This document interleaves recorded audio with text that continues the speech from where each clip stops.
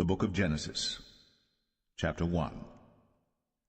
In the beginning God created the heaven and the earth. And the earth was without form and void, and darkness was upon the face of the deep. And the Spirit of God moved upon the face of the waters. And God said, Let there be light. And there was light. And God saw the light that it was good. And God divided the light from the darkness. And God called the light day, and the darkness he called night. And the evening and the morning were the first day. And God said, Let there be a firmament in the midst of the waters, and let it divide the waters from the waters. And God made the firmament, and divided the waters which were under the firmament from the waters which were above the firmament. And it was so. And God called the firmament heaven.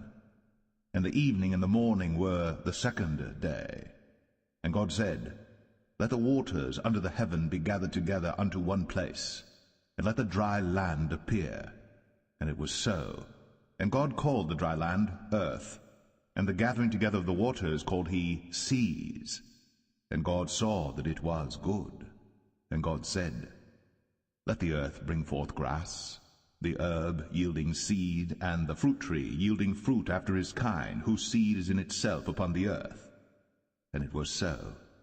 And the earth brought forth grass, an herb yielding seed after his kind, and the tree yielding fruit, whose seed was in itself after his kind. And God saw that it was good. And the evening and the morning were the third day. And God said, Let there be lights in the firmament of the heaven to divide the day from the night. And let them be for signs, and for seasons, and for days and years. And let them be for lights in the firmament of the heaven, to give light upon the earth. And it was so. And God made two great lights, the greater light to rule the day, and the lesser light to rule the night. He made the stars also. And God set them in the firmament of the heaven to give light upon the earth, and to rule over the day and over the night, and to divide the light from the darkness. And God saw that it was good. And the evening and the morning were the fourth day. And God said, Let the waters bring forth abundantly the moving creature that hath life, and fowl that may fly above the earth in the open firmament of heaven. And God created great whales, and every living creature that moveth, which the waters brought forth abundantly after their kind, and every winged fowl after his kind. And God saw that it was good. And God blessed them, saying, Be fruitful, and multiply, and fill the waters in the seas, and let fowl multiply in the earth. And the evening and the morning were the fifth day. And God said, Let the earth bring forth the living creature after his kind, cattle and creeping thing, and beast of the earth after his kind. And it was so. And God made the beast of the earth after his kind, and cattle after their kind, and everything that creepeth upon the earth after his kind. And God saw that it was good. And God said, Let us make man in our image, after our likeness, and let them have dominion over the fish of the sea, and over the fowl of the air, and over the cattle, and over all the earth, and over every creeping thing that creepeth upon the earth. So God created man in his own image. In the image of God created he him, male and female created he them. And God blessed them, and God said unto them, Be fruitful, and multiply, and replenish the earth, and subdue it, and have dominion over the fish of the sea, and over the fowl of the air, and over every living thing that moveth upon the earth. And God said, Behold, I have given you every herb-bearing seed which is upon the face of all the earth, and every tree in the which is the fruit of a tree yielding seed. To you it shall be for meat. And to every beast of the earth, and to every fowl of the air, and to everything that creepeth upon the earth, wherein there is life, I have given every green herb for meat. And it was so. And God saw everything that he had made, and behold, it was very good. And the evening and the morning were the 6th day.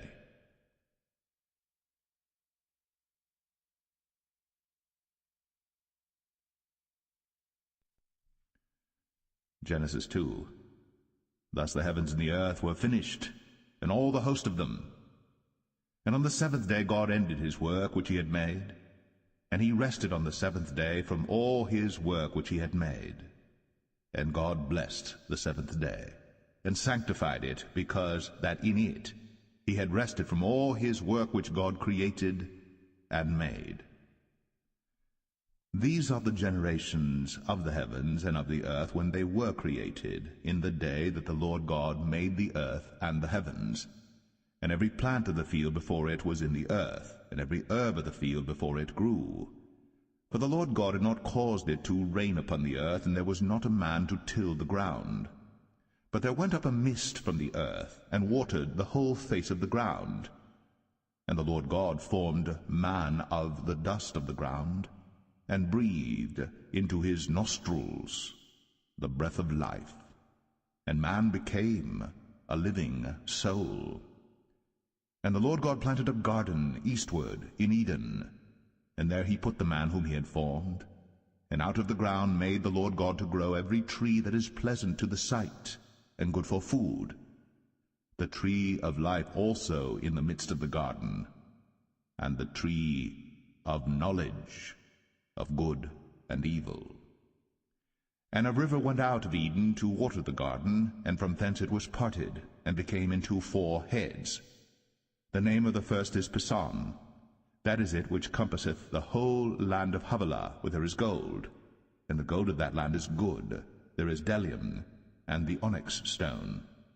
And the name of the second river is Gihon. The same is it that compasseth the whole land of Ethiopia.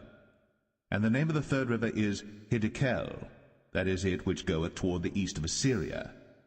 And the fourth river is Euphrates. And the Lord God took the man, and put him into the Garden of Eden to dress it, and to keep it.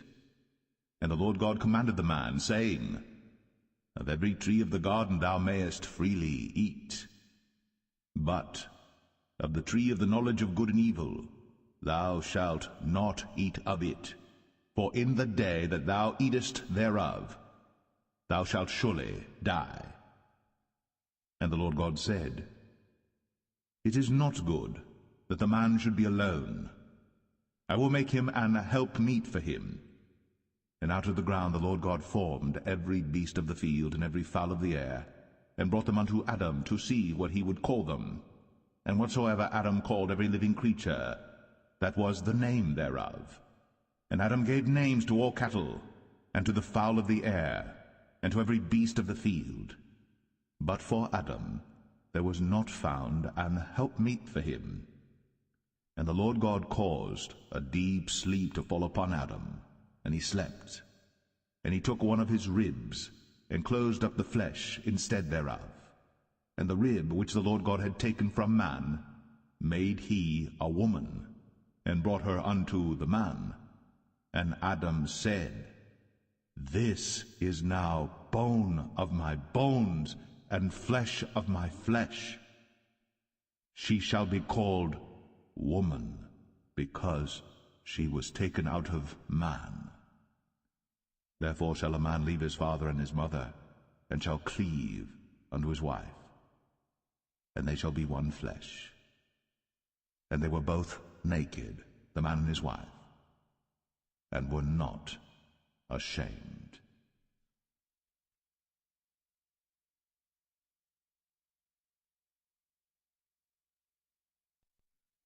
Genesis 3. Now the serpent was more subtle than any beast of the field which the Lord God had made.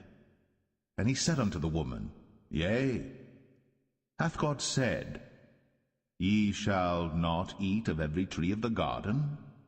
And the woman said unto the serpent, We may eat of the fruit of the trees of the garden, but of the fruit of the tree which is in the midst of the garden God hath said, Ye shall not eat of it, neither shall ye touch it, lest ye die. And the serpent said unto the woman, Ye shall not surely die. For God doth know that in the day ye eat thereof, then your eyes shall be opened, and ye shall be as gods, knowing good and evil.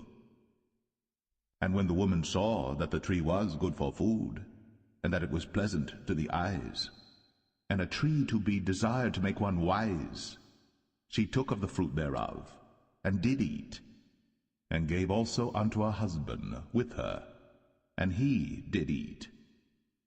And the eyes of them both were opened, and they knew that they were naked. And they sewed fig leaves together, and made themselves aprons. And they heard the voice of the Lord God walking in the garden in the cool of the day. And Adam and his wife hid themselves from the presence of the Lord God amongst the trees of the garden. And the Lord God called unto Adam, and said unto him, Where art thou? And he said, I heard thy voice in the garden, and I was afraid, because I was naked, and I hid myself. And he said, Who told thee that thou wast naked? Hast thou eaten of the tree whereof I commanded thee that thou shouldest not eat?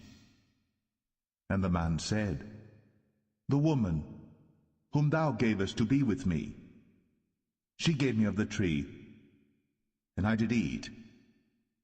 And the Lord God said unto the woman, What is this that thou hast done? And the woman said, The serpent beguiled me, and I did eat. And the Lord God said unto the serpent, Because thou hast done this, thou art cursed above all cattle, and above every beast of the field. Upon thy belly shalt thou go, and dust shalt thou eat all the days of thy life.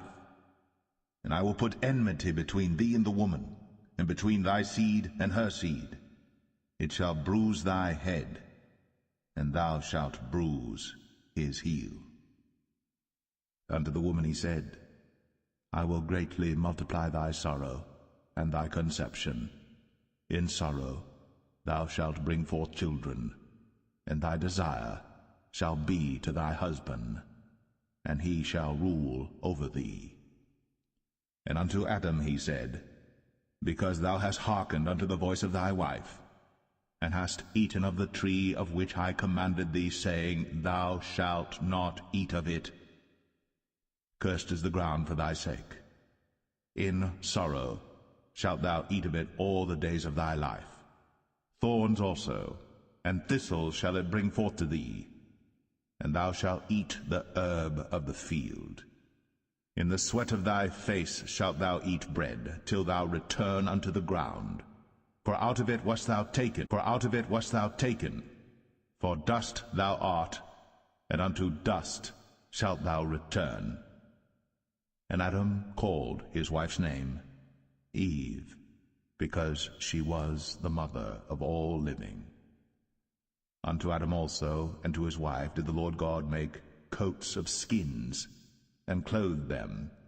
And the Lord God said, Behold, the man is become as one of us, to know good and evil.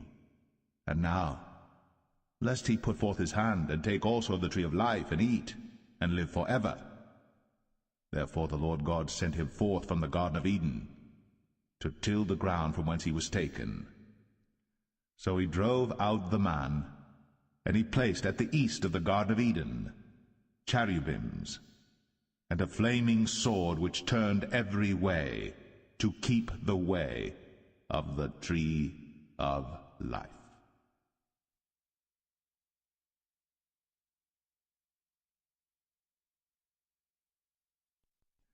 Genesis 4. And Adam knew Eve his wife, and she conceived and bare Cain, and said, I have gotten a man from the Lord. And she again bare his brother Abel, and Abel was a keeper of sheep, but Cain was a tiller of the ground. And in process of time it came to pass that Cain brought of the fruit of the ground an offering unto the Lord. And Abel he also brought of the firstlings of his flock, and of the fat thereof. And the Lord had respect unto Abel and to his offering, but unto Cain and to his offering he had not respect. And Cain was very wroth, and his countenance fell. And the Lord said unto Cain, Why art thou wroth? And why is thy countenance fallen? If thou doest well, shalt thou not be accepted? And if thou doest not well, sin lieth at the door, and unto thee shall be his desire, and thou shalt rule over him. And Cain talked with Abel his brother, and it came to pass, when they were in the field, that Cain rose up against Abel his brother, and slew him. And the Lord said unto Cain, Where is Abel thy brother? And he said, I know not. Am I my brother's keeper? And he said, What hast thou done? The voice of thy brother's blood crieth unto me from the ground. And now art thou cursed from the earth, which hath opened her mouth to receive thy brother's blood from thy hand. When thou tillest the ground, it shall not henceforth yield unto thee her strength. A fugitive and a vagabond shalt thou be in the earth. And Cain said unto the Lord, My punishment is greater than I can bear. Behold, thou hast driven me out this day from the face of the earth, and from thy face shall I be hid. And I shall be a fugitive and a vagabond in the earth. And it shall come to pass that every one that findeth me shall slay me. And the Lord said unto him, Therefore whosoever slayeth Cain, vengeance shall be taken on him sevenfold. And the Lord set a mark upon Cain, lest any finding him should kill him. And Cain went out from the presence of the Lord, and dwelt in the land of Nod, on the east of Eden. And Cain knew his wife, and she conceived, and bare Enoch. And he builded a city, and called the name of the city after the name of his son, Enoch. And unto Enoch was born Irad, and Irad begat Mahushael, and Mahushael begat Methusael, and Methusael begat Lamech. And Lamech took unto him 2 wives. The name of the one was Adah, and the name of the other Zillah. And Adah bare Jabal. He was the father of such as dwell in tents, and of such as have cattle. And his brother's name was Jubal. He was the father of all such as handle the harp and organ. And Zillah, she also bare Tubal-Cain, an instructor of every artificer in brass and iron. And the sister of Tubal-Cain was Naamah. And Lamech said unto his wives, Adah and Zillah, Hear my voice, ye wives of Lamech, hearken unto my speech. For I have slain a man to my wounding, and a young man to my hurt. If Cain shall be avenged sevenfold, truly Lamech 77-fold. And Adam knew his wife again, and she bare a son, and called his name Seth.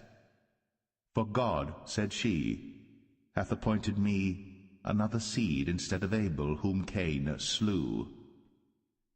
And to Seth, to him also there was born a son, and he called his name Enos.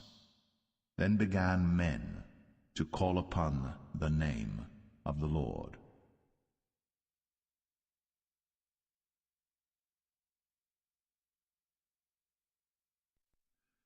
Genesis 5. This is the book of the generations of Adam. In the day that God created man, in the likeness of God made he him. Male and female created he them, and blessed them, and called their name Adam, in the day when they were created. And Adam lived 130 years, and begat a son in his own likeness, after his image, and called his name Seth. And the days of Adam after he had begotten Seth were 800 years, and he begat sons and daughters. And all the days that Adam lived were 930 years, and he died. And Seth lived 105 years, and begat Enos. And Seth lived after he begat Enos 807 years, and begat sons and daughters. And all the days of Seth were 912 years, and he died. And Enos lived 90 years, and begat Canaan. And Enos lived after he begat Canaan 815 years, and begat sons and daughters. And all the days of Enos were 905 years, and he died. And Canaan lived 70 years, and begat Mahalaleel. And Canaan lived after he begat Mahalaleel 840 years, and begat sons and daughters. And all the days of Canaan were 910 years, and he died. And Mahalaleel lived 65 years, and begat Jared. And Mahalaleel lived after he begat Jared 830 years, and begat sons and daughters. And all the days of Mahalaleel were 895 years, and he died. And Jared lived 162 years, and he begat Enoch. And Jared lived after he begat Enoch 800 years, and begat sons and daughters.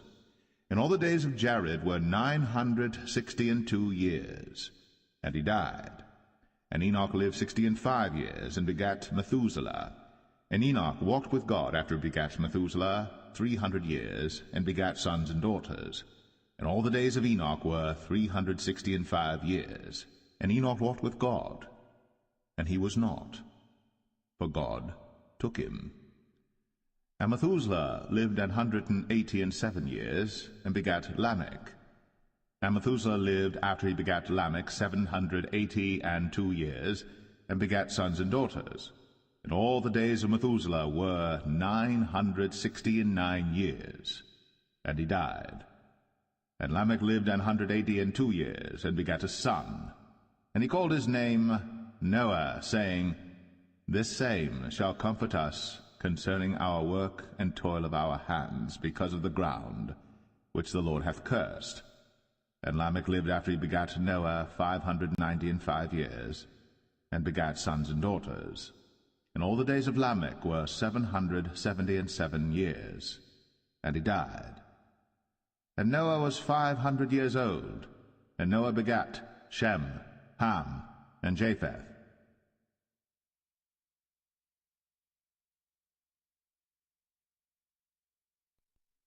Genesis 6. And it came to pass, when men began to multiply on the face of the earth, and daughters were born unto them, that the sons of God saw the daughters of men that they were fair, and they took them wives of all which they chose.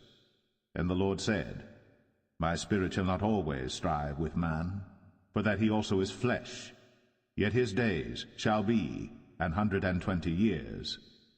There were giants in the earth in those days, and also after that, when the sons of God came in unto the daughters of men, and they bare children to them, the same became mighty men which were of old, men of renown. And God saw that the wickedness of man was great in the earth, and that every imagination of the thoughts of his heart was only evil continually. And it repented the Lord that he had made man on the earth, and it grieved him at his heart. And the Lord said, I will destroy man whom I have created from the face of the earth, both man and beast, and the creeping thing, and the fowls of the air, for it repenteth me that I have made them. But Noah found grace in the eyes of the Lord. These are the generations of Noah. Noah was a just man, and perfect in his generations. And Noah walked with God. And Noah begat 3 sons, Shem, Ham, and Japheth. The earth also was corrupt before God, and the earth was filled with violence. And God looked upon the earth, and behold, it was corrupt, for all flesh had corrupted his way upon the earth. And God said unto Noah, The end of all flesh is come before me, for the earth is filled with violence through them, and behold, I will destroy them with the earth. Make thee an ark of gopher wood. Rooms shalt thou make in the ark, and shalt pitch it within and without with pitch. And this is the fashion which thou shalt make it of. The length of the ark shall be 300 cubits, the breadth of it 50 cubits, and the height of it 30 cubits. A window shalt thou make to the ark, and in a cubit shalt thou finish it above. And the door of the ark shalt thou set in the side thereof, with lower, second, and third stories shalt thou make it. And behold, I, even I, do bring a flood of waters upon the earth to destroy all flesh wherein is the breath of life from under heaven, and everything that is in the earth shall die. But with thee will I establish my covenant, And thou shalt come into the ark, thou, and thy sons, and thy wife, and thy sons' wives with thee. And of every living thing of all flesh, 2 of every sort shalt thou bring into the ark, to keep them alive with thee. They shall be male and female. Of fowls after their kind, and of cattle after their kind, of every creeping thing of the earth after his kind, 2 of every sort shall come unto thee, to keep them alive. And take thou unto thee of all food that is eaten, and thou shalt gather it to thee, and it shall be for food for thee and for them. Thus did Noah, according to all that God commanded him, so did he.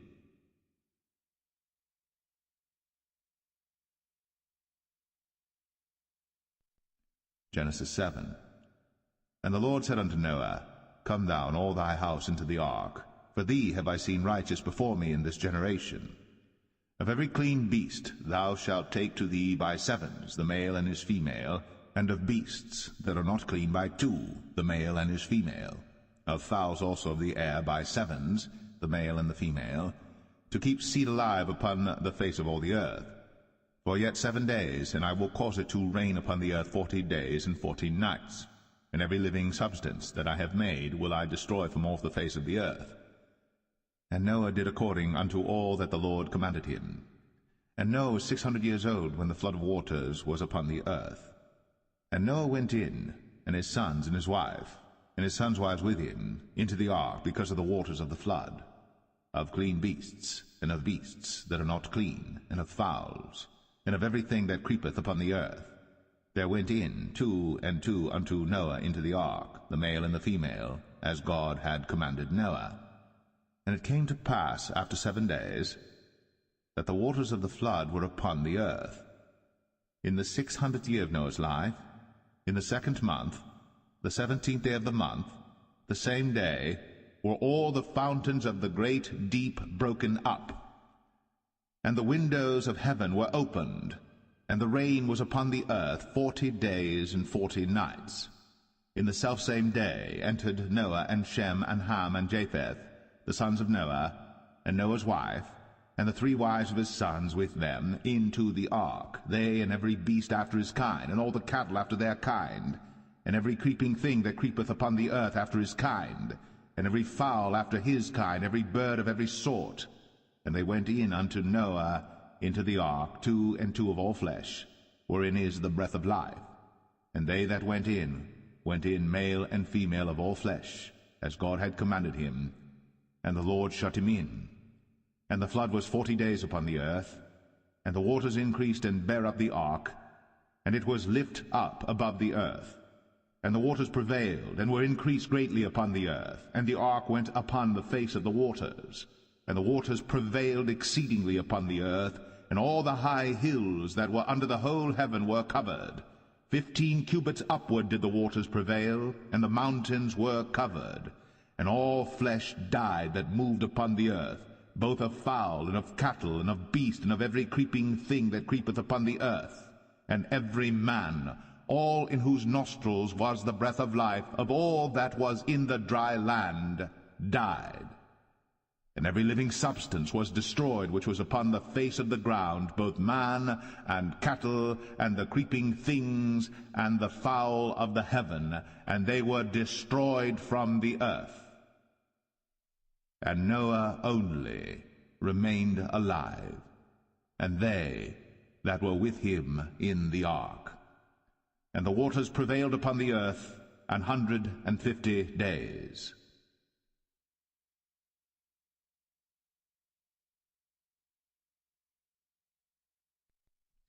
Genesis 8. And God remembered Noah, and every living thing, and all the cattle that was with him in the ark. And God made a wind to pass over the earth, and the waters assuaged. The fountains also of the deep, and the windows of heaven were stopped, and the rain from heaven was restrained. And the waters returned from off the earth continually. And after the end of the 150 days the waters were abated. And the ark rested in the 7th month, on the 17th day of the month, upon the mountains of Ararat. And the waters decreased continually until the 10th month. In the 10th month, on the 1st day of the month, were the tops of the mountains seen. And it came to pass, at the end of 40 days, that Noah opened the window of the ark which he had made, and he sent forth a raven, which went forth to and fro until the waters were dried up from off the earth. Also he sent forth a dove from him, to see if the waters were abated from off the face of the ground. But the dove found no rest for the sole of her foot, and she returned unto him into the ark, for the waters were on the face of the whole earth. Then he put forth his hand, and took her, and pulled her in unto him into the ark. And he stayed yet other 7 days, and again he sent forth the dove out of the ark. And the dove came in to him in the evening, and lo, in her mouth was an olive leaf plucked off. So Noah knew that the waters were abated from off the earth. And he stayed yet other 7 days, and sent forth the dove, which returned not again unto him any more. And it came to pass in the 601st year, in the 1st month, the 1st day of the month, the waters were dried up from off the earth. And Noah removed the covering of the ark, and looked, and behold, the face of the ground was dry. And in the 2nd month, on the 27th day of the month, was the earth dried. And God spake unto Noah, saying, Go forth of the ark, thou, and thy wife, and thy sons wives with thee. Bring forth with thee every living thing that is with thee of all flesh, both of fowl, and of cattle, and of every creeping thing that creepeth upon the earth, that they may breed abundantly in the earth, and be fruitful and multiply upon the earth. And Noah went forth, and his sons and his wife, and his sons' wives with him, every beast, every creeping thing, and every fowl, and whatsoever creepeth upon the earth, after their kinds, went forth out of the ark. And Noah builded an altar unto the Lord, and took of every clean beast, and of every clean fowl, and offered burnt offerings on the altar. And the Lord smelled a sweet savour. And the Lord said in his heart, I will not again curse the ground any more for man's sake. For the imagination of man's heart is evil from his youth, neither will I again smite any more everything living, as I have done. While the earth remaineth, seed time and harvest, and cold and heat, and summer and winter, and day and night, shall not cease.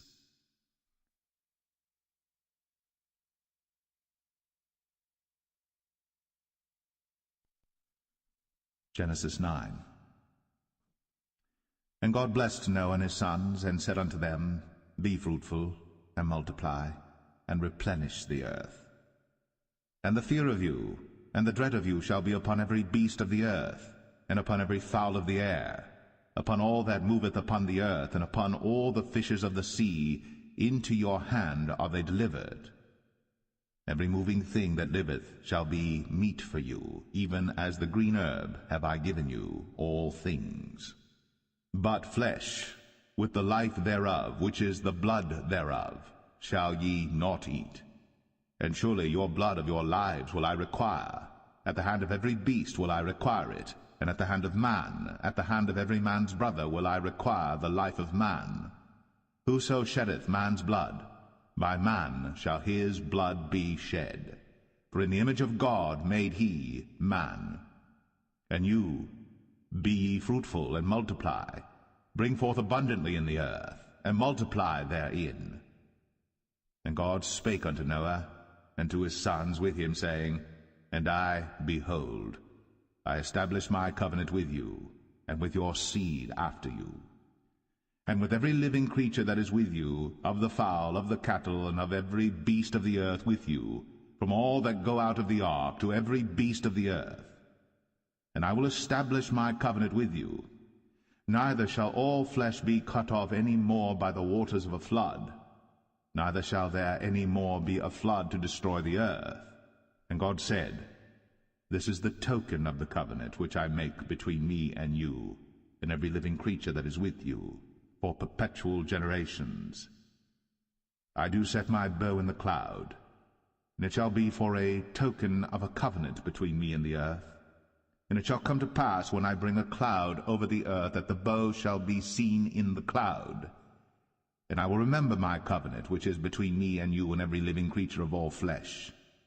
And the waters shall no more become a flood to destroy all flesh. And the bow shall be in the cloud, and I will look upon it, that I may remember the everlasting covenant between God and every living creature of all flesh that is upon the earth.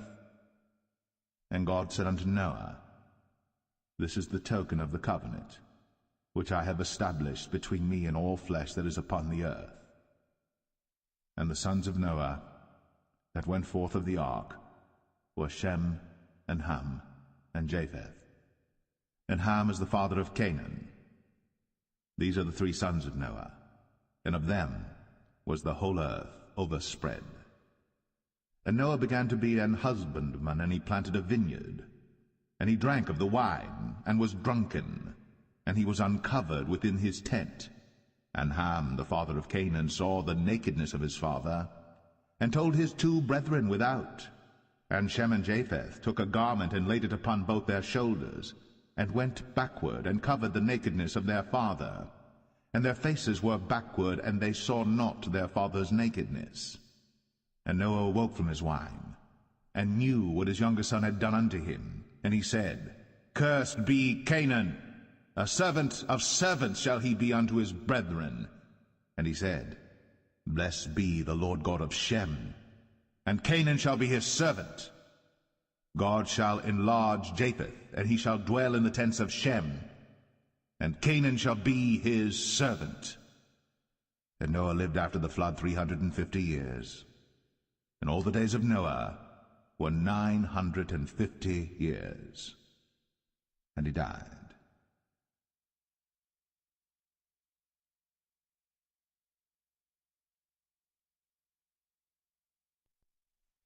Genesis 10. Now these are the generations of the sons of Noah, Shem, Ham, and Japheth. And unto them were sons born after the flood. The sons of Japheth, Gomer, and Magog, and Madai, and Javan, and Tubal, and Meshech, and Taras. And the sons of Gomer, Ashkenaz, and Riphath, and Togarmah. And the sons of Javan, Elisha, and Tarshish, Kittim, and Dodanim. But these were the isles of the Gentiles, divided in their lands, every one after his tongue, after their families, in their nations.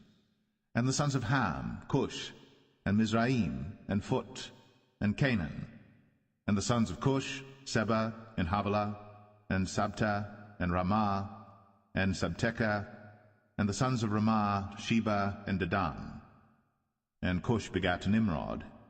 He began to be a mighty one in the earth. He was a mighty hunter before the Lord.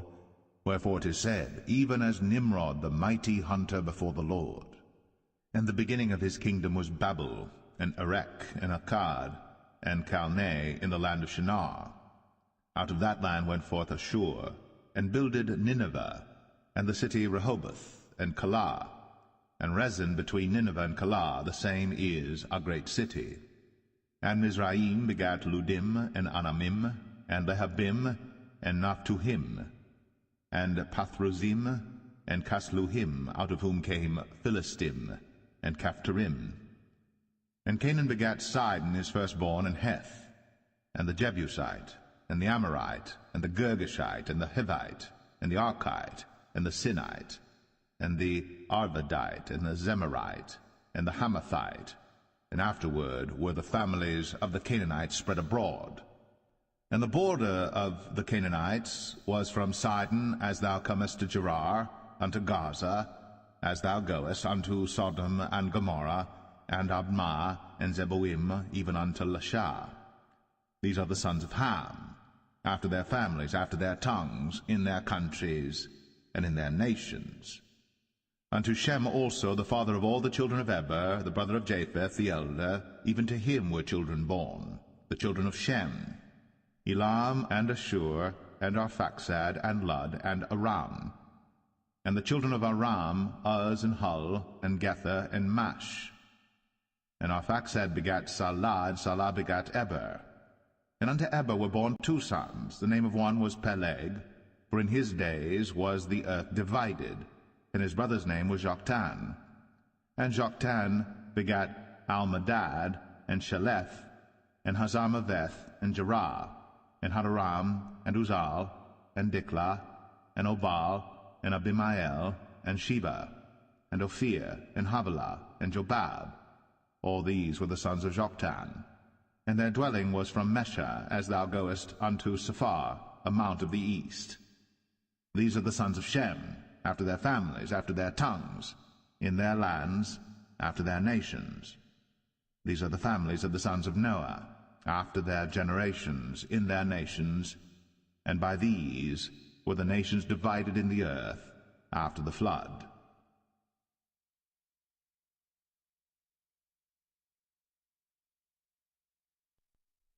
Genesis 11. And the whole earth was of one language, and of one speech. And it came to pass, as they journeyed from the east, that they found a plain in the land of Shinar, and they dwelt there.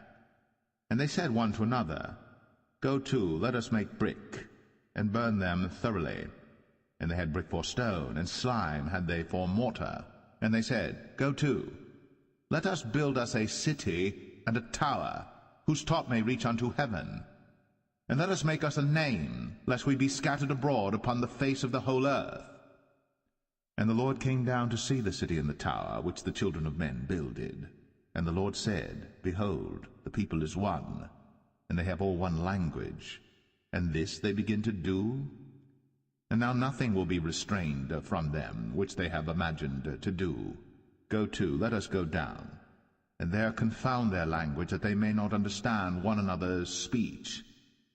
So the Lord scattered them abroad from thence upon the face of all the earth, and they left off to build the city. Therefore is the name of it called Babel, because the Lord did there confound the language of all the earth, and from thence did the Lord scatter them abroad upon the face of all the earth. These are the generations of Shem. Shem was 100 years old, and begat Arphaxad 2 years after the flood.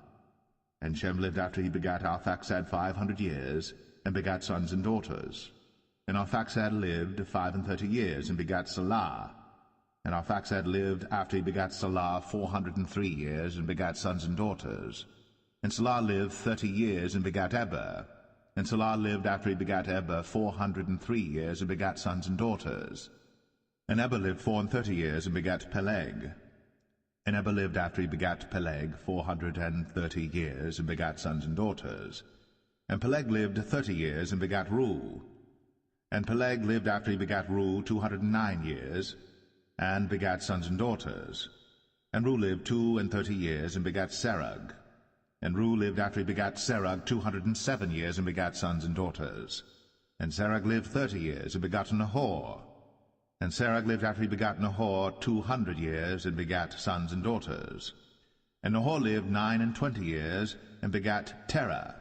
And Nahor lived after he begat Terah 119 years, and begat sons and daughters. And Terah lived 70 years, and begat Abram, Nahor, and Haran. Now these are the generations of Terah.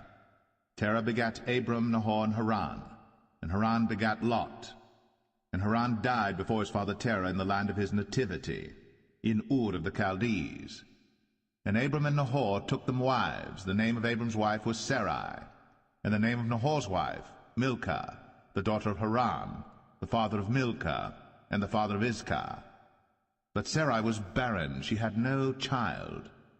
And Terah took Abram his son, and Lot the son of Haran his son's son, and Sarai his daughter-in-law his son Abram's wife. And they went forth with them from Ur of the Chaldees, to go into the land of Canaan. And they came unto Haran, and dwelt there. And the days of Terah were 205 years, and Terah died in Haran.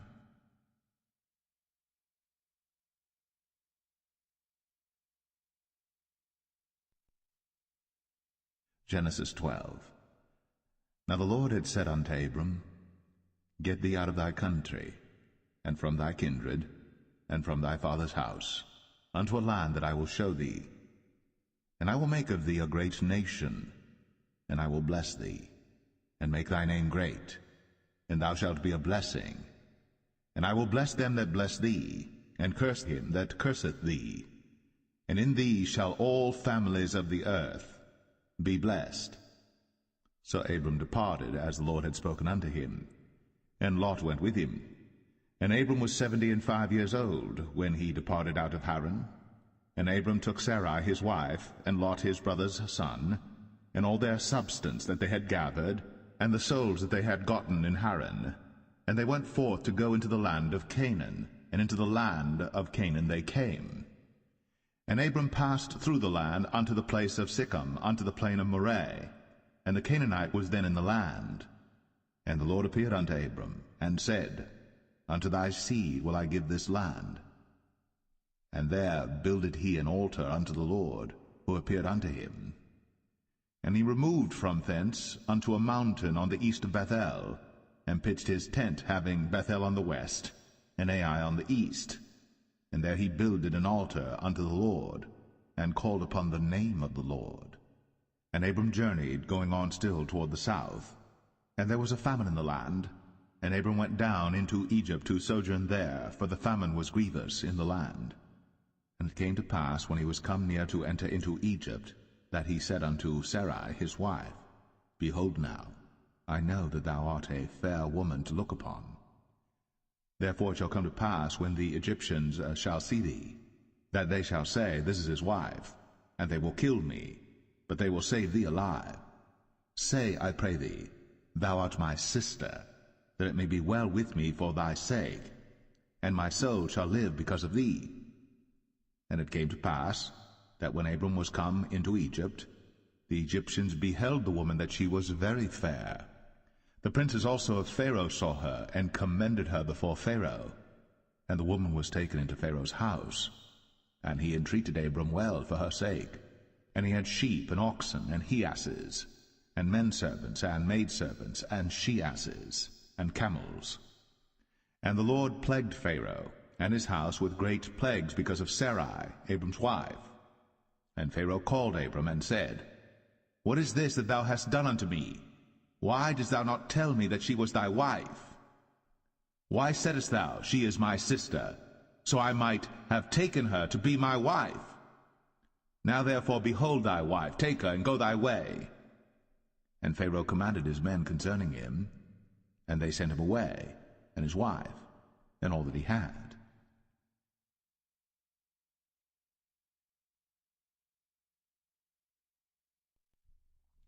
Genesis 13. And Abram went up out of Egypt, he and his wife, and all that he had, and Lot with him, into the south. And Abram was very rich in cattle, in silver, and in gold. And he went on his journeys from the south even to Bethel, unto the place where his tent had been at the beginning, between Bethel and Ai, unto the place of the altar which he had made there at the first.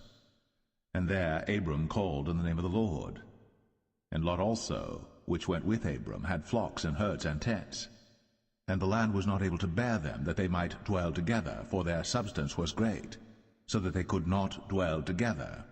And there was a strife between the herdmen of Abram's cattle and the herdmen of Lot's cattle. And the Canaanite and the Perizzite dwelled then in the land. And Abram said unto Lot, Let there be no strife, I pray thee, between me and thee, and between my herdmen and thy herdmen, for we be brethren. Is not the whole land before thee? Separate thyself, I pray thee, from me. If thou wilt take the left hand, then I will go to the right. Or if thou depart to the right hand, then I will go to the left. And Lot lifted up his eyes, and beheld all the plain of Jordan, that it was well watered everywhere, before the Lord destroyed Sodom and Gomorrah, even as the garden of the Lord, like the land of Egypt, as thou comest unto Zoar. Then Lot chose him all the plain of Jordan, and Lot journeyed east. And they separated themselves the one from the other. Abram dwelled in the land of Canaan, and Lot dwelled in the cities of the plain, and pitched his tent toward Sodom. But the men of Sodom were wicked and sinners before the Lord exceedingly. And the Lord said unto Abram, after that Lot was separated from him, Lift up now thine eyes, and look from the place where thou art, northward and southward, and eastward and westward. For all the land which thou seest, to thee will I give it, and to thy seed forever. And I will make thy seed as the dust of the earth, so that if a man can number the dust of the earth, then shall thy seed also be numbered. Arise, walk through the land in the length of it, and in the breadth of it, for I will give it unto thee.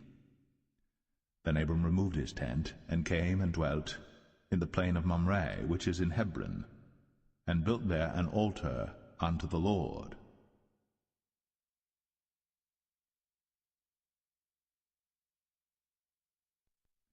Genesis 14. And it came to pass in the days of Amraphel, king of Shinar, Arioch, king of Elasar, Chedorlaomer, king of Elam, and Tidal, king of nations, that these made war with Bera, king of Sodom, and with Birsha, king of Gomorrah, Shinab, king of Admah, and Shemeber, king of Zeboim, and the king of Bela, which is Zoar. All these were joined together in the vale of Siddim, which is the salt sea. 12 years they served Chedorlaomer, and in the 13th year they rebelled.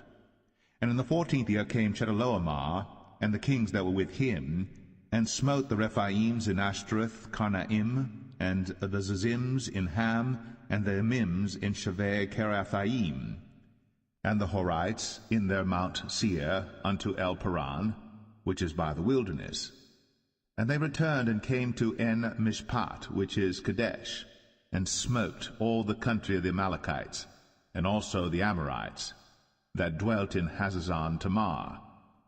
And there went out the king of Sodom, and the king of Gomorrah, and the king of Admah, and the king of Zeboim, and the king of Bela, the same as Zoar, and they joined battle with them in the vale of Siddim, with Chedorlaomer the king of Elam, and with Tidal king of nations, and Amraphel king of Shinar, and Arioch king of Elasar, 4 kings with 5.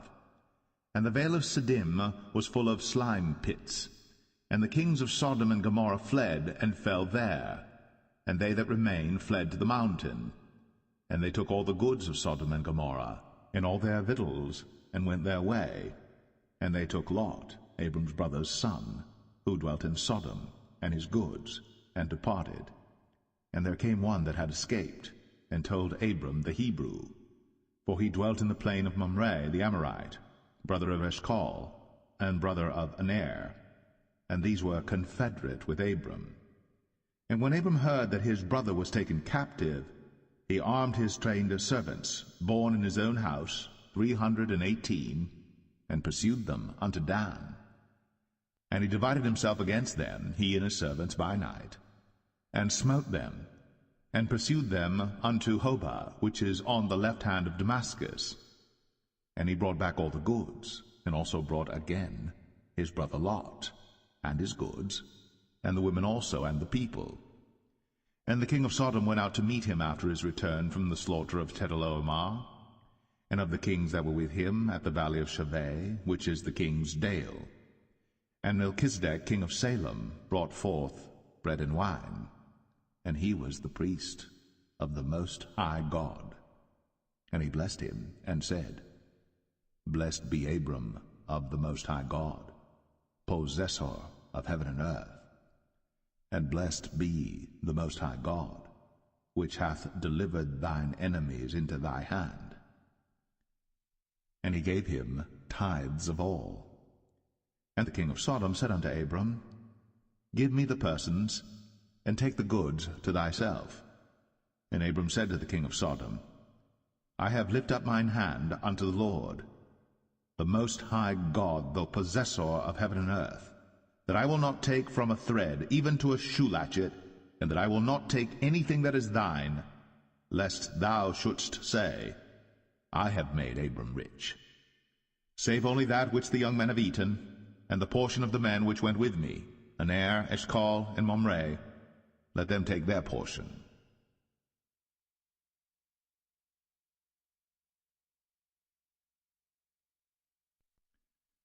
Genesis 15.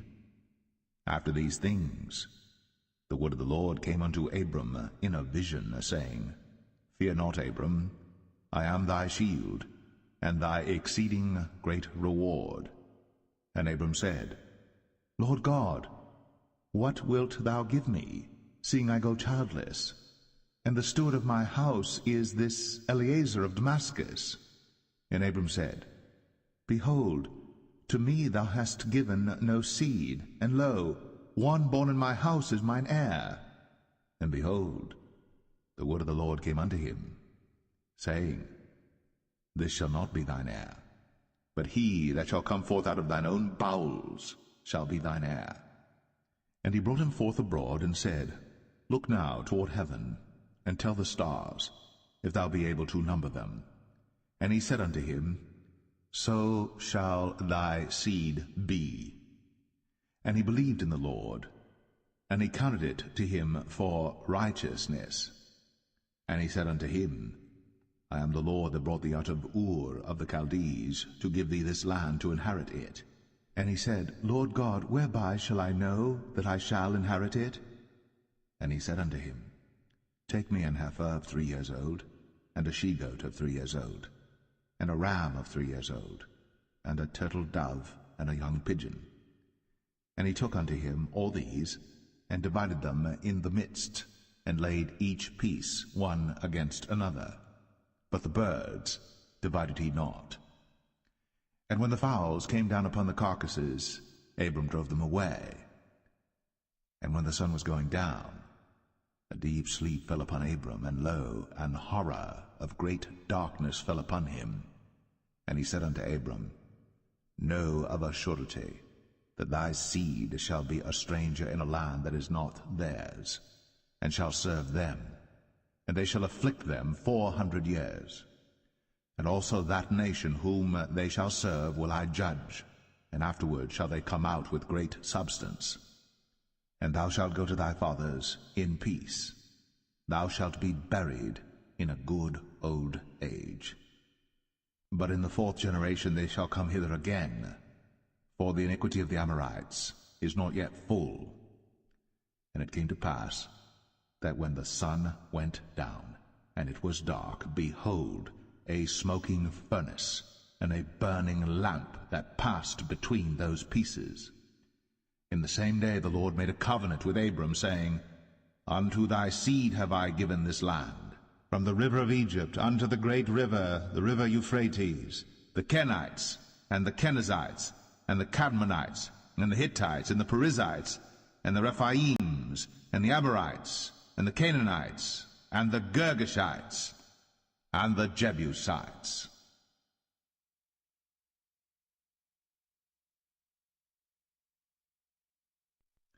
Genesis 16. Now Sarai, Abram's wife, bare him no children, and she had an handmaid, an Egyptian, whose name was Hagar. And Sarai said unto Abram, Behold now, the Lord hath restrained me from bearing. I pray thee, go in unto my maid. It may be that I may obtain children by her.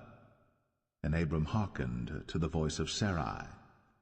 And Sarai, Abram's wife, took Hagar her maid, the Egyptian, after Abram had dwelt 10 years in the land of Canaan, and gave her to her husband Abram to be his wife.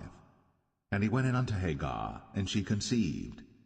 And when she saw that she had conceived, her mistress was despised in her eyes.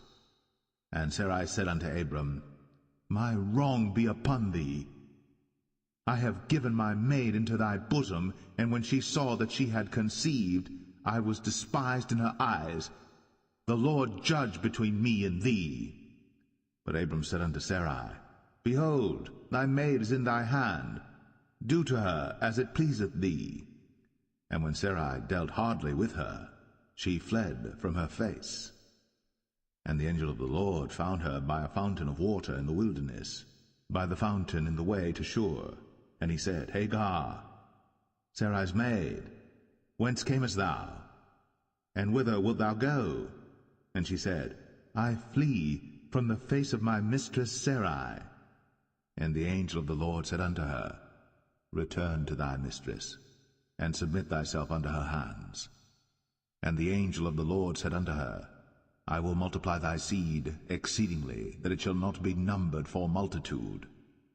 And the angel of the Lord said unto her, Behold, thou art with child, and shalt bear a son, and shalt call his name Ishmael, because the Lord hath heard thy affliction. And he will be a wild man, his hand will be against every man, and every man's hand against him. And he shall dwell in the presence of all his brethren. And she called the name of the Lord that spake unto her, Thou God seest me. For she said, Have I also here looked after him that seeth me? Wherefore the well was called Beer Lohai Roi. Behold, it is between Kadesh and Bered. And Hagar bare Abram a son, and Abram called his son's name, which Hagar bare, Ishmael. And Abram was 86 years old, when Hagar bare Ishmael to Abram.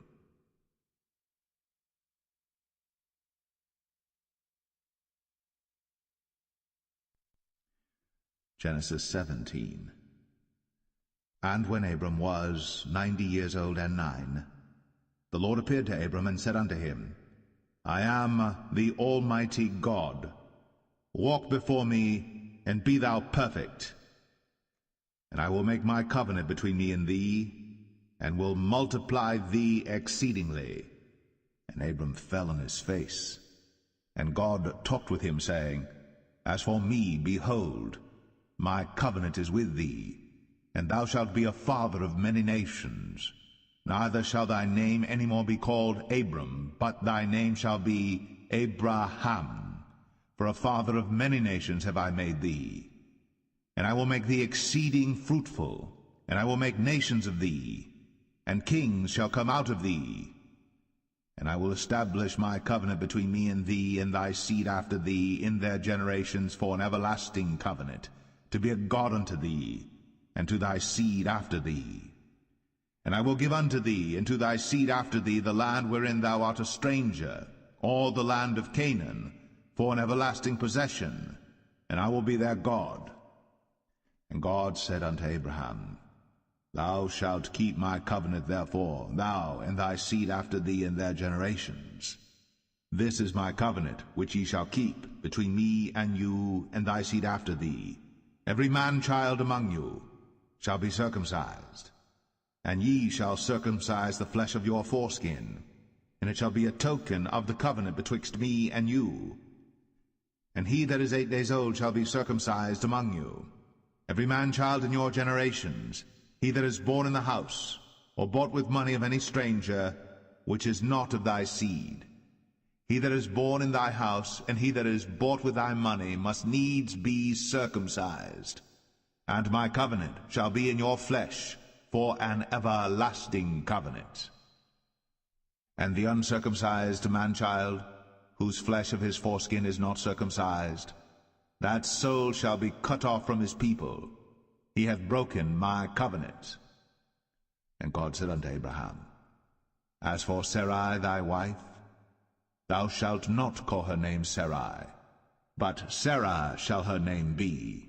And I will bless her, and give thee a son also of her. Yea, I will bless her, and she shall be a mother of nations. Kings of people shall be of her. Then Abram fell upon his face, and laughed, and said in his heart, Shall a child be born unto him that is 100 years old? And shall Sarah that is 90 years old bear? And Abraham said unto God, Oh, that Ishmael might live before thee. And God said, Sarah thy wife shall bear thee a son indeed, and thou shalt call his name Isaac. And I will establish my covenant with him for an everlasting covenant, and with his seed after him. And as for Ishmael, I have heard thee. Behold, I have blessed him, and will make him fruitful, and will multiply him exceedingly. 12 princes shall he beget, and I will make him a great nation. But my covenant will I establish with Isaac, which Sarah shall bear unto thee at this set time in the next year. And he left off talking with him, and God went up from Abraham. And Abraham took Ishmael his son, and all that were born in his house, and all that were bought with his money, every male among the men of Abraham's house, and circumcised the flesh of their foreskin in the selfsame day, as God had said unto him. And Abraham was 90 years old and 9 when he was circumcised in the flesh of his foreskin. And Ishmael his son was 13 years old when he was circumcised in the flesh of his foreskin. In the selfsame day was Abraham circumcised, and Ishmael his son. And all the men of his house, born in the house, and bought with money of the stranger, were circumcised with him.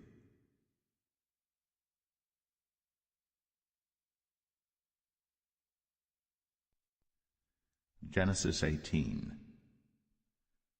And the Lord appeared unto him in the plains of Mamre, and he sat in the tent door in the heat of the day. And he lifted up his eyes, and looked, and lo, 3 men stood by him. And when he saw them, he ran to meet them from the tent door, and bowed himself toward the ground, and said, My Lord, if now I have found favor in thy sight, pass not away, I pray thee, from thy servant. Let a little water, I pray you, be fetched, and wash your feet, and rest yourselves under the tree. And I will fetch a morsel of bread, and comfort ye your hearts. After that ye shall pass on, for therefore are ye come to your servant. And they said, So do, as thou hast said. And Abraham hastened into the tent unto Sarah, and said, Make ready quickly 3 measures of fine meal, knead it, and make cakes upon the hearth.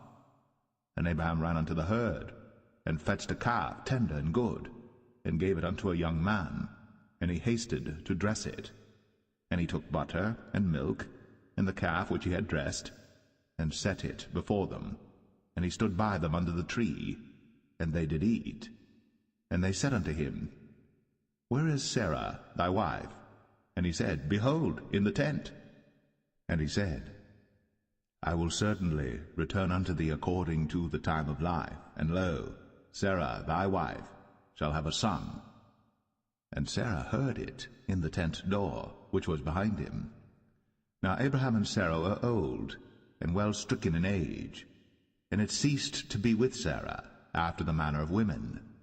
Therefore Sarah laughed within herself, saying, After I have waxed old shall I have pleasure, my Lord being old also? And the Lord said unto Abraham, Wherefore did Sarah laugh, saying, Shall I of a surety bear a child, which am old? Is anything too hard for the Lord? At the time appointed I will return unto thee according to the time of life, and Sarah shall have a son. Then Sarah denied, saying, I laughed not, for she was afraid. And he said, Nay, but thou didst laugh. And the men rose up from thence, and looked toward Sodom. And Abraham went with them to bring them on the way. And the Lord said, Shall I hide from Abraham that thing which I do? Seeing that Abraham shall surely become a great and mighty nation, and all the nations of the earth shall be blessed in him. For I know him, that he will command his children and his household after him, and they shall keep the way of the Lord to do justice and judgment, that the Lord may bring upon Abraham that which he hath spoken of him. And the Lord said, Because the cry of Sodom and Gomorrah is great, and because their sin is very grievous, I will go down now, and see whether they have done altogether according to the cry of it, which is come unto me, and if not, I will know. And the men turned their faces from thence, and went toward Sodom. But Abraham stood yet before the Lord. And Abraham drew near and said, Wilt thou also destroy the righteous with the wicked? Peradventure there be 50 righteous within the city. Wilt thou also destroy, and not spare the place, for the 50 righteous that are therein? That be far from thee to do after this manner, to slay the righteous with the wicked, and that the righteous should be as the wicked. That be far from thee. Shall not the judge of all the earth do right? And the Lord said, If I find in Sodom 50 righteous within the city, then I will spare all the place for their sakes. And Abraham answered and said, Behold now, I have taken upon me to speak unto the Lord, which am but dust and ashes. Peradventure, there shall lack 5 of the 50 righteous. Wilt thou destroy all the city for lack of 5? And he said, If I find there 40 and 5, I will not destroy it.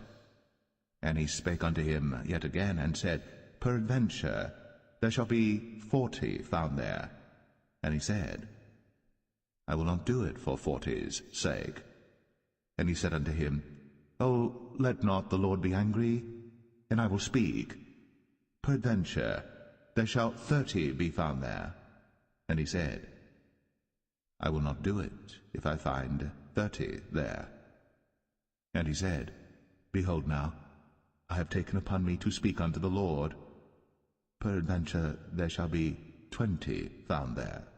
And he said, I will not destroy it for 20's sake. And he said, O, let not the Lord be angry, and I will speak yet but this once. Peradventure 10 shall be found there. And he said, I will not destroy it for 10's sake. And the Lord went his way, as soon as he had left communing with Abraham. And Abraham returned unto his place.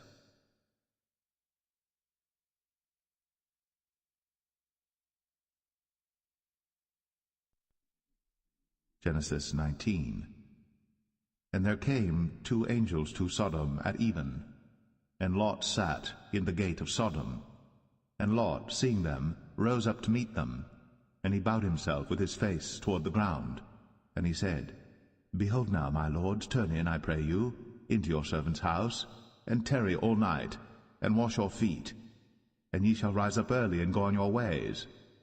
And they said, Nay, but we will abide in the street all night.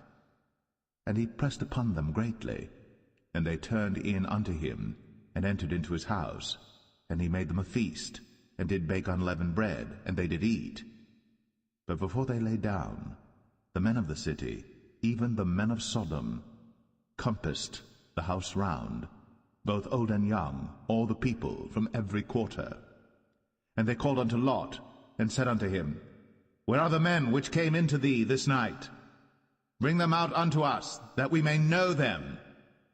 And Lot went out at the door unto them, and shut the door after him, and said, I pray you, brethren, do not so wickedly. Behold now, I have 2 daughters which have not known man. Let me, I pray you, bring them out unto you, and do ye to them as is good in your eyes. Only unto these men do nothing, for therefore came they under the shadow of my roof. And they said, Stand back. And they said again, This one fellow came in to sojourn, and he will needs be a judge. Now will we deal worse with thee than with them. And they pressed sore upon the man, even Lot, and came near to break the door. But the men put forth their hand, and pulled Lot into the house to them, and shut to the door. And they smote the men that were at the door of the house with blindness, both small and great, so that they wearied themselves to find the door. And the men said unto Lot, Hast thou here any besides, son-in-law, and thy sons, and thy daughters, and whatsoever thou hast in the city, bring them out of this place. For we will destroy this place, because the cry of them is waxen great before the face of the Lord, and the Lord hath sent us to destroy it. And Lot went out, and spake unto his sons-in-law, which married his daughters, and said, Up, get you out of this place, for the Lord will destroy this city. But he seemed as one that mocked unto his sons-in-law. And when the morning arose, then the angels hastened Lot, saying, Arise, take thy wife and thy 2 daughters, which are here, lest thou be consumed in the iniquity of the city.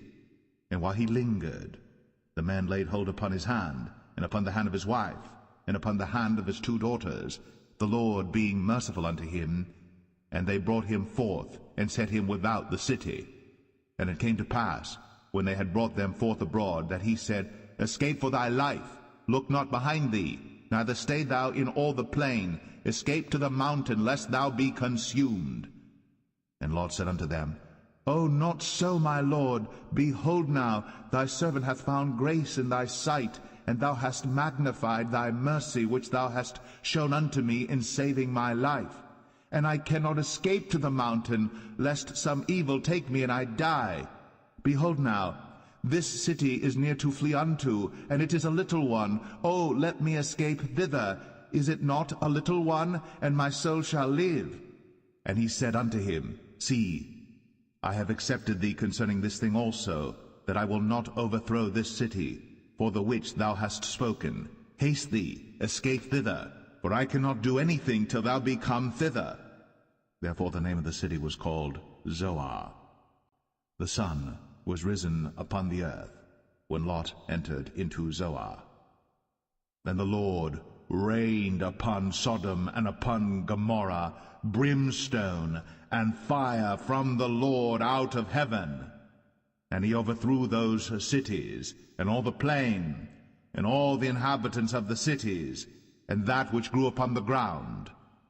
But his wife looked back from behind him, and she became a pillar of salt. And Abraham got up early in the morning to the place where he stood before the Lord. And he looked toward Sodom and Gomorrah, and toward all the land of the plain, and beheld, and lo, the smoke of the country went up as the smoke of a furnace.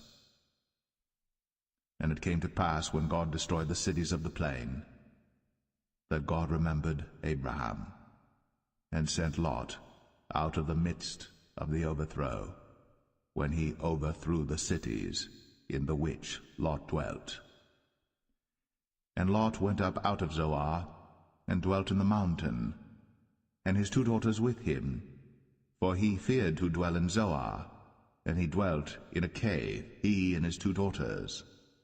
And the firstborn said unto the younger, Our father is old, and there is not a man in the earth to come in unto us after the manner of all the earth.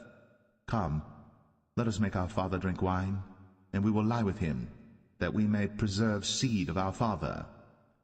And they made their father drink wine that night. And the firstborn went in, and lay with her father. And he perceived not when she lay down, nor when she arose. And it came to pass on the morrow, that the firstborn said unto the younger, Behold, I lay yesternight with my father. Let us make him drink wine this night also, and go thou in, and lie with him, that we may preserve seed of our father. And they made their father drink wine that night also. And the younger arose, and lay with him. And he perceived not when she lay down, nor when she arose.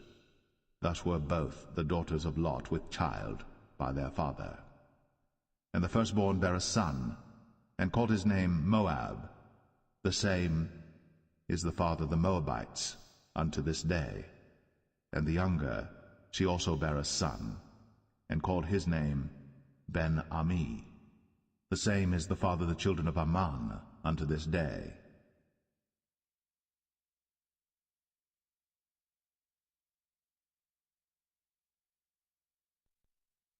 Genesis 20.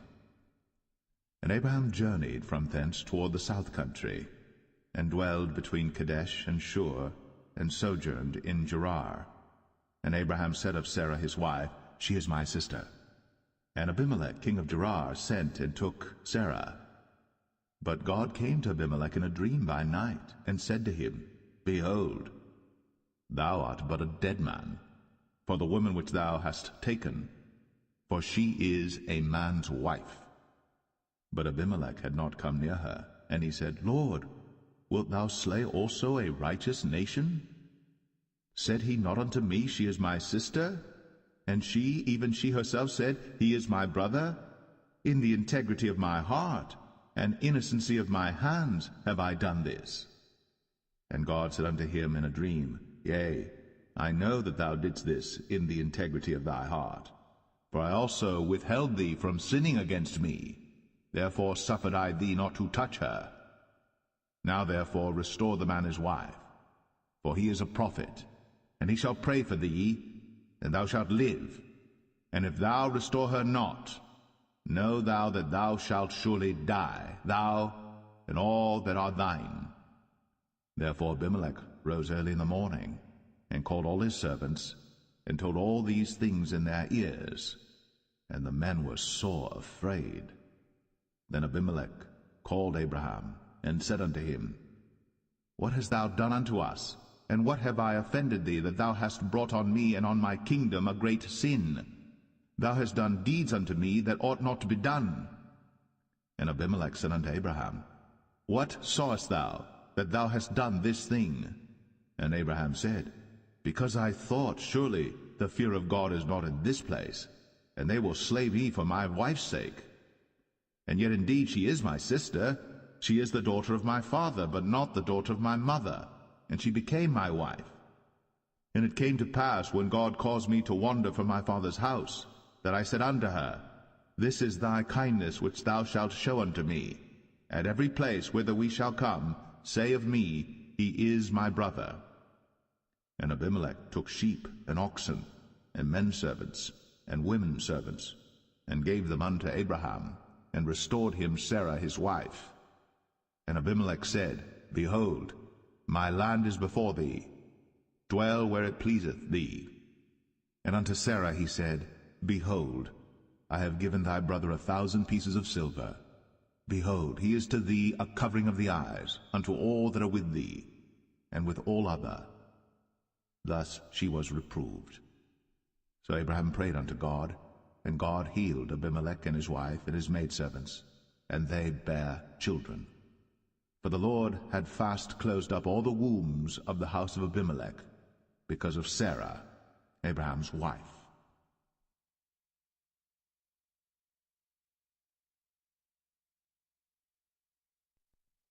Genesis 21. And the Lord visited Sarah as he had said, and the Lord did unto Sarah as he had spoken. For Sarah conceived, and bare Abraham a son in his old age, at the set time of which God had spoken to him. And Abraham called the name of his son that was born unto him, whom Sarah bare to him, Isaac. And Abraham circumcised his son Isaac, being 8 days old, as God had commanded him. And Abraham was 100 years old when his son Isaac was born unto him. And Sarah said, God hath made me to laugh, so that all that hear will laugh with me. And she said, Who would have said unto Abraham, that Sarah should have given children suck? For I have borne him a son in his old age.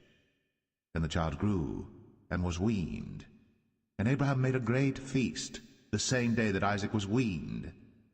And Sarah saw the son of Hagar the Egyptian, which she had borne unto Abraham, mocking. Wherefore she said unto Abraham, Cast out this bondwoman and her son, for the son of this bondwoman shall not be heir with my son, even with Isaac. And the thing was very grievous in Abraham's sight because of his son. And God said unto Abraham, Let it not be grievous in thy sight because of the lad, and because of thy bondwoman. In all that Sarah hath said unto thee, hearken unto her voice. For in Isaac shall thy seed be called. And also of the son of the bondwoman will I make a nation, because he is thy seed. And Abraham rose up early in the morning, and took bread and a bottle of water, and gave it unto Hagar, putting it on her shoulder, and the child, and sent her away. And she departed and wandered in the wilderness of Beersheba. And the water was spent in the bottle, and she cast the child under one of the shrubs. And she went and sat her down over against him a good way off, as it were a bowshot, for she said, Let me not see the death of the child. And she sat over against him, and lifted up her voice, and wept. And God heard the voice of the lad. And the angel of God called to Hagar out of heaven, and said unto her, What aileth thee, Hagar? Fear not, for God hath heard the voice of the lad where he is. Arise, lift up the lad, and hold him in thine hand, for I will make him a great nation. And God opened her eyes, and she saw a well of water, and she went and filled the bottle with water, and gave the lad drink. And God was with the lad, and he grew, and dwelt in the wilderness, and became an archer. And he dwelt in the wilderness of Paran, and his mother took him a wife out of the land of Egypt. And it came to pass at that time that Abimelech and Phicol, the chief captain of his host, spake unto Abraham, saying, God is with thee in all that thou doest. Now therefore swear unto me here by God that thou wilt not deal falsely with me, nor with my son, nor with my son's son, but according to the kindness that I have done unto thee, thou shalt do unto me, and to the land wherein thou hast sojourned. And Abraham said, I will swear. And Abraham reproved Abimelech because of a well of water, which Abimelech's servants had violently taken away. And Abimelech said, I wot not who hath done this thing, neither didst thou tell me, neither yet heard I of it, but today. And Abraham took sheep and oxen, and gave them unto Abimelech, and both of them made a covenant. And Abraham set 7 ewe lambs of the flock by themselves. And Abimelech said unto Abraham, What mean these 7 ewe lambs which thou hast set by themselves? And he said, For these 7 ewe lambs shalt thou take of my hand, that they may be a witness unto me that I have digged this well.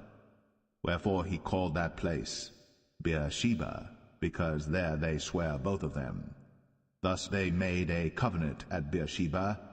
Then Abimelech rose up, and Phicol the chief captain of his host, and they returned into the land of the Philistines. And Abraham planted a grove in Beersheba, and called there on the name of the Lord, the everlasting God. And Abraham sojourned in the Philistines' land many days.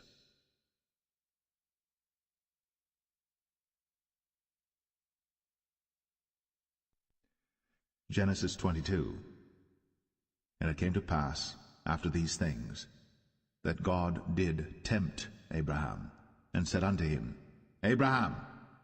And he said, Behold, here I am. And he said, Take now thy son, thine only son Isaac, whom thou lovest, and get thee into the land of Moriah, and offer him there for a burnt offering upon one of the mountains which I will tell thee of. And Abraham rose up early in the morning, and saddled his ass, and took 2 of his young men with him, and Isaac his son, and clave the wood for the burnt offering, and rose up, and went unto the place of which God had told him. Then on the 3rd day Abraham lifted up his eyes, and saw the place afar off. And Abraham said unto his young men, Abide ye here with the ass, and I and the lad will go yonder and worship, and come again to you. And Abraham took the wood of the burnt offering, and laid it upon Isaac his son. And he took the fire in his hand, and a knife, and they went both of them together. And Isaac spake unto Abraham his father, and said, My father? And he said, Here am I, my son. And he said, Behold, the fire and the wood, but where is the lamb for a burnt offering? And Abraham said, My son, God will provide himself a lamb for a burnt offering. So they went both of them together. And they came to the place which God had told him of.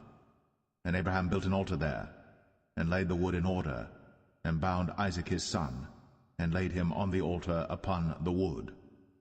And Abraham stretched forth his hand, and took the knife to slay his son.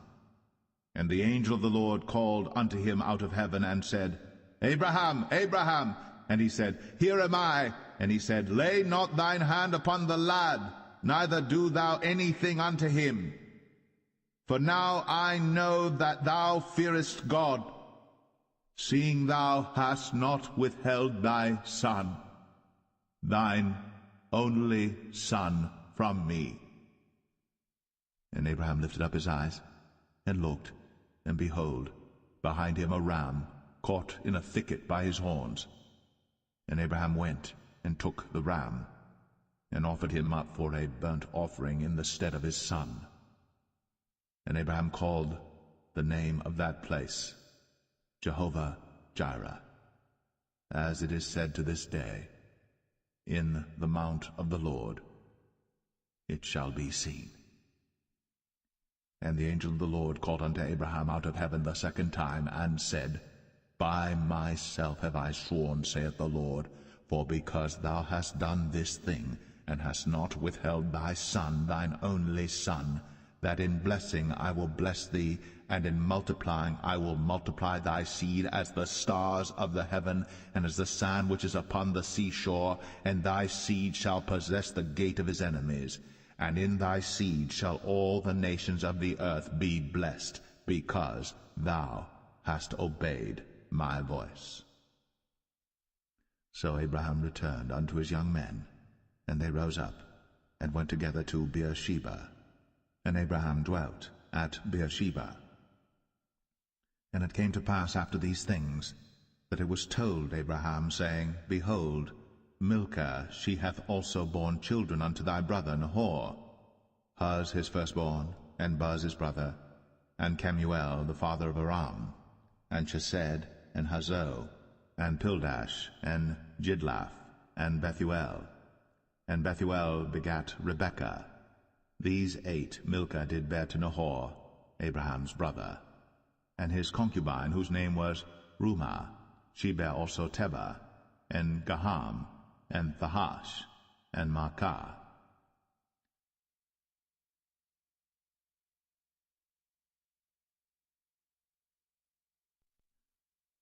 Genesis 23. And Sarah was 127 years old. These were the years of the life of Sarah. And Sarah died in Kirjath Arba, the same as Hebron in the land of Canaan. And Abraham came to mourn for Sarah, and to weep for her. And Abraham stood up from before his dead, and spake unto the sons of Heth, saying, I am a stranger, and a sojourner with you. Give me a possession of a burying place with you, that I may bury my dead out of my sight. And the children of Heth answered Abraham, saying unto him, Hear us, my lord. Thou art a mighty prince among us. In the choice of our sepulchres bury thy dead. None of us shall withhold from thee his sepulchre, but that thou mayest bury thy dead. And Abraham stood up, and bowed himself to the people of the land, even to the children of Heth. And he communed with them, saying, If it be your mind that I should bury my dead out of my sight, hear me, and entreat for me to Ephron the son of Zoar, that he may give me the cave of Machpelah, which he hath, which is in the end of his field. For as much money as it is worth, he shall give it me, for a possession of a burying place amongst you. And Ephron dwelt among the children of Heth. And Ephron the Hittite answered Abraham in the audience of the children of Heth, even of all that went in at the gate of his city, saying, Nay, my lord, hear me. The field give I thee, and the cave that is therein I give it thee. In the presence of the sons of my people give I it thee. Bury thy dead. And Abraham bowed down himself before the people of the land.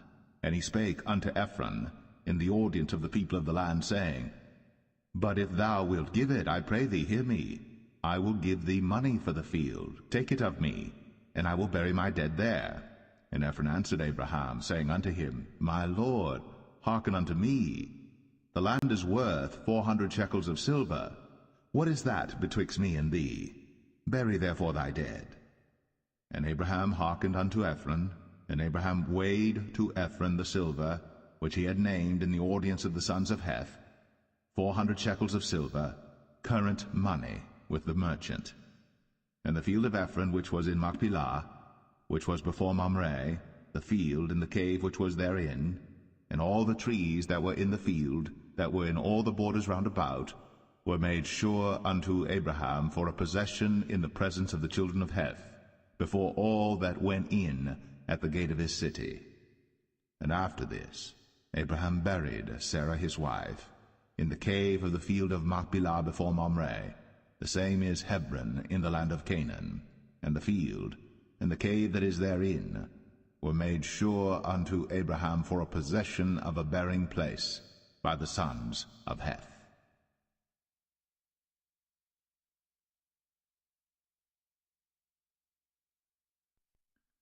Genesis 24. And Abraham was old, and well stricken in age. And the Lord had blessed Abraham in all things.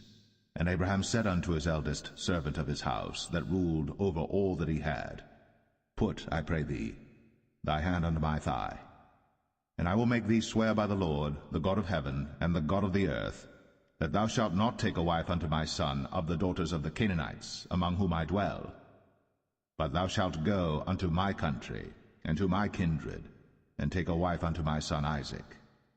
And the servant said unto him, Peradventure the woman will not be willing to follow me unto this land. Must I needs bring thy son again unto the land from whence thou camest? And Abraham said unto him, Beware thou that thou bring not my son thither again. The Lord God of heaven, which took me from my father's house, and from the land of my kindred, and which spake unto me, and that sware unto me, saying, Unto thy seed will I give this land, he shall send his angel before thee, and thou shalt take a wife unto my son from thence. And if the woman will not be willing to follow thee, then thou shalt be clear from this my oath, only bring not my son thither again. And the servant put his hand under the thigh of Abraham his master, and sware to him concerning that matter. And the servant took 10 camels of the camels of his master, and departed, for all the goods of his master were in his hand. And he arose, and went to Mesopotamia, unto the city of Nahor.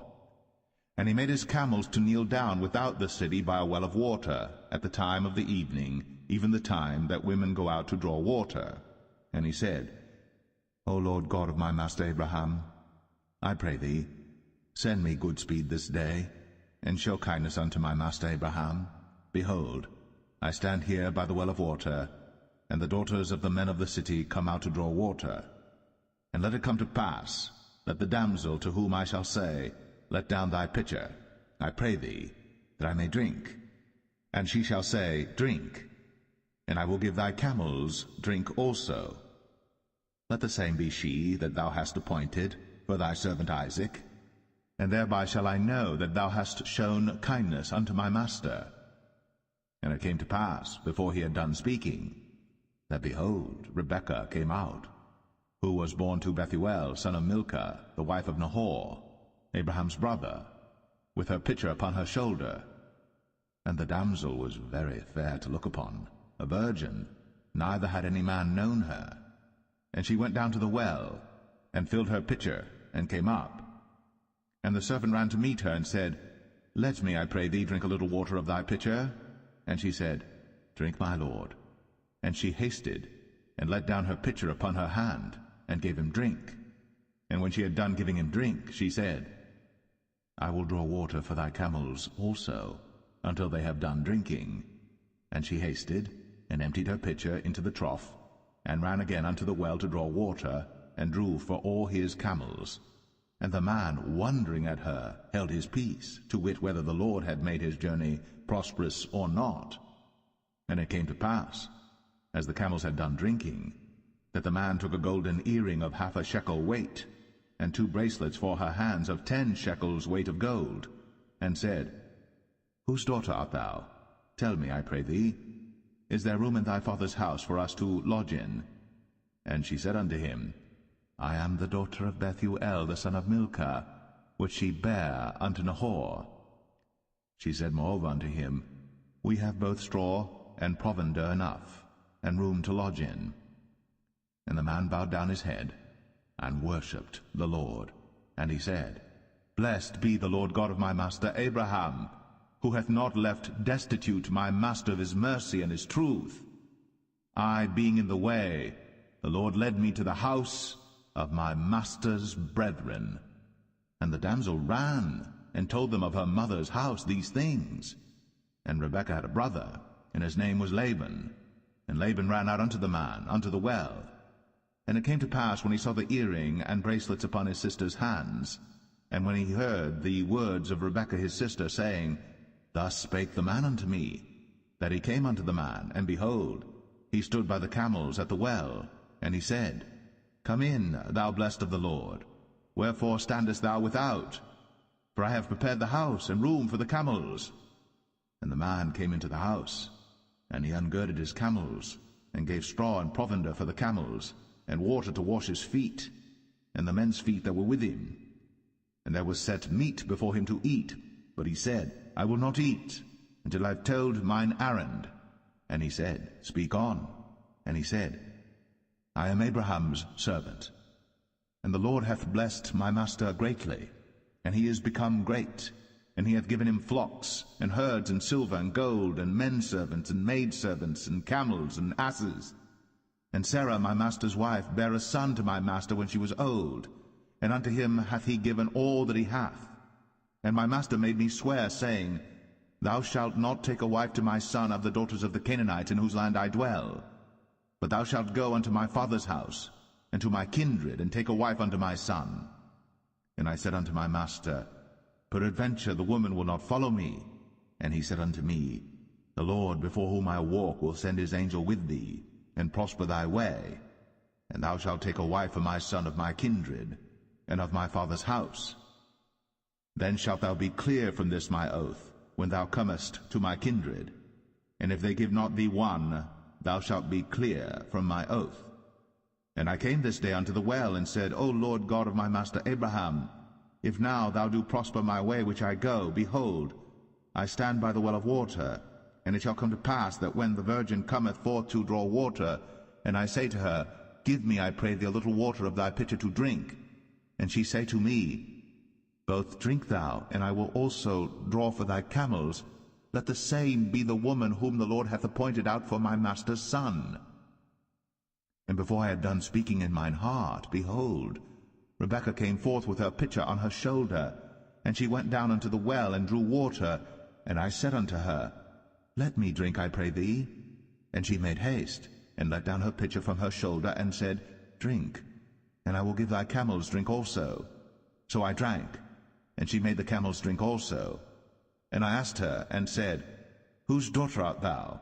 And she said, The daughter of Bethuel, Nahor's son, whom Milcah bare unto him. And I put the earring upon her face, and the bracelets upon her hands. And I bowed down my head, and worshipped the Lord, and blessed the Lord God of my master Abraham, which had led me in the right way to take my master's brother's daughter unto his son. And now, if ye will deal kindly and truly with my master, tell me, and if not, tell me, that I may turn to the right hand or to the left. Then Laban and Bethuel answered and said, The thing proceedeth from the Lord. We cannot speak unto thee bad or good. Behold, Rebekah is before thee. Take her and go, and let her be thy master's son's wife, as the Lord hath spoken. And it came to pass that when Abraham's servant heard their words, he worshipped the Lord, bowing himself to the earth. And the servant brought forth jewels of silver and jewels of gold and raiment, and gave them to Rebekah. He gave also to her brother and to her mother precious things. And they did eat and drink, he and the men that were with him, and tarried all night. And they rose up in the morning, and he said, Send me away unto my master. And her brother and her mother said, Let the damsel abide with us a few days, at the least 10. After that she shall go. And he said unto them, Hinder me not, seeing the Lord hath prospered my way. Send me away, that I may go to my master. And they said, We will call the damsel, and inquire at her mouth. And they called Rebekah, and said unto her, Wilt thou go with this man? And she said, I will go. And they sent away Rebekah, their sister, and her nurse, and Abraham's servant, and his men. And they blessed Rebekah, and said unto her, Thou art our sister. Be thou the mother of thousands of millions, and let thy seed possess the gate of those which hate them. And Rebekah arose, and her damsels, and they rode upon the camels, and followed the man. And the servant took Rebekah, and went his way. And Isaac came from the way of the well Lahai-roi, for he dwelt in the south country. And Isaac went out to meditate in the field at the eventide. And he lifted up his eyes, and saw, and behold, the camels were coming. And Rebekah lifted up her eyes, and when she saw Isaac, she lighted off the camel.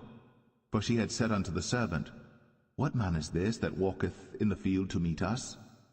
And the servant had said, It is my master. Therefore she took a veil, and covered herself. And the servant told Isaac all things that he had done. And Isaac brought her into his mother Sarah's tent, and took Rebekah, and she became his wife, and he loved her. And Isaac was comforted after his mother's death.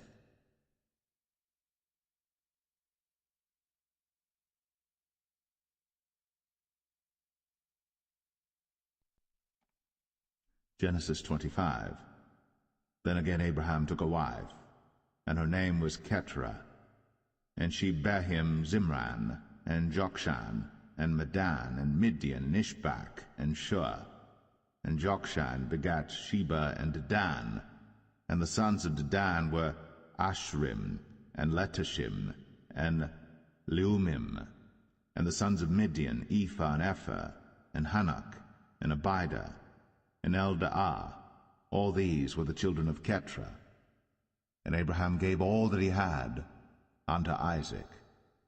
But unto the sons of the concubines which Abraham had, Abraham gave gifts, and sent them away from Isaac his son, while he yet lived, eastward unto the east country. And these are the days of the years of Abraham's life which he lived, 160 years. Then Abraham gave up the ghost, and died in a good old age, an old man, and full of years, and was gathered to his people. And his sons Isaac and Ishmael buried him in the cave of Machpelah in the field of Ephron the son of Zohar the Hittite, which is before Mamre, the field which Abraham purchased of the sons of Heth. There was Abraham buried, and Sarah his wife. And it came to pass after the death of Abraham that God blessed his son Isaac, and Isaac dwelt by the well, Lahai Roi. Now these are the generations of Ishmael, Abraham's son, whom Hagar the Egyptian, Sarah's handmaid, bare unto Abraham. And these are the names of the sons of Ishmael, by their names according to their generations.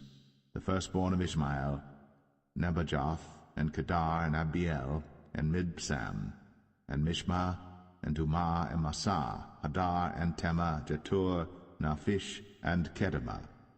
These are the sons of Ishmael, and these are their names by their towns and by their castles, 12 princes according to their nations.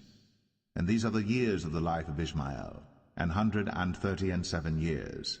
And he gave up the ghost, and died, and was gathered unto his people. And they dwelt from Havilah unto Shur, that is before Egypt, as thou goest toward Assyria. And he died in the presence of all his brethren. And these are the generations of Isaac, Abraham's son. Abraham begat Isaac. And Isaac was 40 years old when he took Rebekah to wife, the daughter of Bethuel the Syrian of Padan Aram, the sister to Laban the Syrian. And Isaac entreated the Lord for his wife, because she was barren. And the Lord was entreated of him, and Rebekah his wife conceived. And the children struggled together within her, and she said, If it be so, why am I thus? And she went to inquire of the Lord. And the Lord said unto her, 2 nations are in thy womb, and 2 manner of people shall be separated from thy bowels. And the one people shall be stronger than the other people, and the elder shall serve the younger. And when her days to be delivered were fulfilled, behold, there were twins in her womb. And the first came out red, all over, like an hairy garment. And they called his name Esau. And after that came his brother out, and his hand took hold on Esau's heel, and his name was called Jacob. And Isaac was 80 years old when she bare them. And the boys grew, and Esau was a cunning hunter, a man of the field, and Jacob was a plain man, dwelling in tents. And Isaac loved Esau because he did eat of his venison, but Rebekah loved Jacob. And Jacob sod pottage, and Esau came from the field, and he was faint. And Esau said to Jacob, Feed me, I pray thee, with that same red pottage, for I am faint. Therefore was his name called Edom. And Jacob said, Sell me this day thy birthright. And Esau said, Behold, I am at the point to die, and what profit shall this birthright do to me? And Jacob said, Swear to me this day. And he sware unto him. and he sold his birthright unto Jacob. Then Jacob gave Esau bread and pottage of lentils, and he did eat and drink, and rose up, and went his way. Thus Esau despised his birthright.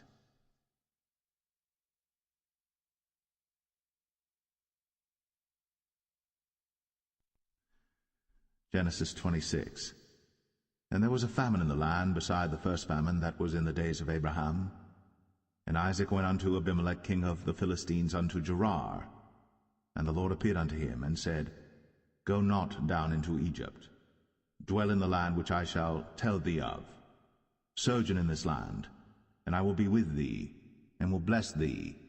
For unto thee and unto thy seed I will give all these countries, and I will perform the oath which I swear unto Abraham thy father.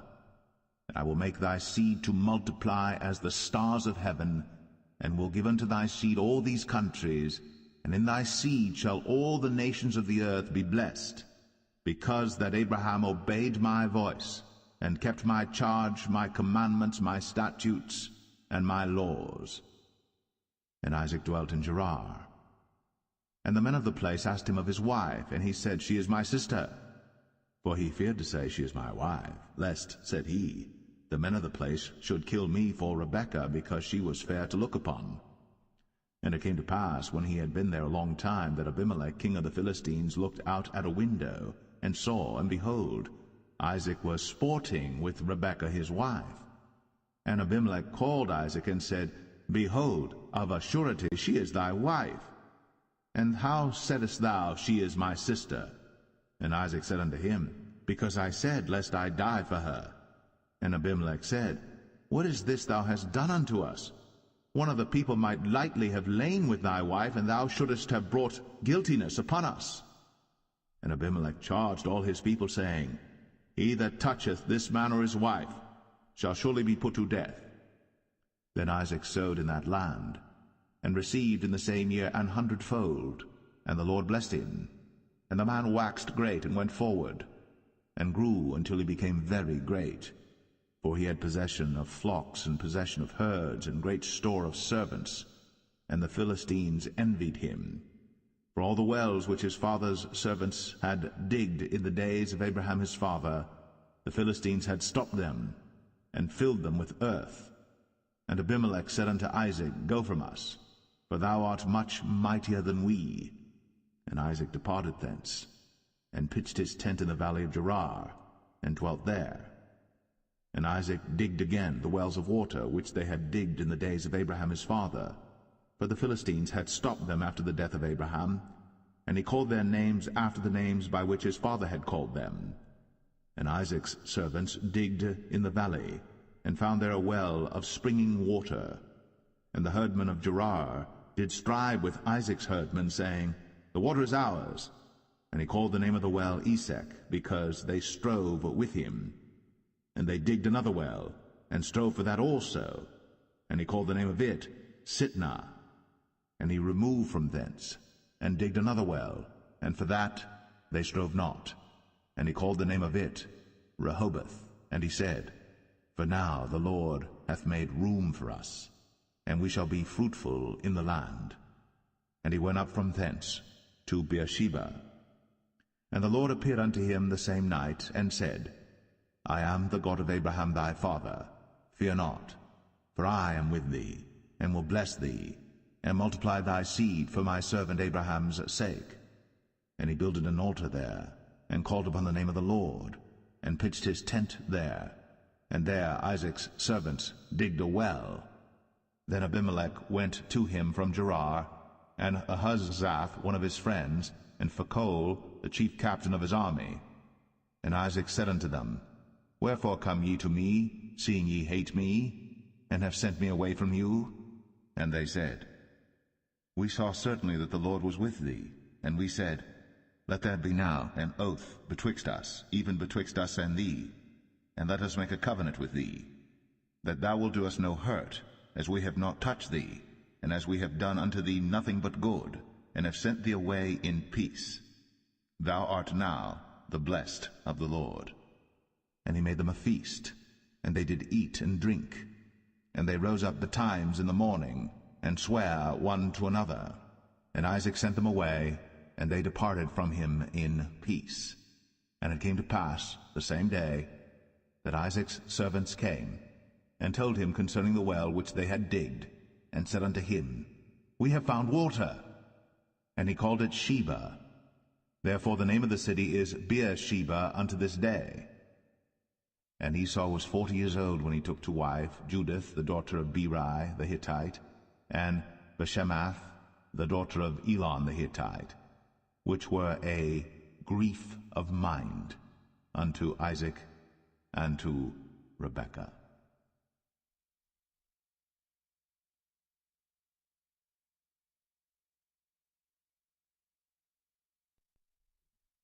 Genesis 27.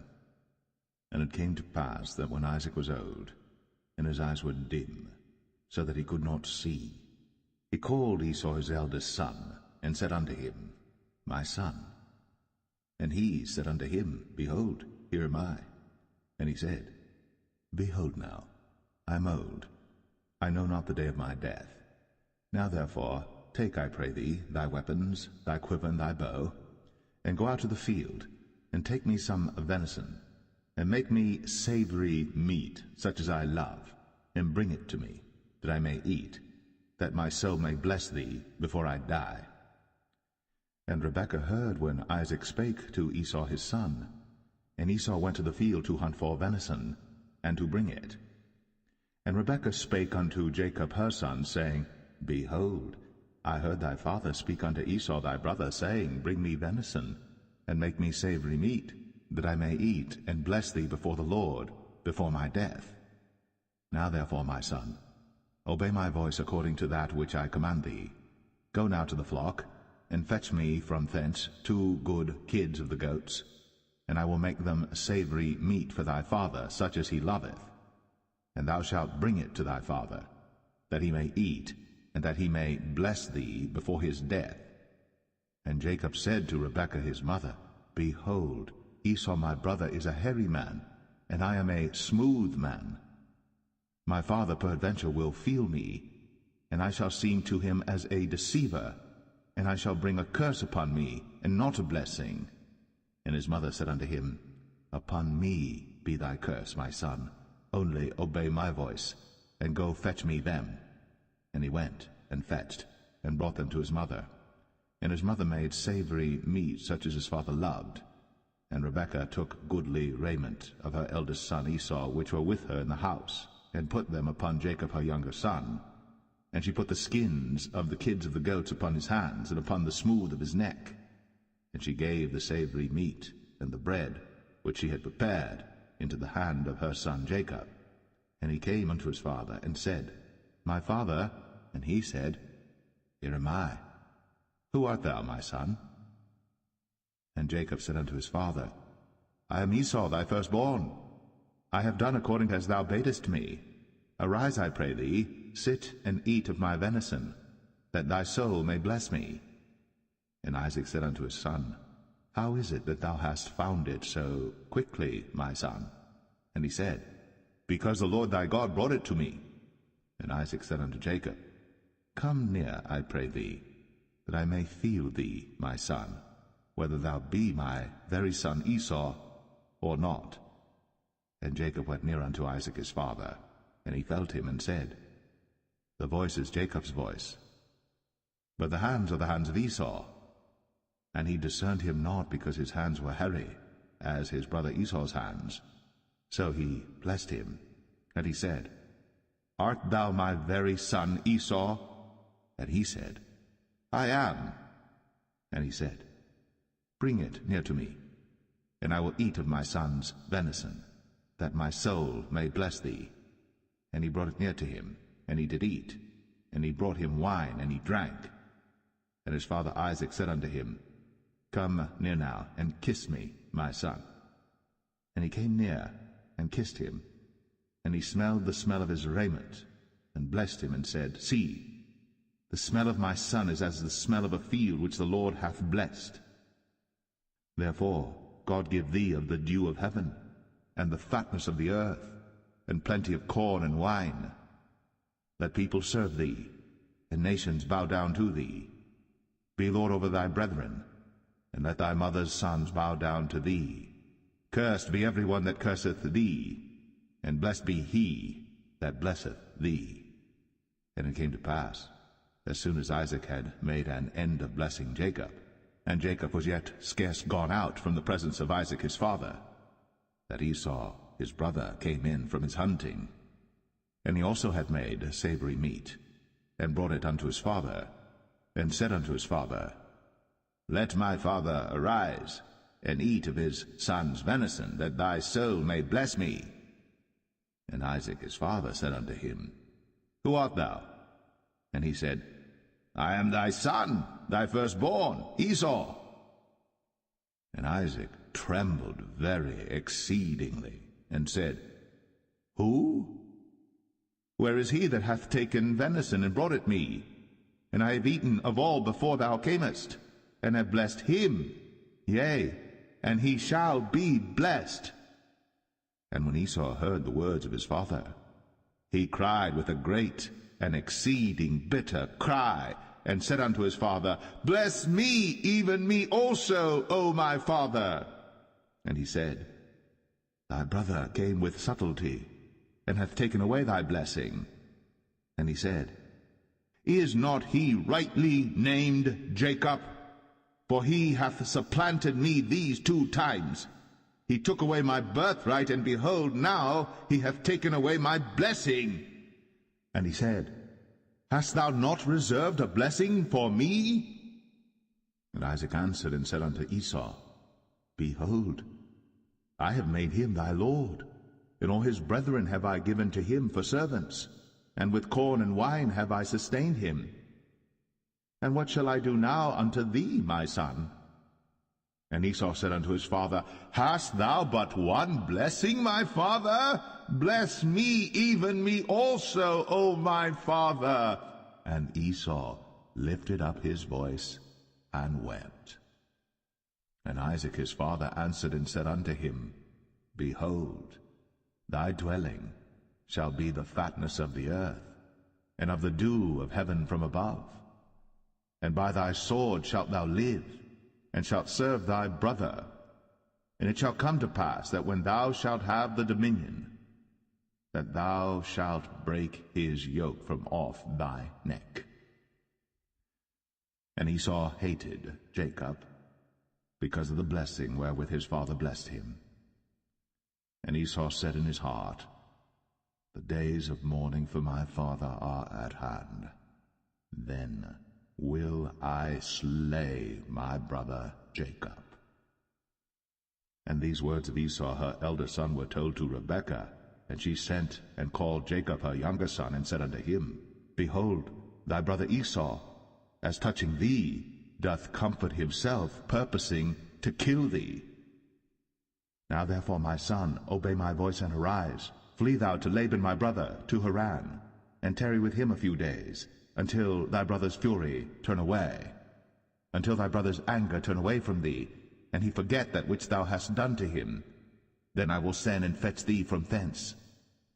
Why should I be deprived also of you both in one day? And Rebekah said to Isaac, I am weary of my life because of the daughters of Heth. If Jacob take a wife of the daughters of Heth, such as these which are of the daughters of the land, what good shall my life do me?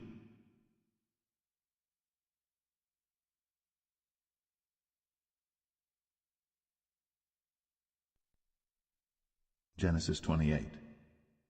And Isaac called Jacob, and blessed him, and charged him, and said unto him, Thou shalt not take a wife of the daughters of Canaan. Arise, go to Padan Aram, to the house of Bethuel thy mother's father, and take thee a wife from thence of the daughters of Laban thy mother's brother. And God Almighty bless thee, and make thee fruitful, and multiply thee, that thou mayest be a multitude of people, and give thee the blessing of Abraham to thee, and to thy seed with thee, that thou mayest inherit the land wherein thou art a stranger, which God gave unto Abraham. And Isaac sent away Jacob, And he went to Padan Aram unto Laban, son of Bethuel the Syrian, the brother of Rebekah, Jacob's and Esau's mother. When Esau saw that Isaac had blessed Jacob, and sent him away to Padan Aram, to take him a wife from thence, and that as he blessed him he gave him a charge, saying, Thou shalt not take a wife of the daughters of Canaan, and that Jacob obeyed his father and his mother, and was gone to Padan Aram. And Esau, seeing that the daughters of Canaan pleased not Isaac his father, then went Esau unto Ishmael, and took unto the wives which he had Mahalath, the daughter of Ishmael, Abraham's son, the sister of Nebajoth, to be his wife. And Jacob went out from Beersheba, and went toward Haran. And he lighted upon a certain place, and tarried there all night, because the sun was set. And he took of the stones of that place, and put them for his pillows, and lay down in that place to sleep. And he dreamed, and behold, a ladder set up on the earth, and the top of it reached to heaven, and behold, the angels of God ascending and descending on it. And behold, the Lord stood above it, and said, I am the Lord God of Abraham thy father, and the God of Isaac. The land whereon thou liest, to thee will I give it, and to thy seed. And thy seed shall be as the dust of the earth, and thou shalt spread abroad to the west, and to the east, and to the north, and to the south. And in thee and in thy seed shall all the families of the earth be blessed. And behold, I am with thee, and will keep thee in all places whither thou goest, and will bring thee again into this land. For I will not leave thee until I have done that which I have spoken to thee of. And Jacob awaked out of his sleep, and he said, Surely the Lord is in this place, and I knew it not. And he was afraid, and said, How dreadful is this place! This is none other but the house of God, and this is the gate of heaven. And Jacob rose up early in the morning, and took the stone that he had put for his pillows, and set it up for a pillar, and poured oil upon the top of it. And he called the name of that place Bethel, but the name of that city was called Luz at the first.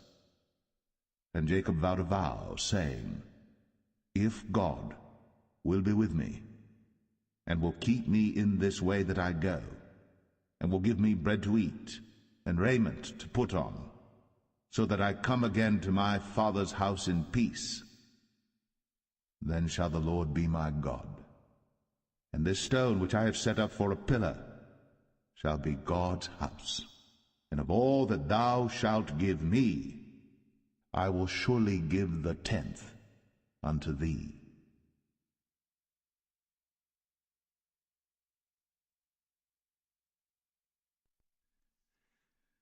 Genesis 29. Then Jacob went on his journey, and came into the land of the people of the east. And he looked, and behold, a well in the field, and lo, there were 3 flocks of sheep lying by it. For out of that well they watered the flocks, and a great stone was upon the well's mouth. And thither were all the flocks gathered. And they rolled the stone from the well's mouth, and watered the sheep, and put the stone again upon the well's mouth in his place. And Jacob said unto them, My brethren, whence be ye? And they said, Of Haran are we. And he said unto them, Know ye Laban the son of Nahor? And they said, We know him. And he said unto them, Is he well? And they said, He is well. And behold, Rachel his daughter cometh with the sheep. And he said, Lo, it is yet high day, neither is it time that the cattle should be gathered together. Water ye the sheep, and go and feed them. And they said, We cannot until all the flocks be gathered together, until they roll the stone from the well's mouth. Then we water the sheep.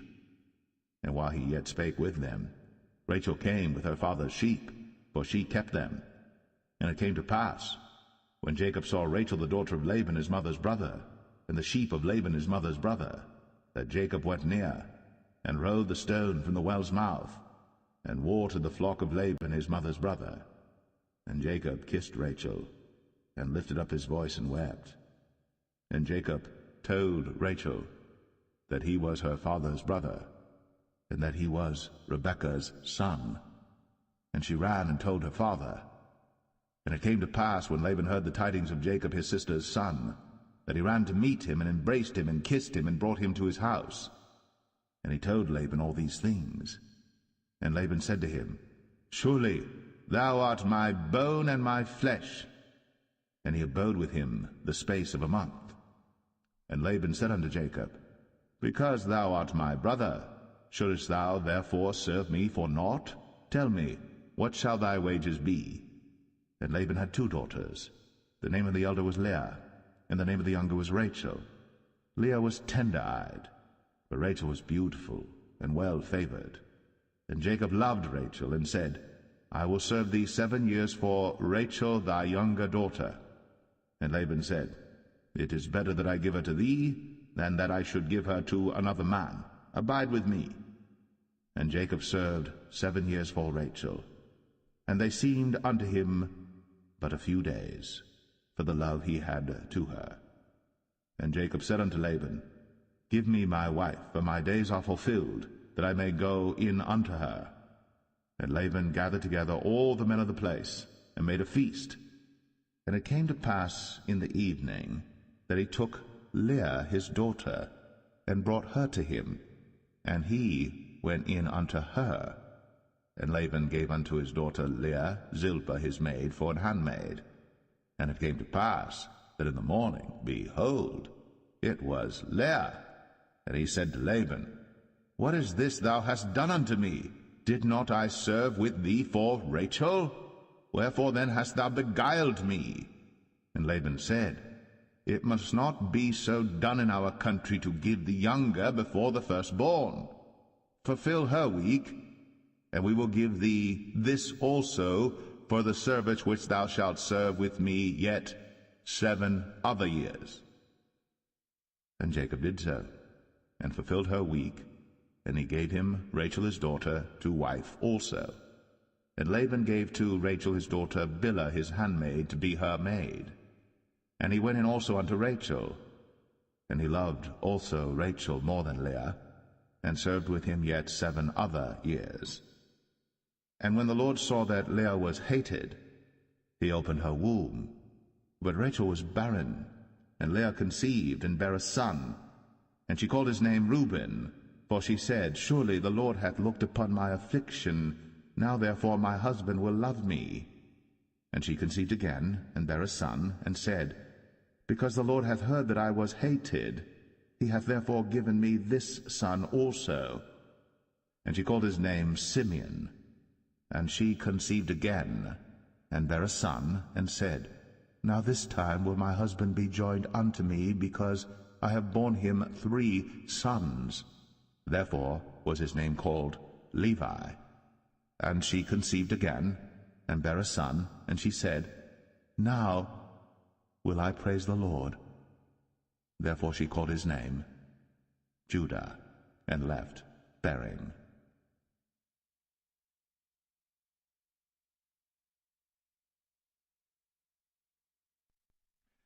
Genesis 30.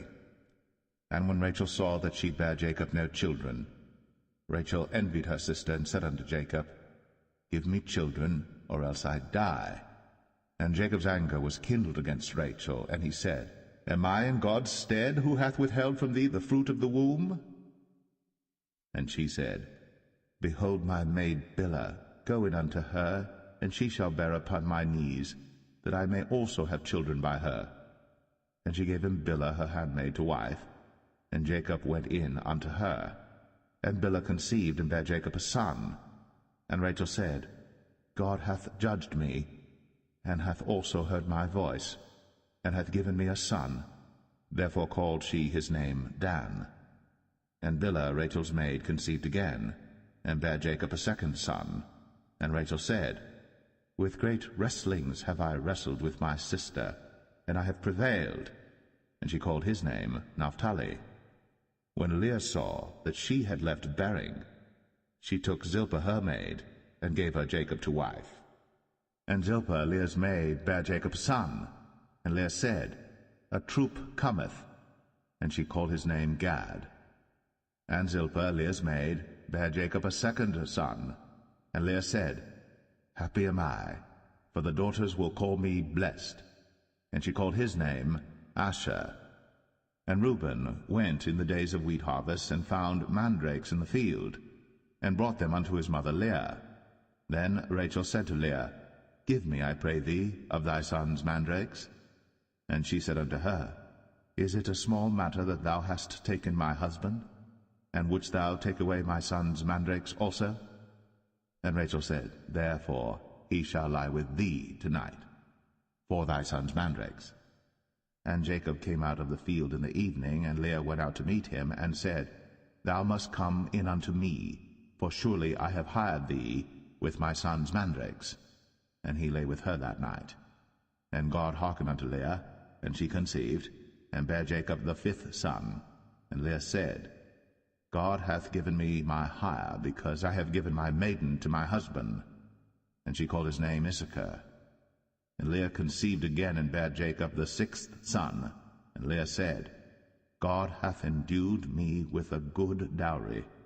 Now will my husband dwell with me, because I have borne him 6 sons. And she called his name Zebulun. And afterwards she bare a daughter, and called her name Dinah. And God remembered Rachel, and God hearkened to her, and opened her womb. And she conceived, and bare a son, and said, God hath taken away my reproach. And she called his name Joseph, and said, The Lord shall add to me another son. And it came to pass, when Rachel had borne Joseph, that Jacob said unto Laban, Send me away, that I may go unto mine own place, and to my country. Give me my wives and my children, for whom I have served thee, and let me go, for thou knowest my service which I have done thee. And Laban said unto him, I pray thee, if I have found favor in thine eyes, tarry, for I have learned by experience that the Lord hath blessed me for thy sake. And he said, Appoint me thy wages, and I will give it. And he said unto him, Thou knowest how I have served thee, and how thy cattle was with me. For it was little which thou hadst before I came, and it is now increased unto a multitude. And the Lord hath blessed thee since my coming. And now, when shall I provide for mine own house also? And he said, What shall I give thee? And Jacob said, Thou shalt not give me anything. If thou wilt do this thing for me, I will again feed and keep thy flock.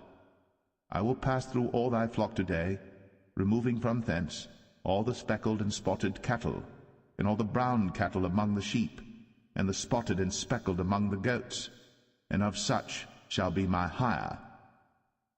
So shall my righteousness answer for me in time to come, when it shall come for my hire before thy face, every one that is not speckled and spotted among the goats, and brown among the sheep, that shall be counted stolen with me.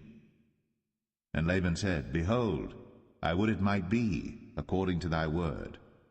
And he removed that day the he-goats that were ring-straked and spotted, and all the she-goats that were speckled and spotted, and every one that had some white in it, and all the brown among the sheep, and gave them into the hand of his sons.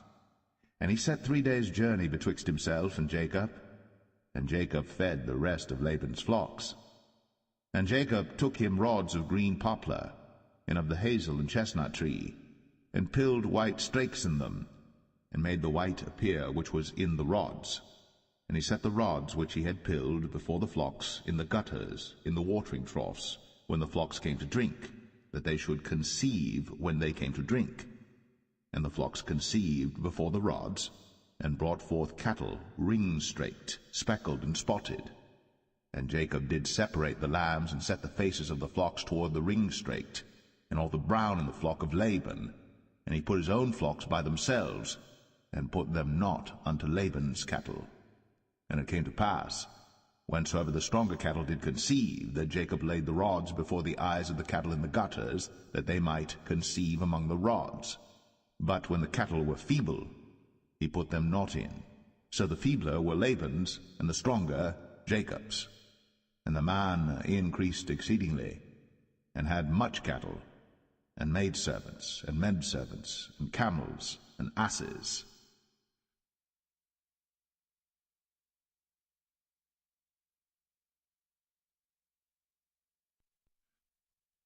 Genesis 31.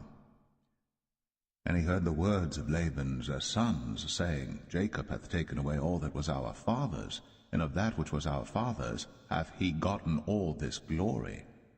And Jacob beheld the countenance of Laban, and behold, it was not toward him as before.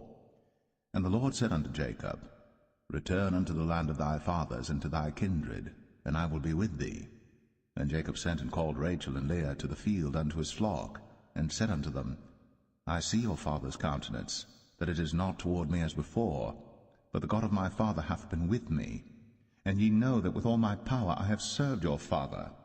And your father hath deceived me, and changed my wages 10 times. But God suffered him not to hurt me. If he said thus, The speckled shall be thy wages, then all the cattle bear speckled. And if he said thus, The ringstraked shall be thy hire, then bear all the cattle ringstraked. Thus God hath taken away the cattle of your father, and given them to me.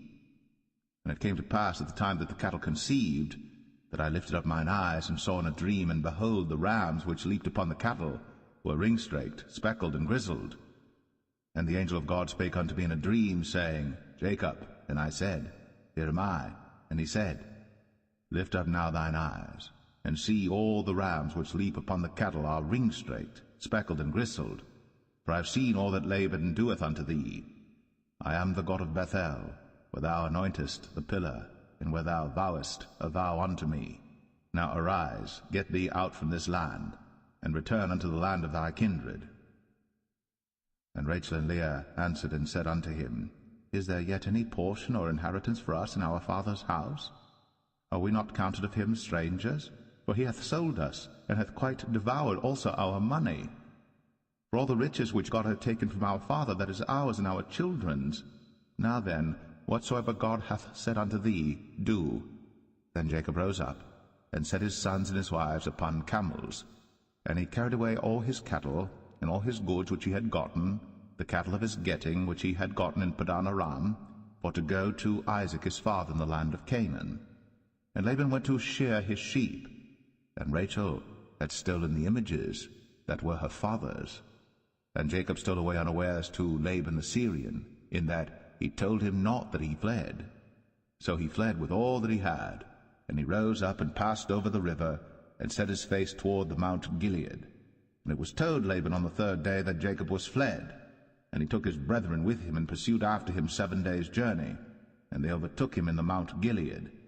And God came to Laban the Syrian in a dream by night, and said unto him, Take heed that thou speak not to Jacob either good or bad. Then Laban overtook Jacob. Now Jacob had pitched his tent in the mount, and Laban with his brethren pitched in the Mount of Gilead. And Laban said to Jacob, What hast thou done, that thou hast stolen away unawares to me, and carried away my daughters as captives taken with the sword? Wherefore didst thou flee away secretly, and steal away from me, and didst not tell me, that I might have sent thee away with mirth, and with songs, with tabret, and with harp, and hast not suffered me to kiss my sons and my daughters? Thou hast now done foolishly in so doing. It is in the power of my hand to do you hurt. But the God of your father spake unto me yesternight, saying, Take thou heed that thou speak not to Jacob either good or bad. And now, though thou wouldst needs be gone, because thou sore longest after thy father's house, yet wherefore hast thou stolen my gods? And Jacob answered and said to Laban, Because I was afraid, for I said, Peradventure thou wouldst take by force thy daughters from me. With whomsoever thou findest thy gods, let him not live. Before our brethren discern thou what is thine with me, and take it to thee. For Jacob knew not that Rachel had stolen them. And Laban went into Jacob's tent, and into Leah's tent, and into the 2 maidservants' tents, but he found them not. Then went he out of Leah's tent, and entered into Rachel's tent. Now Rachel had taken the images, and put them in the camel's furniture, and sat upon them. And Laban searched all the tent, but found them not. And she said to her father, Let it not displease my lord that I cannot rise up before thee, for the custom of women is upon me. And he searched, but found not the images. And Jacob was wroth and chode with Laban. And Jacob answered and said to Laban, What is my trespass? What is my sin, that thou hast so hotly pursued after me? Whereas thou hast searched all my stuff, what hast thou found of all thy household stuff? Set it here before my brethren and thy brethren, that they may judge betwixt us both. This 20 years have I been with thee. Thy ewes and thy she-goats have not cast their young, and the rams of thy flock have I not eaten. That which was torn of beasts I brought not unto thee. I bear the loss of it. Of my hand didst thou require it, whether stolen by day or stolen by night. Thus I was. In the day the drought consumed me, and the frost by night, and my sleep departed from mine eyes. Thus have I been 20 years in thy house. I served thee 14 years for thy 2 daughters, and 6 years for thy cattle, and thou hast changed my wages 10 times. Except the God of my father, the God of Abraham, and the fear of Isaac had been with me, surely thou hadst sent me away now empty. God hath seen my affliction, and the labor of my hands, and rebuked thee yesternight. And Laban answered and said unto Jacob, These daughters are my daughters, and these children are my children, and these cattle are my cattle, and all that thou seest is mine. And what can I do this day unto these my daughters, or unto their children which they have borne? Now therefore come thou, let us make a covenant, I and thou, and let it be for a witness between me and thee. And Jacob took a stone, and set it up for a pillar. And Jacob said unto his brethren, Gather stones. And they took stones, and made an heap, and they did eat thereupon the heap. And Laban called it Jegar-sahadathah, but Jacob called it Galeed. And Laban said, This heap is a witness between me and thee this day. Therefore was the name of it called Galeed. And Mizpah, for he said, The Lord watch between me and thee, when we are absent one from another. If thou shalt afflict my daughters, or if thou shalt take other wives beside my daughters, no man is with us. See, God is witness betwixt me and thee. And Laban said to Jacob, Behold this heap, and behold this pillar, which I have cast betwixt me and thee. This heap be witness, and this pillar be witness, that I will not pass over this heap to thee, and that thou shalt not pass over this heap and this pillar unto me for harm. The God of Abraham and the God of Nahor, the God of their father, judge betwixt us. And Jacob sware by the fear of his father Isaac. Then Jacob offered sacrifice upon the mount, and called his brethren to eat bread. And they did eat bread, and tarried all night in the mount. And early in the morning Laban rose up, and kissed his sons and his daughters, and blessed them. And Laban departed, and returned unto his place.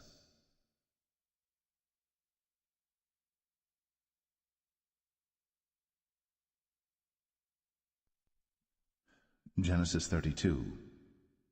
And Jacob went on his way, and the angels of God met him. And when Jacob saw them, he said, This is God's host. And he called the name of that place Mahanaim. And Jacob sent messengers before him to Esau his brother unto the land of Seir, the country of Edom. And he commanded them, saying, Thus shall ye speak unto my lord Esau. Thy servant Jacob saith thus, I have sojourned with Laban, and stayed there until now. And I have oxen and asses, flocks and menservants and women servants. And I have sent to tell my lord that I may find grace in thy sight. And the messengers returned to Jacob, saying, We came to thy brother Esau, and also he cometh to meet thee, and 400 men with him. Then Jacob was greatly afraid and distressed. And he divided the people that was with him, and the flocks and herds, and the camels, into 2 bands, and said, If Esau come to the one company and smite it, then the other company which is left shall escape. And Jacob said, O God of my father Abraham, and God of my father Isaac, The Lord which saidst unto me, Return unto thy country, and to thy kindred, and I will deal well with thee. I am not worthy of the least of all the mercies, and of all the truth which thou hast shown unto thy servant. For with my staff I passed over this Jordan, and now I am become 2 bands. Deliver me, I pray thee, from the hand of my brother, from the hand of Esau, for I fear him, lest he will come and smite me, and the mother with the children. And thou saidst, I will surely do thee good, and make thy seed as the sand of the sea, which cannot be numbered for multitude. And he lodged there that same night, and took of that which came to his hand a present for Esau his brother, 200 she-goats, and 20 he-goats, 200 ewes, and 20 rams, 30 milch camels with their coats, 40 kine, and 10 bulls, 20 she-asses, and 10 foals. And he delivered them into the hand of his servants, every drove by themselves, and said unto his servants, Pass over before me, and put a space betwixt drove and drove. And he commanded the foremost, saying, When Esau my brother meeteth thee, and asketh thee, saying, Whose art thou? And whither goest thou? And whose are these before thee? Then thou shalt say, They be thy servant Jacob's. It is a present sent unto my lord Esau, and behold, also he is behind us. And so commanded he the second and the third, and all that followed the drove, saying, On this manner shall ye speak unto Esau, when ye find him. And say ye moreover, Behold, thy servant Jacob is behind us. For he said, I will appease him with the present that goeth before me, and afterward I will see his face. Peradventure he will accept of me.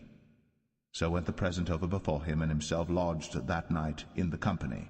And he rose up that night, and took his 2 wives, and his 2 women servants, and his 11 sons, and passed over the ford Jabbok. And he took them, and sent them over the brook, and sent over that he had. And Jacob was left alone. And there wrestled a man with him until the breaking of the day. And when he saw that he prevailed not against him, he touched the hollow of his thigh, and the hollow of Jacob's thigh was out of joint as he wrestled with him. And he said, Let me go, for the day breaketh. And he said, I will not let thee go, except thou bless me. And he said unto him, What is thy name? And he said, Jacob. And he said, Thy name shall be called no more Jacob, but Israel. For as a prince hast thou power with God and with men, and hast prevailed. And Jacob asked him, and said, Tell me, I pray thee, thy name. And he said, Wherefore is it that thou dost ask after my name? And he blessed him there. And Jacob called the name of the place Peniel, for I have seen God face to face, and my life is preserved. And as he passed over Penuel, the sun rose upon him, and he halted upon his thigh. Therefore the children of Israel eat not of the sinew which shrank, which is upon the hollow of the thigh, unto this day, because he touched the hollow of Jacob's thigh in the sinew that shrank.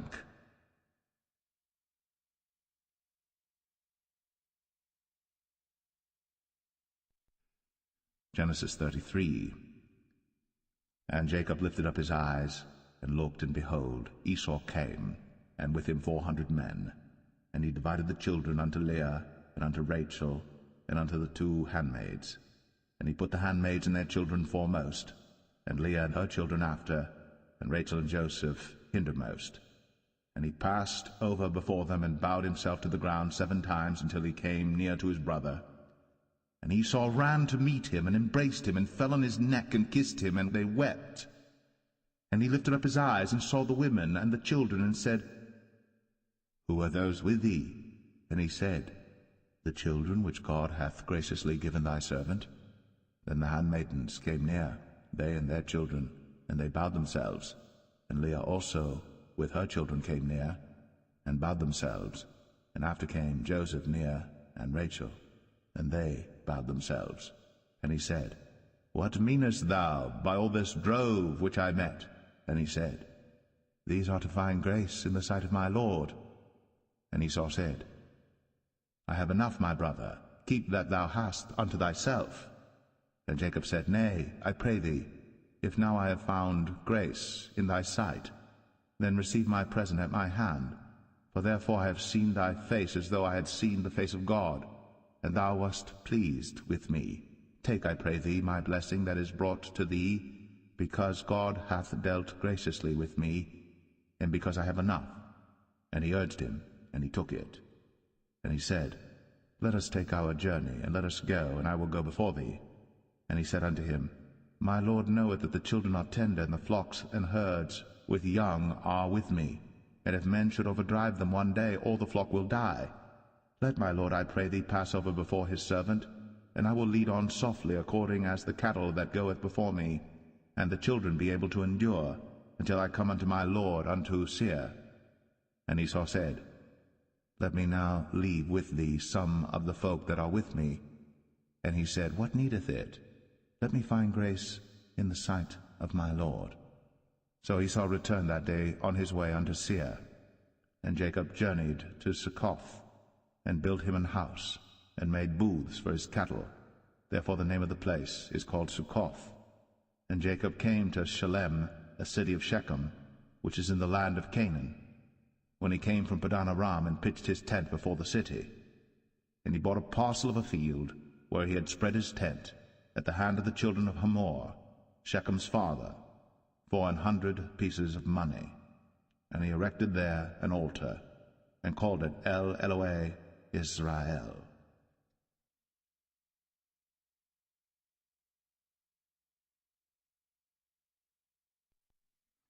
Genesis 34. And Dinah the daughter of Leah, which she bare unto Jacob, went out to see the daughters of the land. And when Shechem, the son of Hamor the Hivite, prince of the country, saw her, he took her, and lay with her, and defiled her. And his soul clave unto Dinah the daughter of Jacob, and he loved the damsel, and spake kindly unto the damsel. And Shechem spake unto his father Hamor, saying, Get me this damsel to wife. And Jacob heard that he had defiled Dinah his daughter. Now his sons were with his cattle in the field, and Jacob held his peace until they were come. And Hamor the father of Shechem went out unto Jacob to commune with him. And the sons of Jacob came out of the field when they heard it, and the men were grieved, and they were very wroth, because he had wrought folly in Israel, in lying with Jacob's daughter, which thing ought not to be done. And Hamor communed with them, saying, The soul of my son Shechem longeth for your daughter. I pray you, give her him to wife, and make ye marriages with us, and give your daughters unto us, and take our daughters unto you. And ye shall dwell with us, and the land shall be before you. Dwell and trade ye therein, and get you possessions therein. And Shechem said unto her father and unto her brethren, Let me find grace in your eyes, and what ye shall say unto me I will give. Ask me never so much dowry and gift, and I will give according as ye shall say unto me. But give me the damsel to wife. And the sons of Jacob answered Shechem and Hamor his father deceitfully, and said, because he had defiled Dinah their sister, and they said unto them, We cannot do this thing, to give our sister to one that is uncircumcised, for that were a reproach unto us. But in this will we consent unto you. If ye will be as we be, that every male of you be circumcised, then will we give our daughters unto you, and we will take your daughters to us, and we will dwell with you, and we will become one people. But if ye will not hearken unto us to be circumcised, then we will take our daughter, and we will be gone.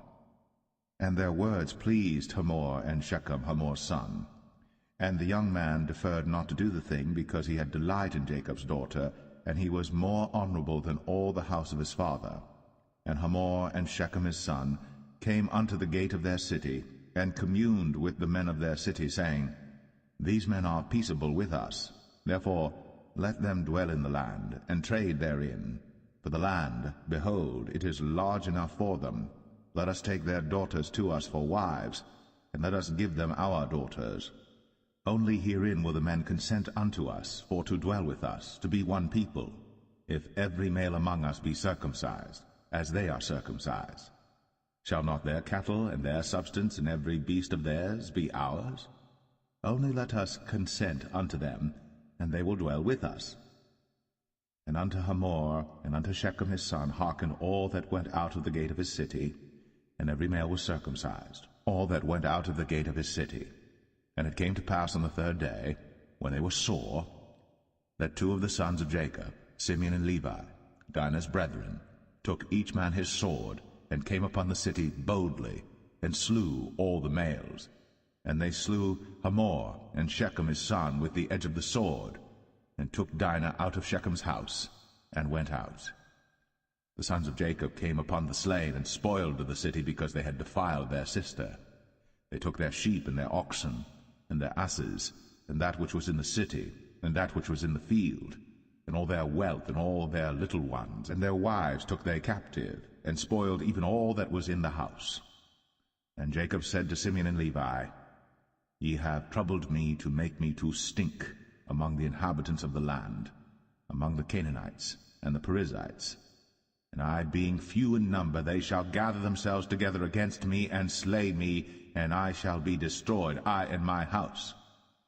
And they said, Should he deal with our sister as with an harlot?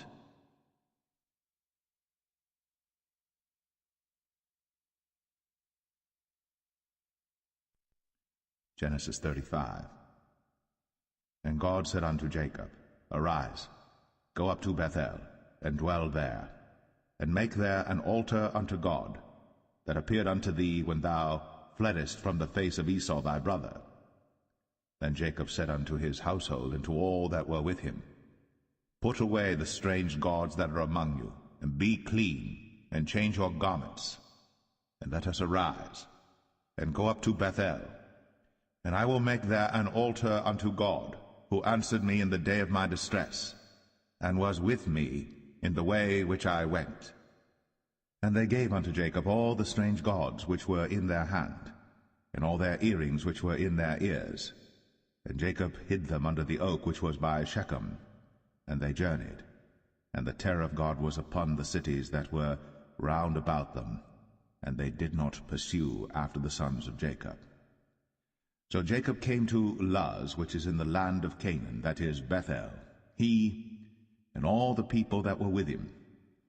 And he built there an altar, and called the place El Bethel, because there God appeared unto him, when he fled from the face of his brother. But Deborah, Rebekah's nurse, died, and she was buried beneath Bethel, under an oak. And the name of it was called Elon Bar-Koth. And God appeared unto Jacob again when he came out of Padan Aram, and blessed him. And God said unto him, Thy name is Jacob. Thy name shall not be called any more Jacob, but Israel shall be thy name. And he called his name Israel. And God said unto him, I am God Almighty. Be fruitful and multiply. A nation and a company of nations shall be of thee, and kings shall come out of thy loins. And the land which I gave Abraham and Isaac, to thee I will give it, and to thy seed after thee will I give the land. And God went up from him in the place where he talked with him. And Jacob set up a pillar in the place where he talked with him, even a pillar of stone. And he poured a drink offering thereon, and he poured oil thereon. And Jacob called the name of the place where God spake with him, Bethel. And they journeyed from Bethel. And there was but a little way to come to Ephrath. And Rachel travailed, and she had hard labor. And it came to pass, when she was in hard labor, that the midwife said unto her, Fear not, thou shalt have this son also. And it came to pass, as her soul was in departing, for she died, that she called his name Ben-Oni, but his father called him Benjamin. And Rachel died, and was buried in the way to Ephrath, which is Bethlehem. And Jacob set a pillar upon her grave, that is, the pillar of Rachel's grave, unto this day. And Israel journeyed, and spread his tent beyond the tower of Adar. And it came to pass, when Israel dwelt in that land, that Reuben went and lay with Bilhah his father's concubine, and Israel heard it. Now the sons of Jacob were 12, the sons of Leah, Reuben, Jacob's firstborn, and Simeon, and Levi, and Judah, and Issachar, and Zebulun. The sons of Rachel, Joseph and Benjamin. And the sons of Bilhah, Rachel's handmaid, Dan and Naphtali. And the sons of Zilpah, Leah's handmaid, Gad and Asher. These are the sons of Jacob, which were born to him in Padan Aram. And Jacob came unto Isaac his father unto Mamre, unto the city of Arba, which is Hebron, where Abraham and Isaac sojourned. And the days of Isaac were 180 years. And Isaac gave up the ghost, and died, and was gathered unto his people, being old and full of days. And his sons Esau and Jacob buried him.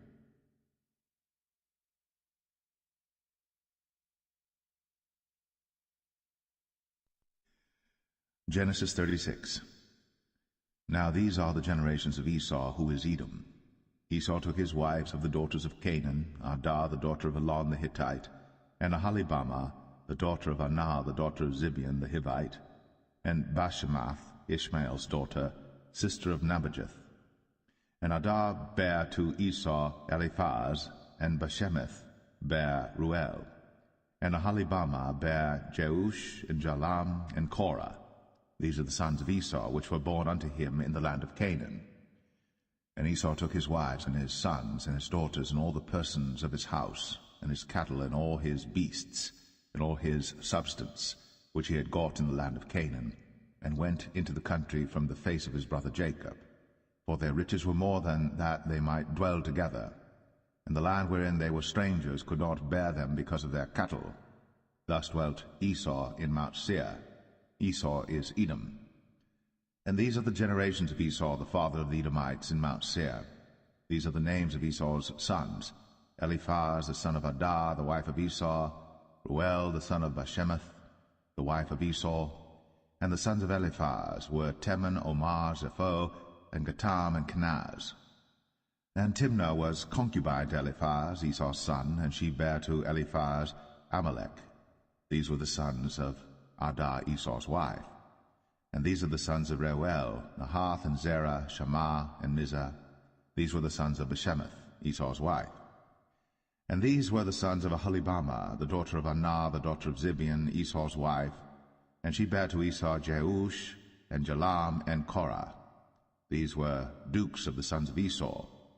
The sons of Eliphaz, the firstborn son of Esau: Duke Teman, Duke Omar, Duke Zepho, Duke Kenaz, Duke Korah, Duke Gatam, and Duke Amalek. These are the dukes that came of Eliphaz in the land of Edom. These were the sons of Adah. And these are the sons of Reuel, Esau's son: Duke Nahath, Duke Zerah, Duke Shammah, Duke Mizah. These are the dukes that came of Reuel in the land of Edom. These are the sons of Bashemath, Esau's wife. And these are the sons of Aholibamah, Esau's wife: Duke Jeush, Duke Jalam, Duke Korah. These were the dukes that came of Aholibamah, the daughter of Anah, Esau's wife. These are the sons of Esau, who is Edom, and these are their dukes. These are the sons of Seir the Horite, who inhabited the land: Lotan, and Shobal, and Zibeon, and Anah, and Dishon, and Ezer, and Dishan. These are the dukes of the Horites, the children of Seir in the land of Edom. And the children of Lotan were Horai and Hemam, and Lotan's sister was Timnah. And the children of Shobal were these: Alvan, and Manahath, and Ebal, Shepho, and Onam. And these are the children of Zibeon, both Ajah and Anah. This was that Anah that found the mules in the wilderness, as he fed the asses of Zibeon his father. And the children of Anah were these: Dishon, and Aholibamah the daughter of Anah. And these are the children of Dishon: Hemdan, and Eshban, and Ithran, and Cheran. The children of Ezer are these: Bilhan, and Zavan, and Akan. The children of Dishan are these: Uz and Aram. These are the dukes that came of the Horites: Duke Lotan, Duke Shobal, Duke Zibeon, Duke Anah, Duke Dishon, Duke Ezer, Duke Dishan. These are the dukes that came of Horai among their dukes in the land of Seir. And these are the kings that reigned in the land of Edom, before there reigned any king over the children of Israel.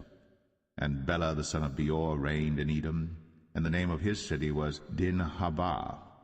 And Bela died, and Jobab the son of Zerah of Bozrah reigned in his stead. And Jobab died, and Husham of the land of Temani reigned in his stead.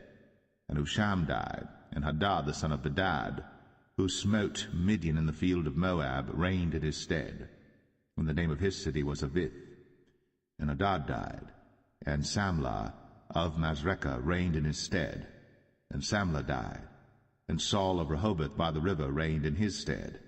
And Saul died, and Baal-Hanan the son of Achbor reigned in his stead. And Baal-Hanan the son of Achbor died, and Hadar reigned in his stead. And the name of his city was Pau, and his wife's name was Mehetabel, and the daughter of Matred, the daughter of Mezahab. And these are the names of the dukes that came of Esau, according to their families after their places by their names: Duke Timnah, Duke Alva, Duke Jetheth, Duke Aholibama, Duke Elah, Duke Pinon, Duke Kenaz, Duke Taman, Duke Mibsar, Duke Magdiel, Duke Aram. These be the dukes of Edom, according to their habitations in the land of their possession. He is Esau, the father of the Edomites.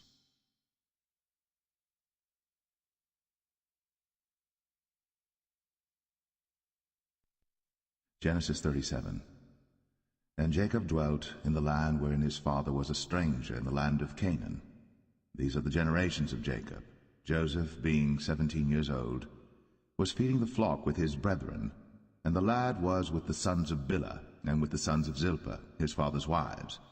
And Joseph brought unto his father their evil report. Now Israel loved Joseph more than all his children, because he was the son of his old age. And he made him a coat of many colors. And when his brethren saw that their father loved him more than all his brethren, they hated him, and could not speak peaceably unto him. And Joseph dreamed a dream, and he told it his brethren, and they hated him yet the more. And he said unto them, Hear, I pray you, this dream which I have dreamed. For behold, we were binding sheaves in the field, and lo, my sheaf arose, and also stood upright, and behold, your sheaves stood round about, and made obeisance to my sheaf. And his brethren said to him, Shalt thou indeed reign over us? Or shalt thou indeed have dominion over us? And they hated him yet the more for his dreams, and for his words. And he dreamed yet another dream, and told it his brethren, and said, Behold, I have dreamed a dream more, and behold, the sun and the moon and the 11 stars made obeisance to me. And he told it to his father, and to his brethren, and his father rebuked him, and said unto him, What is this dream that thou hast dreamed? Shall I and thy mother and thy brethren indeed come to bow down ourselves to thee to the earth? And his brethren envied him, but his father observed the saying. And his brethren went to feed their father's flock in Shechem. And Israel said unto Joseph, Do not thy brethren feed the flock in Shechem? Come, and I will send thee unto them. And he said to him, Here am I. And he said to him, Go, I pray thee, see whether it be well with thy brethren, and well with the flocks, and bring me word again. So he sent him out of the vale of Hebron, and he came to Shechem. And a certain man found him, and behold, he was wandering in the field. And the man asked him, saying, What seekest thou? And he said, I seek my brethren. Tell me, I pray thee, where they feed their flocks. And the man said, They are departed hence, for I heard them say, Let us go to Dothan. And Joseph went after his brethren, and found them in Dothan. And when they saw him afar off, even before he came near unto them, they conspired against him to slay him. And they said one to another, Behold, this dreamer cometh. Come now, therefore, and let us slay him, and cast him into some pit. And we will say, Some evil beast hath devoured him, and we shall see what will become of his dreams. And Reuben heard it, and he delivered him out of their hands, and said, Let us not kill him. And Reuben said unto them, Shed no blood, but cast him into this pit that is in the wilderness, and lay no hand upon him, that he might rid him out of their hands, to deliver him to his father again. And it came to pass, when Joseph was come unto his brethren, that they stripped Joseph out of his coat of many colors that was on him, And they took him, and cast him into a pit, and the pit was empty, there was no water in it. And they sat down to eat bread, and they lifted up their eyes and looked, and behold, a company of Ishmaelites came from Gilead with their camels bearing spicery and balm and myrrh, going to carry it down to Egypt. And Judah said unto his brethren, What profit is it if we slay our brother, and conceal his blood? Come, and let us sell him to the Ishmaelites, and let not our hand be upon him, for he is our brother, and our flesh. And his brethren were content. Then there passed by Midianites, merchantmen, and they drew and lifted up Joseph out of the pit, and sold Joseph to the Ishmaelites for 20 pieces of silver, and they brought Joseph into Egypt. And Reuben returned unto the pit, and behold, Joseph was not in the pit. And he rent his clothes. And he returned unto his brethren, and said, The child is not, and I, whither shall I go? And they took Joseph's coat, and killed a kid of the goats, and dipped the coat in the blood. And they sent the coat of many colors, and they brought it to their father, and said, This have we found. Know now whether it be thy son's coat or no. And he knew it, and said, It is my son's coat. An evil beast hath devoured him. Joseph is without doubt rent in pieces. And Jacob rent his clothes, and put sackcloth upon his loins, and mourned for his son many days. And all his sons and all his daughters rose up to comfort him. But he refused to be comforted, and he said, For I will go down into the grave unto my son mourning. Thus his father wept for him. And the Midianites sold him into Egypt unto Potiphar, an officer of Pharaoh's, and captain of the guard.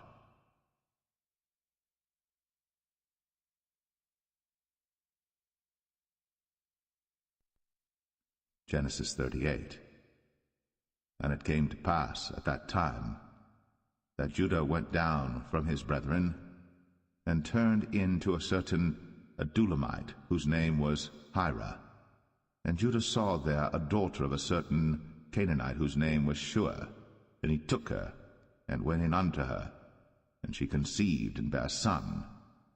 And he called his name Er. And she conceived again and bare a son. And she called his name Onan.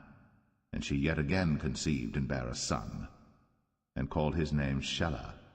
And he was at Chezib, when she bare him. And Judah took a wife for Er his firstborn, whose name was Tamar. And Er, Judah's firstborn, was wicked in the sight of the Lord, and the Lord slew him. And Judah said unto Onan, Go in unto thy brother's wife, and marry her, and raise up seed to thy brother.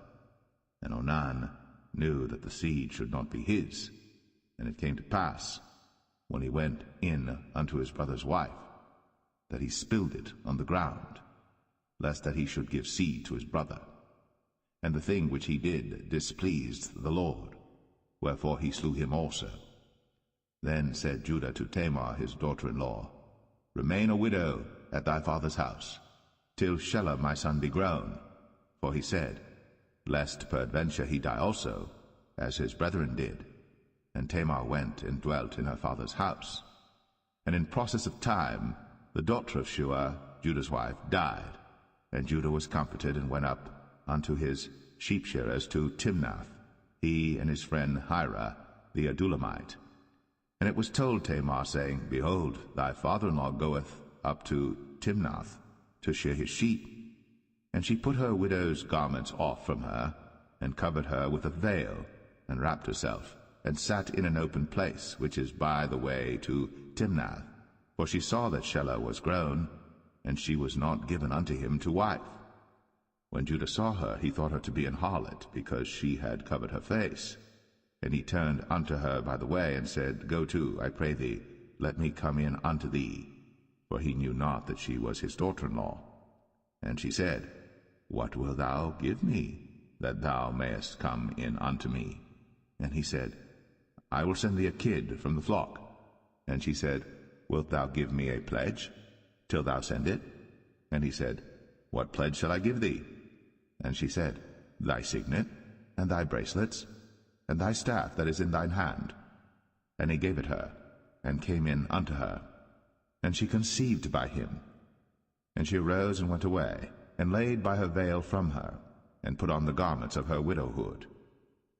And Judah sent the kid by the hand of his friend the Adullamite, to receive his pledge from the woman's hand, but he found her not. Then he asked the men of that place, saying, Where is the harlot that was openly by the wayside? And they said, There was no harlot in this place. And he returned to Judah, and said, I cannot find her. And also the men of the place said that there was no harlot in this place.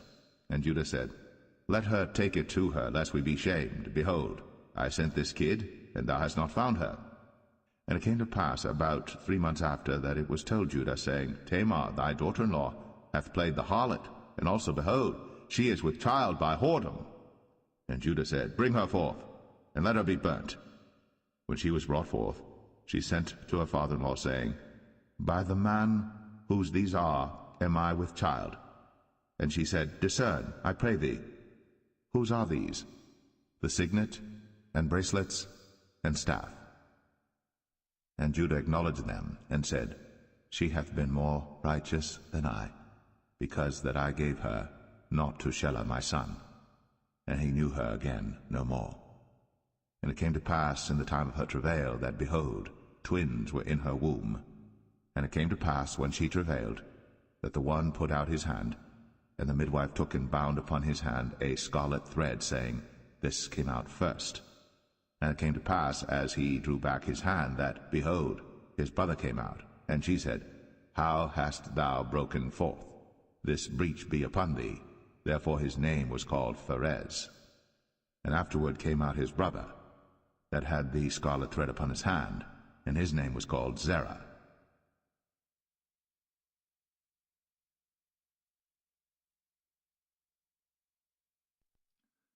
Genesis 39. And Joseph was brought down to Egypt, and Potiphar, an officer of Pharaoh, captain of the guard, an Egyptian, bought him of the hands of the Ishmaelites, which had brought him down thither. And the Lord was with Joseph, and he was a prosperous man, and he was in the house of his master the Egyptian. And his master saw that the Lord was with him, and that the Lord made all that he did to prosper in his hand. And Joseph found grace in his sight, and he served him, and he made him overseer over his house. And all that he had he put into his hand. And it came to pass from the time that he had made him overseer in his house, and over all that he had, that the Lord blessed the Egyptian's house for Joseph's sake. And the blessing of the Lord was upon all that he had in the house and in the field. And he left all that he had in Joseph's hand. And he knew not aught he had, save the bread which he did eat. And Joseph was a goodly person, and well favored. And it came to pass after these things, that his master's wife cast her eyes upon Joseph, and she said, Lie with me. But he refused, and said unto his master's wife, Behold, my master wotteth not what is with me in the house, and he hath committed all that he hath to my hand. There is none greater in this house than I, neither hath he kept back anything from me but thee, because thou art his wife. How then can I do this great wickedness and sin against God? And it came to pass, as she spake to Joseph day by day, that he hearkened not unto her, to lie by her, or to be with her. And it came to pass about this time, that Joseph went into the house to do his business, and there was none of the men of the house there within. And she caught him by his garment, saying, Lie with me. And he left his garment in her hand, and fled, and got him out. And it came to pass, when she saw that he had left his garment in her hand, and was fled forth, that she called unto the men of her house, and spake unto them, saying, See, he hath brought in an Hebrew unto us to mock us. He came in unto me to lie with me, and I cried with a loud voice. And it came to pass, when he heard that I lifted up my voice and cried, that he left his garment with me, and fled, and got him out. And she laid up his garment by her, until his lord came home. And she spake unto him according to these words, saying, The Hebrew servant which thou hast brought unto us came in unto me to mock me. And it came to pass, as I lifted up my voice and cried, that he left his garment with me, and fled out. And it came to pass, when his master heard the words of his wife, which she spake unto him, saying, After this manner did thy servant to me, that his wrath was kindled. And Joseph's master took him, and put him into the prison, a place where the king's prisoners were bound. And he was there in the prison. But the Lord was with Joseph, and showed him mercy, and gave him favor in the sight of the keeper of the prison. And the keeper of the prison committed to Joseph's hand all the prisoners that were in the prison.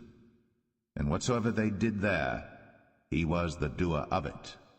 The keeper of the prison looked not to anything that was under his hand, because the Lord was with him. And that which he did, the Lord made it to prosper.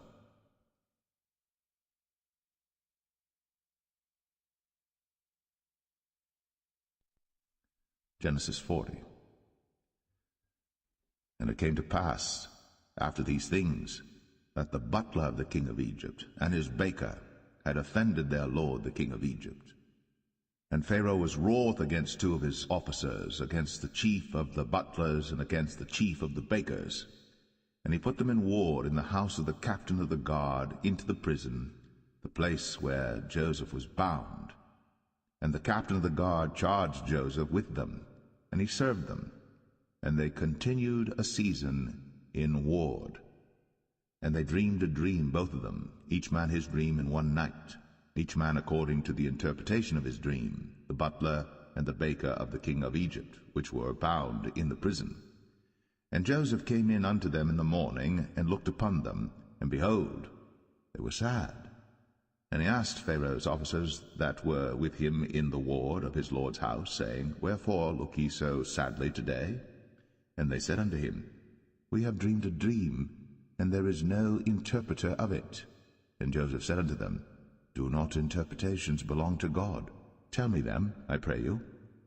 And the chief butler told his dream to Joseph, and said to him, In my dream, behold, a vine was before me, and in the vine were 3 branches, and it was as though it budded, and her blossoms shot forth, and the clusters thereof brought forth ripe grapes.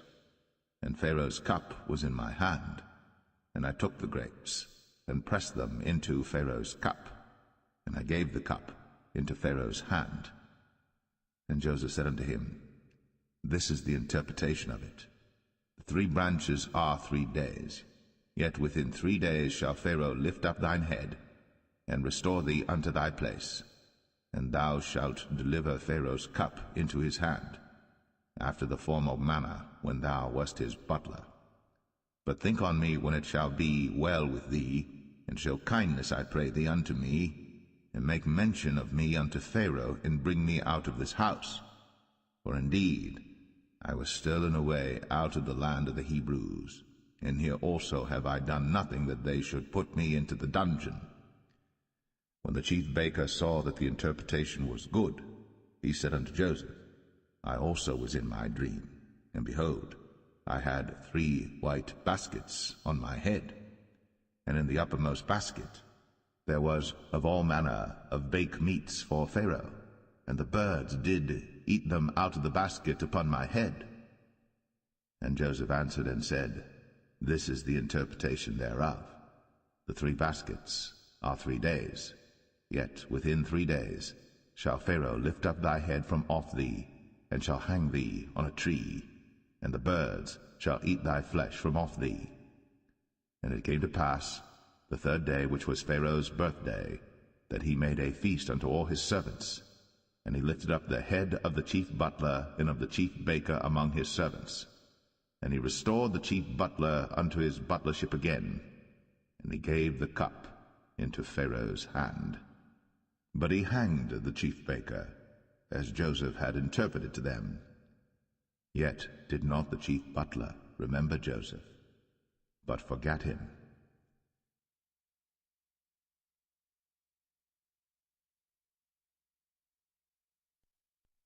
Genesis 41. And it came to pass at the end of 2 full years, that Pharaoh dreamed, and behold, he stood by the river. And behold, there came up out of the river 7 well-favored kine, and fat-fleshed, and they fed in a meadow. And behold, 7 other kine came up after them out of the river, ill-favored, and lean-fleshed, and stood by the other kine upon the brink of the river. and the ill-favored and lean-fleshed kine did eat up the 7 well-favored and fat kine. So Pharaoh awoke. And he slept and dreamed the second time, and behold, 7 ears of corn came up upon one stalk, rank and good. And behold, 7 thin ears, and blasted with the east wind, sprung up after them. And the 7 thin ears devoured the 7 rank and full ears. And Pharaoh awoke, and behold, it was a dream. And it came to pass in the morning that his spirit was troubled, and he sent and called for all the magicians of Egypt, and all the wise men thereof. And Pharaoh told them his dream, but there was none that could interpret them unto Pharaoh. Then spake the chief butler unto Pharaoh, saying, I do remember my faults this day. Pharaoh was wroth with his servants, and put me in ward of the captain of the guard's house, both me and the chief baker. And we dreamed a dream in one night, I and he. We dreamed each man according to the interpretation of his dream. And there was there with us a young man, an Hebrew, servant to the captain of the guard. And we told him, and he interpreted to us our dreams. To each man according to his dream he did interpret. And it came to pass, as he interpreted to us, so it was. Me he restored unto mine office, and him he hanged. Then Pharaoh sent and called Joseph, and they brought him hastily out of the dungeon. And he shaved himself, and changed his raiment, and came in unto Pharaoh. And Pharaoh said unto Joseph, I have dreamed a dream, and there is none that can interpret it. And I have heard say of thee, that thou canst understand a dream to interpret it. And Joseph answered Pharaoh, saying, It is not in me. God shall give Pharaoh an answer of peace. And Pharaoh said unto Joseph, In my dream, behold, I stood upon the bank of the river, and behold, there came up out of the river 7 kine, fat-fleshed and well-favored, and they fed in a meadow, and behold, 7 other kine came up after them, poor, and very ill-favored, and lean-fleshed, such as I never saw in all the land of Egypt for badness. And the lean and the ill-favored kine did eat up the first 7 fat kine. And when they had eaten them up, it could not be known that they had eaten them, but they were still ill-favored, as at the beginning. So I awoke. And I saw in my dream, and behold, 7 ears came up in one stalk, full and good. And behold, 7 ears withered, thin, and blasted with the east wind, sprung up after them. And the thin ears devoured the 7 good ears. And I told this unto the magicians, but there was none that could declare it to me. And Joseph said unto Pharaoh, The dream of Pharaoh is one. God hath shown Pharaoh what he is about to do. The 7 good kine are 7 years, and the 7 good ears are 7 years. The dream is one. And the 7 thin and ill-favored kine that came up after them are 7 years. And the 7 empty ears, blasted with the east wind, shall be 7 years of famine. This is the thing which I have spoken unto Pharaoh. What God is about to do, he showeth unto Pharaoh. Behold, there come 7 years of great plenty throughout all the land of Egypt. And there shall arise after them 7 years of famine, and all the plenty shall be forgotten in the land of Egypt, and the famine shall consume the land, and the plenty shall not be known in the land by reason of that famine following, for it shall be very grievous. And for that the dream was doubled unto Pharaoh twice. It is because the thing is established by God, and God will shortly bring it to pass. Now therefore let Pharaoh look out a man discreet and wise, and set him over the land of Egypt. Let Pharaoh do this, and let him appoint officers over the land, and take up the 5th part of the land of Egypt in the 7 plenteous years, and let them gather all the food of those good years that come, and lay up corn under the hand of Pharaoh, and let them keep food in the cities. And that food shall be for store to the land against the 7 years of famine, which shall be in the land of Egypt, that the land perish not through the famine. And the thing was good in the eyes of Pharaoh, and in the eyes of all his servants. And Pharaoh said unto his servants, Can we find such a one as this is, a man in whom the Spirit of God is? And Pharaoh said unto Joseph, Forasmuch as God hath shown thee all this, there is none so discreet and wise as thou art. Thou shalt be over my house, and according unto thy word shall all my people be ruled. Only in the throne will I be greater than thou. And Pharaoh said unto Joseph, See, I have set thee over all the land of Egypt.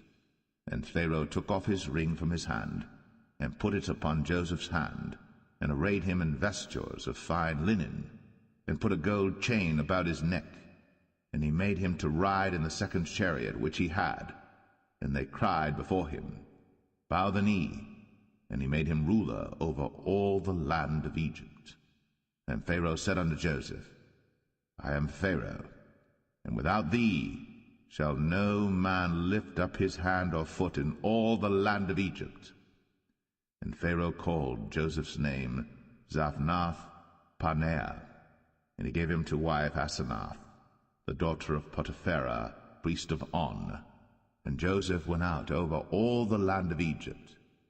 And Joseph was 30 years old when he stood before Pharaoh, king of Egypt. And Joseph went out from the presence of Pharaoh, and went throughout all the land of Egypt. And in the 7 plenteous years the earth brought forth by handfuls.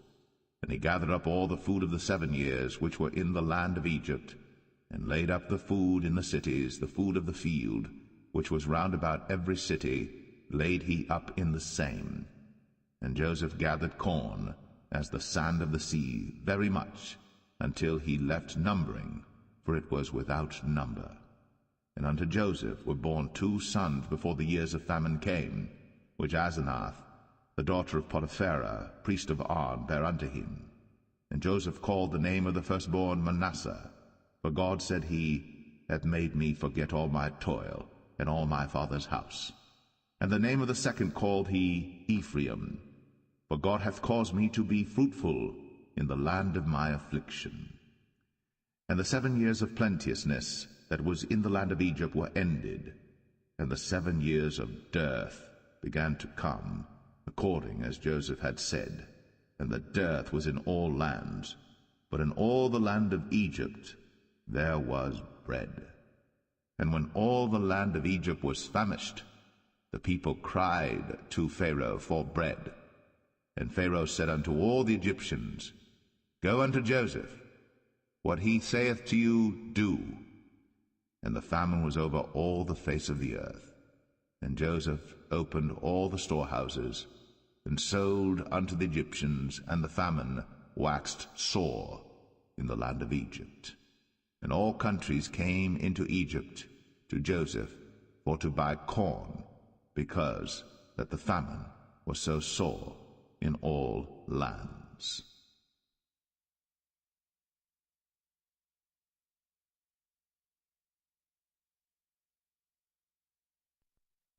Genesis 42.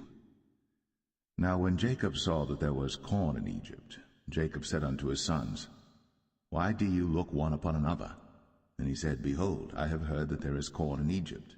Get you down thither, and buy for us from thence, that we may live and not die. And Joseph's 10 brethren went down to buy corn in Egypt. But Benjamin, Joseph's brother, Jacob sent not with his brethren, for he said, Lest peradventure mischief befall him. And the sons of Israel came to buy corn among those that came, for the famine was in the land of Canaan.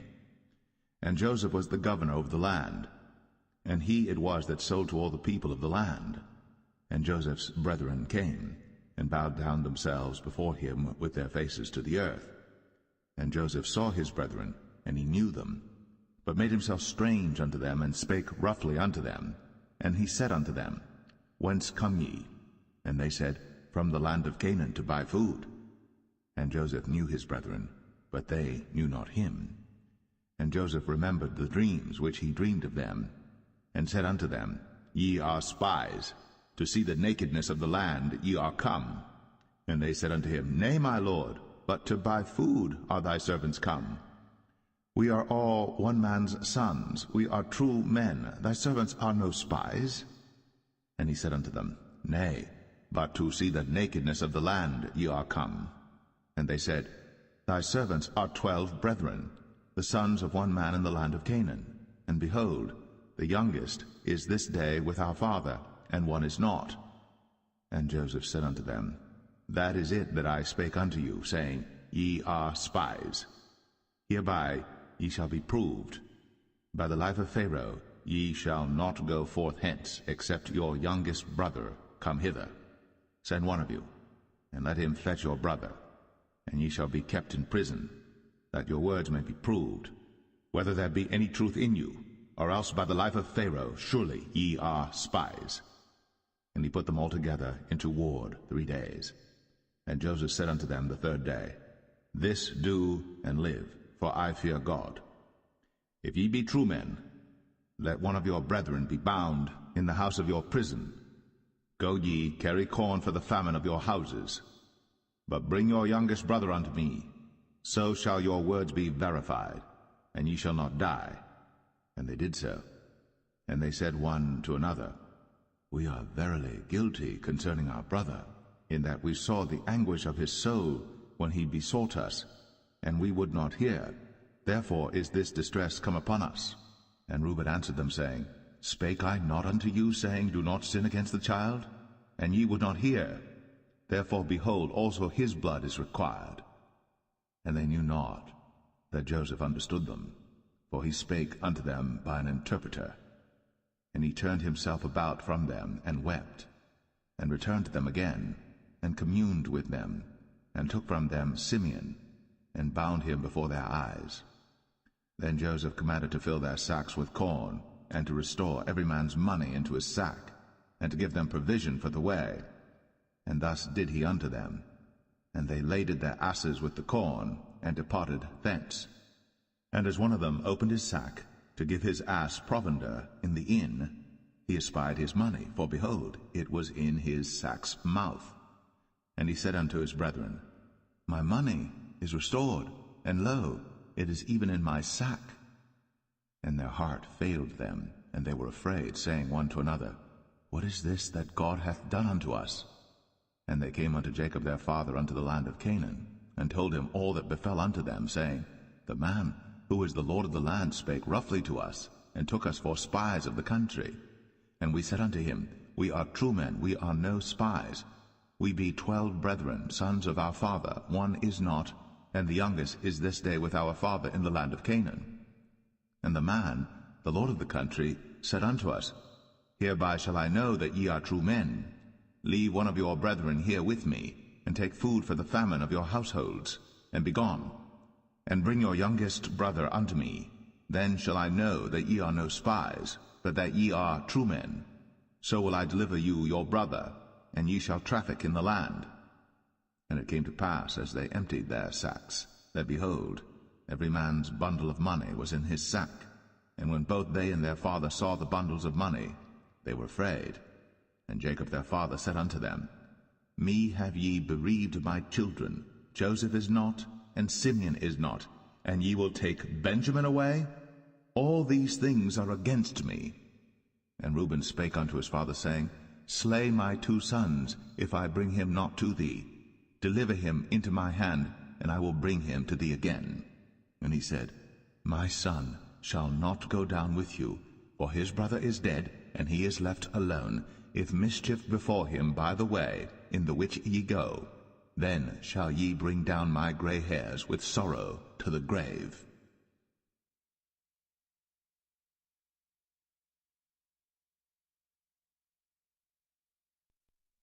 Genesis 43.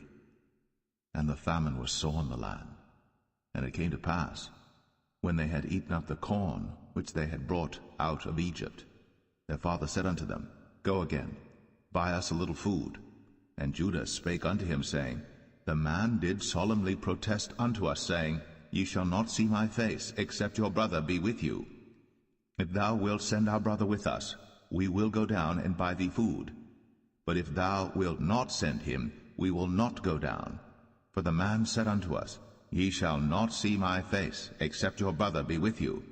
And Israel said, Wherefore dealt ye so ill with me, as to tell the man whether ye had yet a brother?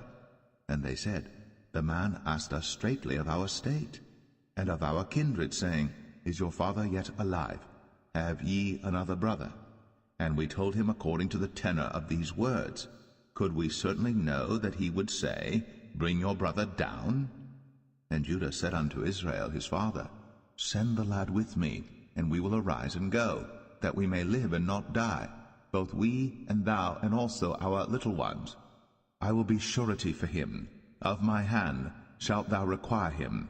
If I bring him not unto thee, and set him before thee, then let me bear the blame forever. For except we had lingered, surely now we had returned this second time.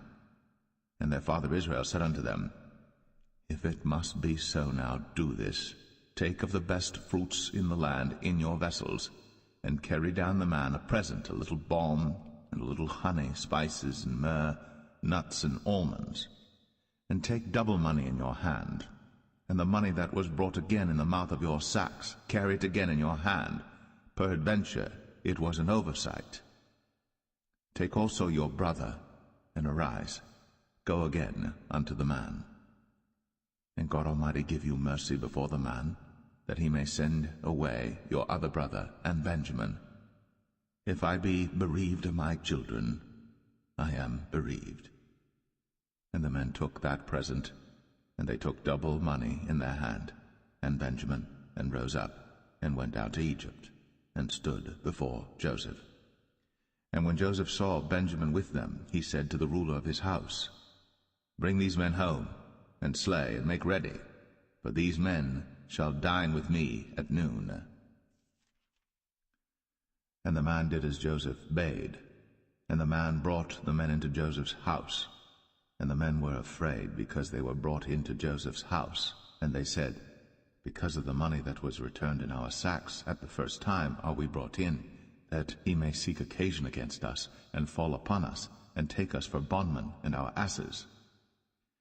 And they came near to the steward of Joseph's house, and they communed with him at the door of the house, and said, O sir, we came indeed down at the first time to buy food, and it came to pass, when we came to the inn, that we opened our sacks, and behold, every man's money was in the mouth of his sack, our money in full weight, and we have brought it again in our hand, and other money have we brought down in our hands to buy food.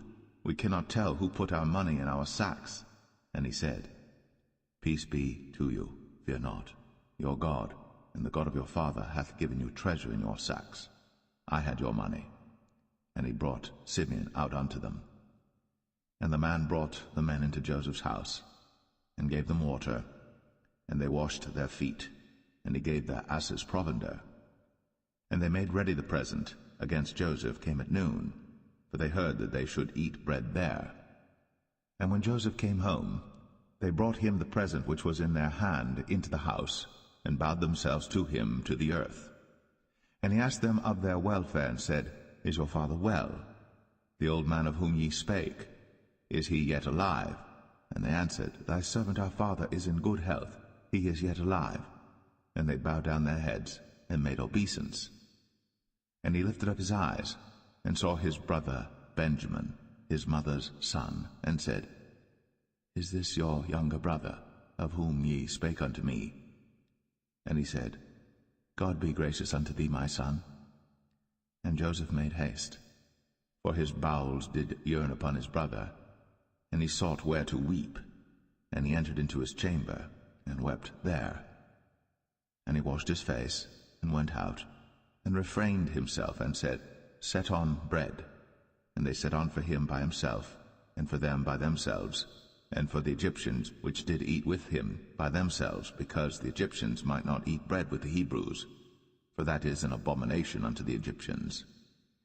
And they sat before him, the firstborn according to his birthright, and the youngest according to his youth. And the men marveled one at another. And he took and sent messes unto them from before him. But Benjamin's mess was 5 times so much as any of theirs. And they drank, and were merry with him.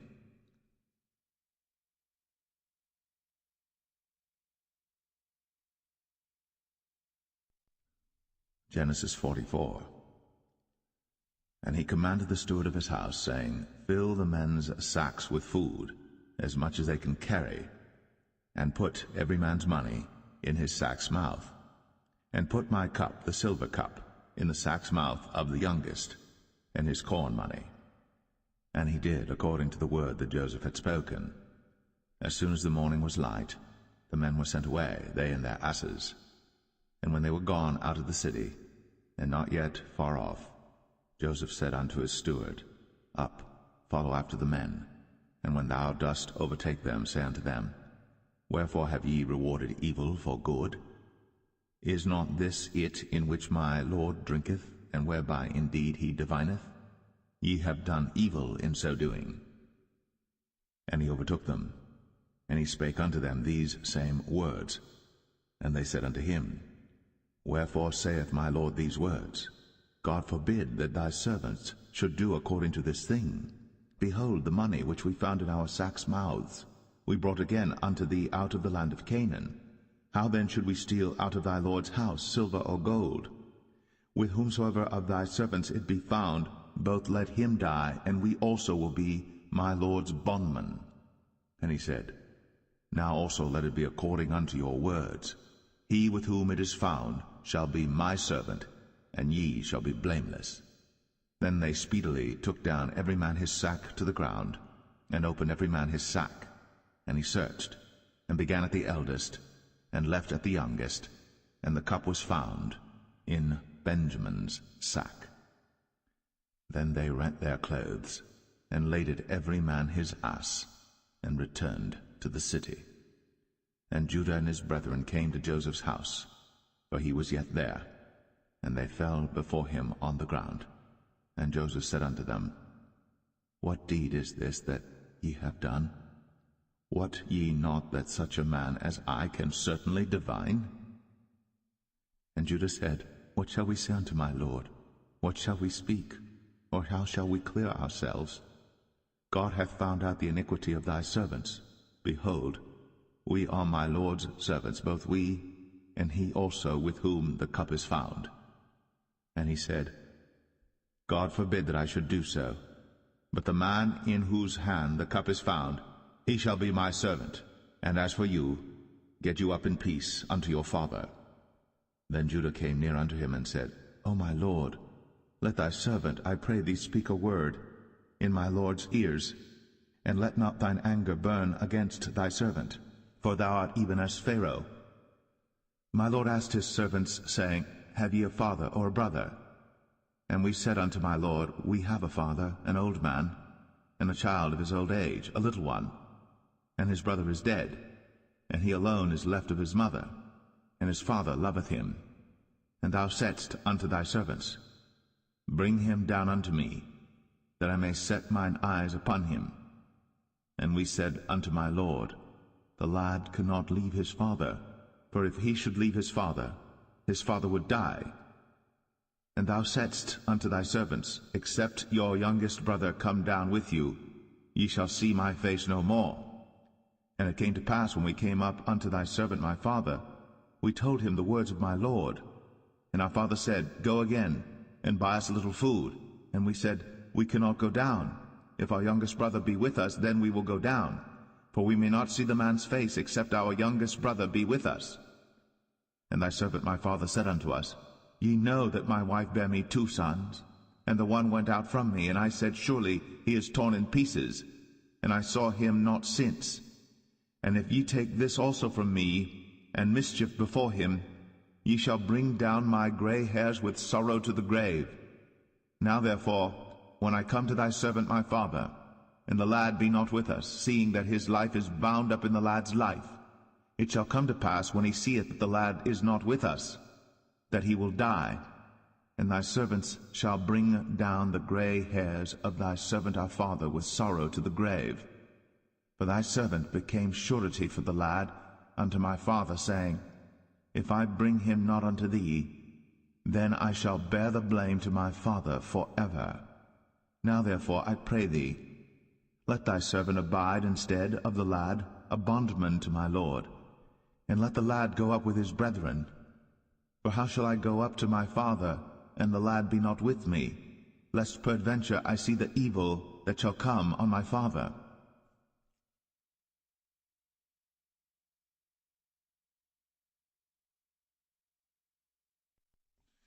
Genesis 45. Then Joseph could not refrain himself before all them that stood by him. And he cried, Cause every man to go out from me. And there stood no man with him, while Joseph made himself known unto his brethren. And he wept aloud. And the Egyptians in the house of Pharaoh heard. And Joseph said unto his brethren, I am Joseph. Doth my father yet live? And his brethren could not answer him, for they were troubled at his presence. And Joseph said unto his brethren, Come near to me, I pray you. And they came near, and he said, I am Joseph your brother, whom ye sold into Egypt. Now therefore be not grieved, nor angry with yourselves, that ye sold me hither, for God did send me before you to preserve life. For these 2 years hath the famine been in the land, and yet there are 5 years, in the which there shall neither be earing nor harvest. And God sent me before you to preserve you a posterity in the earth, and to save your lives by a great deliverance. So now it was not you that sent me hither, but God. And he hath made me a father to Pharaoh, and lord of all his house, and a ruler throughout all the land of Egypt. Haste ye, and go up to my father, and say unto him, Thus saith thy son Joseph, God hath made me lord of all Egypt. Come down unto me, tarry not. And thou shalt dwell in the land of Goshen, and thou shalt be near unto me, thou and thy children, and thy children's children, and thy flocks and thy herds, and all that thou hast, and there will I nourish thee. For yet there are 5 years of famine, lest thou and thy household, and all that thou hast, come to poverty. And behold, your eyes see, and the eyes of my brother Benjamin, that it is my mouth that speaketh unto you. And ye shall tell my father of all my glory in Egypt, and of all that ye have seen. And ye shall haste and bring down my father hither. And he fell upon his brother Benjamin's neck, and wept. And Benjamin wept upon his neck. Moreover he kissed all his brethren, and wept upon them, and after that his brethren talked with him. And the fame thereof was heard in Pharaoh's house, saying, Joseph's brethren are come. And it pleased Pharaoh well, and his servants. And Pharaoh said unto Joseph, Say unto thy brethren, This do ye, lade your beasts, and go, get you unto the land of Canaan. And take your father and your households, and come unto me, and I will give you the good of the land of Egypt, and ye shall eat the fat of the land. Now thou art commanded, this do ye. Take you wagons out of the land of Egypt, for your little ones, and for your wives, and bring your father, and come. Also regard not your stuff, for the good of all the land of Egypt is yours. And the children of Israel did so. And Joseph gave them wagons according to the commandment of Pharaoh, and gave them provision for the way. To all of them he gave each man changes of raiment, but to Benjamin he gave 300 pieces of silver, and 5 changes of raiment. And to his father he sent after this manner 10 asses laden with the good things of Egypt, and 10 she-asses laden with corn and bread and meat for his father by the way. So he sent his brethren away, and they departed. And he said unto them, See that ye fall not out by the way. And they went up out of Egypt, and came into the land of Canaan unto Jacob their father, and told him, saying, Joseph is yet alive, and he is governor over all the land of Egypt. And Jacob's heart fainted, for he believed them not. And they told him all the words of Joseph, which he had said unto them. And when he saw the wagons which Joseph had sent to carry him, the spirit of Jacob their father revived. And Israel said, It is enough. Joseph my son is yet alive. I will go and see him before I die.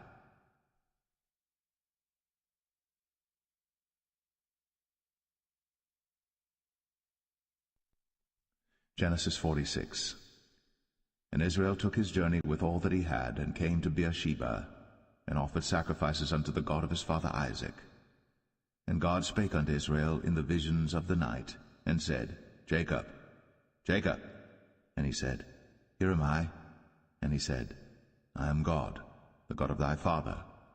Fear not to go down into Egypt, for I will there make of thee a great nation. I will go down with thee into Egypt, and I will also surely bring thee up again, and Joseph shall put his hand upon thine eyes.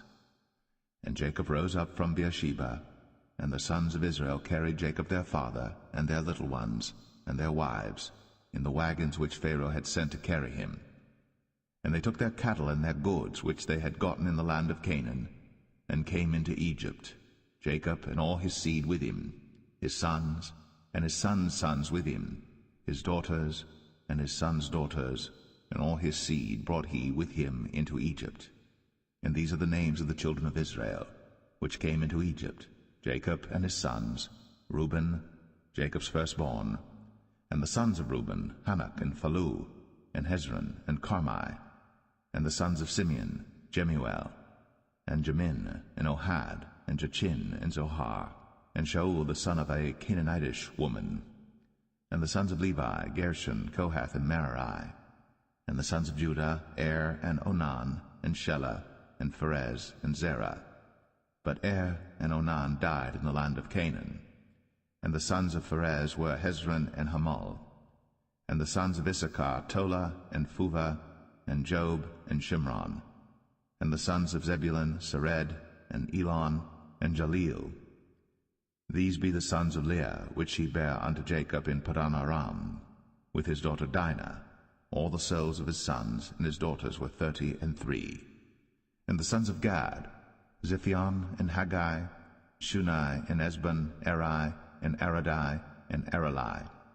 And the sons of Asher, Jimnah, and Ishua, and Isui, and Beriah, and Sarah their sister. And the sons of Beriah, Heber, and Malchiel. These are the sons of Zilpah, whom Laban gave to Leah his daughter, and these she bare unto Jacob, even 16 souls. The sons of Rachel, Jacob's wife, Joseph and Benjamin. And unto Joseph in the land of Egypt were born Manasseh and Ephraim, which Asenath, the daughter of Potipharah, priest of On, bare unto him. And the sons of Benjamin were Bela, and Becher, and Ashbel, Gera, and Naaman, Ehi, and Rosh, Muppim, and Huppim, and Ard. These are the sons of Rachel, which were born to Jacob. All the souls were 14. And the sons of Dan, Hushim. And the sons of Naphtali, Jaziel, and Gunai, and Jezer, and Shillem. These are the sons of Bilhah, which Laban gave unto Rachel his daughter, and she bare these unto Jacob. All the souls were 7. All the souls that came with Jacob into Egypt, which came out of his loins, besides Jacob's sons' wives, all the souls were 66. And the sons of Joseph, which were born him in Egypt, were 2 souls. All the souls of the house of Jacob, which came into Egypt, were 10. And he sent Judah before him unto Joseph, to direct his face unto Goshen. And they came into the land of Goshen. And Joseph made ready his chariot, and went up to meet Israel his father to Goshen, and presented himself unto him. And he fell on his neck, and wept on his neck a good while. And Israel said unto Joseph, Now let me die, since I have seen thy face, because thou art yet alive.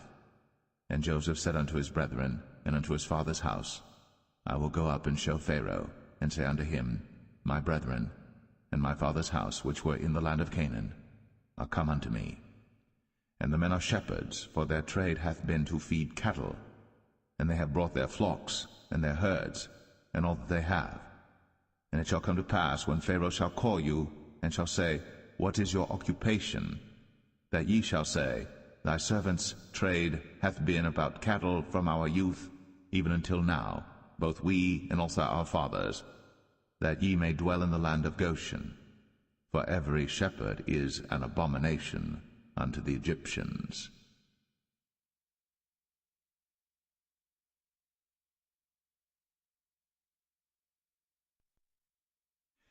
Genesis 47. Then Joseph came and told Pharaoh, and said, My father and my brethren, and their flocks, and their herds, and all that they have, are come out of the land of Canaan, and behold, they are in the land of Goshen. And he took some of his brethren, even 5 men, and presented them unto Pharaoh. And Pharaoh said unto his brethren, What is your occupation? And they said unto Pharaoh, Thy servants are shepherds, both we and also our fathers. They said moreover unto Pharaoh, For to sojourn in the land are we come, for thy servants have no pasture for their flocks. For the famine is sore in the land of Canaan. Now therefore, we pray thee, let thy servants dwell in the land of Goshen. And Pharaoh spake unto Joseph, saying, Thy father and thy brethren are come unto thee. The land of Egypt is before thee. In the best of the land make thy father and brethren to dwell. In the land of Goshen let them dwell. And if thou knowest any men of activity among them, then make them rulers over my cattle. And Joseph brought in Jacob his father, and set him before Pharaoh. And Jacob blessed Pharaoh. And Pharaoh said unto Jacob, How old art thou? And Jacob said unto Pharaoh, The days of the years of my pilgrimage are 130 years.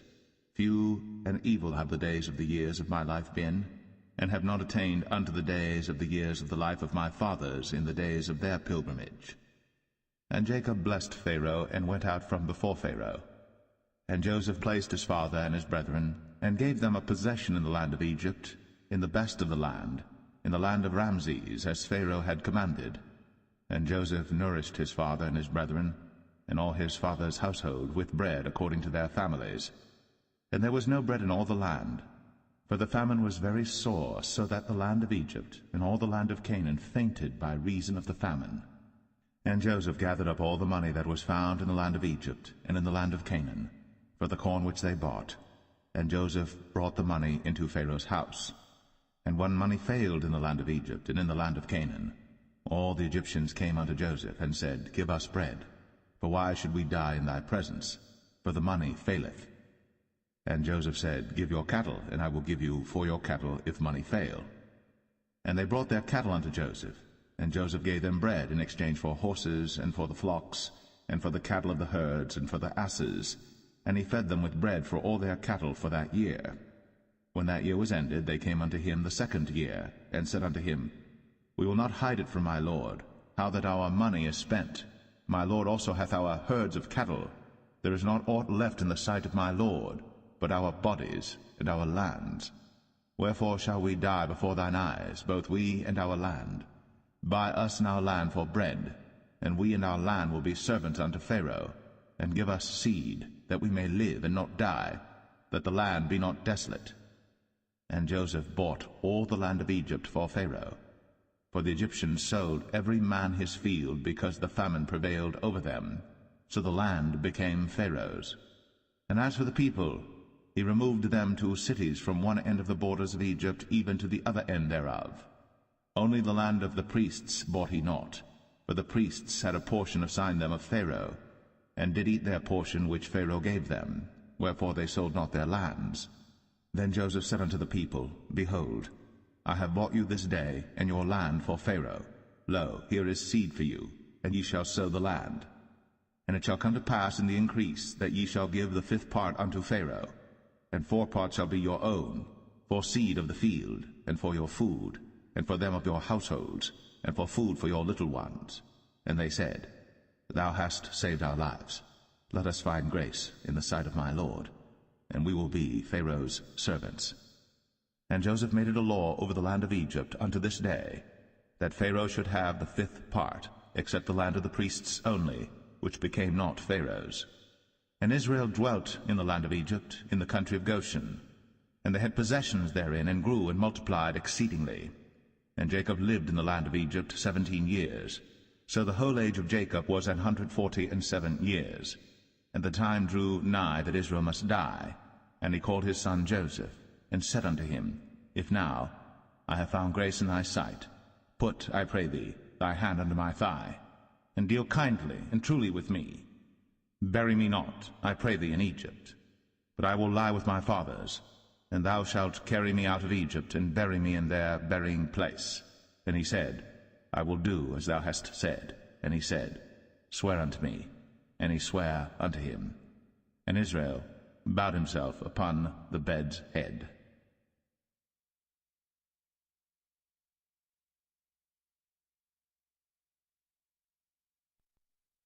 Genesis 48.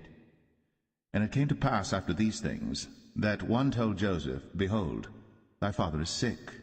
And he took with him his 2 sons, Manasseh and Ephraim. And one told Jacob, and said, Behold, thy son Joseph cometh unto thee. And Israel strengthened himself, and sat upon the bed. And Jacob said unto Joseph, God Almighty appeared unto me at Luz in the land of Canaan, and blessed me, and said unto me, Behold, I will make thee fruitful, and multiply thee, and I will make of thee a multitude of people, and will give this land to thy seed after thee for an everlasting possession.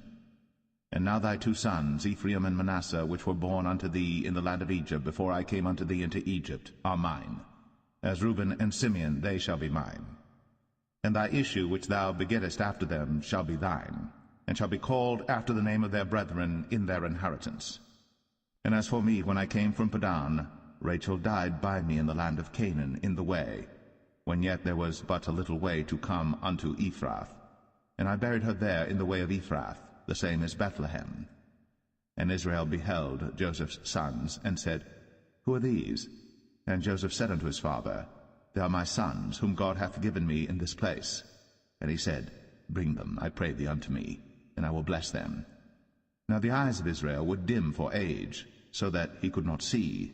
And he brought them near unto him, and he kissed them, and embraced them. And Israel said unto Joseph, I had not thought to see thy face, and lo, God hath shown me also thy seed. And Joseph brought them out from between his knees, and he bowed himself with his face to the earth. And Joseph took them both, Ephraim in his right hand toward Israel's left hand, and Manasseh in his left hand toward Israel's right hand, and brought them near unto him. And Israel stretched out his right hand, and laid it upon Ephraim's head, who was the younger, and his left hand upon Manasseh's head, guiding his hands wittingly, for Manasseh was the firstborn. And he blessed Joseph, and said, God, before whom my fathers Abraham and Isaac did walk, the God which fed me all my life long unto this day, the angel which redeemed me from all evil, bless the lads, and let my name be named on them, and the name of my fathers Abraham and Isaac, and let them grow into a multitude in the midst of the earth. And when Joseph saw that his father laid his right hand upon the head of Ephraim, it displeased him, and he held up his father's hand to remove it from Ephraim's head unto Manasseh's head. And Joseph said unto his father, Not so, my father, for this is the firstborn. Put thy right hand upon his head. And his father refused, and said, I know it, my son, I know it. He also shall become a people, and he also shall be great. But truly his younger brother shall be greater than he, and his seed shall become a multitude of nations. And he blessed them that day, saying, In thee shall Israel bless, saying, God make thee as Ephraim and as Manasseh. And he set Ephraim before Manasseh. And Israel said unto Joseph, Behold, I die, but God shall be with you, and bring you again unto the land of your fathers. Moreover, I have given to thee one portion above thy brethren, which I took out of the hand of the Amorite with my sword and with my bow.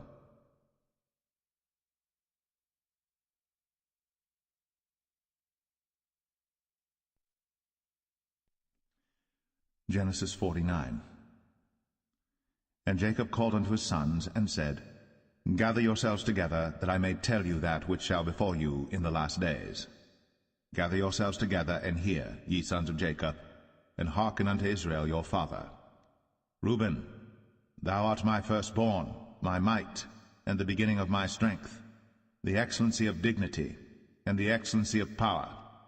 Unstable as water, thou shalt not excel, because thou wentest up to thy father's bed, then devilest thou it. He went up to my couch. Simeon and Levi are brethren. Instruments of cruelty are in their habitations. O my soul, come not thou into their secret, unto their assembly. Mine honor, be not thou united. For in their anger they slew a man, and in their self-will they digged down a wall. Cursed be their anger, for it was fierce, and their wrath, for it was cruel. I will divide them in Jacob, and scatter them in Israel. Judah, thou art he whom thy brethren shall praise. Thy hand shall be in the neck of thine enemies. Thy father's children shall bow down before thee. Judah is a lion's whelp. From the prey, my son, thou art gone up. He stooped down. He couched as a lion, and as an old lion, who shall rouse him up? The scepter shall not depart from Judah, nor a lawgiver from between his feet, until Shiloh come, and unto him shall the gathering of the people be. Binding his foal unto the vine, and his ass's colt unto the choice vine, he washed his garments in wine, and his clothes in the blood of grapes. His eyes shall be red with wine, and his teeth white with milk. Zebulun shall dwell at the haven of the sea, and he shall be for an haven of ships, and his borders shall be unto Zidon. Issachar is a strong ass couching down between two burdens, and he saw that rest was good, and the land that it was pleasant, and bowed his shoulder to bear, and became a servant unto tribute. Dan shall judge his people, as one of the tribes of Israel. Dan shall be a serpent by the way, an adder in the path, that biteth the horse heels, so that his rider shall fall backward. I have waited for thy salvation, O Lord. Gad, a troop shall overcome him, but he shall overcome at the last. Out of Asher his bread shall be fat, and he shall yield royal dainties. Naphtali is a hind let loose, he giveth goodly words. Joseph is a fruitful bough, even a fruitful bough by a well, whose branches run over the wall. The archers have sorely grieved him, and shot at him, and hated him. But his bow abode in strength, and the arms of his hands were made strong by the hands of the mighty God of Jacob. From thence is the shepherd, the stone of Israel. Even by the God of thy father, who shall help thee, and by the Almighty, who shall bless thee with blessings of heaven above, blessings of the deep that lieth under, blessings of the breasts, and of the womb. The blessings of thy father have prevailed above the blessings of my progenitors, unto the utmost bound of the everlasting hills.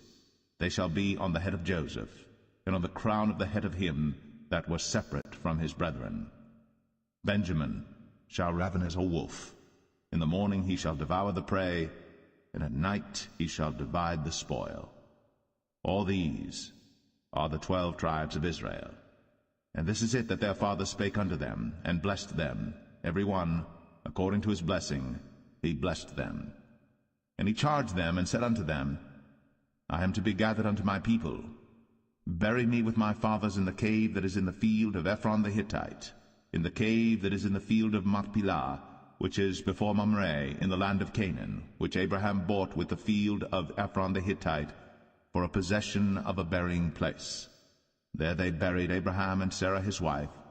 There they buried Isaac and Rebekah his wife, and there I buried Leah.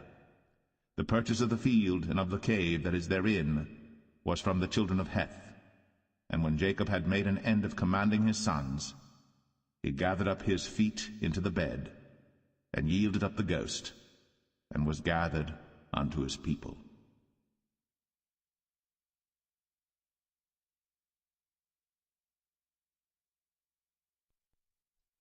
Genesis 50. And Joseph fell upon his father's face, and wept upon him, and kissed him. And Joseph commanded his servants, the physicians, to embalm his father, and the physicians embalmed Israel. And 40 days were fulfilled for him, for so are fulfilled the days of those which are embalmed. And the Egyptians mourned for him 60 days. And when the days of his mourning were past, Joseph spake unto the house of Pharaoh, saying, If now I have found grace in your eyes, speak, I pray you, in the ears of Pharaoh, saying, My father made me swear, saying, Lo, I die, in my grave which I have digged for me in the land of Canaan. There shalt thou bury me. Now therefore let me go up, I pray thee, and bury my father, and I will come again. And Pharaoh said, Go up, and bury thy father, according as he made thee swear. And Joseph went up to bury his father, and with him went up all the servants of Pharaoh, the elders of his house, and all the elders of the land of Egypt, and all the house of Joseph, and his brethren, and his father's house, only their little ones, and their flocks, and their herds. they left in the land of Goshen. And there went up with him both chariots and horsemen, and it was a very great company. And they came to the threshing floor of Atad, which is beyond Jordan, and there they mourned with a great and very sore lamentation. And he made a mourning for his father 7 days. And when the inhabitants of the land, the Canaanites, saw the mourning in the floor of Atad, they said, This is a grievous mourning to the Egyptians. Wherefore the name of it was called Abel Mizraim, which is beyond Jordan. And his sons did unto him according as he commanded them. For his sons carried him into the land of Canaan, and buried him in the cave of the field of Machpelah, which Abraham bought with the field for possession of a burying place of Ephron the Hittite before Mamre. And Joseph returned into Egypt, he and his brethren, and all that went up with him to bury his father, after he had buried his father. And when Joseph's brethren saw that their father was dead, they said, Joseph will peradventure hate us, and will certainly requite us all the evil which we did unto him. And they sent a messenger unto Joseph, saying, Thy father did command before he died, saying, So shall ye say unto Joseph, Forgive, I pray thee now, the trespass of thy brethren, and their sin. For they did unto thee evil, and now we pray thee, forgive the trespass of the servants of the God of thy father. And Joseph wept when they spake unto him. And his brethren also went and fell down before his face, and they said, Behold, we be thy servants. And Joseph said unto them, Fear not, for am I in the place of God? But as for you, ye thought evil against me, but God meant it unto good, to bring to pass, as it is this day, to save much people alive. Now therefore fear ye not, I will nourish you, and your little ones. And he comforted them, and spake kindly unto them. And Joseph dwelt in Egypt, he and his father's house. And Joseph lived 110 years. And Joseph saw Ephraim's children of the 3rd generation. The children also of Machir, the son of Manasseh, were brought up upon Joseph's knees. And Joseph said unto his brethren, I die, and God will surely visit you, and bring you out of this land unto the land which he sware to Abraham, to Isaac, and to Jacob. And Joseph took an oath of the children of Israel, saying, God will surely visit you, and ye shall carry up my bones from hence. So Joseph died, being 110 years old, and they embalmed him, and he was put in a coffin in Egypt.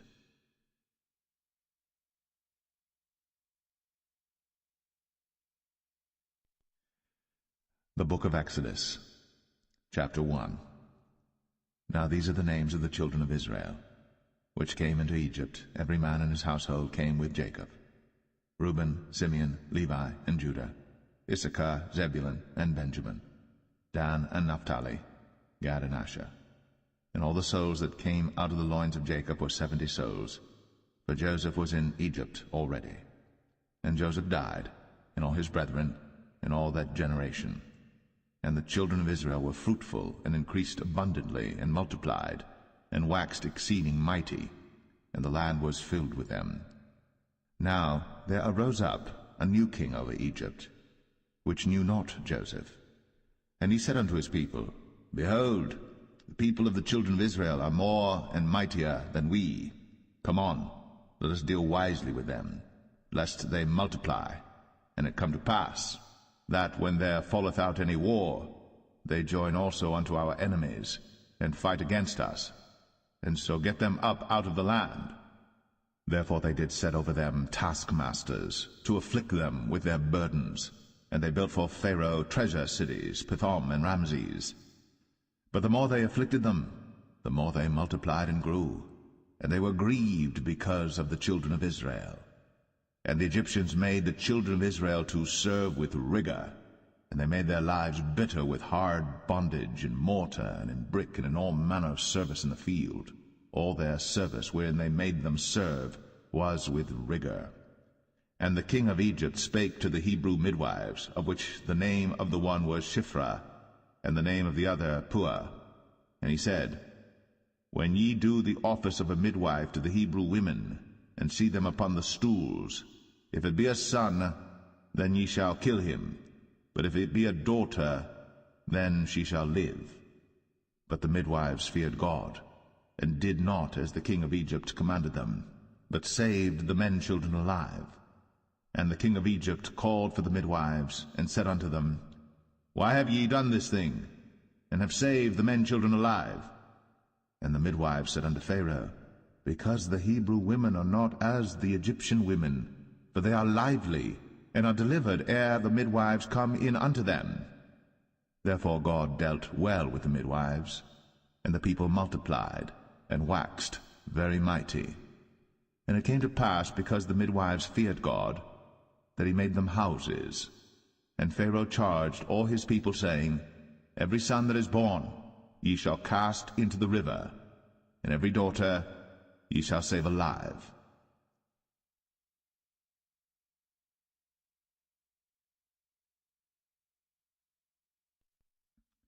Exodus 2. And there went a man of the house of Levi, and took to wife a daughter of Levi. And the woman conceived, and bare a son.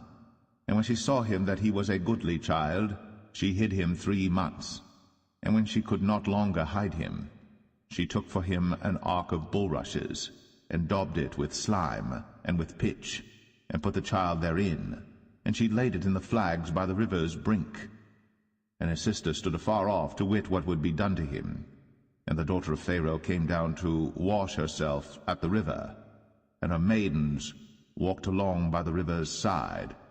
And when she saw the ark among the flags, she sent her maid to fetch it. And when she had opened it, she saw the child, and behold, the babe wept. And she had compassion on him, and said, This is one of the Hebrews' children. Then said his sister to Pharaoh's daughter, Shall I go and call to thee a nurse of the Hebrew women, that she may nurse the child for thee? And Pharaoh's daughter said to her, Go. And the maid went, and called the child's mother. And Pharaoh's daughter said unto her, Take this child away, and nurse it for me, and I will give thee thy wages. And the woman took the child, and nursed it. And the child grew, and she brought him unto Pharaoh's daughter, and he became her son. And she called his name Moses. And she said, Because I drew him out of the water. And it came to pass in those days, when Moses was grown, that he went out unto his brethren, and looked on their burdens. And he spied an Egyptian smiting an Hebrew, one of his brethren. And he looked this way and that way. And when he saw that there was no man, he slew the Egyptian, and hid him in the sand. And when he went out the second day, behold, 2 men of the Hebrews strove together. And he said to him that did the wrong, Wherefore smitest thou thy fellow?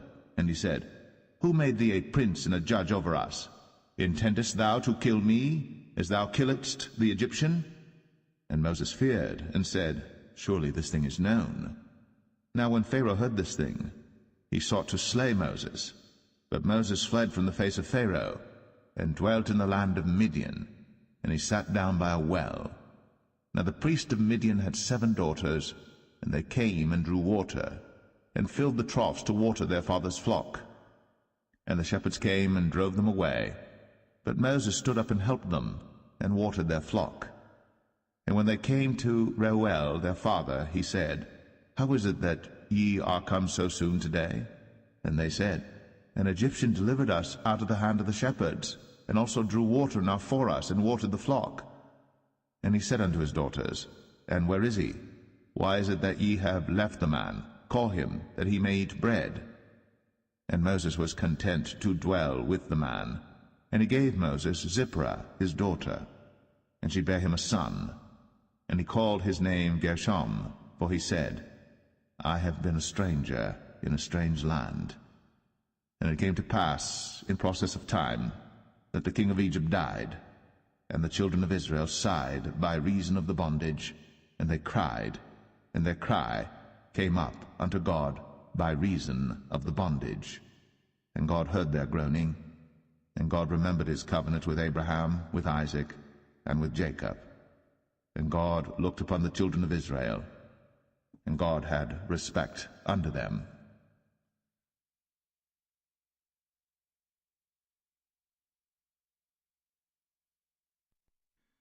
Exodus 3.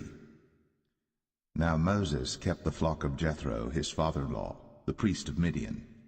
And he led the flock to the backside of the desert, and came to the mountain of God, even to Horeb. And the angel of the Lord appeared unto him in a flame of fire out of the midst of a bush. And he looked, and behold, the bush burned with fire, and the bush was not consumed.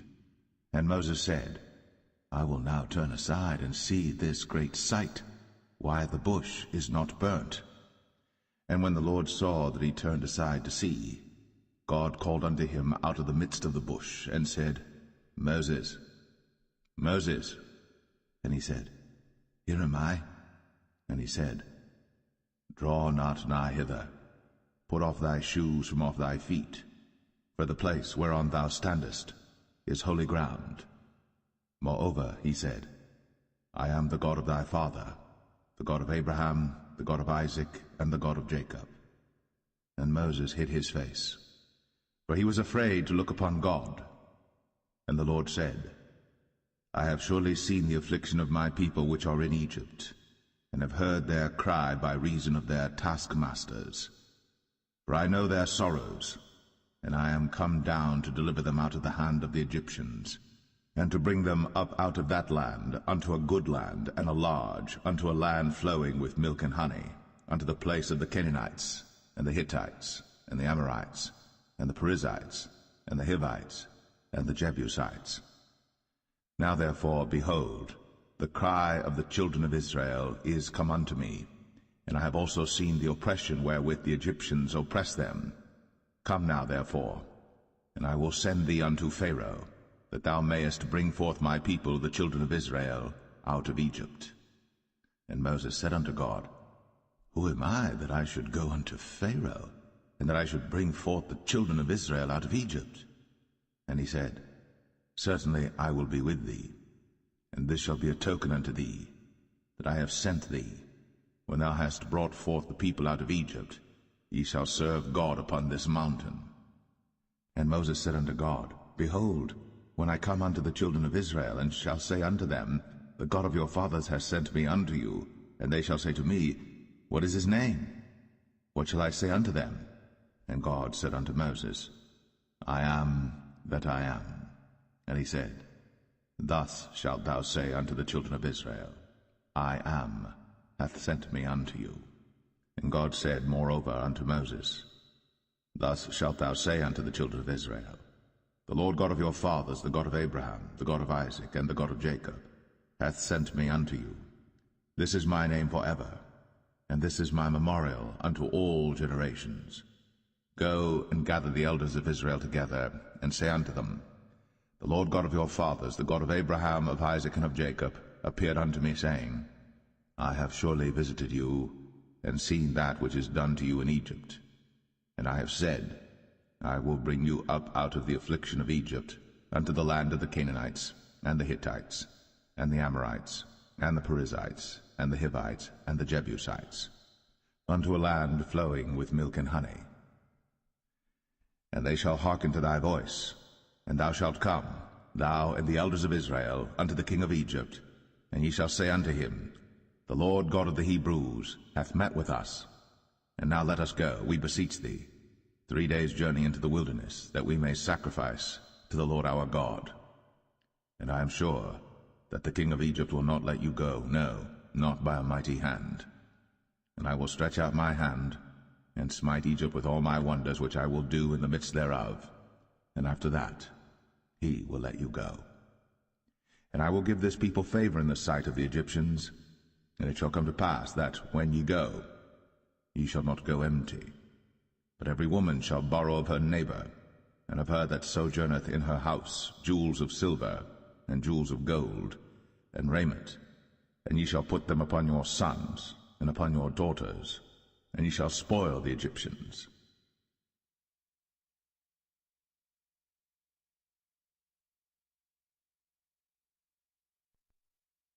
Exodus 4.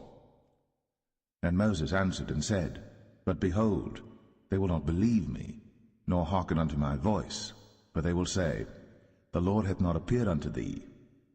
And the Lord said unto him, What is that in thine hand? And he said, A rod. And he said, Cast it on the ground. and he cast it on the ground, and it became a serpent. And Moses fled from before it. And the Lord said unto Moses, Put forth thine hand, and take it by the tail. And he put forth his hand, and caught it. And it became a rod in his hand, that they may believe that the Lord God of their fathers, the God of Abraham, the God of Isaac, and the God of Jacob, hath appeared unto thee. And the Lord said furthermore unto him, Put now thine hand into thy bosom. And he put his hand into his bosom, and when he took it out, behold, his hand was leprous as snow. And he said, Put thine hand into thy bosom again. And he put his hand into his bosom again, and plucked it out of his bosom, and behold, it was turned again as his other flesh. And it shall come to pass, if they will not believe thee, neither hearken to the voice of the first sign, that they will believe the voice of the latter sign. And it shall come to pass, if they will not believe also these two signs, neither hearken unto thy voice, that thou shalt take of the water of the river, and pour it upon the dry land, and the water which thou takest out of the river shall become blood upon the dry land. And Moses said unto the Lord, O my Lord, I am not eloquent, neither heretofore nor since thou hast spoken unto thy servant, but I am slow of speech and of a slow tongue. And the Lord said unto him, Who hath made man's mouth? Or who maketh the dumb, or deaf, or the seeing, or the blind? Have not I the Lord? Now therefore go, and I will be with thy mouth, and teach thee what thou shalt say. And he said, O my Lord, send, I pray thee, by the hand of him whom thou wilt send.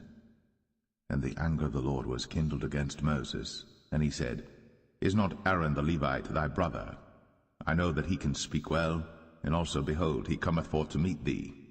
And when he seeth thee, he will be glad in his heart. And thou shalt speak unto him, and put words in his mouth. And I will be with thy mouth, and with his mouth, and will teach you what ye shall do. And he shall be thy spokesman unto the people, and he shall be, even he shall be to thee instead of a mouth, and thou shalt be to him instead of God. And thou shalt take this rod in thine hand, wherewith thou shalt do signs. And Moses went, and returned to Jethro his father-in-law, and said unto him, Let me go, I pray thee, and return unto my brethren which are in Egypt, and see whether they be yet alive. And Jethro said to Moses, Go in peace. And the Lord said unto Moses in Midian, Go, return into Egypt, for all the men are dead which sought thy life. And Moses took his wife and his sons, and set them upon an ass, and he returned to the land of Egypt. And Moses took the rod of God in his hand. And the Lord said unto Moses, When thou goest to return into Egypt, see that thou do all those wonders before Pharaoh, which I have put in thine hand. But I will harden his heart, that he shall not let the people go. And thou shalt say unto Pharaoh, Thus saith the Lord, Israel is my son, even my firstborn. And I say unto thee, Let my son go, that he may serve me. And if thou refuse to let him go, behold, I will slay thy son, even thy firstborn. And it came to pass by the way in the inn, that the Lord met him, and sought to kill him. Then Zipporah took a sharp stone, and cut off the foreskin of her son, and cast it at his feet, and said, Surely a bloody husband art thou to me. So he let him go. Then she said, A bloody husband thou art, because of the circumcision. And the Lord said to Aaron, Go into the wilderness to meet Moses. And he went, and met him in the mount of God, and kissed him. And Moses told Aaron all the words of the Lord who had sent him, and all the signs which he had commanded him. And Moses and Aaron went and gathered together all the elders of the children of Israel. And Aaron spake all the words which the Lord had spoken unto Moses, and did the signs in the sight of the people. And the people believed. And when they heard that the Lord had visited the children of Israel, and that he had looked upon their affliction, then they bowed their heads and worshipped.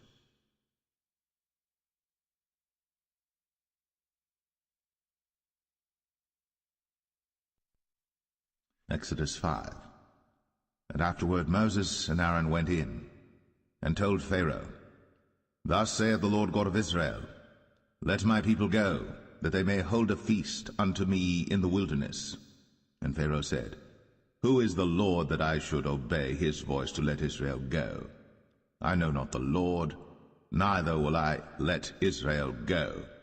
And they said, The God of the Hebrews hath met with us. Let us go, we pray thee, 3 days' journey into the desert, and sacrifice unto the Lord our God, lest he fall upon us with pestilence, or with the sword. And the king of Egypt said unto them, Wherefore do ye, Moses and Aaron, let the people from their works get you unto your burdens. And Pharaoh said, Behold, the people of the land now are many, and ye make them rest from their burdens. And Pharaoh commanded the same day the taskmasters of the people and their officers, saying, Ye shall no more give the people straw to make brick, as heretofore. Let them go and gather straw for themselves. And the tale of the bricks which they did make heretofore ye shall lay upon them. Ye shall not diminish aught thereof. For they be idle, therefore they cry, saying, Let us go and sacrifice to our God. Let their more work be laid upon the men, that they may labor therein, and let them not regard vain words. And the taskmasters of the people went out, and their officers, and they spake to the people, saying, Thus saith Pharaoh, I will not give you straw. Go ye, get you straw where you can find it, yet not aught of your work shall be diminished. So the people were scattered abroad throughout all the land of Egypt to gather stubble instead of straw. And the taskmasters hasted them, saying, Fulfill your works, your daily tasks, as when there was straw. And the officers of the children of Israel, which Pharaoh's taskmasters had set over them, were beaten and demanded, Wherefore have ye not fulfilled your task in making brick both yesterday and today as heretofore? Then the officers of the children of Israel came and cried unto Pharaoh, saying, Wherefore dealest thou thus with thy servants? There is no straw given unto thy servants. And they say to us, Make brick. And behold, thy servants are beaten, but the fault is in thine own people. But he said, Ye are idle, ye are idle. Therefore ye say, Let us go and do sacrifice to the Lord. Go therefore now and work, for there shall no straw be given you, yet shall ye deliver the tale of bricks. And the officers of the children of Israel did see that they were in evil case, after it was said, Ye shall not minish aught from your bricks of your daily task. And they met Moses and Aaron, who stood in the way, as they came forth from Pharaoh. And they said unto them, The Lord look upon you and judge, because ye have made our savour to be abhorred in the eyes of Pharaoh, and in the eyes of his servants, to put a sword in their hand to slay us. And Moses returned unto the Lord, and said, Lord, wherefore hast thou so evil entreated this people? Why is it that thou hast sent me? For since I came to Pharaoh to speak in thy name, he hath done evil to this people, neither hast thou delivered thy people at all.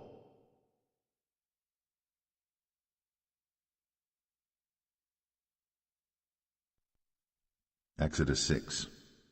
Then the Lord said unto Moses, Now shalt thou see what I will do to Pharaoh. For with a strong hand shall he let them go, and with a strong hand shall he drive them out of his land. And God spake unto Moses, and said unto him, I am the Lord. And I appeared unto Abraham, unto Isaac, and unto Jacob, by the name of God Almighty, but by my name Jehovah was I not known to them. And I have also established my covenant with them, to give them the land of Canaan, the land of their pilgrimage, wherein they were strangers. And I have also heard the groaning of the children of Israel, whom the Egyptians keep in bondage, and I have remembered my covenant. Wherefore say unto the children of Israel, I am the Lord, and I will bring you out from under the burdens of the Egyptians, and I will rid you out of their bondage, and I will redeem you with a stretched out arm and with great judgments. And I will take you to me for a people, and I will be to you a God, and ye shall know that I am the Lord your God, which bringeth you out from under the burdens of the Egyptians.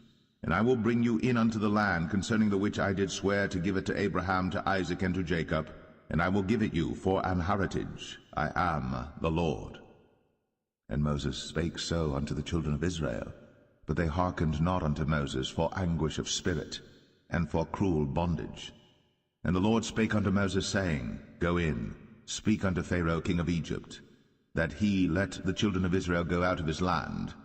And Moses spake before the Lord, saying, Behold, the children of Israel have not hearkened unto me. How then shall Pharaoh hear me, who am of uncircumcised lips?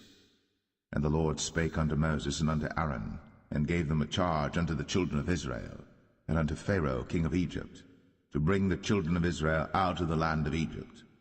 These be the heads of their fathers' houses, the sons of Reuben, the firstborn of Israel, Hanok and Palu, Hezron and Carmi. These be the families of Reuben.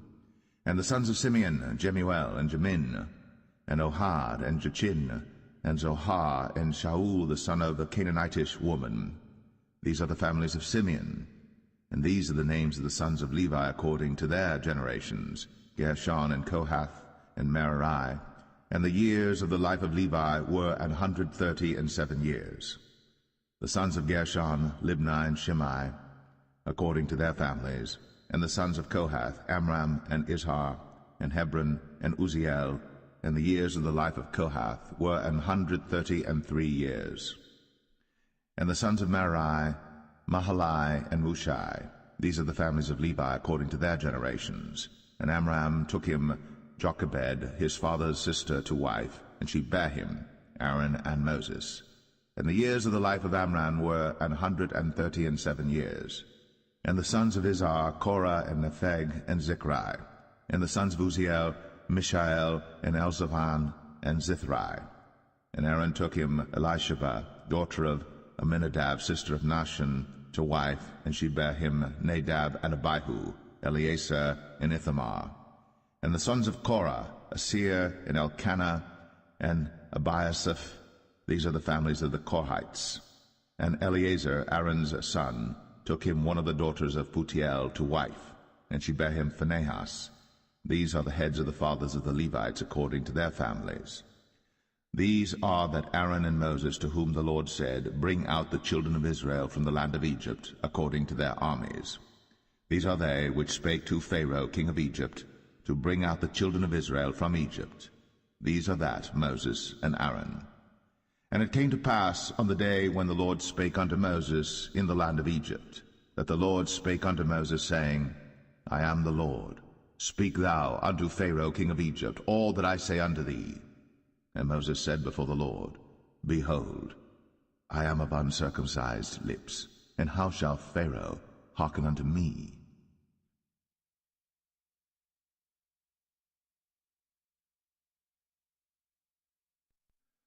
Exodus 7. And the Lord said unto Moses, See, I have made thee a god to Pharaoh, and Aaron thy brother shall be thy prophet. Thou shalt speak all that I command thee, and Aaron thy brother shall speak unto Pharaoh, that he send the children of Israel out of his land. And I will harden Pharaoh's heart, and multiply my signs and my wonders in the land of Egypt. But Pharaoh shall not hearken unto you, that I may lay my hand upon Egypt, and bring forth mine armies and my people the children of Israel out of the land of Egypt by great judgments. And the Egyptians shall know that I am the Lord, when I stretch forth mine hand upon Egypt, and bring out the children of Israel from among them.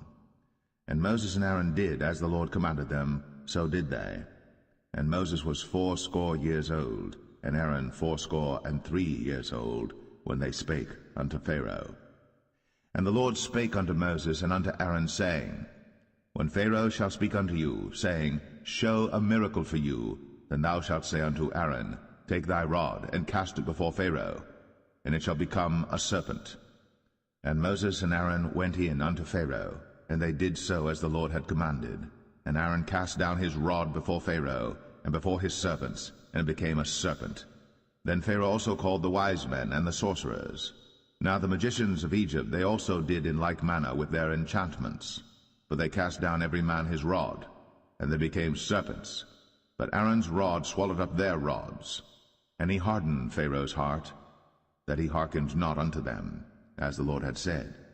And the Lord said unto Moses, Pharaoh's heart is hardened, he refuseth to let the people go. Get thee unto Pharaoh in the morning. Lo, he goeth out unto the water, and thou shalt stand by the river's brink against he come.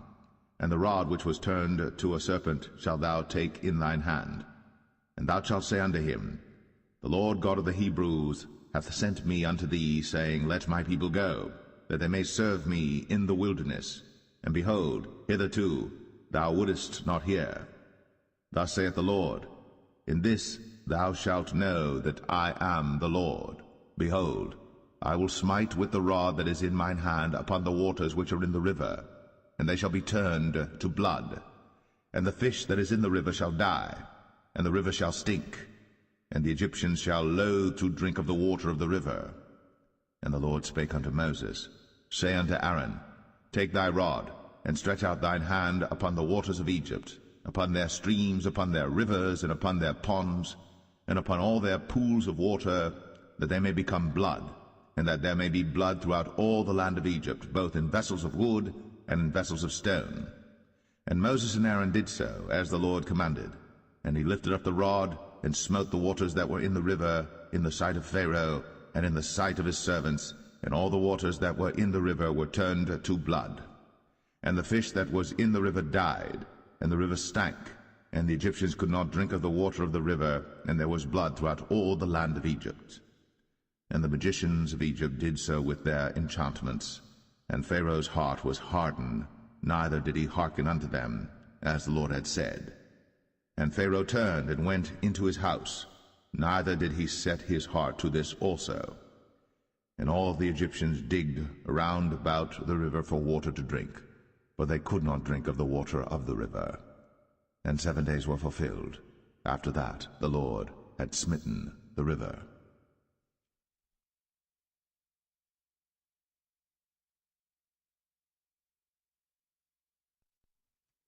Exodus 8. And the Lord spake unto Moses, Go unto Pharaoh, and say unto him, Thus saith the Lord, Let my people go, that they may serve me. And if thou refuse to let them go, behold, I will smite all thy borders with frogs, and the river shall bring forth frogs abundantly, which shall go up and come into thine house, and into thy bedchamber, and upon thy bed, and into the house of thy servants, and upon thy people, and into thine ovens, and into thy kneading troughs. And the frogs shall come up both on thee, and upon thy people, and upon all thy servants. And the Lord spake unto Moses, Say unto Aaron, Stretch forth thine hand with thy rod over the streams, over the rivers, and over the ponds, and cause frogs to come up upon the land of Egypt. And Aaron stretched out his hand over the waters of Egypt, and the frogs came up, and covered the land of Egypt. And the magicians did so with their enchantments, and brought up frogs upon the land of Egypt. Then Pharaoh called for Moses and Aaron, and said, Entreat the Lord, that he may take away the frogs from me, and from my people, and I will let the people go, that they may do sacrifice unto the Lord. And Moses said unto Pharaoh, Glory over me. When shall I entreat for thee, and for thy servants, and for thy people, to destroy the frogs from thee, and thy houses, that they may remain in the river only? And he said, Tomorrow. And he said, Be it according to thy word, that thou mayest know that there is none like unto the Lord our God. And the frogs shall depart from thee, and from thy houses, and from thy servants, and from thy people. They shall remain in the river only. And Moses and Aaron went out from Pharaoh, and Moses cried unto the Lord because of the frogs, which he had brought against Pharaoh. And the Lord did according to the word of Moses, and the frogs died out of the houses, out of the villages, and out of the fields. And they gathered them together upon heaps, and the land stank. But when Pharaoh saw that there was respite, he hardened his heart, and hearkened not unto them, as the Lord had said. And the Lord said unto Moses, Say unto Aaron, Stretch out thy rod, and smite the dust of the land, that it may become lice throughout all the land of Egypt. And they did so. For Aaron stretched out his hand with his rod, and smote the dust of the earth, and it became lice in man and in beast. All the dust of the land became lice throughout all the land of Egypt. And the magicians did so with their enchantments to bring forth lice, but they could not, so there were lice upon man and upon beast. Then the magicians said unto Pharaoh, This is the finger of God. And Pharaoh's heart was hardened, and he hearkened not unto them, as the Lord had said. And the Lord said unto Moses, Rise up early in the morning, and stand before Pharaoh. Lo, he cometh forth to the water. And say unto him, Thus saith the Lord, let my people go, that they may serve me. Else, if thou wilt not let my people go, behold, I will send swarms of flies upon thee, and upon thy servants, and upon thy people, and into thy houses, and the houses of the Egyptians shall be full of swarms of flies, and also the ground whereon they are. And I will sever in that day the land of Goshen, in which my people dwell, that no swarms of flies shall be there, to the end thou mayest know that I am the Lord in the midst of the earth. And I will put a division between my people and thy people. Tomorrow shall this sign be. And the Lord did so. And there came a grievous swarm of flies into the house of Pharaoh, and into his servants' houses, and into all the land of Egypt. The land was corrupted by reason of the swarm of flies. And Pharaoh called for Moses and for Aaron, and said, Go ye, sacrifice to your God in the land. And Moses said, It is not meet so to do, for we shall sacrifice the abomination of the Egyptians to the Lord our God. Lo, shall we sacrifice the abomination of the Egyptians before their eyes? And will they not stone us? We will go 3 days' journey into the wilderness, and sacrifice to the Lord our God, as he shall command us. And Pharaoh said, I will let you go, that ye may sacrifice to the Lord your God in the wilderness. Only ye shall not go very far away. Entreat for me. And Moses said, Behold, I go out from thee, and I will entreat the Lord that the swarms of flies may depart from Pharaoh, from his servants, and from his people tomorrow. But let not Pharaoh deal deceitfully any more, not letting the people go to sacrifice to the Lord. And Moses went out from Pharaoh, and entreated the Lord. And the Lord did according to the word of Moses, and he removed the swarms of flies from Pharaoh, from his servants, and from his people. There remained not one. And Pharaoh hardened his heart at this time also, neither would he let the people go.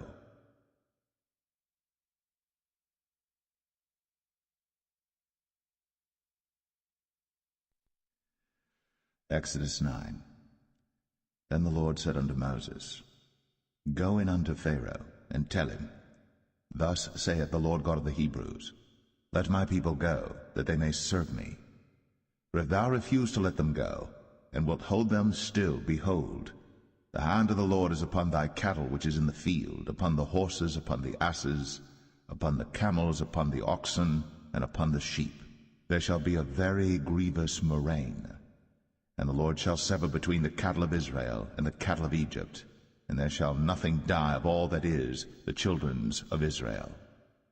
And the Lord appointed a set time, saying, Tomorrow the Lord shall do this thing in the land. And the Lord did that thing on the morrow, and all the cattle of Egypt died, but of the cattle of the children of Israel died not one. And Pharaoh sent, and behold, there was not one of the cattle of the Israelites dead, and the heart of Pharaoh was hardened, and he did not let the people go. And the Lord said unto Moses and unto Aaron, Take to you handfuls of ashes of the furnace, and let Moses sprinkle it toward the heaven in the sight of Pharaoh, and it shall become small dust in all the land of Egypt, and shall be a boil breaking forth with blains upon man and upon beast throughout all the land of Egypt. Then they took ashes of the furnace, and stood before Pharaoh. Then Moses sprinkled it up toward heaven, and it became a boil, breaking forth with blains upon man and upon beast. And the magicians could not stand before Moses because of the boils, for the boil was upon the magicians and upon all the Egyptians. And the Lord hardened the heart of Pharaoh, and he hearkened not unto them, as the Lord had spoken unto Moses. And the Lord said unto Moses, Rise up early in the morning, and stand before Pharaoh, and say unto him, Thus saith the Lord God of the Hebrews, Let my people go, that they may serve me. For I will at this time send all my plagues upon thine heart, and upon thy servants, and upon thy people, that thou mayest know that there is none like me in all the earth. For now I will stretch out my hand, that I may smite thee and thy people with pestilence, and thou shalt be cut off from the earth. And in very deed for this cause have I raised thee up, for to show in thee my power, and that my name may be declared throughout all the earth. As yet exaltest thou thyself against my people, that thou wilt not let them go. Behold, tomorrow about this time I will cause it to rain a very grievous hail, such as hath not been in Egypt since the foundation thereof even until now. Send therefore now, and gather thy cattle, and all that thou hast in the field. For upon every man and beast which shall be found in the field, and shall not be brought home, the hail shall come down upon them, and they shall die. He that feared the word of the Lord among the servants of Pharaoh made his servants and his cattle flee into the houses. And he that regarded not the word of the Lord left his servants and his cattle in the field. And the Lord said unto Moses, Stretch forth thine hand toward heaven, that there may be hail in all the land of Egypt, upon man, and upon beast, and upon every herb of the field, throughout the land of Egypt. And Moses stretched forth his rod toward heaven, and the Lord sent thunder and hail, and the fire ran along upon the ground, and the Lord rained hail upon the land of Egypt. So there was hail and fire mingled with the hail, very grievous, such as there was none like it in all the land of Egypt since it became a nation. And the hail smote throughout all the land of Egypt all that was in the field, both man and beast. And the hail smote every herb of the field, and brake every tree of the field. Only in the land of Goshen, where the children of Israel were, was there no hail. And Pharaoh sent and called for Moses and Aaron, and said unto them, I have sinned at this time. The Lord is righteous, and I and my people are wicked. Entreat the Lord, for it is enough that there be no more mighty thunderings and hail, and I will let you go, and ye shall stay no longer. And Moses said unto him, As soon as I am gone out of the city, I will spread abroad my hands unto the Lord, and the thunder shall cease, neither shall there be any more hail, that thou mayest know how that the earth is the Lord's. But as for thee and thy servants, I know that ye will not yet fear the Lord God. And the flax and the barley was smitten, for the barley was in the ear, and the flax was bold. But the wheat and the rye were not smitten, for they were not grown up. And Moses went out of the city from Pharaoh, and spread abroad his hands unto the Lord, and the thunders and hail ceased, and the rain was not poured upon the earth. And when Pharaoh saw that the rain and the hail and the thunders were ceased, he sinned yet more, and hardened his heart, he and his servants. And the heart of Pharaoh was hardened, neither would he let the children of Israel go, as the Lord had spoken by Moses.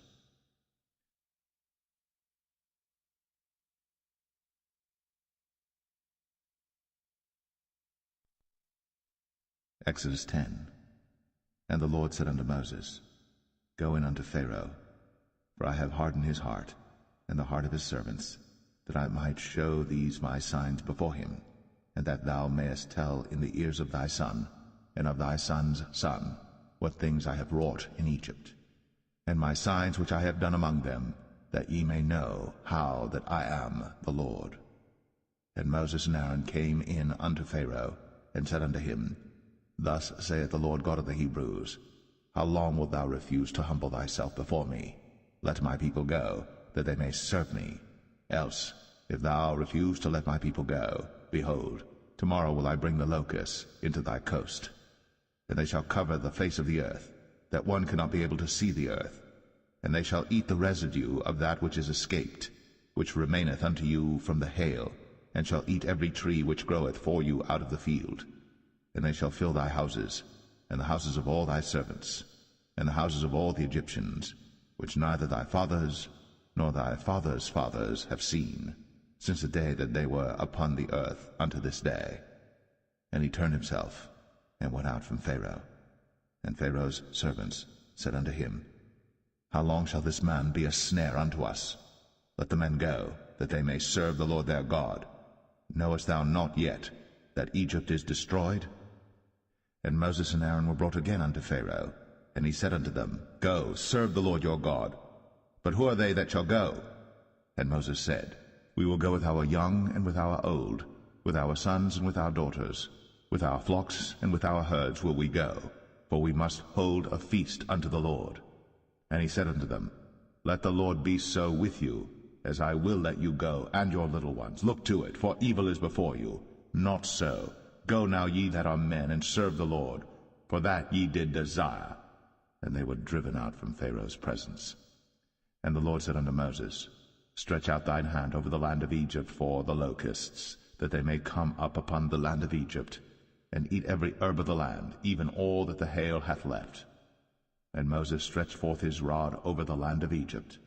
And the Lord brought an east wind upon the land all that day, and all that night. And when it was morning, the east wind brought the locusts. And the locusts went up over all the land of Egypt, and rested in all the coasts of Egypt. Very grievous were they.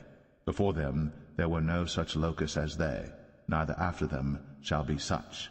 For they covered the face of the whole earth, so that the land was darkened. And they did eat every herb of the land, and all the fruit of the trees which the hail had left. And there remained not any green thing in the trees, or in the herbs of the field, through all the land of Egypt. Then Pharaoh called for Moses and Aaron in haste, and he said, I have sinned against the Lord your God and against you. Now therefore forgive, I pray thee, my sin only this once, and entreat the Lord your God, that he may take away from me this death only. And he went out from Pharaoh, and entreated the Lord. And the Lord turned a mighty strong west wind, which took away the locusts, and cast them into the Red Sea. There remained not one locust in all the coasts of Egypt. But the Lord hardened Pharaoh's heart, so that he would not let the children of Israel go. And the Lord said unto Moses, Stretch out thine hand toward heaven, that there may be darkness over the land of Egypt, even darkness which may be felt.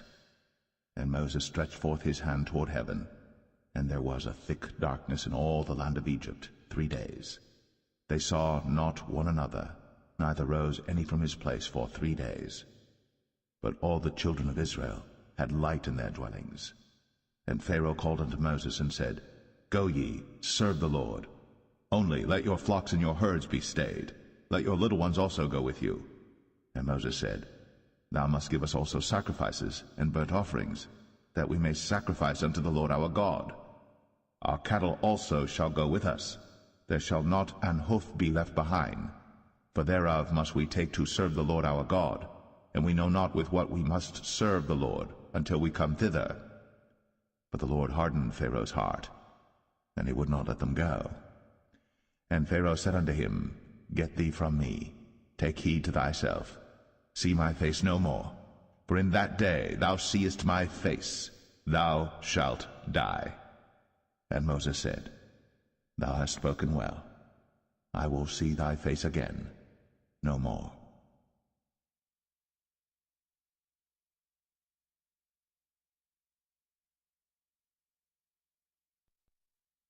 Exodus 11. And the Lord said unto Moses, Yet will I bring one plague more upon Pharaoh and upon Egypt. Afterwards he will let you go hence. When he shall let you go, he shall surely thrust you out hence altogether. Speak now in the ears of the people, and let every man borrow of his neighbor, and every woman of her neighbor, jewels of silver and jewels of gold. And the Lord gave the people favor in the sight of the Egyptians. Moreover, the man Moses was very great in the land of Egypt, in the sight of Pharaoh's servants, and in the sight of the people. And Moses said, Thus saith the Lord, About midnight will I go out into the midst of Egypt, and all the firstborn in the land of Egypt shall die, from the firstborn of Pharaoh that sitteth upon his throne, even unto the firstborn of the maidservant that is behind the mill, and all the firstborn of beasts. And there shall be a great cry throughout all the land of Egypt, such as there was none like it, nor shall be like it any more. But against any of the children of Israel shall not a dog move his tongue, against man or beast, that ye may know how that the Lord doth put a difference between the Egyptians and Israel. And all these thy servants shall come down unto me, and bow down themselves unto me, saying, Get thee out, and all the people that follow thee, and after that I will go out. And he went out from Pharaoh in a great anger. And the Lord said unto Moses, Pharaoh shall not hearken unto you, that my wonders may be multiplied in the land of Egypt. And Moses and Aaron did all these wonders before Pharaoh. And the Lord hardened Pharaoh's heart, so that he would not let the children of Israel go out of his land.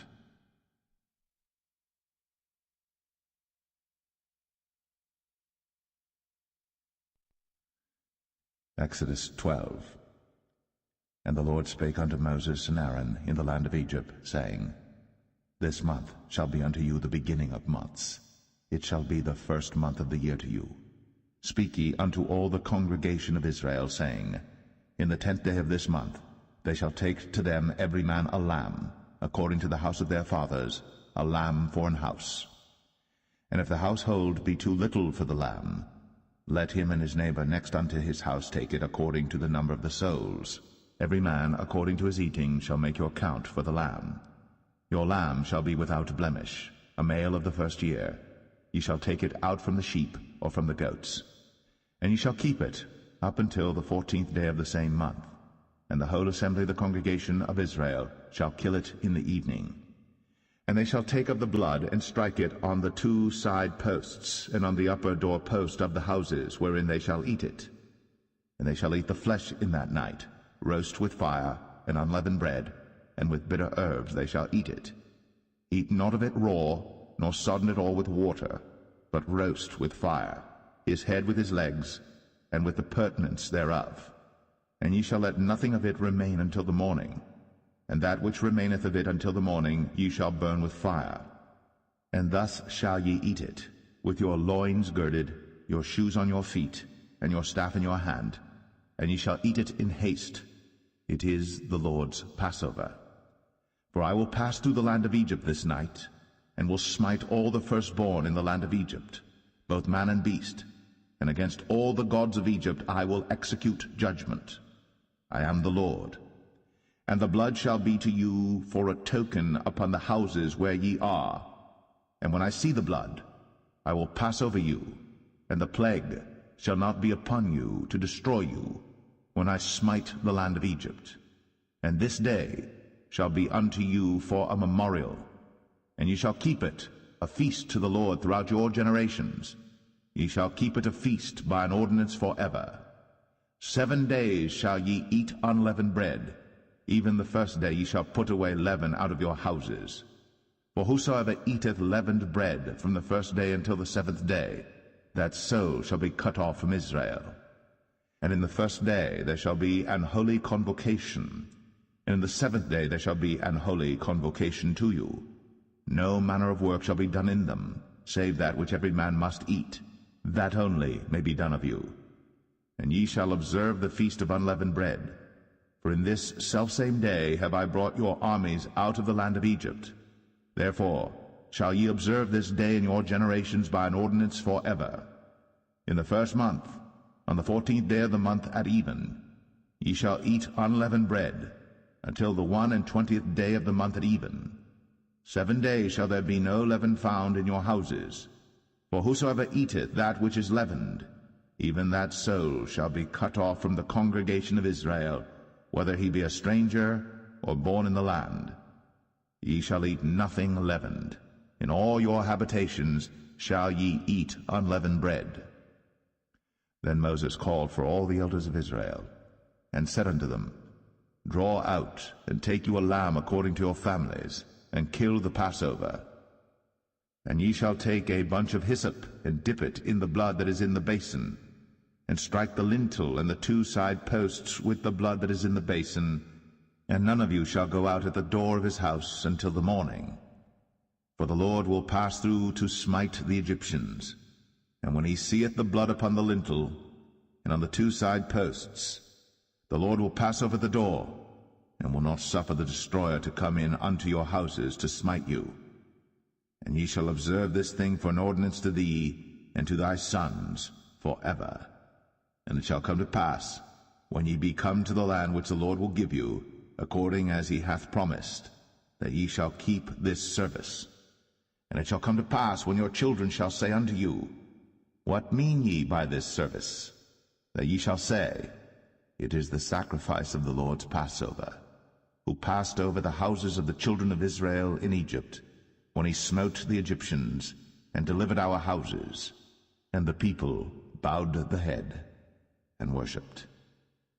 And the children of Israel went away, and did, as the Lord had commanded Moses and Aaron, so did they. And it came to pass that at midnight the Lord smote all the firstborn in the land of Egypt, from the firstborn of Pharaoh that sat on his throne unto the firstborn of the captive that was in the dungeon.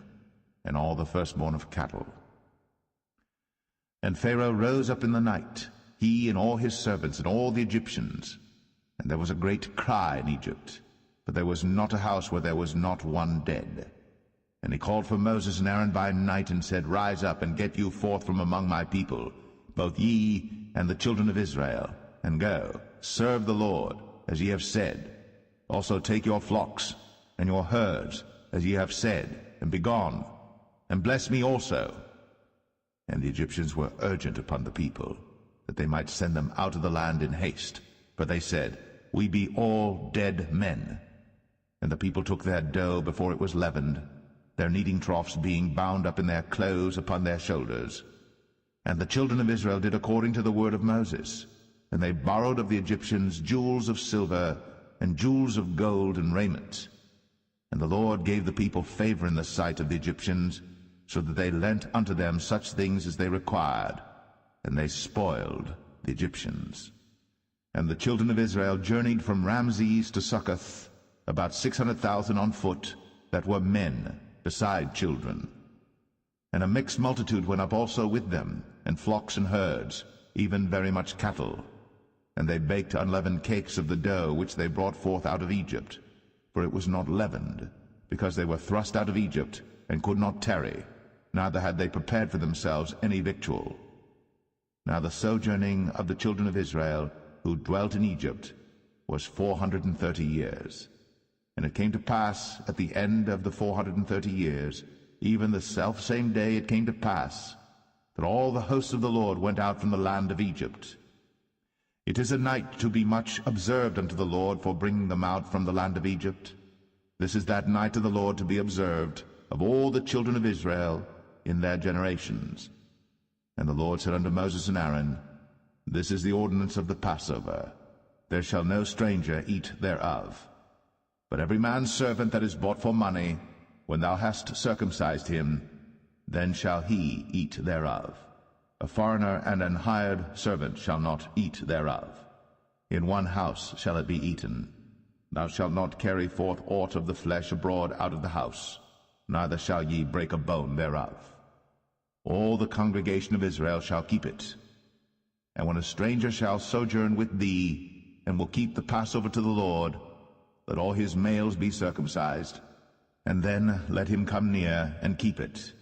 And he shall be as one that is born in the land. For no uncircumcised person shall eat thereof. One law shall be to him that is homeborn, and unto the stranger that sojourneth among you. Thus did all the children of Israel. As the Lord commanded Moses and Aaron, so did they. And it came to pass the selfsame day, that the Lord did bring the children of Israel out of the land of Egypt by their armies.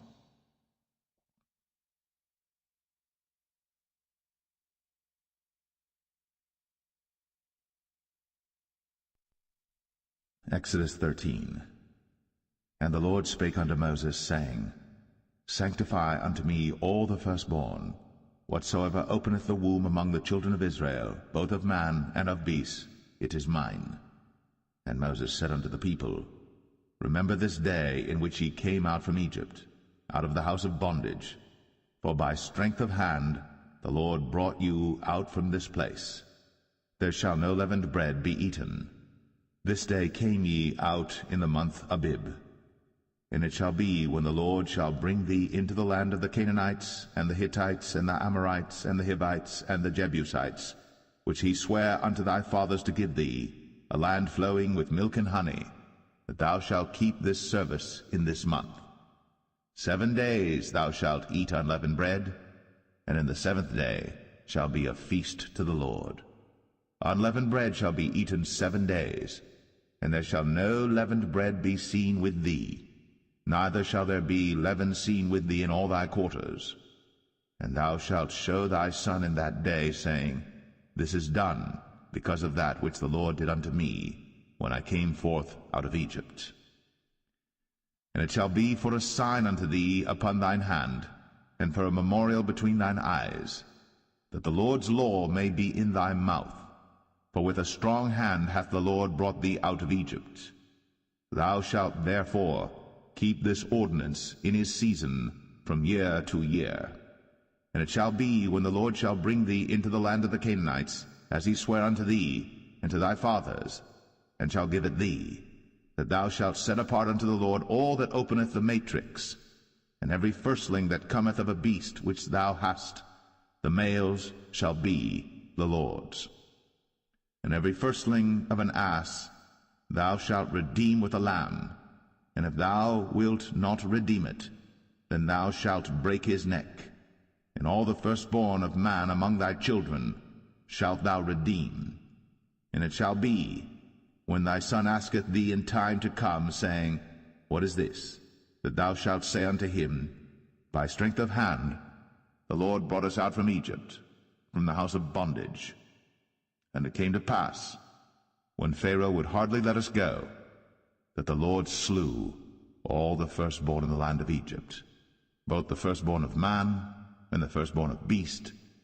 Therefore I sacrifice to the Lord all that openeth the matrix, being males, but all the firstborn of my children I redeem. And it shall be for a token upon thine hand, and for frontlets between thine eyes, for by strength of hand the Lord brought us forth out of Egypt.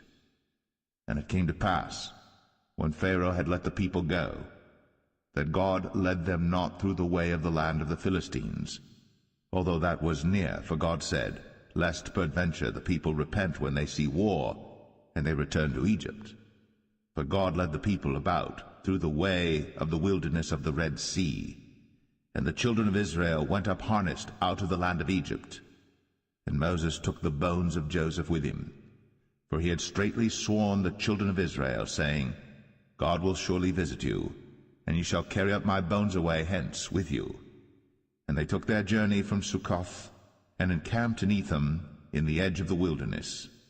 And the Lord went before them by day in a pillar of a cloud, to lead them the way, and by night in a pillar of fire, to give them light, to go by day and night.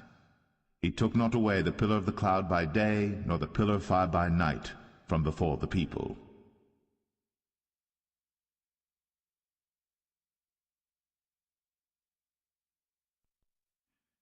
Exodus 14. And the Lord spake unto Moses, saying, Speak unto the children of Israel, that they turn and encamp before Pi-hahiroth, between Migdol and the sea, over against Baal-zephon. Before it shall ye encamp by the sea. For Pharaoh will say of the children of Israel, They are entangled in the land, the wilderness hath shut them in, and I will harden Pharaoh's heart, that he shall follow after them. And I will be honored upon Pharaoh, and upon all his host, that the Egyptians may know that I am the Lord. And they did so. And it was told the king of Egypt that the people fled, and the heart of Pharaoh and of his servants was turned against the people, and they said, Why have we done this, that we have let Israel go from serving us? And he made ready his chariot, and took his people with him. And he took 600 chosen chariots, and all the chariots of Egypt, and captains over every one of them. And the Lord hardened the heart of Pharaoh king of Egypt, and he pursued after the children of Israel. And the children of Israel went out with an high hand. But the Egyptians pursued after them all the horses and chariots of Pharaoh, and his horsemen and his army, and overtook them encamping by the sea, beside Pi-hahiroth, before Baal-zephon. And when Pharaoh drew nigh, the children of Israel lifted up their eyes, and behold, the Egyptians marched after them, and they were sore afraid. And the children of Israel cried out unto the Lord, and they said unto Moses, Because there were no graves in Egypt, hast thou taken us away to die in the wilderness? Wherefore hast thou dealt thus with us, to carry us forth out of Egypt? Is not this the word that we did tell thee in Egypt, saying, Let us alone, that we may serve the Egyptians? For it had been better for us to serve the Egyptians, than that we should die in the wilderness. And Moses said unto the people, Fear ye not, stand still, and see the salvation of the Lord, which he will show to you today. For the Egyptians whom ye have seen today, ye shall see them again no more forever. The Lord shall fight for you, and ye shall hold your peace. And the Lord said unto Moses, Wherefore criest thou unto me? Speak unto the children of Israel, that they go forward. But lift thou up thy rod, and stretch out thine hand over the sea, and divide it. And the children of Israel shall go on dry ground through the midst of the sea. And I, behold, I will harden the hearts of the Egyptians, and they shall follow them. And I will get me honor upon Pharaoh, and upon all his host, upon his chariots, and upon his horsemen. And the Egyptians shall know that I am the Lord, when I have gotten me honor upon Pharaoh, upon his chariots, and upon his horsemen. And the angel of God, which went before the camp of Israel, removed, and went behind them. And the pillar of the cloud went from before their face, and stood behind them. And it came between the camp of the Egyptians and the camp of Israel. And it was a cloud and darkness to them, but it gave light by night to these, so that the one came not near the other all the night. And Moses stretched out his hand over the sea, and the Lord caused the sea to go back by a strong east wind all that night, and made the sea dry land, and the waters were divided. And the children of Israel went into the midst of the sea upon the dry ground, and the waters were a wall unto them on their right hand and on their left. And the Egyptians pursued, and went in after them to the midst of the sea, even all Pharaoh's horses, his chariots, and his horsemen. And it came to pass that in the morning watch the Lord looked unto the host of the Egyptians through the pillar of fire and of the cloud, and troubled the host of the Egyptians, and took off their chariot wheels, that they drave them heavily, so that the Egyptians said, Let us flee from the face of Israel, for the Lord fighteth for them against the Egyptians. And the Lord said unto Moses, Stretch out thine hand over the sea, that the waters may come again upon the Egyptians, upon their chariots, and upon their horsemen. And Moses stretched forth his hand over the sea, and the sea returned to his strength when the morning appeared, and the Egyptians fled against it. And the Lord overthrew the Egyptians in the midst of the sea. And the waters returned and covered the chariots, and the horsemen, and all the host of Pharaoh that came into the sea after them. There remained not so much as one of them. But the children of Israel walked upon dry land in the midst of the sea, and the waters were a wall unto them on their right hand and on their left. Thus the Lord saved Israel that day out of the hand of the Egyptians, and Israel saw the Egyptians dead upon the seashore. And Israel saw that great work which the Lord did upon the Egyptians, and the people feared the Lord, and believed the Lord and his servant Moses.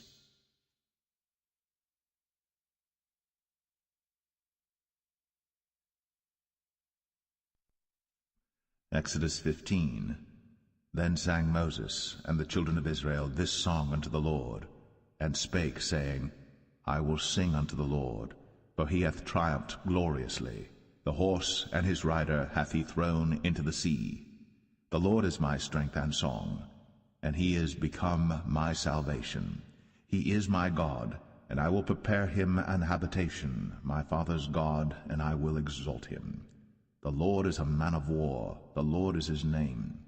Pharaoh's chariots and his host hath he cast into the sea. His chosen captains also are drowned in the Red Sea.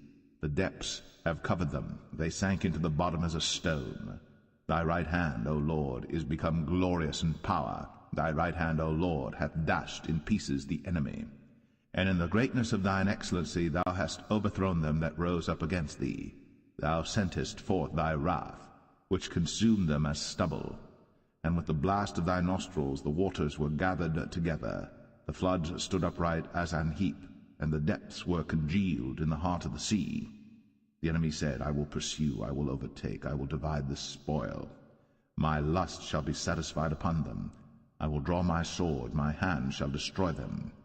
Thou didst blow with thy wind, the sea covered them. They sank as lead in the mighty waters. Who is like unto thee, O Lord, among the gods? Who is like thee, glorious in holiness, fearful in praises, doing wonders? Thou stretchest out thy right hand, the earth swallowed them. Thou in thy mercy hast led forth the people which thou hast redeemed. Thou hast guided them in thy strength unto thy holy habitation. The people shall hear and be afraid. Sorrow shall take hold on the inhabitants of Palestina. Then the dukes of Edom shall be amazed. The mighty men of Moab, trembling, shall take hold upon them. All the inhabitants of Canaan shall melt away. Fear and dread shall fall upon them. By the greatness of thine arm they shall be as still as a stone. till thy people pass over, O Lord, till the people pass over, which thou hast purchased. Thou shalt bring them in, and plant them in the mountain of thine inheritance, in the place, O Lord, which thou hast made for thee to dwell in the sanctuary, O Lord, which thy hands have established. The Lord shall reign for ever and ever. For the horse of Pharaoh went in with his chariots and with his horsemen into the sea, and the Lord brought again the waters of the sea upon them. But the children of Israel went on dry land in the midst of the sea. And Miriam the prophetess, the sister of Aaron, took a timbrel in her hand, and all the women went out after her with timbrels and with dances. And Miriam answered them, Sing ye to the Lord, for he hath triumphed gloriously. The horse and his rider hath he thrown into the sea. So Moses brought Israel from the Red Sea, and they went out into the wilderness of Shur. And they went 3 days in the wilderness, and found no water. And when they came to Marah, they could not drink of the waters of Marah, for they were bitter. Therefore the name of it was called Marah. And the people murmured against Moses, saying, What shall we drink? And he cried unto the Lord, and the Lord showed him a tree, which when he had cast into the waters were made sweet.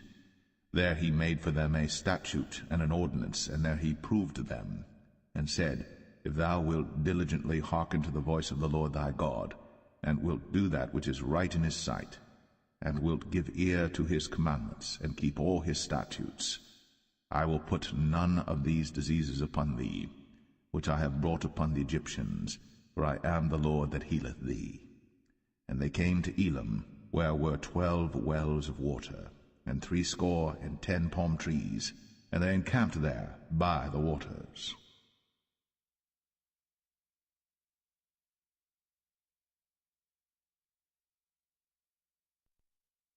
Exodus 16. And they took their journey from Elim, and all the congregation of the children of Israel came unto the wilderness of Sin, which is between Elim and Sinai, on the 15th day of the 2nd month, after their departing out of the land of Egypt. And the whole congregation of the children of Israel murmured against Moses and Aaron in the wilderness.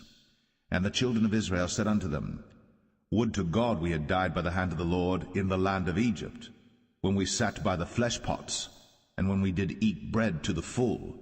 For ye have brought us forth into this wilderness to kill this whole assembly with hunger. Then said the Lord unto Moses, Behold, I will rain bread from heaven for you, and the people shall go out and gather a certain rate every day, that I may prove them, whether they will walk in my law or no. And it shall come to pass that on the 6th day they shall prepare that which they bring in, and it shall be twice as much as they gather daily. And Moses and Aaron said unto all the children of Israel, At even then ye shall know that the Lord hath brought you out from the land of Egypt. And in the morning then ye shall see the glory of the Lord, for that he heareth your murmurings against the Lord. And what are we that ye murmur against us? And Moses said, This shall be when the Lord shall give you in the evening flesh to eat, and in the morning bread to the full, for that the Lord heareth your murmurings, which ye murmur against him.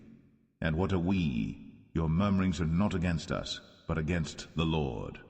And Moses spake unto Aaron, Say unto all the congregation of the children of Israel, Come near before the Lord, for he hath heard your murmurings. And it came to pass, as Aaron spake unto the whole congregation of the children of Israel, that they looked toward the wilderness, and behold, the glory of the Lord appeared in the cloud. And the Lord spake unto Moses, saying, I have heard the murmurings of the children of Israel. Speak unto them, saying, At even ye shall eat flesh, and in the morning ye shall be filled with bread, and ye shall know that I am the Lord your God. And it came to pass that at even the quails came up and covered the camp, and in the morning the dew lay round about the host. And when the dew that lay was gone up, behold, upon the face of the wilderness there lay a small round thing, as small as the hoarfrost on the ground. And when the children of Israel saw it, they said one to another, It is manna, for they wist not what it was. And Moses said unto them, This is the bread which the Lord hath given you to eat. This is the thing which the Lord hath commanded. Gather of it every man according to his eating, an omer for every man according to the number of your persons. Take ye every man for them which are in his tents. And the children of Israel did so, and gathered some more, some less. And when they did meet it with an omer, he that gathered much had nothing over, and he that gathered little had no lack. They gathered every man according to his eating. And Moses said, Let no man leave of it till the morning. Notwithstanding they hearkened not unto Moses, but some of them left of it until the morning, and it bred worms, and stank. And Moses was wroth with them. And they gathered it every morning, every man according to his eating. And when the sun waxed hot, it melted. And it came to pass that on the 6th day they gathered twice as much bread, 2 omers for one man. And all the rulers of the congregation came and told Moses. And he said unto them, This is that which the Lord hath said. Tomorrow is the rest of the holy Sabbath unto the Lord. Bake that which ye shall bake today, and seethe that ye will seethe, and that which remaineth over lay up for you to be kept until the morning.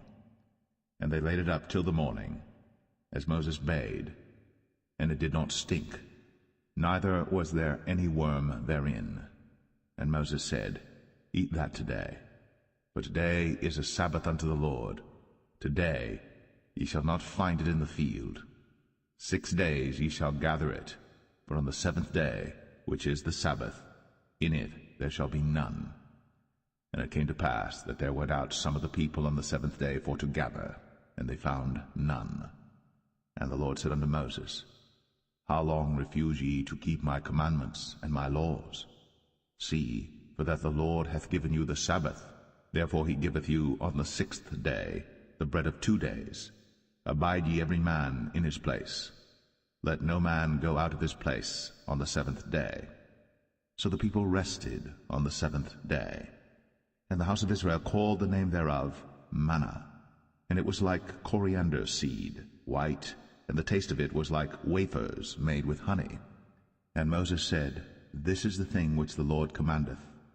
Fill an omer of it to be kept for your generations, that they may see the bread wherewith I have fed you in the wilderness, when I brought you forth from the land of Egypt. And Moses said unto Aaron, Take a pot, and put an omer full of manna therein, and lay it up before the Lord, to be kept for your generations. As the Lord commanded Moses, so Aaron laid it up before the testimony to be kept. And the children of Israel did eat manna 40 years, until they came to a land inhabited. They did eat manna until they came unto the borders of the land of Canaan. Now an omer is the 10th part of an ephah.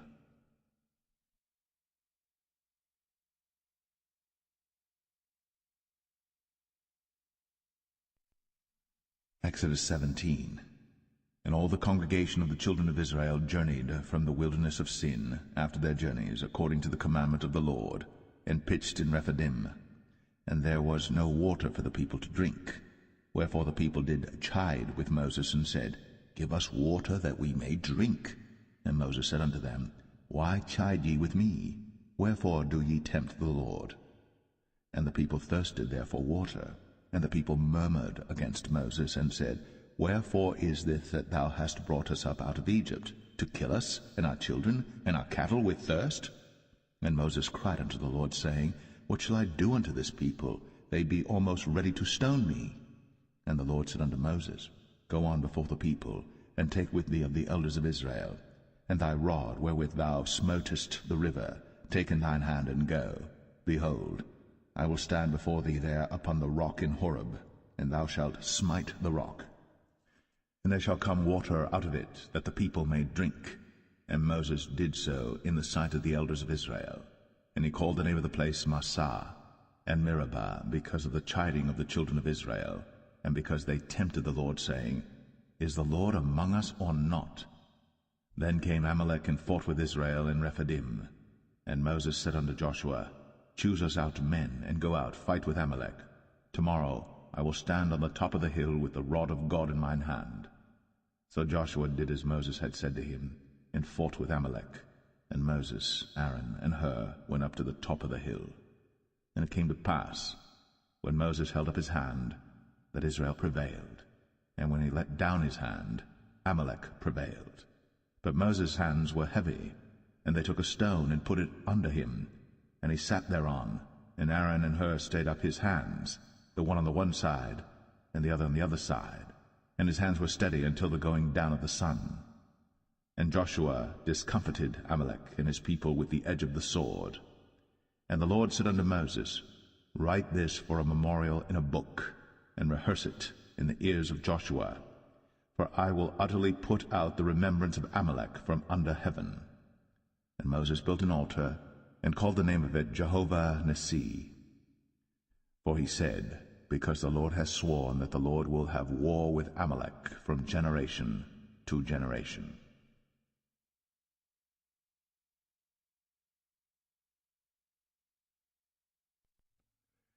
Exodus 18. When Jethro, the priest of Midian, Moses' father-in-law, heard of all that God had done for Moses, and for Israel his people, and that the Lord had brought Israel out of Egypt, then Jethro, Moses' father-in-law, took Zipporah, Moses' wife, after he had sent her back, and her 2 sons, of which the name of the one was Gershom, for he said, I have been an alien in a strange land. And the name of the other was Eleazar, for the God of my father, said he, was mine help, and delivered me from the sword of Pharaoh. And Jethro, Moses' father-in-law, came with his sons and his wife unto Moses into the wilderness, where he encamped at the mount of God. And he said unto Moses, I thy father-in-law Jethro am come unto thee, and thy wife and her 2 sons with her. And Moses went out to meet his father-in-law, and did obeisance, and kissed him. And they asked each other of their welfare, and they came into the tent. And Moses told his father-in-law all that the Lord had done unto Pharaoh and to the Egyptians for Israel's sake, and all the travail that had come upon them by the way, and how the Lord delivered them. And Jethro rejoiced for all the goodness which the Lord had done to Israel, whom he had delivered out of the hand of the Egyptians. And Jethro said, Blessed be the Lord, who hath delivered you out of the hand of the Egyptians, and out of the hand of Pharaoh, who hath delivered the people from under the hand of the Egyptians. Now I know that the Lord is greater than all gods, for in the thing wherein they dealt proudly he was above them. And Jethro, Moses' father-in-law, took a burnt offering and sacrifices for God, and Aaron came, and all the elders of Israel, to eat bread with Moses' father-in-law before God. And it came to pass on the morrow that Moses sat to judge the people, and the people stood by Moses from the morning unto the evening. And when Moses' father-in-law saw all that he did to the people, he said, What is this thing that thou doest to the people? Why sittest thou thyself alone, and all the people stand by thee from morning unto even? And Moses said unto his father-in-law, Because the people come unto me to inquire of God. When they have a matter they come unto me, and I judge between one and another, and I do make them know the statutes of God and his laws. And Moses' father-in-law said unto him, The thing that thou doest is not good. Thou wilt surely wear away both thou and this people that is with thee. For this thing is too heavy for thee. Thou art not able to perform it thyself alone. Hearken now unto my voice. I will give thee counsel, and God shall be with thee. Be thou for the people too Godward, that thou mayest bring the causes unto God. And thou shalt teach them ordinances and laws, and shalt show them the way wherein they must walk, and the work that they must do. Moreover, thou shalt provide out of all the people able men, such as fear God, men of truth, hating covetousness, and place such over them to be rulers of thousands, and rulers of hundreds, rulers of 50s, and rulers of 10s. And let them judge the people at all seasons. And it shall be, that every great matter they shall bring unto thee, but every small matter they shall judge. So shall it be easier for thyself, and they shall bear the burden with thee. If thou shalt do this thing, and God command thee so, then thou shalt be able to endure, and all this people shall also go to their place in peace. So Moses hearkened to the voice of his father-in-law, and did all that he had said. And Moses chose able men out of all Israel, and made them heads over the people, rulers of thousands, rulers of hundreds, rulers of 50s, and rulers of 10s. And they judged the people at all seasons. The hard causes they brought unto Moses, but every small matter they judged themselves. And Moses let his father-in-law depart, and he went his way. into his own land.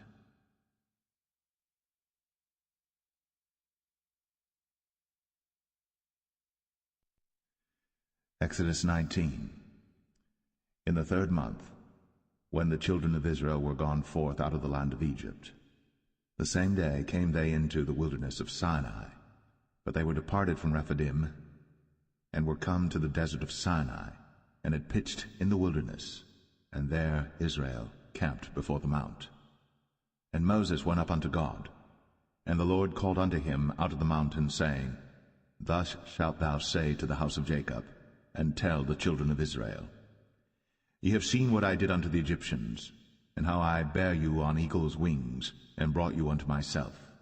Now therefore, if ye will obey my voice indeed, and keep my covenant, then ye shall be a peculiar treasure unto me above all people. For all the earth is mine, and ye shall be unto me a kingdom of priests, and an holy nation. These are the words which thou shalt speak unto the children of Israel. And Moses came and called for the elders of the people, and laid before their faces all these words which the Lord commanded him. And all the people answered together, and said, All that the Lord hath spoken we will do. And Moses returned the words of the people unto the Lord. And the Lord said unto Moses, Lo, I come unto thee in a thick cloud, that the people may hear when I speak with thee, and believe thee for ever. And Moses told the words of the people unto the Lord. And the Lord said unto Moses, Go unto the people, and sanctify them today and tomorrow, and let them wash their clothes, and be ready against the 3rd day. For the 3rd day the Lord will come down in the sight of all the people upon Mount Sinai. And thou shalt set bounds unto the people round about, saying, Take heed to yourselves, that ye go not up into the mount, or touch the border of it. Whosoever toucheth the mount shall be surely put to death. There shall not an hand touch it, but he shall surely be stoned, or shot through, whether it be beast or man. It shall not live. When the trumpet soundeth long, they shall come up to the mount. And Moses went down from the mount unto the people, and sanctified the people, and they washed their clothes. And he said unto the people, Be ready against the 3rd day. Come not at your wives. And it came to pass on the 3rd day in the morning, that there were thunders and lightnings, and a thick cloud upon the mount, and the voice of the trumpet exceeding loud, so that all the people that was in the camp trembled. And Moses brought forth the people out of the camp to meet with God. And they stood at the nether part of the mount. And Mount Sinai was altogether on a smoke, because the Lord descended upon it in fire, and the smoke thereof ascended as the smoke of a furnace, and the whole mount quaked greatly. And when the voice of the trumpet sounded long, and waxed louder and louder, Moses spake, and God answered him by a voice. And the Lord came down upon Mount Sinai, on the top of the mount, and the Lord called Moses up to the top of the mount, and Moses went up. And the Lord said unto Moses, Go down, charge the people, lest they break through unto the Lord to gaze, and many of them perish. And let the priests also which come near to the Lord sanctify themselves, lest the Lord break forth upon them. And Moses said unto the Lord, The people cannot come up to Mount Sinai, for thou chargest us, saying, Set bounds about the mount, and sanctify it. And the Lord said unto him, Away, get thee down, and thou shalt come up, thou and Aaron with thee. But let not the priests and the people break through to come up unto the Lord, lest he break forth upon them. So Moses went down unto the people, and spake unto them.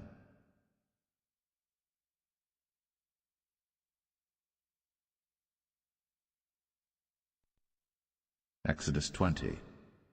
And God spake all these words, saying, I am the Lord thy God, which have brought thee out of the land of Egypt, out of the house of bondage. Thou shalt have no other gods before me. Thou shalt not make unto thee any graven image, or any likeness of any thing that is in heaven above, or that is in the earth beneath, or that is in the water under the earth. Thou shalt not bow down thyself to them, nor serve them. For I, the Lord thy God, am a jealous God, visiting the iniquity of the fathers upon the children unto the third and fourth generation of them that hate me, and showing mercy unto thousands of them that love me, and keep my commandments. Thou shalt not take the name of the Lord thy God in vain, for the Lord will not hold him guiltless that taketh his name in vain. Remember the Sabbath day, to keep it holy. 6 days shalt thou labor, and do all thy work. But the seventh day is the Sabbath of the Lord thy God. In it thou shalt not do any work, thou, nor thy son, nor thy daughter, thy manservant, nor thy maidservant, nor thy cattle, nor thy stranger that is within thy gates. For in 6 days the Lord made heaven and earth, the sea, and all that in them is, and rested the seventh day. Wherefore the Lord blessed the Sabbath day, and hallowed it. Honor thy father and thy mother, that thy days may be long upon the land which the Lord thy God giveth thee. Thou shalt not kill. Thou shalt not commit adultery. Thou shalt not steal. Thou shalt not bear false witness against thy neighbor. Thou shalt not covet thy neighbor's house. Thou shalt not covet thy neighbor's wife, nor his manservant, nor his maidservant, nor his ox, nor his ass, nor anything that is thy neighbor's. And all the people saw the thunderings, and the lightnings, and the noise of the trumpet, and the mountain smoking. And when the people saw it, they removed, and stood afar off. And they said unto Moses, Speak thou with us, and we will hear. But let not God speak with us, lest we die. And Moses said unto the people, Fear not, for God is come to prove you, and that his fear may be before your faces, that ye sin not. And the people stood afar off. And Moses drew near unto the thick darkness where God was. And the Lord said unto Moses, Thus thou shalt say unto the children of Israel, Ye have seen that I have talked with you from heaven. Ye shall not make with me gods of silver, neither shall ye make unto you gods of gold. An altar of earth thou shalt make unto me, and shalt sacrifice thereon thy burnt offerings, and thy peace offerings, thy sheep and thine oxen. In all places where I record my name I will come unto thee, and I will bless thee. And if thou wilt make me an altar of stone, thou shalt not build it of hewn stone, for if thou lift up thy tool upon it, thou hast polluted it. Neither shalt thou go up by steps unto mine altar, that thy nakedness be not discovered thereon.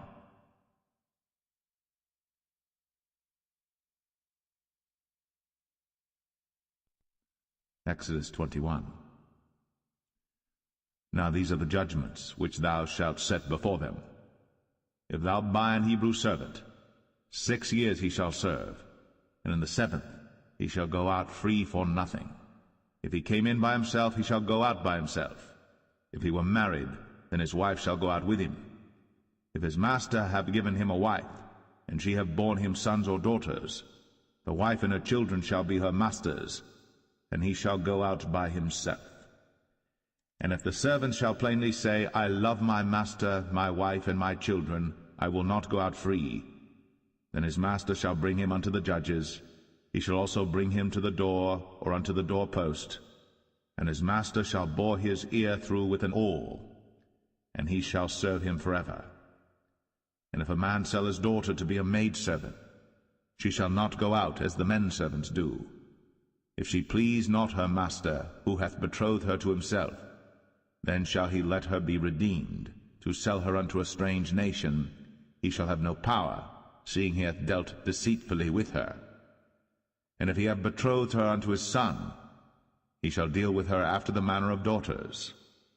If he take him another wife, her food, her raiment, and her duty of marriage, shall he not diminish? And if he do not these 3 unto her, then shall she go out free without money. He that smiteth a man so that he die shall be surely put to death. And if a man lie not in wait, but God deliver him into his hand, then I will appoint thee a place whither he shall flee. But if a man come presumptuously upon his neighbor, to slay him with guile, thou shalt take him from mine altar, that he may die. And he that smiteth his father or his mother shall be surely put to death. And he that stealeth a man, and selleth him, or if he be found in his hand, he shall surely be put to death.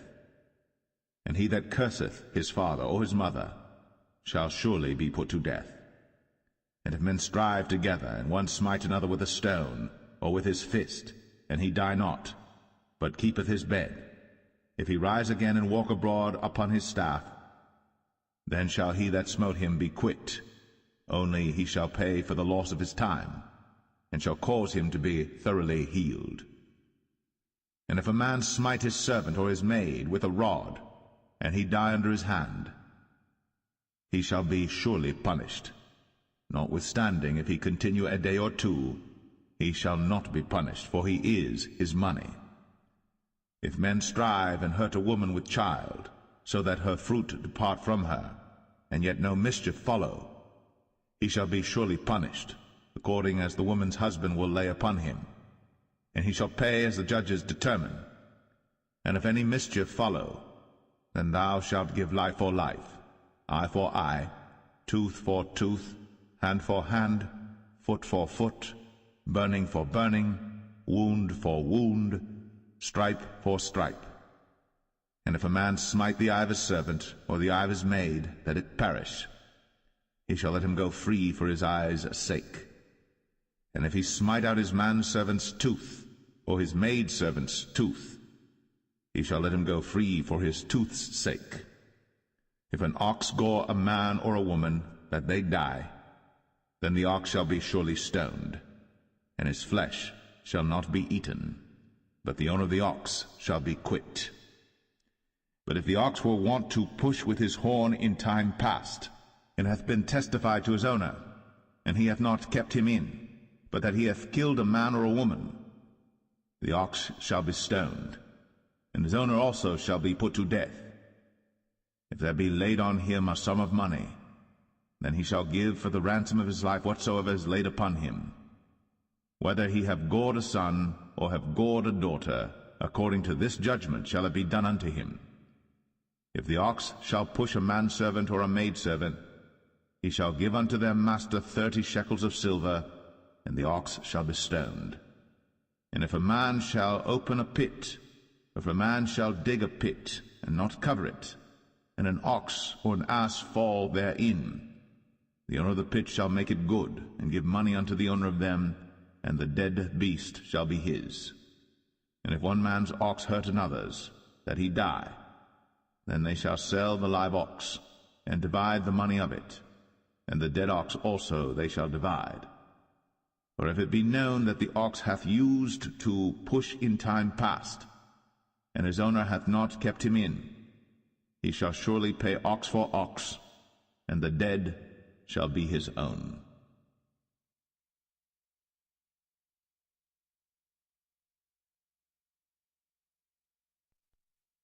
Exodus 22. If a man shall steal an ox or a sheep and kill it or sell it, he shall restore 5 oxen for an ox and 4 sheep for a sheep. If a thief be found breaking up, and be smitten that he die, there shall no blood be shed for him.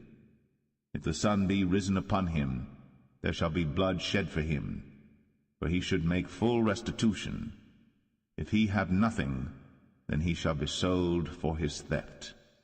If the theft be certainly found in his hand alive, whether it be ox or ass or sheep, he shall restore double. If a man shall cause a field or vineyard to be eaten, and shall put in his beast, and shall feed in another man's field, of the best of his own field and of the best of his own vineyard shall he make restitution. If fire break out and catch in thorns, so that stacks of corn or the standing corn of the field be consumed therewith, he that kindled the fire shall surely make restitution. If a man shall deliver unto his neighbor money or stuff to keep, and it be stolen out of the man's house, if the thief be found, let him pay double. If the thief be not found, then the master of the house shall be brought unto the judges to see whether he have put his hand unto his neighbor's goods. For all manner of trespass, whether it be for ox, for ass, for sheep, for raiment, or for any manner of lost thing, which another challengeth to be his, the cause of both parties shall come before the judges, and whom the judges shall condemn, he shall pay double unto his neighbor. If a man deliver unto his neighbor an ass, or an ox, or a sheep, or any beast to keep, and it die, or be hurt, or driven away, no man seeing it, then shall an oath of the Lord be between them both, that he hath not put his hand unto his neighbor's goods, and the owner of it shall accept thereof, and he shall not make it good. And if it be stolen from him, he shall make restitution unto the owner thereof. If it be torn in pieces, then let him bring it for witness, and he shall not make good that which was torn. And if a man borrow aught of his neighbor, and it be hurt or die, the owner thereof being not with it, he shall surely make it good. But if the owner thereof be with it, he shall not make it good. If it be an hired thing, it came for his hire. And if a man entice a maid that is not betrothed, and lie with her, he shall surely endow her to be his wife. If her father utterly refuse to give her unto him, he shall pay money according to the dowry of virgins. Thou shalt not suffer a witch to live. Whosoever lieth with a beast shall surely be put to death. He that sacrificeth unto any god, save unto the Lord only, he shall be utterly destroyed. Thou shalt neither vex a stranger nor oppress him, for ye were strangers in the land of Egypt. Ye shall not afflict any widow or fatherless child. If thou afflict them in any wise, and they cry at all unto me, I will surely hear their cry, and my wrath shall wax hot, and I will kill you with the sword, and your wives shall be widows, and your children fatherless. If thou lend money to any of my people that is poor by thee, thou shalt not be to him as an usurer, neither shalt thou lay upon him usury. If thou at all take thy neighbor's raiment to pledge, thou shalt deliver it unto him by that the sun goeth down. For that is his covering only, it is his raiment for his skin. Wherein shall he sleep? And it shall come to pass, when he crieth unto me, that I will hear, for I am gracious. Thou shalt not revile the gods, nor curse the ruler of thy people. Thou shalt not delay to offer the first of thy ripe fruits, and of thy liquors, the firstborn of thy sons shalt thou give unto me. Likewise shalt thou do with thine oxen, and with thy sheep. 7 days it shall be with his dam. On the 8th day thou shalt give it me. And ye shall be holy men unto me. Neither shall ye eat any flesh that is torn of beasts in the field. Ye shall cast it to the dogs.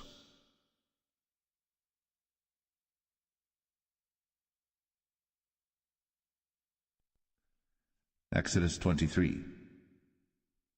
Thou shalt not raise a false report.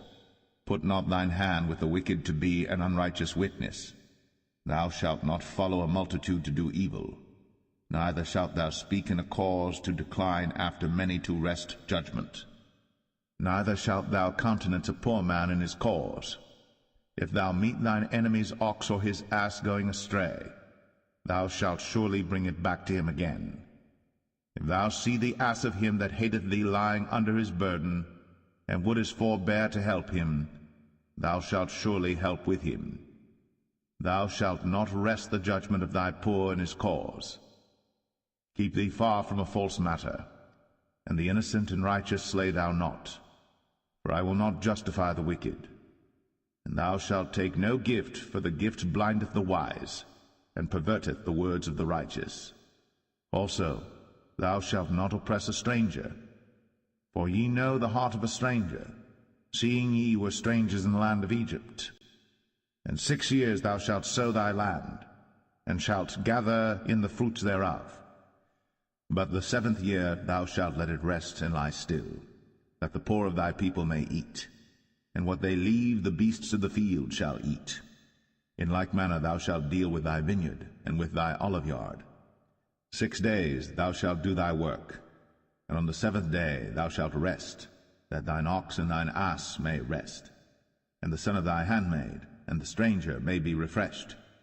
And in all things that I have said unto you be circumspect, and make no mention of the name of other gods, neither let it be heard out of thy mouth. 3 times thou shalt keep a feast unto me in the year.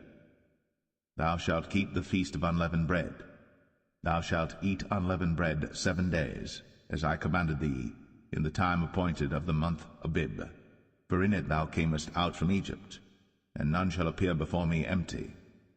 And the feast of harvest, the firstfruits of thy labors, which thou hast sown in the field, and the feast of ingathering, which is in the end of the year, when thou hast gathered in thy labors out of the field. 3 times in the year all thy males shall appear before the Lord God. Thou shalt not offer the blood of my sacrifice with leavened bread, neither shall the fat of my sacrifice remain until the morning. The first of the firstfruits of thy land thou shalt bring into the house of the Lord thy God. Thou shalt not see the kid in his mother's milk. Behold, I send an angel before thee, to keep thee in the way, and to bring thee into the place which I have prepared. Beware of him, and obey his voice. Provoke him not, for he will not pardon your transgressions, for my name is in him. But if thou shalt indeed obey his voice, and do all that I speak, then I will be an enemy unto thine enemies, and an adversary unto thine adversaries. For mine angel shall go before thee, and bring thee in unto the Amorites, and the Hittites, and the Perizzites, and the Canaanites, the Hivites, and the Jebusites, and I will cut them off. Thou shalt not bow down to their gods, nor serve them, nor do after their works, but thou shalt utterly overthrow them, and quite break down their images. And ye shall serve the Lord your God, and he shall bless thy bread and thy water, and I will take sickness away from the midst of thee. There shall nothing cast their young, nor be barren in thy land. The number of thy days I will fulfill. I will send my fear before thee, and will destroy all the people to whom thou shalt come, and I will make all thine enemies turn their backs unto thee, and I will send hornets before thee, which shall drive out the Hivite, the Canaanite, and the Hittite from before thee.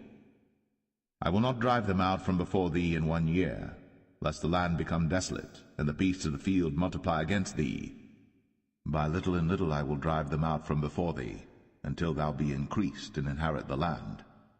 And I will set thy bounds from the Red Sea even unto the sea of the Philistines, and from the desert unto the river.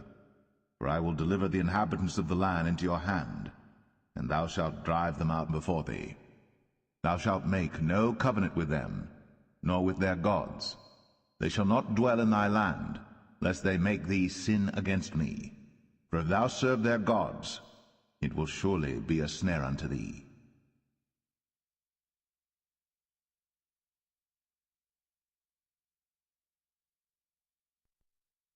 Exodus 24.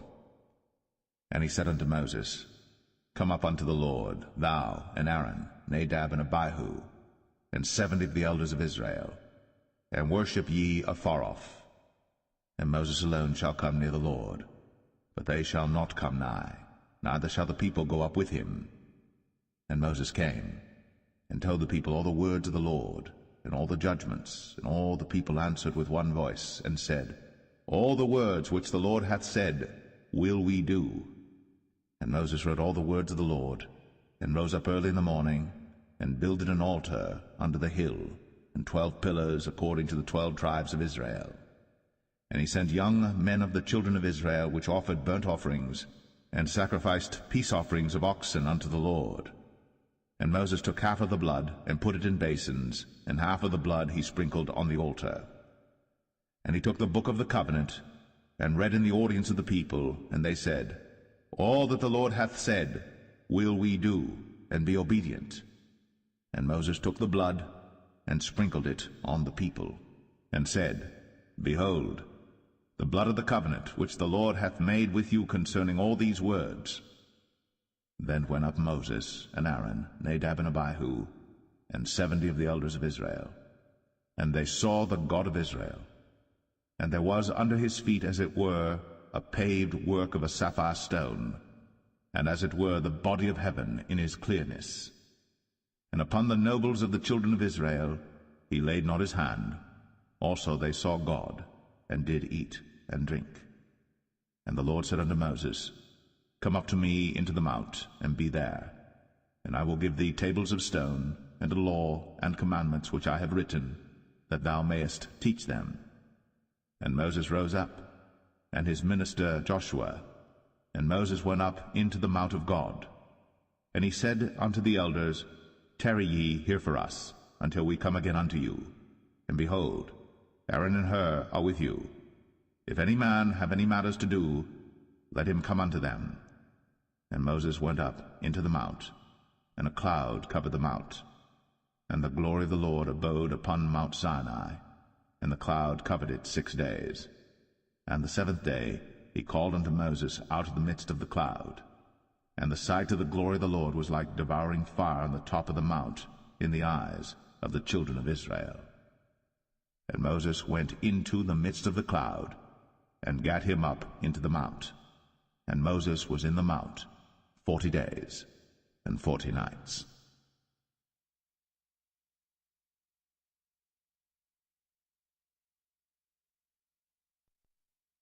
Exodus 25. And the Lord spake unto Moses, saying, Speak unto the children of Israel, that they bring me an offering of every man that giveth it willingly with his heart. Ye shall take my offering. And this is the offering which ye shall take of them, gold, and silver, and brass, and blue, and purple, and scarlet, and fine linen, and goat's hair, and rams' skins dyed red, and badgers' skins, and shittim wood, oil for the light, spices for anointing oil, and for sweet incense, onyx stones, and stones to be set in the ephod, and in the breastplate. And let them make me a sanctuary, that I may dwell among them, according to all that I show thee, after the pattern of the tabernacle, and the pattern of all the instruments thereof, even so shall ye make it. And they shall make an ark of shittim wood. 2 cubits and a half shall be the length thereof, and 1 cubit and a half the breadth thereof, and 1 cubit and a half the height thereof. And thou shalt overlay it with pure gold, within and without shalt thou overlay it, and shall make upon it a crown of gold round about. And thou shalt cast 4 rings of gold for it, and put them in the 4 corners thereof, and 2 rings shall be in the one side of it, and 2 rings in the other side of it. And thou shalt make staves of shittim wood, and overlay them with gold. And thou shalt put the staves into the rings by the sides of the ark, that the ark may be borne with them. The staves shall be in the rings of the ark, they shall not be taken from it. And thou shalt put into the ark the testimony which I shall give thee. And thou shalt make a mercy seat of pure gold. 2 cubits and a half shall be the length thereof, and 1 cubit and a half the breadth thereof. And thou shalt make 2 cherubims of gold. Of beaten work shalt thou make them, in the 2 ends of the mercy seat. And make 1 cherub on the one end, and the other cherub on the other end. Even of the mercy seat shall ye make the cherubims on the 2 ends thereof.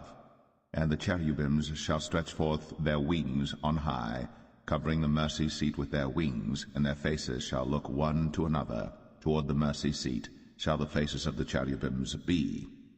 And thou shalt put the mercy seat above upon the ark, and in the ark thou shalt put the testimony that I shall give thee. And there I will meet with thee, and I will commune with thee from above the mercy seat, from between the 2 cherubims which are upon the ark of the testimony, of all things which I will give thee in commandment unto the children of Israel. Thou shalt also make a table of shittim wood. 2 cubits shall be the length thereof, and 1 cubit the breadth thereof, and 1 cubit and a half the height thereof. And thou shalt overlay it with pure gold, and make thereto a crown of gold round about. And thou shalt make unto it a border of an handbreadth round about, and thou shalt make a golden crown to the border thereof round about. And thou shalt make for it 4 rings of gold, and put the rings in the 4 corners that are on the 4 feet thereof. Over against the border shall the rings be for places of the staves to bear the table. And thou shalt make the staves of shittim wood, and overlay them with gold, that the table may be borne with them. And thou shalt make the dishes thereof, and spoons thereof, and covers thereof, and bowls thereof, to cover withal. of pure gold shalt thou make them. And thou shalt set upon the table showbread before me always. And thou shalt make a candlestick of pure gold. Of beaten work shall the candlestick be made. His shaft and his branches, his bowls, his knobs and his flowers shall be of the same. And 6 branches shall come out of the sides of it, 3 branches of the candlestick out of the one side, and 3 branches of the candlestick out of the other side. 3 bowls made like unto almonds, with a knob and a flower in one branch, and 3 bowls made like almonds in the other branch, with a knob and a flower. So in the 6 branches that come out of the candlestick. And in the candlestick shall be 4 bowls made like unto almonds, with their knobs and their flowers. And there shall be a knob under 2 branches of the same, and a knob under 2 branches of the same, and a knob under 2 branches of the same, according to the 6 branches that proceed out of the candlestick. Their knobs and their branches shall be of the same. All it shall be one beaten work of pure gold. And thou shalt make the 7 lamps thereof, and they shall light the lamps thereof, that they may give light over against it. And the tongs thereof, and the snuff dishes thereof, shall be of pure gold. Of a talent of pure gold shall he make it with all these vessels. And look that thou make them after their pattern, which was shown thee in the mount.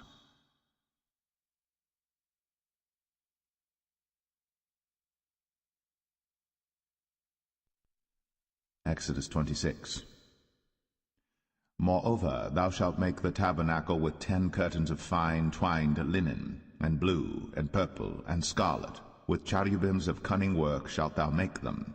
The length of one curtain shall be 28 cubits, and the breadth of one curtain 4 cubits, and every one of the curtains shall have one measure. The 5 curtains shall be coupled together one to another, and other 5 curtains shall be coupled one to another. And thou shalt make loops of blue upon the edge of the one curtain, from the selvage in the coupling. And likewise shalt thou make in the uttermost edge of another curtain, in the coupling of the second. 50 loops shalt thou make in the one curtain, and 50 loops shalt thou make in the edge of the curtain that is in the coupling of the second, that the loops may take hold one of another. And thou shalt make 50 taches of gold, and couple the curtains together with the taches, and it shall be one tabernacle. And thou shalt make curtains of goat's hair to be a covering upon the tabernacle. 11 curtains shalt thou make. The length of one curtain shall be 30 cubits, and the breadth of one curtain 4 cubits, and the 11 curtains shall be all of one measure. And thou shalt couple 5 curtains by themselves, and 6 curtains by themselves, and shalt double the 6 curtains in the forefront of the tabernacle. And thou shalt make 50 loops on the edge of the one curtain that is outmost in the coupling, and 50 loops in the edge of the curtain which coupleth the second. And thou shalt make 50 taches of brass, and put the taches into the loops, and couple the tent together, that it may be one. And the remnant that remaineth of the curtains of the tent, the half curtain that remaineth, shall hang over the backside of the tabernacle, and a cubit on the one side, and a cubit on the other side of that which remaineth in the length of the curtains of the tent. It shall hang over the sides of the tabernacle on this side, and on that side to cover it. And thou shalt make a covering for the tent of ram skins dyed red, and a covering above of badgers' skins. And thou shalt make boards for the tabernacle of shittim wood standing up. 10 cubits shall be the length of a board, and a cubit and a half shall be the breadth of one board. 2 tenons shall there be in one board, set in order, one against another. Thus shalt thou make for all the boards of the tabernacle. And thou shalt make the boards for the tabernacle 20 boards on the south side southward.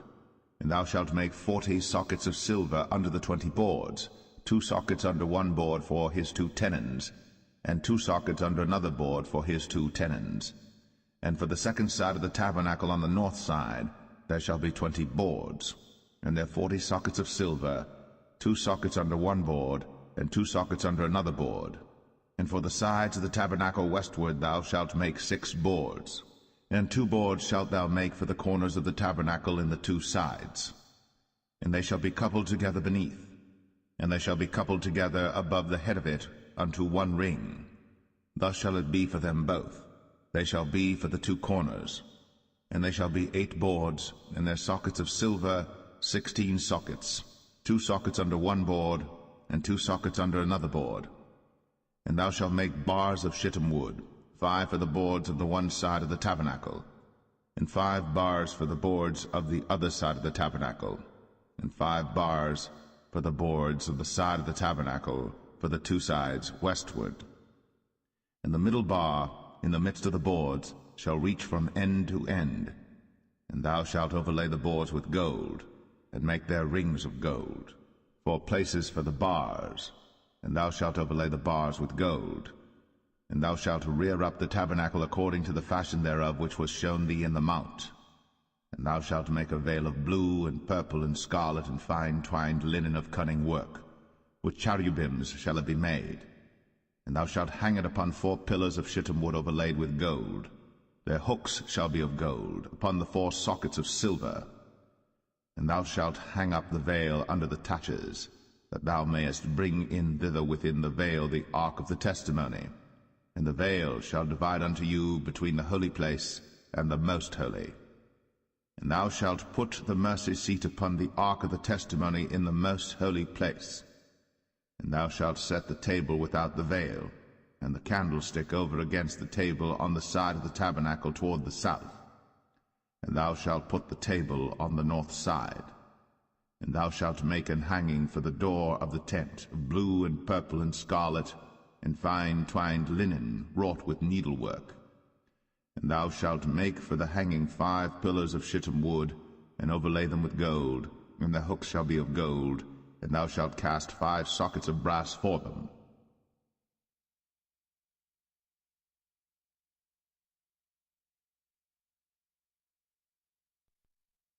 Exodus 27. And thou shalt make an altar of shittim wood, 5 cubits long and 5 cubits broad. The altar shall be 4 square, and the height thereof shall be 3 cubits. And thou shalt make the horns of it upon the 4 corners thereof. His horns shall be of the same, and thou shalt overlay it with brass. And thou shalt make his pans to receive his ashes, and his shovels, and his basins, and his flesh hooks, and his fire pans. All the vessels thereof thou shalt make of brass. And thou shalt make for it a grate of network of brass. And upon the net shalt thou make 4 brazen rings in the 4 corners thereof. And thou shalt put it under the compass of the altar beneath, that the net may be even to the midst of the altar. And thou shalt make staves for the altar, staves of shittim wood, and overlay them with brass. And the staves shall be put into the rings, and the staves shall be upon the 2 sides of the altar to bear it. Hollow with boards shalt thou make it, as it was shown thee in the mount, so shall they make it. And thou shalt make the court of the tabernacle for the south side. Southward there shall be hangings for the court of fine twined linen, of 100 cubits long for one side. And the 20 pillars thereof, and their 20 sockets shall be of brass. The hooks of the pillars, and their fillets, shall be of silver. And likewise for the north side in length there shall be hangings of 100 cubits long, and his 20 pillars, and their 20 sockets of brass, the hooks of the pillars, and their fillets of silver. And for the breadth of the court on the west side shall be hangings of 50 cubits, their pillars 10, and their sockets 10. And the breadth of the court on the east side eastward shall be 50 cubits. The hangings of one side of the gate shall be 15 cubits, their pillars 3, and their sockets 3. And on the other side shall be hangings 15 cubits, their pillars 3, and their sockets 3. And for the gate of the court shall be an hanging of 20 cubits of blue and purple and scarlet and fine twined linen, wrought with needlework, and their pillars shall be 4, and their sockets 4. All the pillars round about the court shall be filleted with silver. Their hooks shall be of silver, and their sockets of brass. The length of the court shall be 100 cubits, and the breadth 50 everywhere, and the height 5 cubits of fine twined linen, and their sockets of brass. All the vessels of the tabernacle, and all the service thereof, and all the pins thereof, and all the pins of the court shall be of brass. And thou shalt command the children of Israel that they bring thee pure oil, olive beaten for the light, to cause the lamp to burn always. In the tabernacle of the congregation without the veil, which is before the testimony, Aaron and his sons shall order it from evening to morning before the Lord.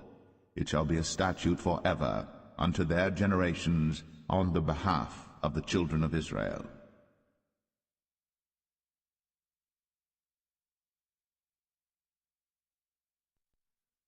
Exodus 28. And take thou unto thee Aaron thy brother, and his sons with him, from among the children of Israel, that he may minister unto me in the priest's office, even Aaron, Nadab, and Abihu, Eleazar, and Ithamar, Aaron's sons. And thou shalt make holy garments for Aaron thy brother, for glory and for beauty. And thou shalt speak unto all that are wise-hearted, whom I have filled with the spirit of wisdom, that they may make Aaron's garments to consecrate him, that he may minister unto me in the priest's office. And these are the garments which they shall make: a breastplate, and an ephod, and a robe, and a broidered coat, a mitre, and a girdle. And they shall make holy garments for Aaron thy brother, and his sons, that he may minister unto me in the priest's office. And they shall take gold, and blue, and purple, and scarlet, and fine linen. And they shall make the ephod of gold, of blue, and of purple, of scarlet, and fine twined linen with cunning work. It shall have the 2 shoulder pieces thereof joined at the 2 edges thereof, and so it shall be joined together. And the curious girdle of the ephod which is upon it shall be of the same, according to the work thereof, even of gold, of blue, and purple, and scarlet, and fine twined linen. And thou shalt take 2 onyx stones, and grave on them the names of the children of Israel, 6 of their names on one stone, and the other 6 names of the rest on the other stone, according to their birth. With the work of an engraver in stone, like the engravings of a signet, shalt thou engrave the 2 stones with the names of the children of Israel. Thou shalt make them to be set in ouches of gold. And thou shalt put the 2 stones upon the shoulders of the ephod for stones of memorial unto the children of Israel. And Aaron shall bear their names before the Lord upon his 2 shoulders for a memorial. And thou shalt make ouches of gold, and 2 chains of pure gold at the ends. Of wreathen work shalt thou make them, and fasten the wreathen chains to the ouches. And thou shalt make the breastplate of judgment with cunning work.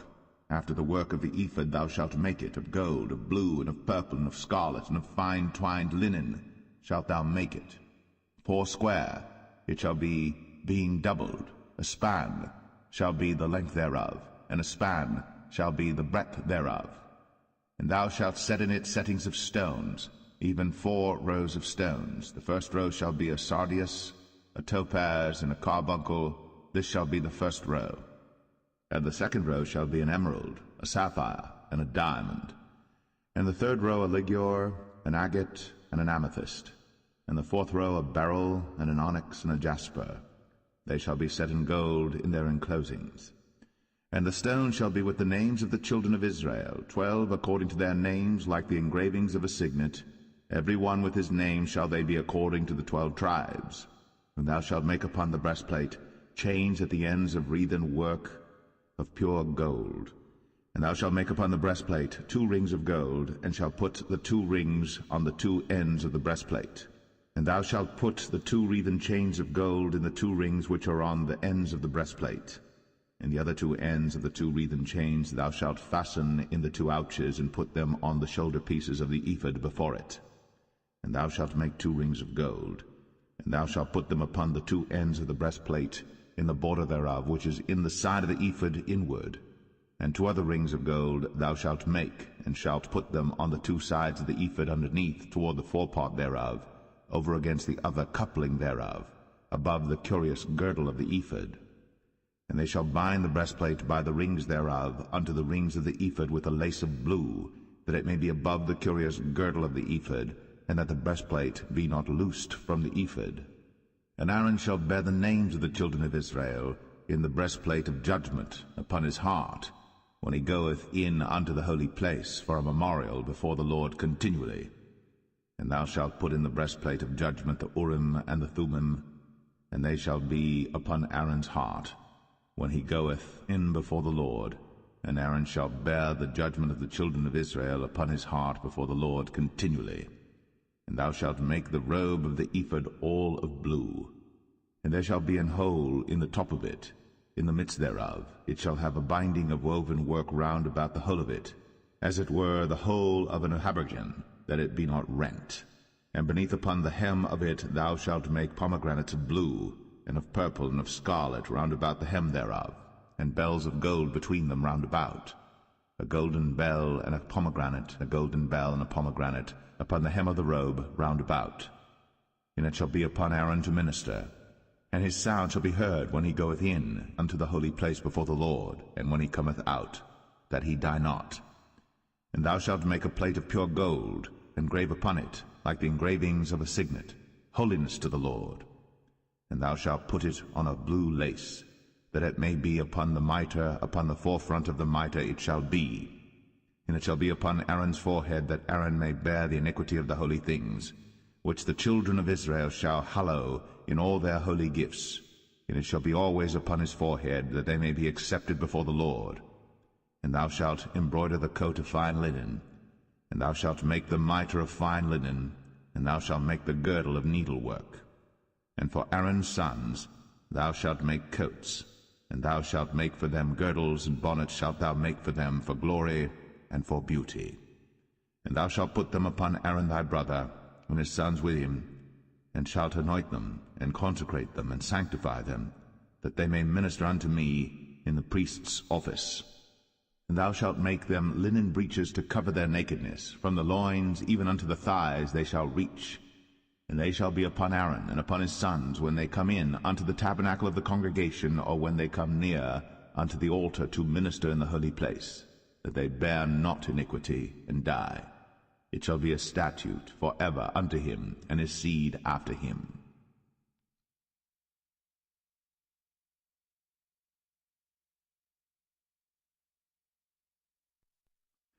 Exodus 29. And this is the thing that thou shalt do unto them to hallow them, to minister unto me in the priest's office. Take 1 young bullock, and 2 rams without blemish, and unleavened bread and cakes unleavened tempered with oil, and wafers unleavened anointed with oil, of wheaten flour shalt thou make them. And thou shalt put them into 1 basket, and bring them in the basket, with the bullock and the 2 rams. And Aaron and his sons thou shalt bring unto the door of the tabernacle of the congregation, and shalt wash them with water. And thou shalt take the garments, and put upon Aaron the coat, and the robe of the ephod, and the breastplate, and gird him with the curious girdle of the ephod. And thou shalt put the mitre upon his head, and put the holy crown upon the mitre. Then shalt thou take the anointing oil, and pour it upon his head, and anoint him. And thou shalt bring his sons, and put coats upon them. And thou shalt gird them with girdles, Aaron and his sons, and put the bonnets on them, and the priest's office shall be theirs for a perpetual statute. And thou shalt consecrate Aaron and his sons. And thou shalt cause a bullock to be brought before the tabernacle of the congregation, and Aaron and his sons shall put their hands upon the head of the bullock. And thou shalt kill the bullock before the Lord, by the door of the tabernacle of the congregation. And thou shalt take of the blood of the bullock, and put it upon the horns of the altar with thy finger, and pour all the blood beside the bottom of the altar. And thou shalt take all the fat that covereth the inwards, and the caul that is above the liver, and the 2 kidneys, and the fat that is upon them, and burn them upon the altar. But the flesh of the bullock, and his skin, and his dung, shalt thou burn with fire without the camp. It is a sin offering. Thou shalt also take 1 ram, and Aaron and his sons shall put their hands upon the head of the ram. And thou shalt slay the ram, and thou shalt take his blood, and sprinkle it round about upon the altar. And thou shalt cut the ram in pieces, and wash the inwards of him and his legs, and put them unto his pieces and unto his head. And thou shalt burn the whole ram upon the altar. It is a burnt offering unto the Lord. It is a sweet savour, an offering made by fire unto the Lord. And thou shalt take the other ram, and Aaron and his sons shall put their hands upon the head of the ram. Then shalt thou kill the ram, and take of his blood, and put it upon the tip of the right ear of Aaron, and upon the tip of the right ear of his sons, and upon the thumb of their right hand, and upon the great toe of their right foot, and sprinkle the blood upon the altar round about. And thou shalt take of the blood that is upon the altar, and of the anointing oil, and sprinkle it upon Aaron, and upon his garments, and upon his sons, and upon the garments of his sons with him. And he shall be hallowed, and his garments, and his sons' garments with him. Also thou shalt take of the ram the fat and the rump, and the fat that covereth the inwards, and the caul above the liver, and the 2 kidneys, and the fat that is upon them, and the right shoulder, for it is a ram of consecration. and 1 loaf of bread, and 1 cake of oiled bread, and 1 wafer out of the basket of the unleavened bread that is before the Lord. And thou shalt put all in the hands of Aaron, and in the hands of his sons, and shalt wave them for a wave offering before the Lord. And thou shalt receive them of their hands, and burn them upon the altar for a burnt offering, for a sweet savour before the Lord. It is an offering made by fire unto the Lord. And thou shalt take the breast of the ram of Aaron's consecration, and wave it for a wave offering before the Lord, and it shall be thy part. And thou shalt sanctify the breast of the wave offering, and the shoulder of the heave offering, which is waved, and which is heaved up, of the ram of the consecration, even of that which is for Aaron, and of that which is for his sons. And it shall be Aaron's and his sons by a statute for ever from the children of Israel. For it is an heave offering, and it shall be an heave offering from the children of Israel of the sacrifice of their peace offerings, even their heave offering unto the Lord. And the holy garments of Aaron shall be his sons after him, to be anointed therein, and to be consecrated in them. And that son that is priest in his stead shall put them on 7 days, when he cometh into the tabernacle of the congregation to minister in the holy place. And thou shalt take the ram of the consecration, and seethe his flesh in the holy place. And Aaron and his sons shall eat the flesh of the ram, and the bread that is in the basket by the door of the tabernacle of the congregation. And they shall eat those things wherewith the atonement was made, to consecrate and to sanctify them. But a stranger shall not eat thereof, because they are holy. And if aught of the flesh of the consecrations, or of the bread, remain unto the morning, then thou shalt burn the remainder with fire. It shall not be eaten, because it is holy. And thus shalt thou do unto Aaron and to his sons, according to all things which I have commanded thee. 7 days shalt thou consecrate them. And thou shalt offer every day a bullock for a sin offering, for atonement. And thou shalt cleanse the altar, when thou hast made an atonement for it. And thou shalt anoint it, to sanctify it. 7 days thou shalt make an atonement for the altar, and sanctify it. And it shall be an altar most holy. Whatsoever toucheth the altar shall be holy. Now this is that which thou shalt offer upon the altar: 2 lambs of the first year, day by day, continually. The 1 lamb thou shalt offer in the morning, and the other lamb thou shalt offer at even. And with the 1 lamb 1/10 deal of flour mingled with the 4th part of an hin of beaten oil, and the 4th part of an hin of wine for a drink offering. And the other lamb thou shalt offer at even, and shalt do thereto according to the meat offering of the morning, and according to the drink offering thereof, for a sweet savour, an offering made by fire unto the Lord. This shall be a continual burnt offering throughout your generations at the door of the tabernacle of the congregation before the Lord, where I will meet you, to speak there unto thee. And there I will meet with the children of Israel, and the tabernacle shall be sanctified by my glory. And I will sanctify the tabernacle of the congregation and the altar. I will sanctify also both Aaron and his sons to minister to me in the priest's office. And I will dwell among the children of Israel, and will be their God. And they shall know that I am the Lord their God, that brought them forth out of the land of Egypt, that I may dwell among them. I am the Lord their God.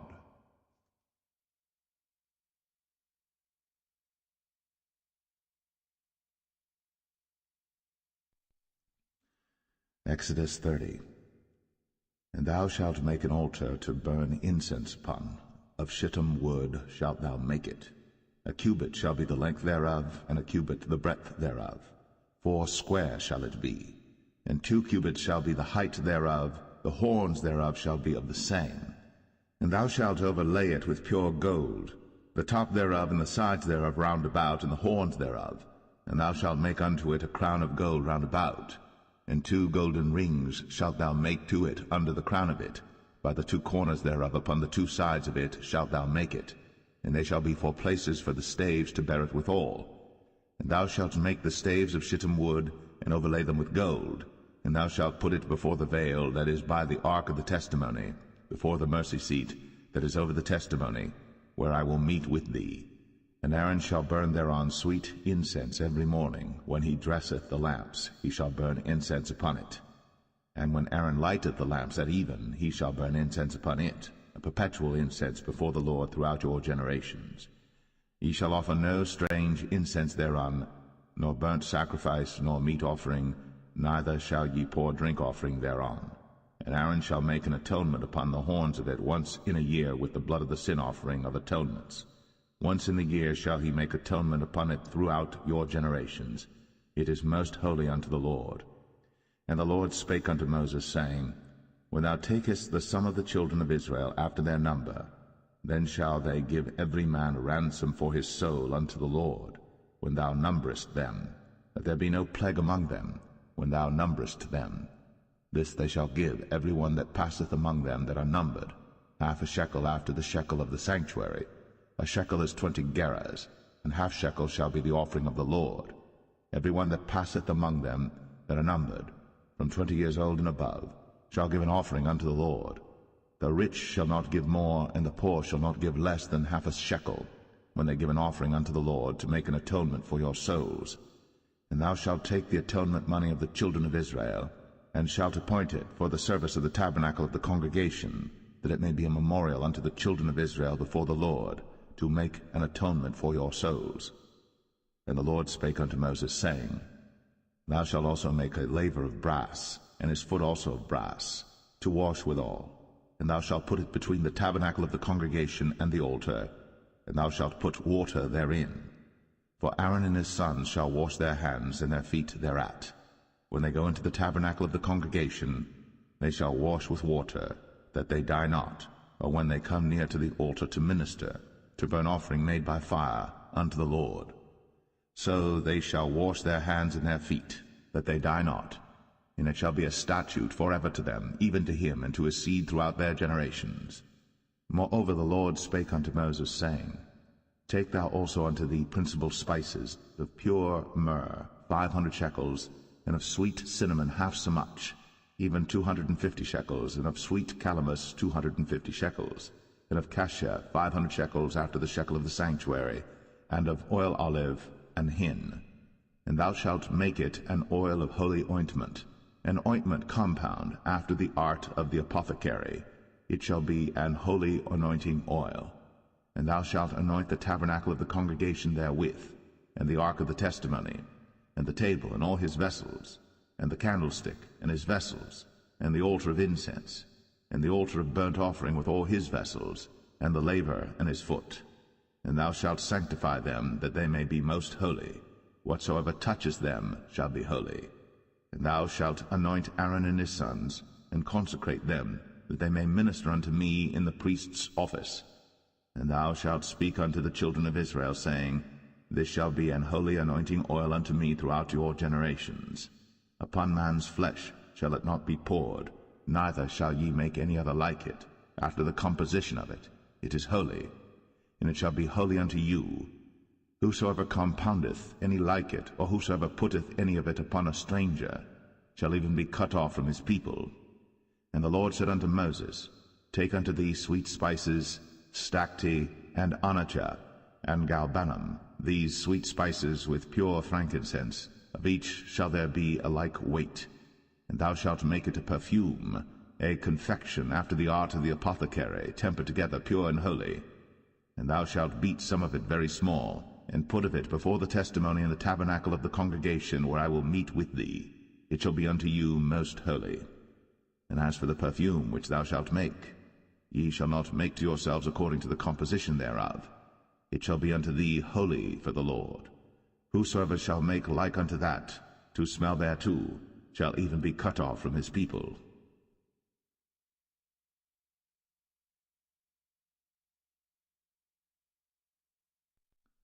Exodus 31. And the Lord spake unto Moses, saying, See, I have called by name Bezalel the son of Uri, the son of Hur, of the tribe of Judah, and I have filled him with the Spirit of God, in wisdom, and in understanding, and in knowledge, and in all manner of workmanship, to devise cunning works, to work in gold, and in silver, and in brass, and in cutting of stones, to set them, and in carving of timber, to work in all manner of workmanship. And I, behold, I have given with him Aholiab, the son of Ahisamach, of the tribe of Dan.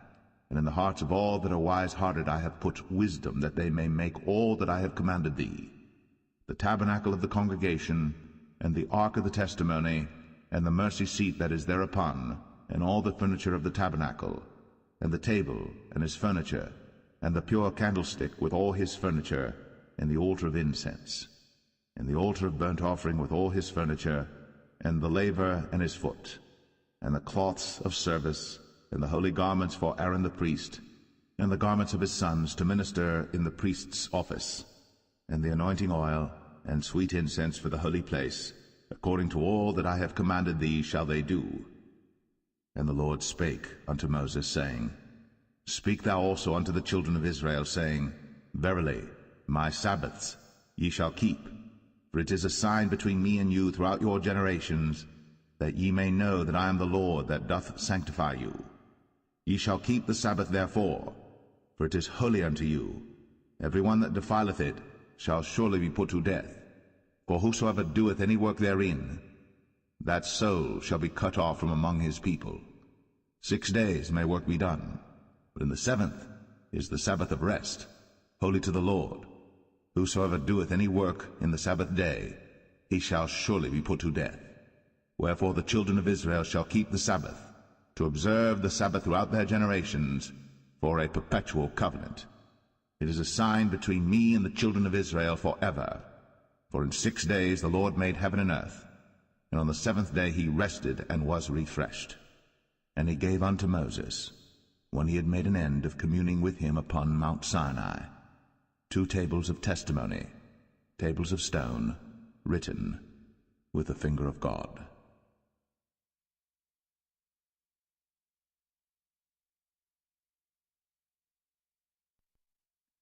Exodus 32. And when the people saw that Moses delayed to come down out of the mount, the people gathered themselves together unto Aaron, and said unto him, Up, make us gods, which shall go before us. For as for this Moses, the man that brought us up out of the land of Egypt, we wot not what is become of him. And Aaron said unto them, Break off the golden earrings which are in the ears of your wives, of your sons, and of your daughters, and bring them unto me. And all the people brake off the golden earrings which were in their ears, and brought them unto Aaron. And he received them at their hand, and fashioned it with a graving tool, after he had made it a molten calf. And they said, These be thy gods, O Israel, which brought thee up out of the land of Egypt. And when Aaron saw it, he built an altar before it. And Aaron made proclamation and said, Tomorrow is a feast to the Lord. And they rose up early on the morrow, and offered burnt offerings, and brought peace offerings. And the people sat down to eat and to drink, and rose up to play. And the Lord said unto Moses, Go, get thee down, for thy people, which thou broughtest out of the land of Egypt, have corrupted themselves. They have turned aside quickly out of the way which I commanded them. They have made them a molten calf, and have worshipped it, and have sacrificed thereunto, and said, These be thy gods, O Israel, which have brought thee up out of the land of Egypt. And the Lord said unto Moses, I have seen this people, and behold, it is a stiff-necked people. Now therefore let me alone, that my wrath may wax hot against them, and that I may consume them, and I will make of thee a great nation. And Moses besought the Lord his God, and said, Lord, why doth thy wrath wax hot against thy people, which thou hast brought forth out of the land of Egypt with great power, and with a mighty hand? Wherefore should the Egyptians speak and say, For mischief did he bring them out, to slay them in the mountains, and to consume them from the face of the earth? Turn from thy fierce wrath, and repent of this evil against thy people. Remember Abraham, Isaac, and Israel, thy servants, to whom thou swarest by thine own self, and saidst unto them, I will multiply your seed as the stars of heaven, and all this land that I have spoken of will I give unto your seed, and they shall inherit it forever. And the Lord repented of the evil which he thought to do unto his people. And Moses turned, and went down from the mount, and the 2 tables of the testimony were in his hand. The tables were written on both their sides. On the one side and on the other were they written. And the tables were the work of God, and the writing was the writing of God, graven upon the tables. And when Joshua heard the noise of the people as they shouted, he said unto Moses, There is a noise of war in the camp. And he said, It is not the voice of them that shout for mastery, neither is it the voice of them that cry for being overcome, but the noise of them that sing do I hear. And it came to pass, as soon as he came nigh unto the camp, that he saw the calf and the dancing. And Moses' anger waxed hot, and he cast the tables out of his hands, and brake them beneath the mount. And he took the calf which they had made, and burnt it in the fire, and ground it to powder, and strawed it upon the water, and made the children of Israel drink of it. And Moses said unto Aaron, What did this people unto thee, that thou hast brought so great a sin upon them? And Aaron said, Let not the anger of my Lord wax hot. Thou knowest the people, that they are set on mischief. For they said unto me, Make us gods, which shall go before us. For as for this Moses, the man that brought us up out of the land of Egypt, we wot not what is become of him. And I said unto them, Whosoever hath any gold, let them break it off. So they gave it to me. Then I cast it into the fire, and there came out this calf. And when Moses saw that the people were naked, for Aaron had made them naked unto their shame among their enemies, then Moses stood in the gate of the camp, and said, Who is on the Lord's side? Let him come unto me. And all the sons of Levi gathered themselves together unto him. And he said unto them, Thus saith the Lord God of Israel, Put every man his sword by his side, and go in and out from gate to gate throughout the camp, and slay every man his brother, and every man his companion, and every man his neighbor.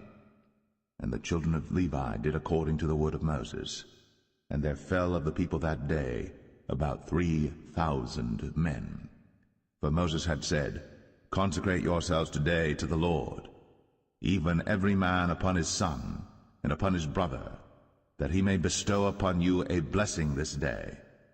And it came to pass on the morrow, that Moses said unto the people, Ye have sinned a great sin, and now I will go up unto the Lord. Peradventure I shall make an atonement for your sin. And Moses returned unto the Lord, and said, O this people have sinned a great sin, and have made them gods of gold. Yet now, if thou wilt forgive their sin, and if not, blot me, I pray thee, out of thy book, which thou hast written. And the Lord said unto Moses, Whosoever hath sinned against me, him will I blot out of my book. Therefore now go, lead the people unto the place of which I have spoken unto thee.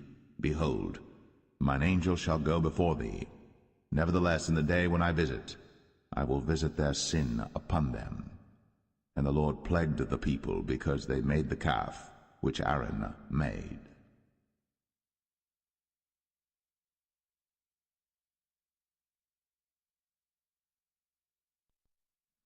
Exodus 33. And the Lord said unto Moses, Depart, and go up hence, thou and the people which thou hast brought up out of the land of Egypt, unto the land which I sware unto Abraham, to Isaac, and to Jacob, saying, Unto thy seed will I give it.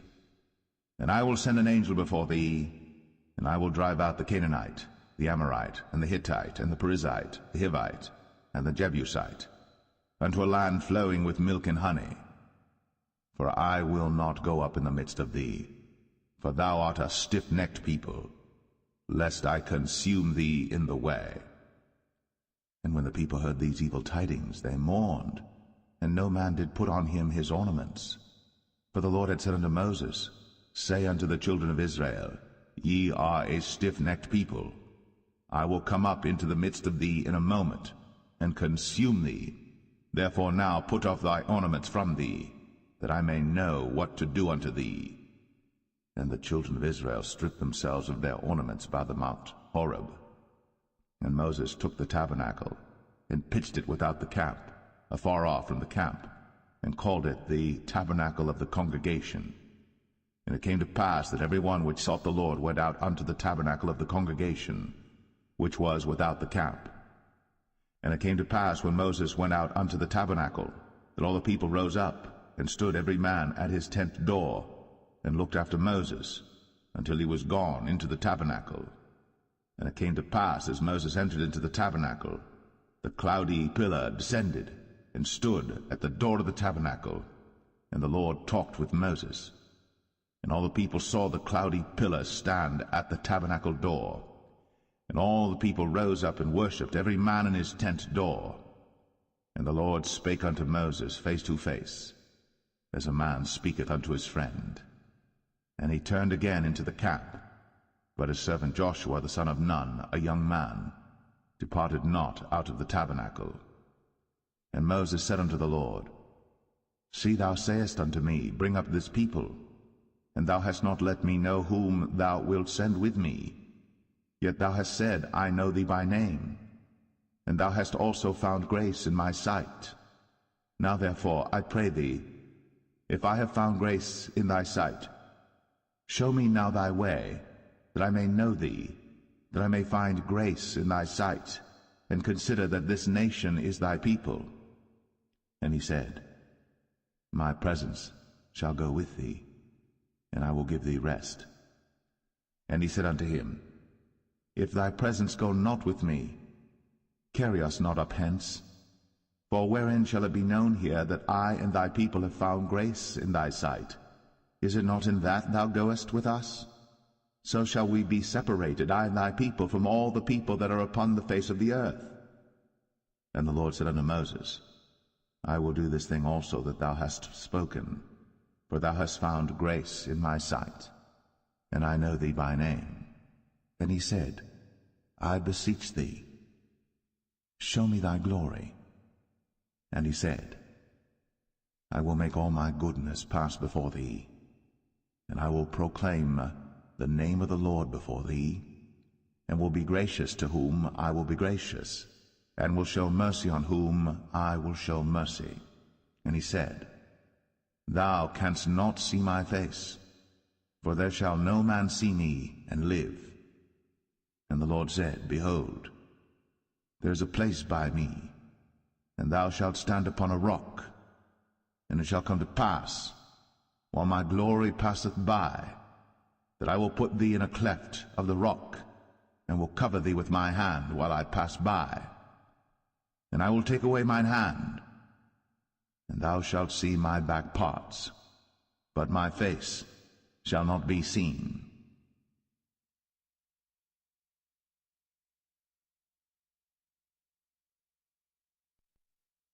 Exodus 34.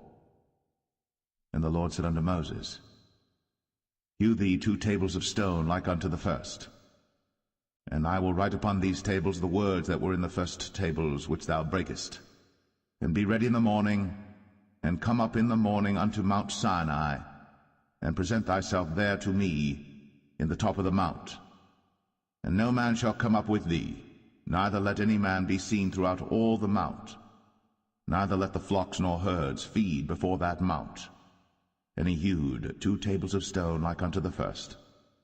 And Moses rose up early in the morning, and went up unto Mount Sinai, as the Lord had commanded him, and took in his hand the 2 tables of stone. And the Lord descended in the cloud, and stood with him there, and proclaimed the name of the Lord.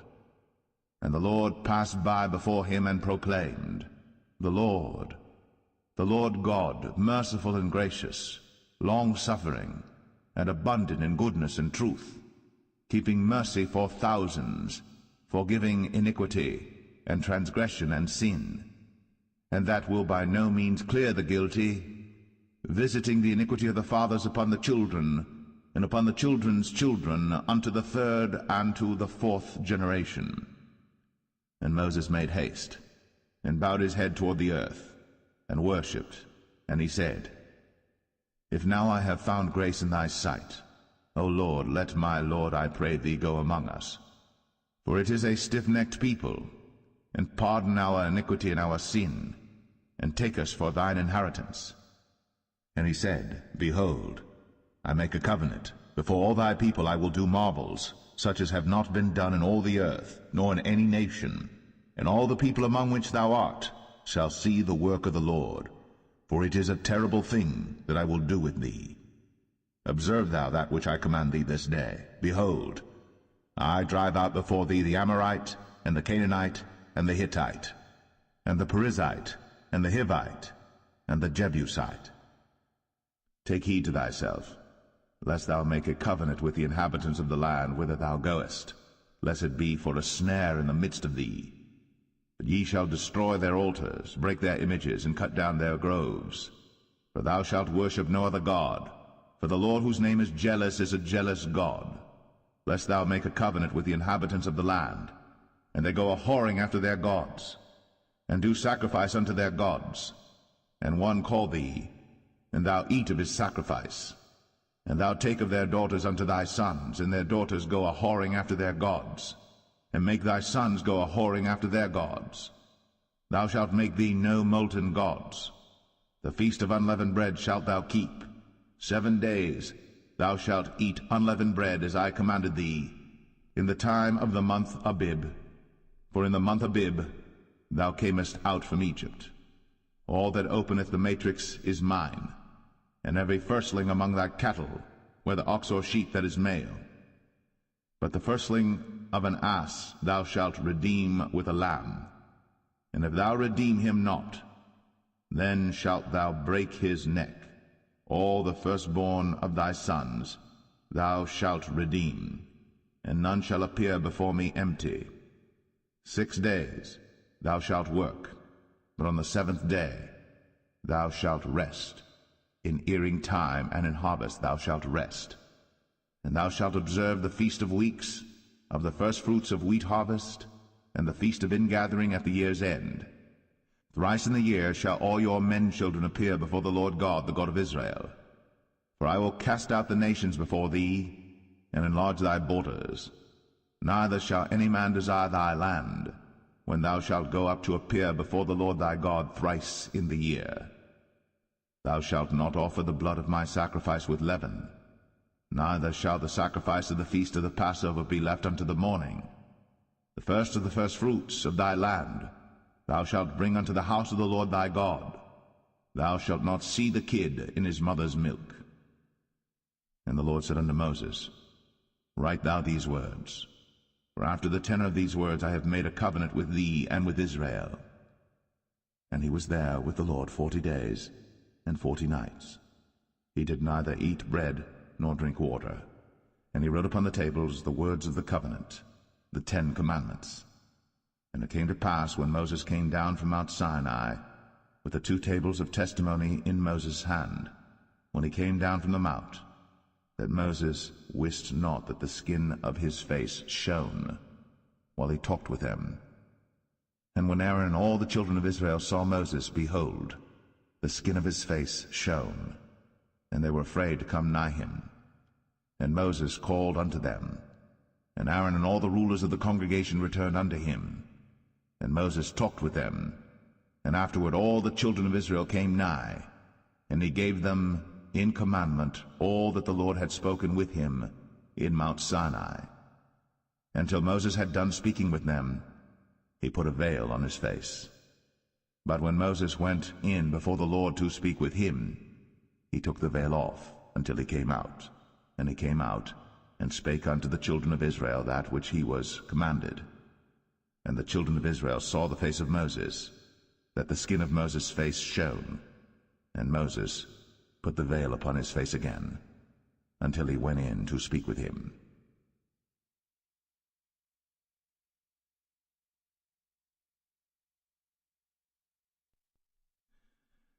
Exodus 35. And Moses gathered all the congregation of the children of Israel together, and said unto them, These are the words which the Lord hath commanded, that ye should do them. 6 days shall work be done, but on the 7th day there shall be to you an holy day, a Sabbath of rest to the Lord. Whosoever doeth work therein shall be put to death. Ye shall kindle no fire throughout your habitations upon the Sabbath day. And Moses spake unto all the congregation of the children of Israel, saying, This is the thing which the Lord commanded, saying, Take ye from among you an offering unto the Lord. Whosoever is of a willing heart, let him bring it. an offering of the Lord, gold and silver and brass, and blue and purple and scarlet and fine linen and goat's hair, and rams' skins dyed red, and badgers' skins, and shittim wood, and oil for the light, and spices for anointing oil, and for the sweet incense, and onyx stones, and stones to be set for the ephod and for the breastplate.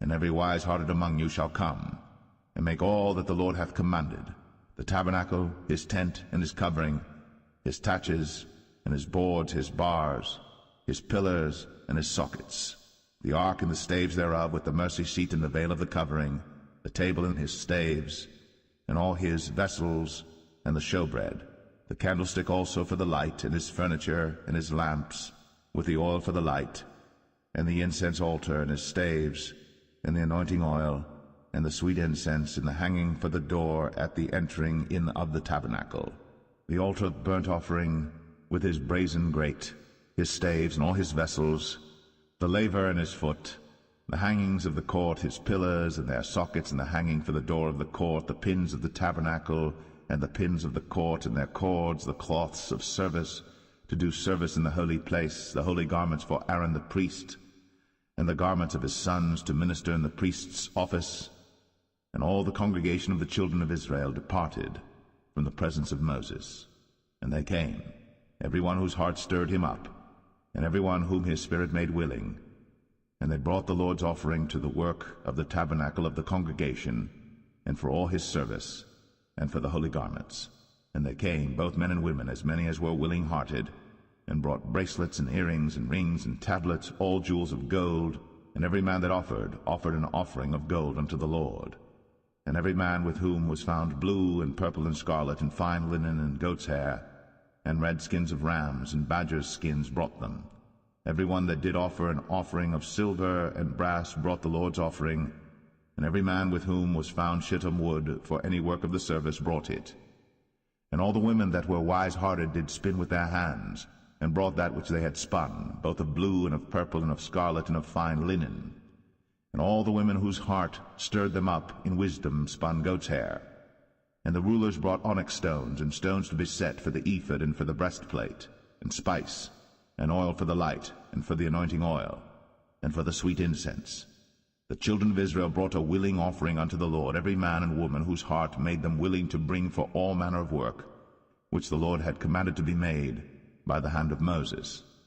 And Moses said unto the children of Israel, See, the Lord hath called by name Bezalel the son of Uri, the son of Hur, of the tribe of Judah.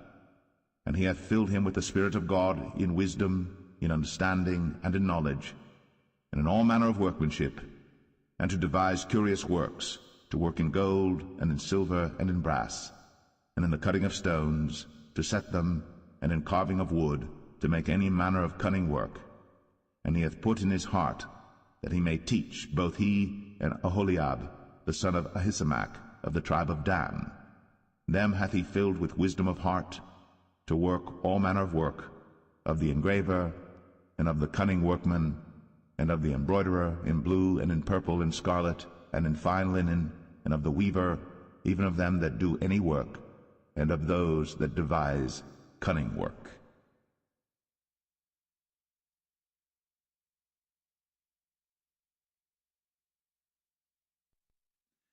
Exodus 36. Then wrought Bezalel and Aholiab, and every wise-hearted man, in whom the Lord put wisdom and understanding to know how to work all manner of work for the service of the sanctuary, according to all that the Lord had commanded.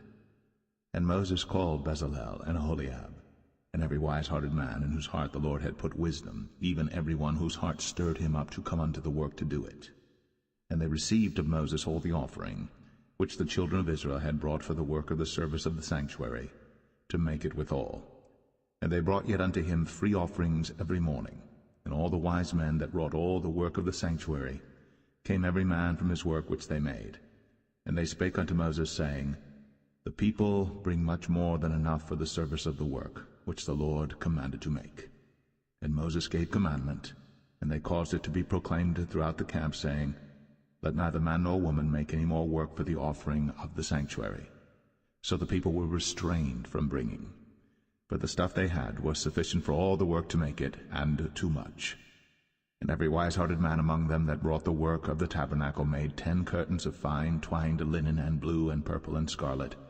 With cherubims of cunning work made he them. The length of one curtain was 20 and 8 cubits, and the breadth of one curtain 4 cubits. The curtains were all of one size. And he coupled the 5 curtains one unto another, and the other 5 curtains he coupled one unto another. And he made loops of blue on the edge of one curtain from the selvage in the coupling. Likewise he made in the uttermost side of another curtain in the coupling of the second. 50 loops made he in one curtain, and 50 loops made he in the edge of the curtain which was in the coupling of the second. The loops held one curtain to another. And he made 50 taches of gold, and coupled the curtains one unto another with the taches. So it became one tabernacle. And he made curtains of goat's hair for the tent over the tabernacle. 11 curtains he made them. The length of one curtain was 30 cubits, and 4 cubits was the breadth of one curtain. The 11 curtains were of one size. And he coupled 5 curtains by themselves, and 6 curtains by themselves. And he made 50 loops upon the uttermost edge of the curtain in the coupling, and 50 loops made he upon the edge of the curtain which coupleth the second. And he made 50 taches of brass to couple the tent together, that it might be one. And he made a covering for the tent of ram skins dyed red, and a covering of badger skins above that. And he made boards for the tabernacle of shittim wood standing up. The length of a board was 10 cubits, and the breadth of a board 1 cubit and a half. One board had 2 tenons, equally distant one from another. Thus did he make for all the boards of the tabernacle. And he made boards for the tabernacle, 20 boards for the south side southward. And 40 sockets of silver he made under the 20 boards, 2 sockets under one board for his 2 tenons, and 2 sockets under another board for his 2 tenons. And for the other side of the tabernacle, which is toward the north corner, he made 20 boards, and there 40 sockets of silver, 2 sockets under one board, and 2 sockets under another board.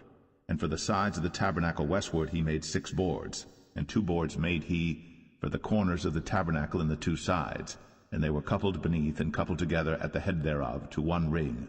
Thus he did to both of them in both the corners. And there were 8 boards, and their sockets were 16 sockets of silver, under every board 2 sockets. And he made bars of shittim wood, 5 for the boards of the one side of the tabernacle, and 5 bars for the boards of the other side of the tabernacle, and 5 bars for the boards of the tabernacle for the sides westward. And he made the middle bar to shoot through the boards from the one end to the other. And he overlaid the boards with gold, and made their rings of gold to be places for the bars, and overlaid the bars with gold. And he made a veil of blue and purple and scarlet, and fine twined linen, with cherubims made he it of cunning work. And he made thereunto 4 pillars of shittim wood, and overlaid them with gold. Their hooks were of gold. And he cast for them 4 sockets of silver. And he made an hanging for the tabernacle door of blue and purple and scarlet, and fine twined linen of needlework. And the 5 pillars of it with their hooks, and he overlaid their chapiters and their fillets with gold. But their 5 sockets were of brass.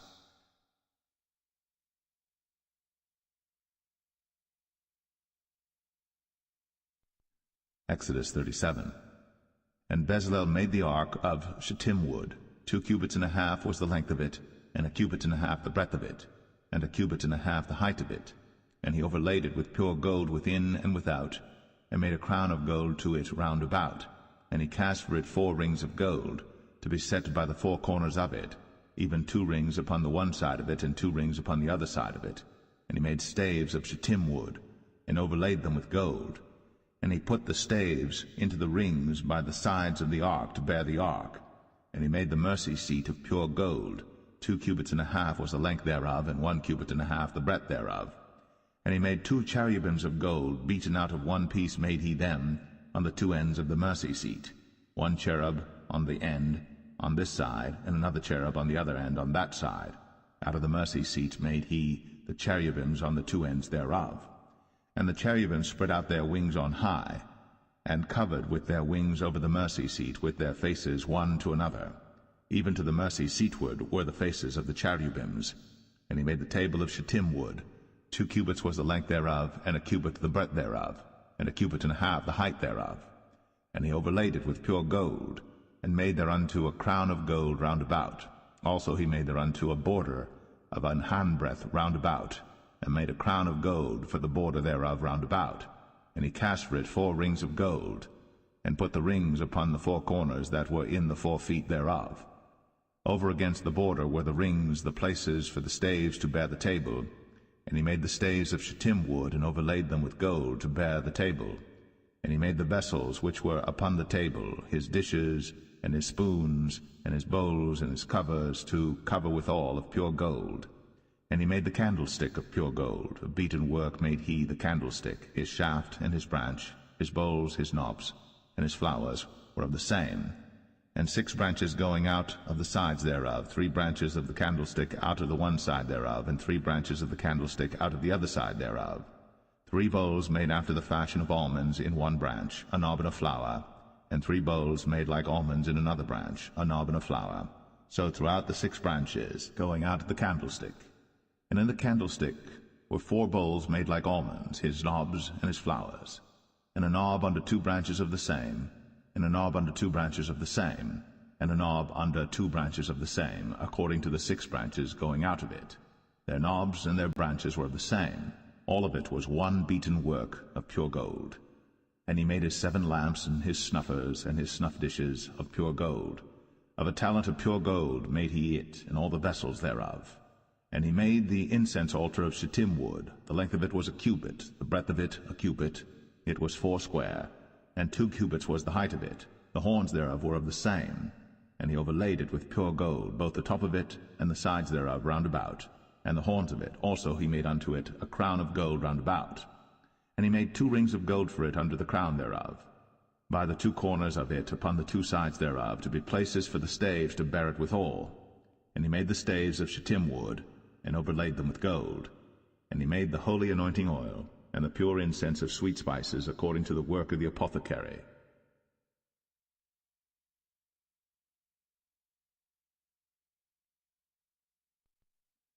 Exodus 38. And he made the altar of burnt offering of shittim wood. 5 cubits was the length thereof, and 5 cubits the breadth thereof. It was 4 square, and 3 cubits the height thereof. And he made the horns thereof on the 4 corners of it. The horns thereof were of the same. And he overlaid it with brass. And he made all the vessels of the altar, the pots and the shovels and the basins and the flesh hooks, and the fire pans, all the vessels thereof made he of brass. And he made for the altar a brazen grate of network under the compass thereof, beneath unto the midst of it. And he cast 4 rings for the 4 ends of the grate of brass, to be places for the staves. And he made the staves of shittim wood, and overlaid them with brass. And he put the staves into the rings on the sides of the altar, to bear it withal. He made the altar hollow with boards.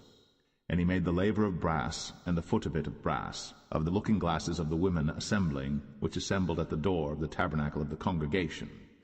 And he made the court. On the south side southward the hangings of the court were of fine twined linen, 100 cubits. Their pillars were 20, and their brazen sockets 20. The hooks of the pillars and their fillets were of silver. And for the north side the hangings were 100 cubits, their pillars were 20, and their sockets of brass 20. The hooks of the pillars and their fillets of silver. And for the west side were hangings of 50 cubits, their pillars 10, and their sockets 10. The hooks of the pillars and their fillets of silver. And for the east side eastward 50 cubits. The hangings of the one side of the gate were 15 cubits, their pillars 3, and their sockets 3. And for the other side of the court gate, on this hand and that hand, were hangings of 15 cubits, their pillars 3, and their sockets 3. All the hangings of the court round about were of fine twined linen. And the sockets for the pillars were of brass, the hooks of the pillars and their fillets of silver, and the overlaying of their chapiters of silver. And all the pillars of the court were filleted with silver. And the hanging for the gate of the court was needlework, of blue and purple and scarlet and fine twined linen. And 20 cubits was the length, and the height and the breadth was 5 cubits, answerable to the hangings of the court. And their pillars were 4, and their sockets of brass 4, their hooks of silver, and the overlaying of their chapiters and their fillets of silver. And all the pins of the tabernacle and of the court round about were of brass.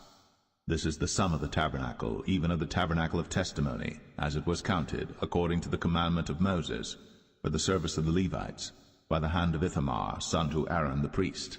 And Bezalel, the son of Uri, the son of Hur, of the tribe of Judah, made all that the Lord commanded Moses. And with him was Aholiab, son of Ahisamach, of the tribe of Dan. an engraver, and a cunning workman, and an embroiderer in blue, and in purple, and in scarlet, and fine linen. All the gold that was occupied for the work, and all the work of the holy place, even the gold of the offering, was 29 talents, and 730 shekels after the shekel of the sanctuary. And the silver of them that were numbered of the congregation was 100 talents, and 1,760 shekels after the shekel of the sanctuary. A bekah for every man, that is, half a shekel, after the shekel of the sanctuary, for every one that went to be numbered, from 20 years old and upward, for 600,000 and 3,550 men. And of the 100 talents of silver were cast the sockets of the sanctuary, and the sockets of the veil, and 100 sockets of the 100 talents, a talent for a socket. And of the 1,775 shekels he made hooks for the pillars, and overlaid their chapiters, and filleted them. And the brass of the offering was 70 talents, and 2,400 shekels. And therewith he made the sockets to the door of the tabernacle of the congregation, and the brazen altar, and the brazen grate for it, and all the vessels of the altar, and the sockets of the court round about, and the sockets of the court gate, and all the pins of the tabernacle, and all the pins of the court round about.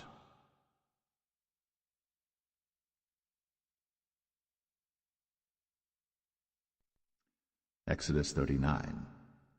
And of the blue, and purple, and scarlet they made cloths of service, to do service in the holy place, and made the holy garments for Aaron, as the Lord commanded Moses. And he made the ephod of gold, blue, and purple, and scarlet, and fine-twined linen. And they did beat the gold into thin plates, and cut it into wires, to work it in the blue, and in the purple, and in the scarlet, and in the fine linen, with cunning work. They made shoulder pieces for it, to couple it together. By the two edges was it coupled together. And the curious girdle of his ephod that was upon it was of the same, according to the work thereof, of gold, blue, and purple, and scarlet, and fine twined linen, as the Lord commanded Moses. And they wrought onyx stones enclosed in ouches of gold, graven as signets are graven, with the names of the children of Israel. And he put them on the shoulders of the ephod, that they should be stones for a memorial to the children of Israel, as the Lord commanded Moses. And he made the breastplate of cunning work, like the work of the ephod, of gold, blue, and purple, and scarlet, and fine twined linen. It was foursquare.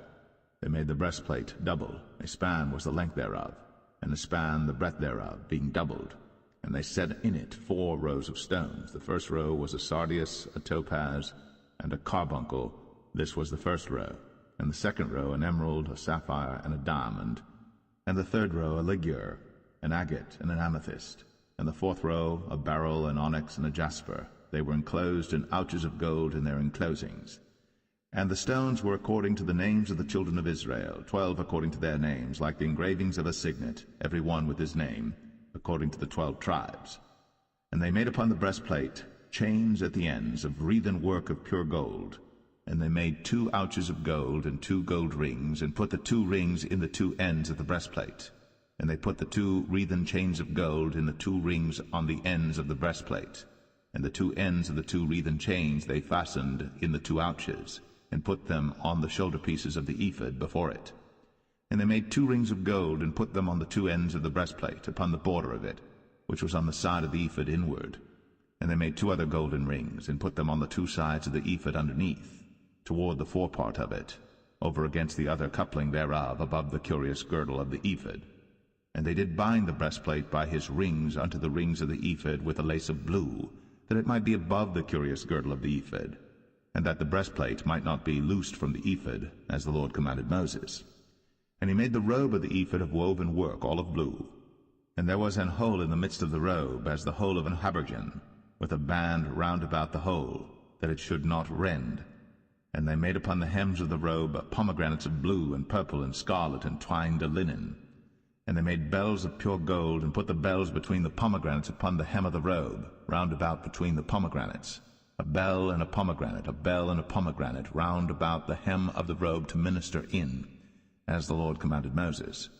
And they made coats of fine linen of woven work for Aaron and for his sons, and a mitre of fine linen, and goodly bonnets of fine linen, and linen breeches of fine twined linen, and a girdle of fine twined linen, and blue, and purple, and scarlet of needlework, as the Lord commanded Moses.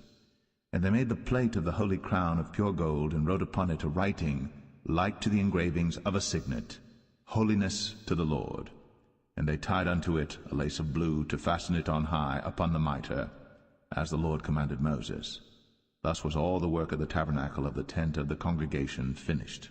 And the children of Israel did according to all that the Lord commanded Moses, so did they.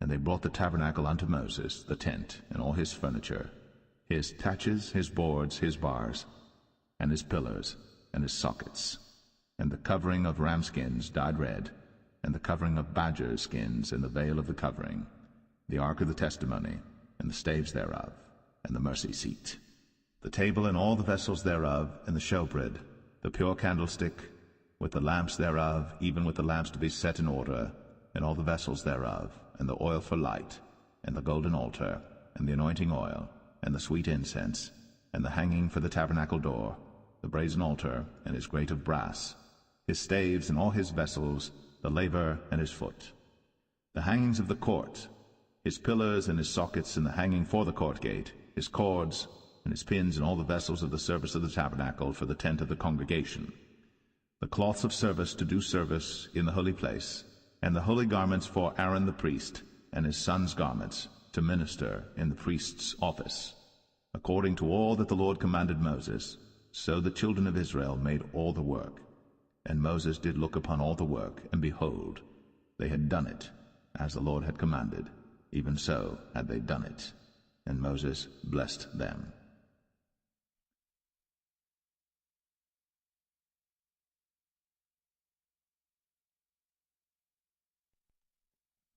Exodus 40. And the Lord spake unto Moses, saying, On the first day of the first month shalt thou set up the tabernacle of the tent of the congregation, and thou shalt put therein the ark of the testimony, and cover the ark with the veil. And thou shalt bring in the table, and set in order the things that are to be set in order upon it. And thou shalt bring in the candlestick, and light the lamps thereof. And thou shalt set the altar of gold for the incense before the ark of the testimony, and put the hanging of the door to the tabernacle. And thou shalt set the altar of the burnt offering before the door of the tabernacle of the tent of the congregation. And thou shalt set the laver between the tent of the congregation and the altar, and shalt put water therein. And thou shalt set up the court round about, and hang up the hanging at the court gate. And thou shalt take the anointing oil, and anoint the tabernacle, and all that is therein, and shalt hallow it, and all the vessels thereof, and it shall be holy. And thou shalt anoint the altar of the burnt offering, and all his vessels, and sanctify the altar, and it shall be an altar most holy. And thou shalt anoint the laver and his foot, and sanctify it. And thou shalt bring Aaron and his sons unto the door of the tabernacle of the congregation, and wash them with water. And thou shalt put upon Aaron the holy garments, and anoint him, and sanctify him, that he may minister unto me in the priest's office. And thou shalt bring his sons, and clothe them with coats. And thou shalt anoint them, as thou didst anoint their father, that they may minister unto me in the priest's office. For their anointing shall surely be an everlasting priesthood throughout their generations. Thus did Moses. According to all that the Lord commanded him, so did he. And it came to pass in the first month, in the second year, on the first day of the month, that the tabernacle was reared up. And Moses reared up the tabernacle, and fastened his sockets, and set up the boards thereof, and put in the bars thereof, and reared up his pillars. And he spread abroad the tent over the tabernacle, and put the covering of the tent above upon it, as the Lord commanded Moses. And he took and put the testimony into the ark, and set the staves on the ark, and put the mercy seat above upon the ark. And he brought the ark into the tabernacle, and set up the veil of the covering, and covered the ark of the testimony, as the Lord commanded Moses. And he put the table in the tent of the congregation upon the side of the tabernacle northward without the veil. And he set the bread in order upon it before the Lord, as the Lord had commanded Moses. And he put the candlestick in the tent of the congregation over against the table on the side of the tabernacle southward. And he lighted the lamps before the Lord, as the Lord commanded Moses. And he put the golden altar in the tent of the congregation before the veil. And he burnt sweet incense thereon, as the Lord commanded Moses. And he set up the hanging at the door of the tabernacle, And he put the altar of burnt offering by the door of the tabernacle of the tent of the congregation, and offered upon it the burnt offering and the meat offering, as the Lord commanded Moses.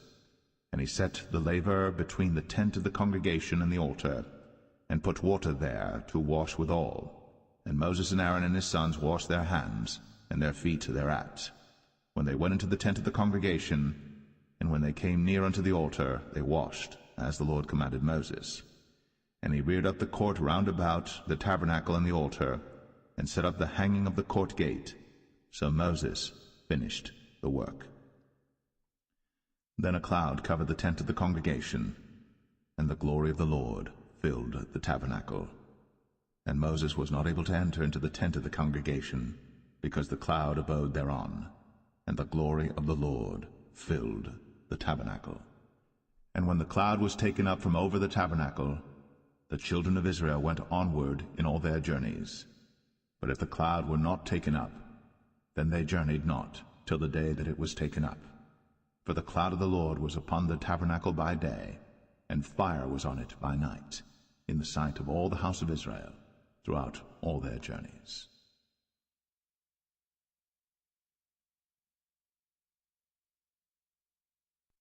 The Book of Leviticus, chapter 1. And the Lord called unto Moses, and spake unto him out of the tabernacle of the congregation, saying, Speak unto the children of Israel, and say unto them, If any man of you bring an offering unto the Lord, ye shall bring your offering of the cattle, even of the herd, and of the flock. If his offering be a burnt sacrifice of the herd, let him offer a male without blemish. He shall offer it of his own voluntary will at the door of the tabernacle of the congregation before the Lord. And he shall put his hand upon the head of the burnt offering, and it shall be accepted for him to make atonement for him. And he shall kill the bullock before the Lord, and the priests, Aaron's sons, shall bring the blood, and sprinkle the blood round about upon the altar that is by the door of the tabernacle of the congregation. And he shall flay the burnt offering, and cut it into his pieces. And the sons of Aaron the priests shall put fire upon the altar, and lay the wood in order upon the fire. And the priests, Aaron's sons, shall lay the parts, the head, and the fat, in order upon the wood that is on the fire which is upon the altar. But his inwards and his legs shall he wash in water, and the priests shall burn all on the altar to be a burnt sacrifice, an offering made by fire, of a sweet savour unto the Lord. And if his offering be of the flocks, namely of the sheep or of the goats, for a burnt sacrifice, he shall bring it a male without blemish, and he shall kill it on the side of the altar northward before the Lord, and the priests, Aaron's sons, shall sprinkle his blood round about upon the altar. And he shall cut it into his pieces, with his head and his fat, and the priest shall lay them in order on the wood that is on the fire which is upon the altar. But he shall wash the inwards and the legs with water, and the priest shall bring it all, and burn it upon the altar. It is a burnt sacrifice, an offering made by fire, of a sweet savour unto the Lord. And if the burnt sacrifice for his offering to the Lord be of fowls, then he shall bring his offering of turtle doves or of young pigeons. And the priest shall bring it unto the altar, and wring off his head, and burn it on the altar, and the blood thereof shall be wrung out at the side of the altar. And he shall pluck away his crop with his feathers, and cast it beside the altar on the east part, by the place of the ashes. And he shall cleave it with the wings thereof, but shall not divide it asunder. And the priest shall burn it upon the altar, upon the wood that is upon the fire. It is a burnt sacrifice, an offering made by fire, of a sweet savour unto the Lord.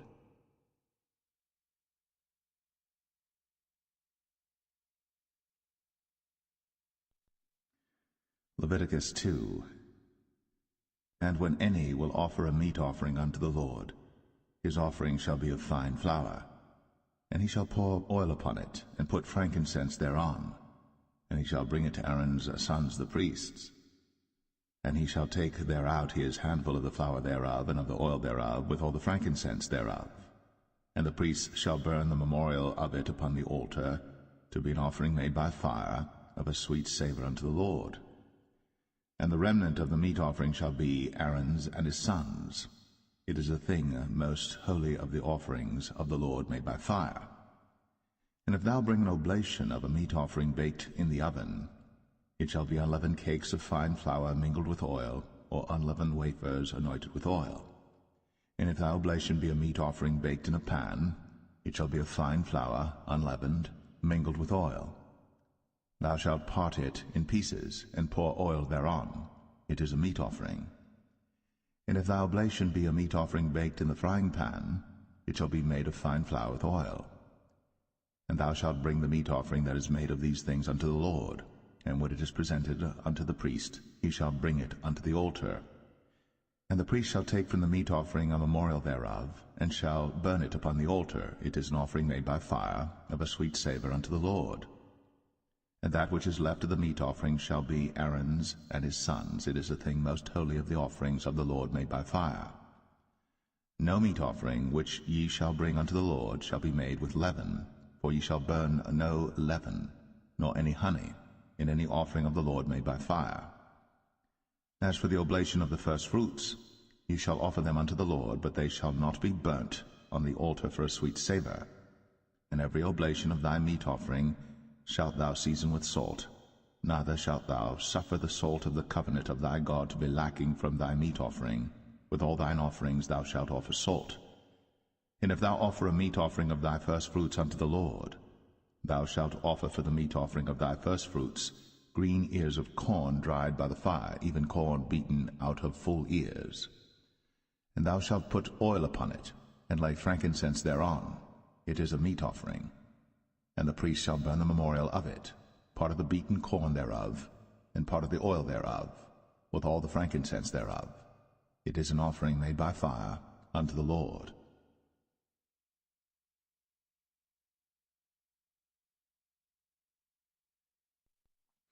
Leviticus 3.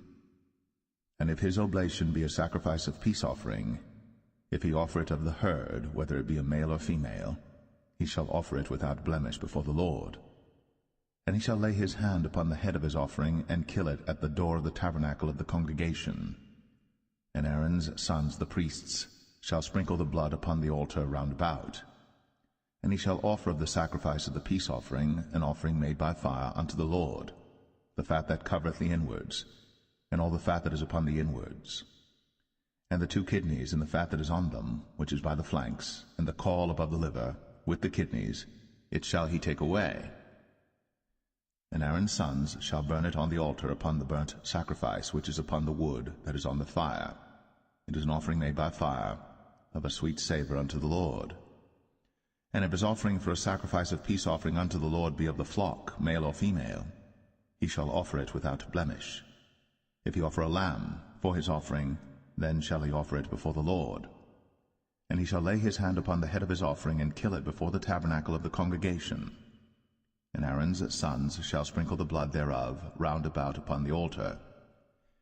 And he shall offer of the sacrifice of the peace offering an offering made by fire unto the Lord, the fat thereof, and the whole rump, it shall he take off hard by the backbone, and the fat that covereth the inwards, and all the fat that is upon the inwards, and the 2 kidneys, and the fat that is upon them, which is by the flanks, and the caul above the liver, with the kidneys, it shall he take away. And the priest shall burn it upon the altar. It is the food of the offering made by fire unto the Lord. And if his offering be a goat, then he shall offer it before the Lord. And he shall lay his hand upon the head of it, and kill it before the tabernacle of the congregation. And the sons of Aaron shall sprinkle the blood thereof upon the altar round about.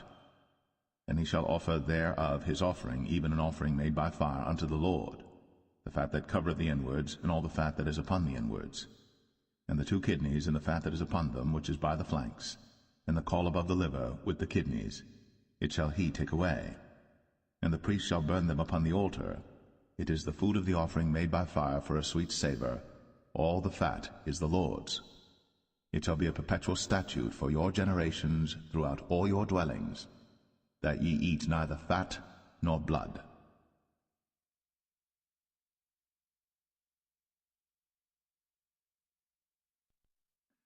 Leviticus 4. And the Lord spake unto Moses, saying, Speak unto the children of Israel, saying, If a soul shall sin through ignorance against any of the commandments of the Lord, concerning things which ought not to be done, and shall do against any of them, if the priest that is anointed do sin according to the sin of the people, then let him bring for his sin which he hath sinned a young bullock without blemish unto the Lord for a sin offering. And he shall bring the bullock unto the door of the tabernacle of the congregation before the Lord, and shall lay his hand upon the bullock's head, and kill the bullock before the Lord.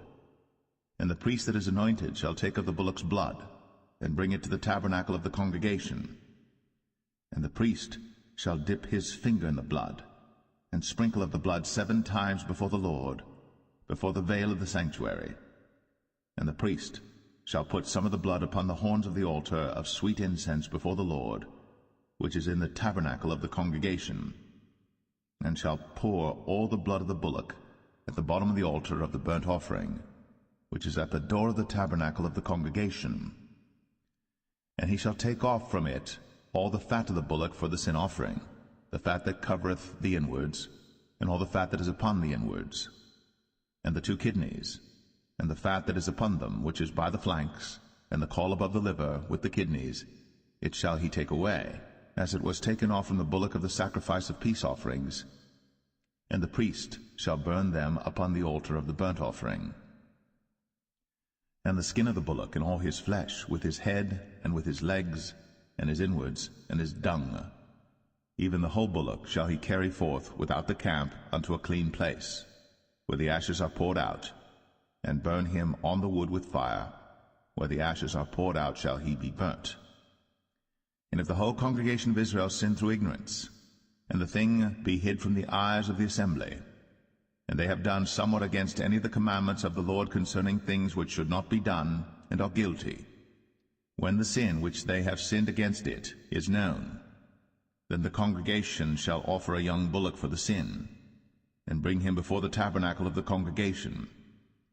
And the elders of the congregation shall lay their hands upon the head of the bullock before the Lord, and the bullock shall be killed before the Lord. And the priest that is anointed shall bring of the bullock's blood to the tabernacle of the congregation. And the priest shall dip his finger in some of the blood, and sprinkle it 7 times before the Lord, even before the veil.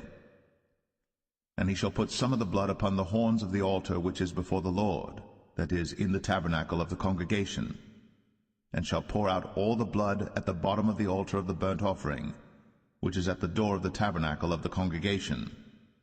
And he shall take all his fat from him, and burn it upon the altar. And he shall do with the bullock as he did with the bullock for a sin offering.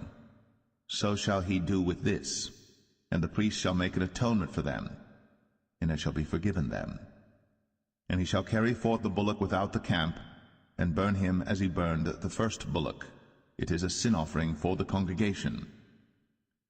When a ruler hath sinned, and done somewhat through ignorance against any of the commandments of the Lord his God, concerning things which should not be done, and is guilty, or if his sin, wherein he hath sinned, come to his knowledge, he shall bring his offering, a kid of the goats, a male without blemish. And he shall lay his hand upon the head of the goat, and kill it in the place where they killed the burnt offering before the Lord. It is a sin offering. And the priest shall take of the blood of the sin offering with his finger, and put it upon the horns of the altar of burnt offering, and shall pour out his blood at the bottom of the altar of burnt offering. And he shall burn all his fat upon the altar, as the fat of the sacrifice of peace offerings. And the priest shall make an atonement for him as concerning his sin, and it shall be forgiven him. And if any one of the common people sin through ignorance, while he doeth somewhat against any of the commandments of the Lord concerning things which ought not to be done, and be guilty, or if his sin, which he hath sinned, come to his knowledge, then he shall bring his offering, a kid of the goats, a female without blemish, for his sin, which he hath sinned. And he shall lay his hand upon the head of the sin offering, and slay the sin offering in the place of the burnt offering.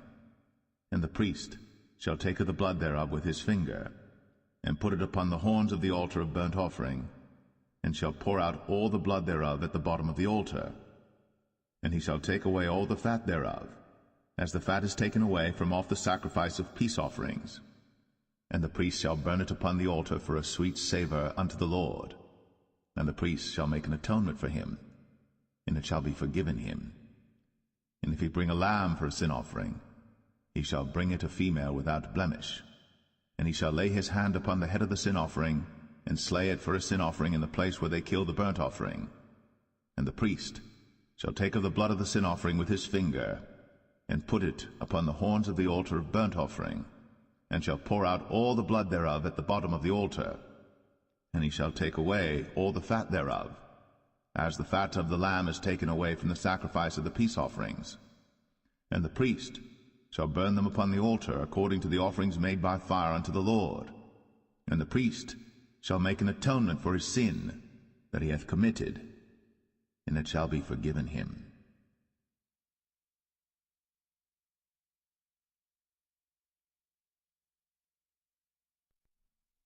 Leviticus 5.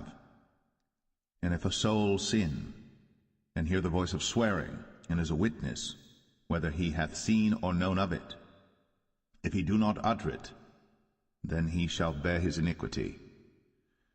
Or if a soul touch any unclean thing, whether it be a carcass of an unclean beast, or a carcass of unclean cattle, or the carcass of unclean creeping things, and if it be hidden from him, he also shall be unclean and guilty. Or if he touch the uncleanness of man, whatsoever uncleanness it be that a man shall be defiled withal, and it be hid from him, when he knoweth of it, then he shall be guilty. Or if a soul swear, pronouncing with his lips to do evil, or to do good, whatsoever it be that a man shall pronounce with an oath, and it be hid from him, when he knoweth of it, then he shall be guilty in one of these. And it shall be, when he shall be guilty in one of these things, that he shall confess that he hath sinned in that thing. And he shall bring his trespass offering unto the Lord for his sin which he hath sinned, a female from the flock, a lamb or a kid of the goats, for a sin offering. And the priest shall make an atonement for him concerning his sin. And if he be not able to bring a lamb, then he shall bring for his trespass which he hath committed 2 turtle doves, or 2 young pigeons unto the Lord, one for a sin offering, and the other for a burnt offering.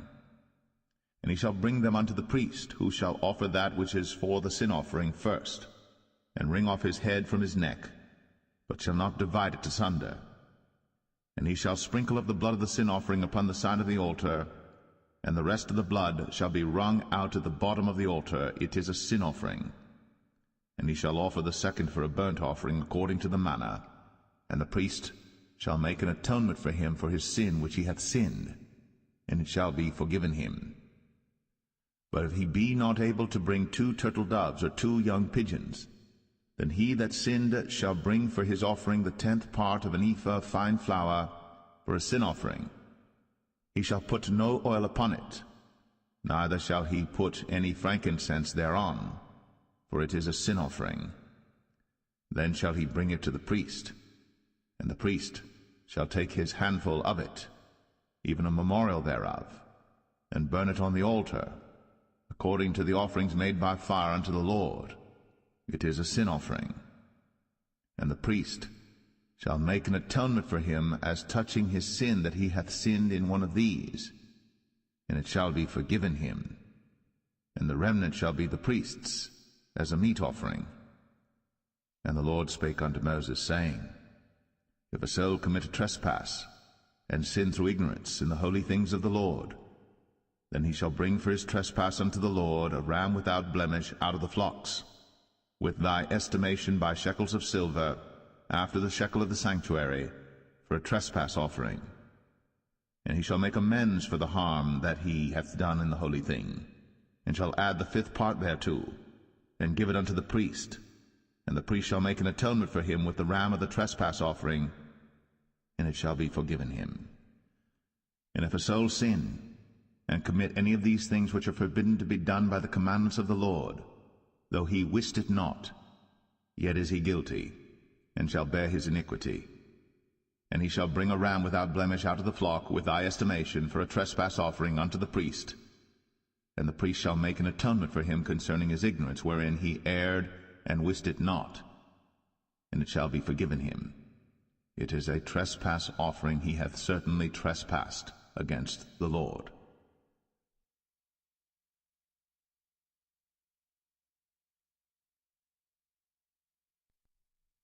Leviticus 6. And the Lord spake unto Moses, saying, If a soul sin, and commit a trespass against the Lord, and lie unto his neighbor in that which was delivered him to keep, for in fellowship, or in a thing taken away by violence, or hath deceived his neighbor, or have found that which was lost, and lieth concerning it, and sweareth falsely, in any of all these that a man doeth, sinning therein, then it shall be, because he hath sinned, and is guilty, that he shall restore that which he took violently away, or the thing which he hath deceitfully gotten, or that which was delivered him to keep, or the lost thing which he found, or all that about which he hath sworn falsely. He shall even restore it in the principal, and shall add the 5th part more thereto, and give it unto him to whom it appertaineth in the day of his trespass offering. And he shall bring his trespass offering unto the Lord, a ram without blemish out of the flock, with thy estimation, for a trespass offering unto the priest. And the priest shall make an atonement for him before the Lord, and it shall be forgiven him for anything of all that he hath done in trespassing therein. And the Lord spake unto Moses, saying, Command Aaron and his sons, saying, This is the law of the burnt offering. It is the burnt offering because of the burning upon the altar all night unto the morning, and the fire of the altar shall be burning in it. And the priest shall put on his linen garment, and his linen breeches shall he put upon his flesh, and take up the ashes which the fire hath consumed with the burnt offering on the altar, and he shall put them beside the altar. And he shall put off his garments, and put on other garments, and carry forth the ashes without the camp unto a clean place. And the fire upon the altar shall be burning in it. It shall not be put out. And the priest shall burn wood on it every morning, and lay the burnt offering in order upon it. And he shall burn thereon the fat of the peace offerings. The fire shall ever be burning upon the altar. It shall never go out. And this is the law of the meat offering. The sons of Aaron shall offer it before the Lord, before the altar. And he shall take of it his handful of the flour of the meat offering, and of the oil thereof, and all the frankincense which is upon the meat offering, and shall burn it upon the altar for a sweet savour, even the memorial of it, unto the Lord. And the remainder thereof shall Aaron and his sons eat. With unleavened bread shall it be eaten in the holy place. In the court of the tabernacle of the congregation they shall eat it. It shall not be baked with leaven. I have given it unto them for their portion of my offerings made by fire. It is most holy, as is the sin offering, and as the trespass offering. All the males among the children of Aaron shall eat of it. It shall be a statute for ever in your generations concerning the offerings of the Lord made by fire. Every one that toucheth them shall be holy. And the Lord spake unto Moses, saying, This is the offering of Aaron and of his sons, which they shall offer unto the Lord in the day when he is anointed. The 10th part of an ephah of fine flour for a meat offering perpetual, half of it in the morning, and half thereof at night. In a pan it shall be made with oil, and when it is baked, thou shalt bring it in. And the baked pieces of the meat offering shalt thou offer for a sweet savour unto the Lord. And the priest of his sons that is anointed in his stead shall offer it. It is a statute for ever unto the Lord. It shall be wholly burnt. For every meat offering for the priest shall be wholly burnt. It shall not be eaten. And the Lord spake unto Moses, saying, Speak unto Aaron and to his sons, saying, This is the law of the sin offering. In the place where the burnt offering is killed shall the sin offering be killed before the Lord. It is most holy. The priest that offereth it for sin shall eat it. In the holy place shall it be eaten, in the court of the tabernacle of the congregation. Whatsoever shall touch the flesh thereof shall be holy. And when there is sprinkled of the blood thereof upon any garment, thou shalt wash that whereon it was sprinkled in the holy place. But the earthen vessel wherein it is sodden shall be broken, and if it be sodden in a brazen pot, it shall be both scoured and rinsed in water. All the males among the priests shall eat thereof. It is most holy. And no sin offering, whereof any of the blood is brought into the tabernacle of the congregation to reconcile with all in the holy place, shall be eaten. It shall be burnt in the fire.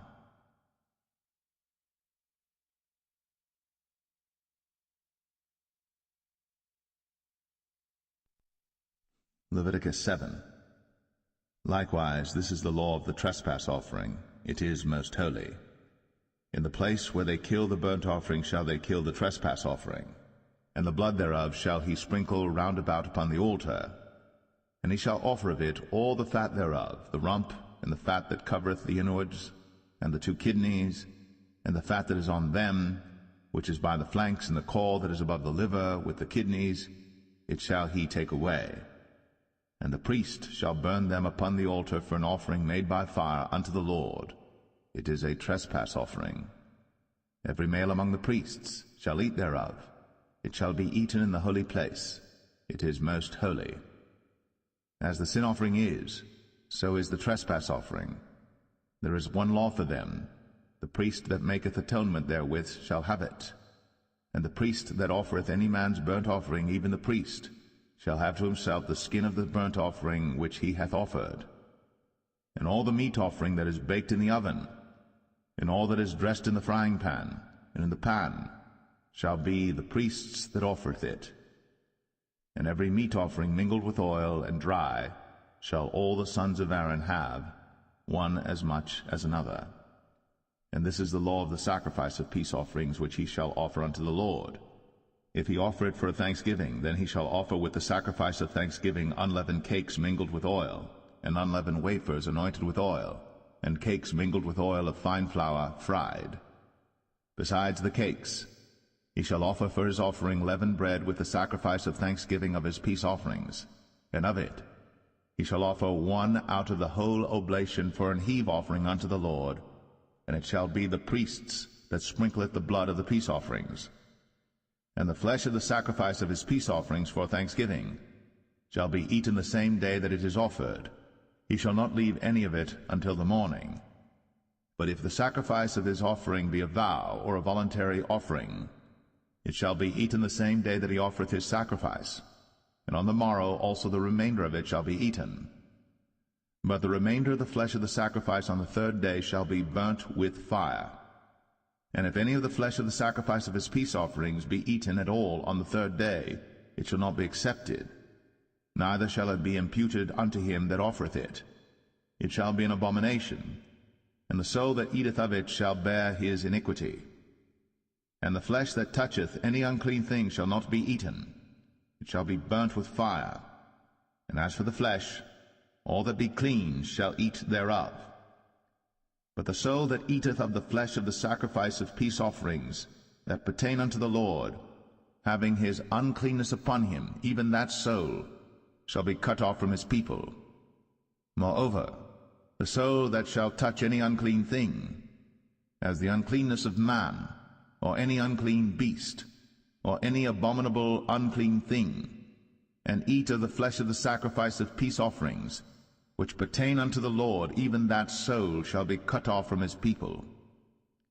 And the Lord spake unto Moses, saying, Speak unto the children of Israel, saying, Ye shall eat no manner of fat, of ox, or of sheep, or of goat, and the fat of the beast that dieth of itself, and the fat of that which is torn with beasts, may be used in any other use, but ye shall in no wise eat of it.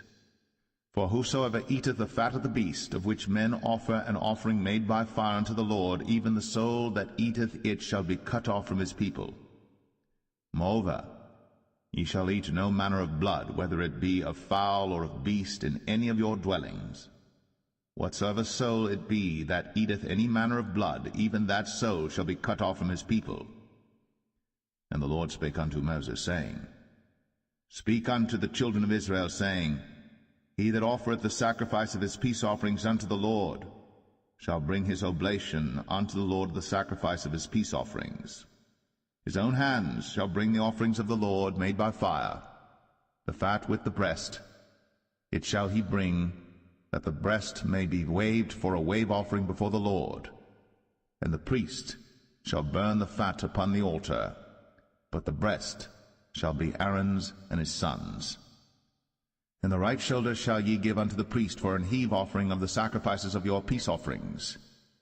He among the sons of Aaron that offereth the blood of the peace offerings, and the fat, shall have the right shoulder for his part.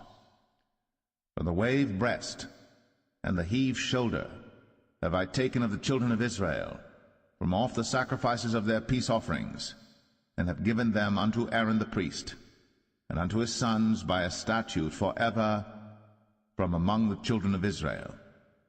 This is the portion of the anointing of Aaron, and of the anointing of his sons, out of the offerings of the Lord made by fire, in the day when he presented them to minister unto the Lord in the priest's office, which the Lord commanded to be given them of the children of Israel, in the day that he anointed them, by a statute forever throughout their generations. This is the law of the burnt offering, of the meat offering, and of the sin offering, and of the trespass offering, and of the consecrations, and of the sacrifice of the peace offerings, which the Lord commanded Moses in Mount Sinai, in the day that he commanded the children of Israel to offer their oblations unto the Lord in the wilderness of Sinai.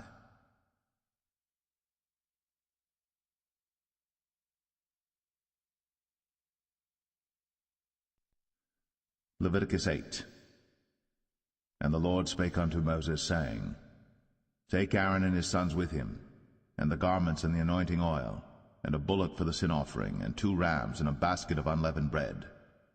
And gather thou all the congregation together unto the door of the tabernacle of the congregation. And Moses did as the Lord commanded him. And the assembly was gathered together unto the door of the tabernacle of the congregation. And Moses said unto the congregation, This is the thing which the Lord commanded to be done. And Moses brought Aaron and his sons, and washed them with water. And he put upon him the coat, and girded him with the girdle, and clothed him with the robe, and put the ephod upon him. And he girded him with the curious girdle of the ephod, and bound it unto him therewith. And he put the breastplate upon him. Also he put in the breastplate the Urim and the Thummim. And he put the mitre upon his head. Also upon the mitre, even upon his forefront, did he put the golden plate, the holy crown, as the Lord commanded Moses. And Moses took the anointing oil, and anointed the tabernacle and all that was therein, and sanctified them. And he sprinkled thereof upon the altar 7 times, and anointed the altar and all his vessels, both the laver and his foot, to sanctify them. And he poured of the anointing oil upon Aaron's head, and anointed him, to sanctify him. And Moses brought Aaron's sons, and put coats upon them, and girded them with girdles, and put bonnets upon them, as the Lord commanded Moses. And he brought the bullock for the sin offering, and Aaron and his sons laid their hands upon the head of the bullock for the sin offering, and he slew it. And Moses took the blood, and put it upon the horns of the altar round about with his finger, and purified the altar, and poured the blood at the bottom of the altar, and sanctified it, to make reconciliation upon it. And he took all the fat that was upon the inwards, and the caul above the liver, and the 2 kidneys, and their fat, and Moses burned it upon the altar. But the bullock and his hide, his flesh and his dung, he burnt with fire without the camp, as the Lord commanded Moses. And he brought the ram for the burnt offering, and Aaron and his sons laid their hands upon the head of the ram, and he killed it. And Moses sprinkled the blood upon the altar round about, and he cut the ram into pieces. And Moses burnt the head, and the pieces, and the fat. And he washed the inwards and the legs in water. And Moses burnt the whole ram upon the altar. It was a burnt sacrifice for a sweet savour, and an offering made by fire unto the Lord, as the Lord commanded Moses. And he brought the other ram, the ram of consecration. And Aaron and his sons laid their hands upon the head of the ram, and he slew it. And Moses took of the blood of it, and put it upon the tip of Aaron's right ear, and upon the thumb of his right hand, and upon the great toe of his right foot. And he brought Aaron's sons, and Moses put of the blood upon the tip of their right ear, and upon the thumbs of their right hands, and upon the great toes of their right feet.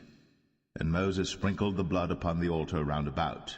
And he took the fat, and the rump, and all the fat that was upon the inwards, and the caul above the liver, and the 2 kidneys in their fat, and the right shoulder, and out of the basket of unleavened bread that was before the Lord, he took 1 unleavened cake, and a cake of oiled bread, and 1 wafer, and put them on the fat, and upon the right shoulder. And he put all upon Aaron's hands, and upon his sons' hands, and waved them for a wave offering before the Lord. And Moses took them from off their hands, and burnt them on the altar upon the burnt offering. They were consecrations for a sweet savour. It is an offering made by fire unto the Lord. And Moses took the breast, and waved it for a wave offering before the Lord.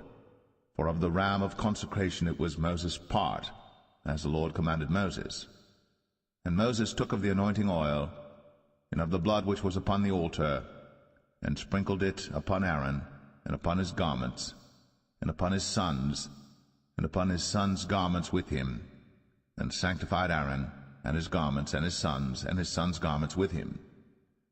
And Moses said unto Aaron and to his sons, Boil the flesh at the door of the tabernacle of the congregation, and there eat it with the bread that is in the basket of consecrations, as I commanded, saying, Aaron and his sons shall eat it.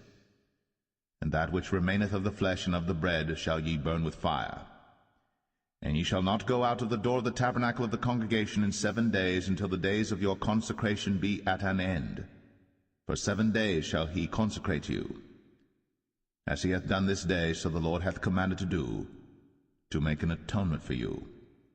Therefore shall ye abide at the door of the tabernacle of the congregation day and night 7 days, and keep the charge of the Lord, that ye die not, for so I am commanded. So Aaron and his sons did all things which the Lord commanded by the hand of Moses.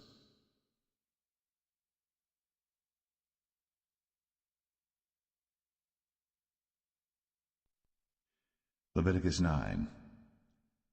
And it came to pass on the 8th day that Moses called Aaron and his sons and the elders of Israel.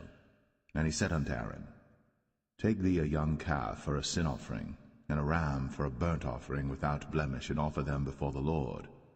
And unto the children of Israel thou shalt speak, saying, Take ye a kid of the goats for a sin offering, and a calf and a lamb, both of the first year, without blemish, for a burnt offering. Also a bullock and a ram for peace offerings to sacrifice before the Lord, and a meat offering mingled with oil. For today the Lord will appear unto you. And they brought that which Moses commanded before the tabernacle of the congregation, and all the congregation drew near, and stood before the Lord.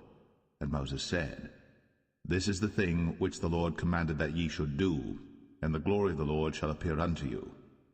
And Moses said unto Aaron, Go unto the altar, and offer thy sin offering, and thy burnt offering, and make an atonement for thyself, and for the people. And offer the offering of the people, and make an atonement for them, as the Lord commanded. Aaron therefore went unto the altar, and slew the calf of the sin offering, which was for himself. And the sons of Aaron brought the blood unto him, and he dipped his finger in the blood, and put it upon the horns of the altar, and poured out the blood at the bottom of the altar. But the fat and the kidneys and the caul above the liver of the sin offering he burnt upon the altar, as the Lord commanded Moses. And the flesh and the hide he burnt with fire without the camp, and he slew the burnt offering. And Aaron's sons presented unto him the blood, which he sprinkled round about upon the altar. And they presented the burnt offering unto him, with the pieces thereof, and the head, and he burnt them upon the altar. And he did wash the inwards and the legs, and burnt them upon the burnt offering on the altar. And he brought the people's offering, and took the goat which was the sin offering for the people, and slew it, and offered it for sin as the first. And he brought the burnt offering, and offered it according to the manner. And he brought the meat offering, and took an handful thereof, and burnt it upon the altar, beside the burnt sacrifice of the morning. He slew also the bullock and the ram for a sacrifice of peace offerings, which was for the people. And Aaron's sons presented unto him the blood which he sprinkled upon the altar round about. And the fat of the bullock and of the ram, the rump, and that which covereth the inwards, and the kidneys, and the caul above the liver, And they put the fat upon the breasts, and he burnt the fat upon the altar. And the breasts and the right shoulder Aaron waved for a wave offering before the Lord, as Moses commanded. And Aaron lifted up his hand toward the people, and blessed them, and came down from offering of the sin offering, and the burnt offering, and peace offerings. And Moses and Aaron went into the tabernacle of the congregation, and came out, and blessed the people. And the glory of the Lord appeared unto all the people. And there came a fire out from before the Lord, and consumed upon the altar the burnt offering and the fat, which when all the people saw, they shouted, and fell on their faces.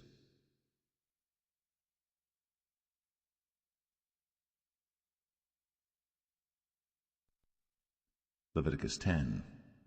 And Nadab and Abihu, the sons of Aaron, took either of them his censer, and put fire therein, and put incense thereon, and offered strange fire before the Lord, which he commanded them not.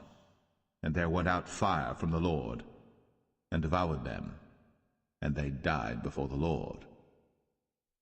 Then Moses said unto Aaron, This is it that the Lord spake, saying, I will be sanctified in them that come nigh me, and before all the people I will be glorified. And Aaron held his peace. And Moses called Mishael and Elzaphan, the sons of Uzziel, the uncle of Aaron, and said unto them, Come near, carry your brethren from before the sanctuary out of the camp. So they went near, and carried them in their coats out of the camp, as Moses had said. And Moses said unto Aaron, and unto Eleazar, and unto Ithamar his sons, Uncover not your heads, neither rend your clothes, lest ye die, and lest wrath come upon all the people. But let your brethren, the whole house of Israel, bewail the burning which the Lord hath kindled. And ye shall not go out from the door of the tabernacle of the congregation, lest ye die, for the anointing oil of the Lord is upon you. And they did, according to the word of Moses. And the Lord spake unto Aaron, saying, Do not drink wine nor strong drink, thou nor thy sons with thee, when ye go into the tabernacle of the congregation, lest ye die. It shall be a statute for ever throughout your generations. And that ye may put difference between holy and unholy, and between unclean and clean, and that ye may teach the children of Israel all the statutes which the Lord hath spoken unto them by the hand of Moses. And Moses spake unto Aaron, and unto Eleazar, and unto Ithamar his sons that were left, Take the meat offering that remaineth of the offerings of the Lord made by fire, and eat it without leaven beside the altar, for it is most holy. And ye shall eat it in the holy place, because it is thy due, and thy son's due, of the sacrifices of the Lord made by fire, for so I am commanded.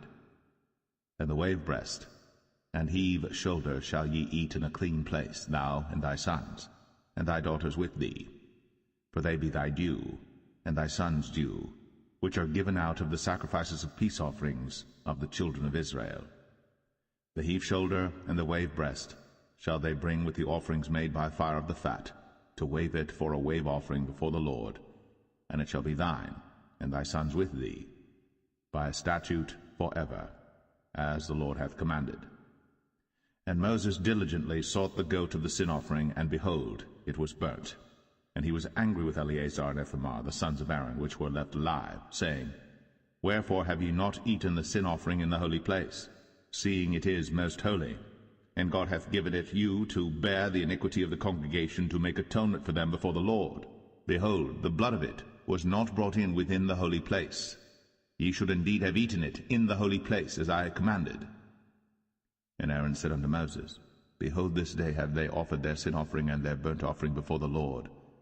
And such things have befallen me. And if I had eaten the sin offering today, should it have been accepted in the sight of the Lord? And when Moses heard that, he was content.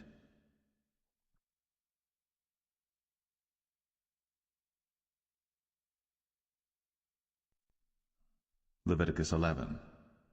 And the Lord spake unto Moses and to Aaron, saying unto them, Speak unto the children of Israel, saying, These are the beasts, which ye shall eat among all the beasts that are on the earth.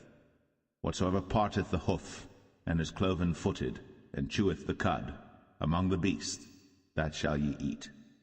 Nevertheless these shall ye not eat of them that chew the cud, or of them that divide the hoof.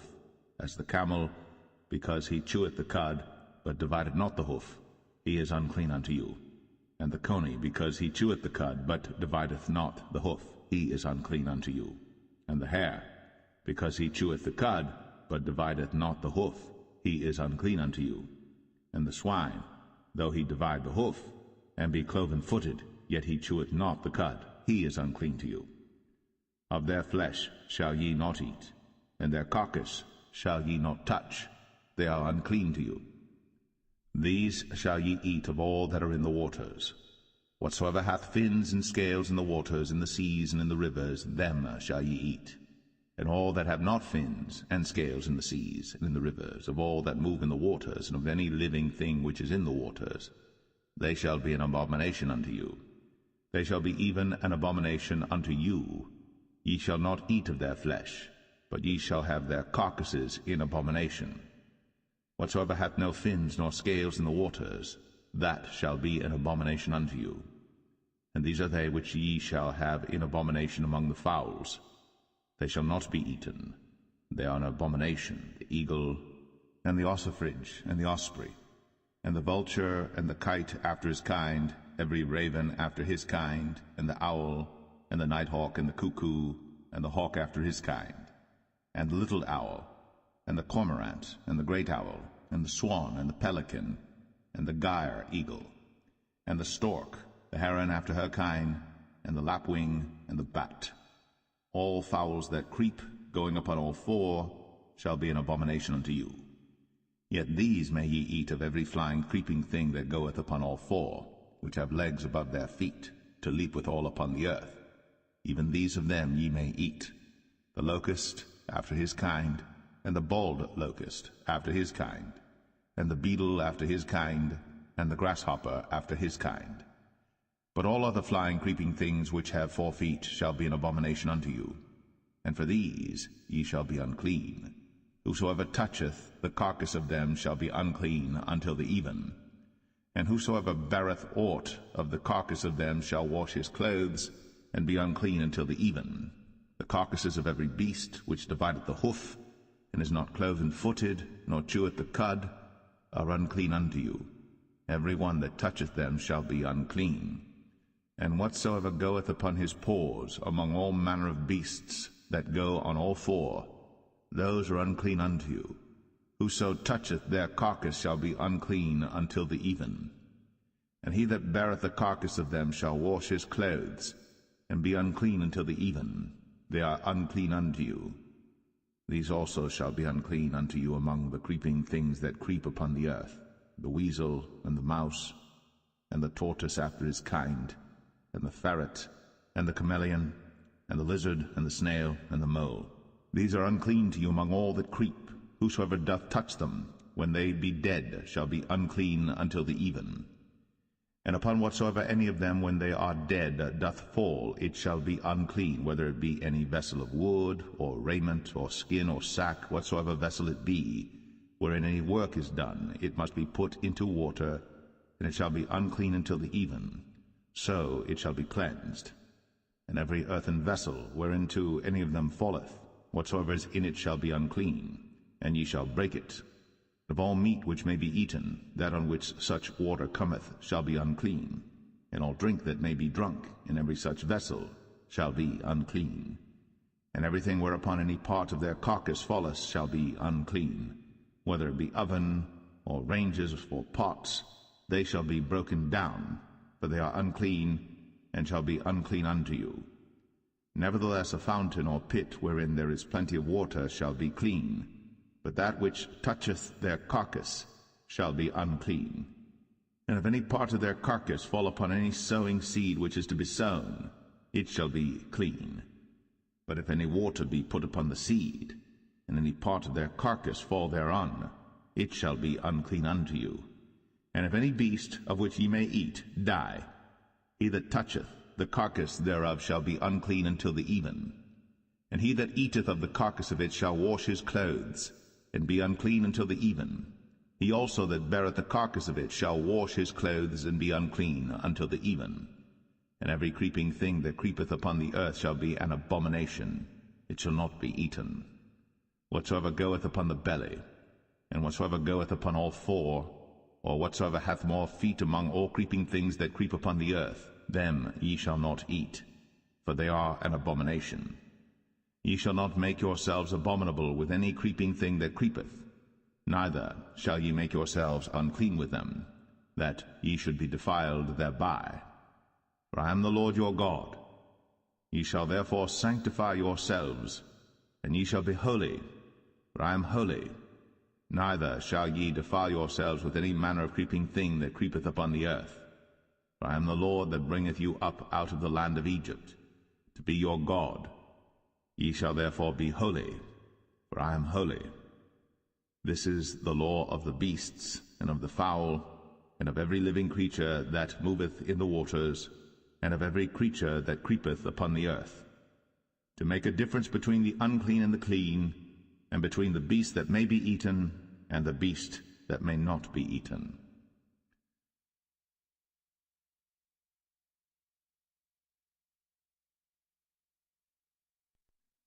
Leviticus 12. And the Lord spake unto Moses, saying, Speak unto the children of Israel, saying, If a woman have conceived seed, and born a man-child, then she shall be unclean 7 days, according to the days of the separation for her infirmity shall she be unclean.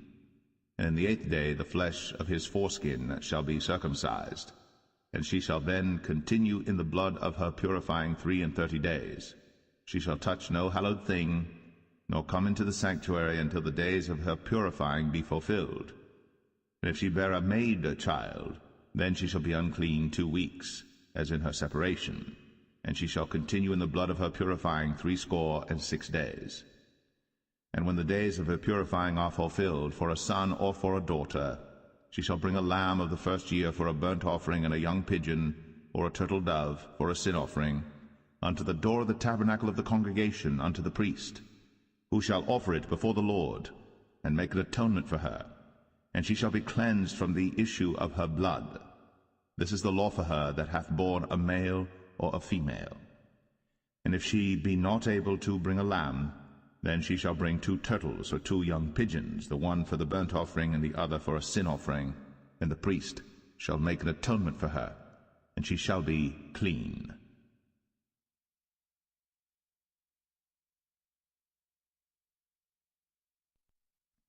Leviticus 13. And the Lord spake unto Moses and Aaron, saying, When a man shall have in the skin of his flesh a rising, a scab, or bright spot, and it be in the skin of his flesh like the plague of leprosy, then he shall be brought unto Aaron the priest, or unto one of his sons the priests. And the priest shall look on the plague in the skin of the flesh, and when the hair in the plague is turned white, and the plague in sight be deeper than the skin of his flesh, it is a plague of leprosy, and the priest shall look on him and pronounce him unclean. If the bright spot be white in the skin of his flesh, and in sight be not deeper than the skin, and the hair thereof be not turned white, then the priest shall shut up him that hath the plague 7 days.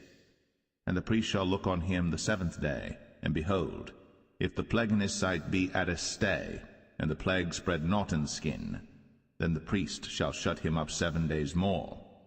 And the priest shall look on him again the 7th day, and behold, if the plague be somewhat dark, and the plague spread not in the skin, the priest shall pronounce him clean, it is but a scab, and he shall wash his clothes, and be clean. But if the scab spread much abroad in the skin, after that he hath been seen of the priest for his cleansing, he shall be seen of the priest again. And if the priest see that, behold, the scab spreadeth in the skin, then the priest shall pronounce him unclean, it is a leprosy. When the plague of leprosy is in a man, then he shall be brought unto the priest. And the priest shall see him, and behold, if the rising be white in the skin, and it have turned the hair white, and there be quick raw flesh in the rising, it is an old leprosy in the skin of his flesh. And the priest shall pronounce him unclean, and shall not shut him up, for he is unclean. And if a leprosy break out abroad in the skin, and the leprosy cover all the skin of him that hath the plague from his head even to his foot, wheresoever the priest looketh. Then the priest shall consider, and behold, if the leprosy have covered all his flesh, he shall pronounce him clean that hath the plague. It is all turned white, he is clean. But when raw flesh appeareth in him, he shall be unclean. And the priest shall see the raw flesh, and pronounce him to be unclean. For the raw flesh is unclean, it is a leprosy. Or if the raw flesh turn again, and be changed unto white, he shall come unto the priest. And the priest shall see him, and behold, if the plague be turned into white, then the priest shall pronounce him clean that hath the plague. He is clean. The flesh also, in which even in the skin thereof was a boil, and is healed, and in the place of the boil there be a white rising, or a bright spot, white and somewhat reddish, and it be shown to the priest. And if, when the priest seeth it, behold, it be in sight lower than the skin, and the hair thereof be turned white, the priest shall pronounce him unclean. It is a plague of leprosy broken out of the boil. But if the priest look on it, and behold, there be no white hairs therein, and if it be not lower than the skin, but be somewhat dark, then the priest shall shut him up 7 days. And if it spread much abroad in the skin, then the priest shall pronounce him unclean. It is a plague. But if the bright spot stay in his place, and spread not, it is a burning boil, and the priest shall pronounce him clean. Or if there be any flesh in the skin whereof there is a hot burning, and the quick flesh that burneth have a white bright spot, somewhat reddish or white, then the priest shall look upon it, and behold, if the hair in the bright spot be turned white, and it be in sight deeper than the skin, it is a leprosy broken out of the burning. Wherefore the priest shall pronounce him unclean. It is the plague of leprosy. But if the priest look on it, and behold, there be no white hair in the bright spot, and it be no lower than the other skin, but be somewhat dark, then the priest shall shut him up 7 days. And the priest shall look upon him the 7th day, and if it be spread much abroad in the skin, then the priest shall pronounce him unclean. It is the plague of leprosy. And if the bright spot stay in his place, and spread not in the skin, but it be somewhat dark, it is a rising of the burning, and the priest shall pronounce him clean. For it is an inflammation of the burning. If a man or woman have a plague upon the head or the beard, then the priest shall see the plague, and behold, if it be in sight deeper than the skin, and there be in it a yellow thin hair, then the priest shall pronounce him unclean. It is a dry scall, even a leprosy upon the head or beard. And if the priest look on the plague of the scall, and behold, it be not in sight deeper than the skin, and that there is no black hair in it, then the priest shall shut up him that hath the plague of the scall 7 days.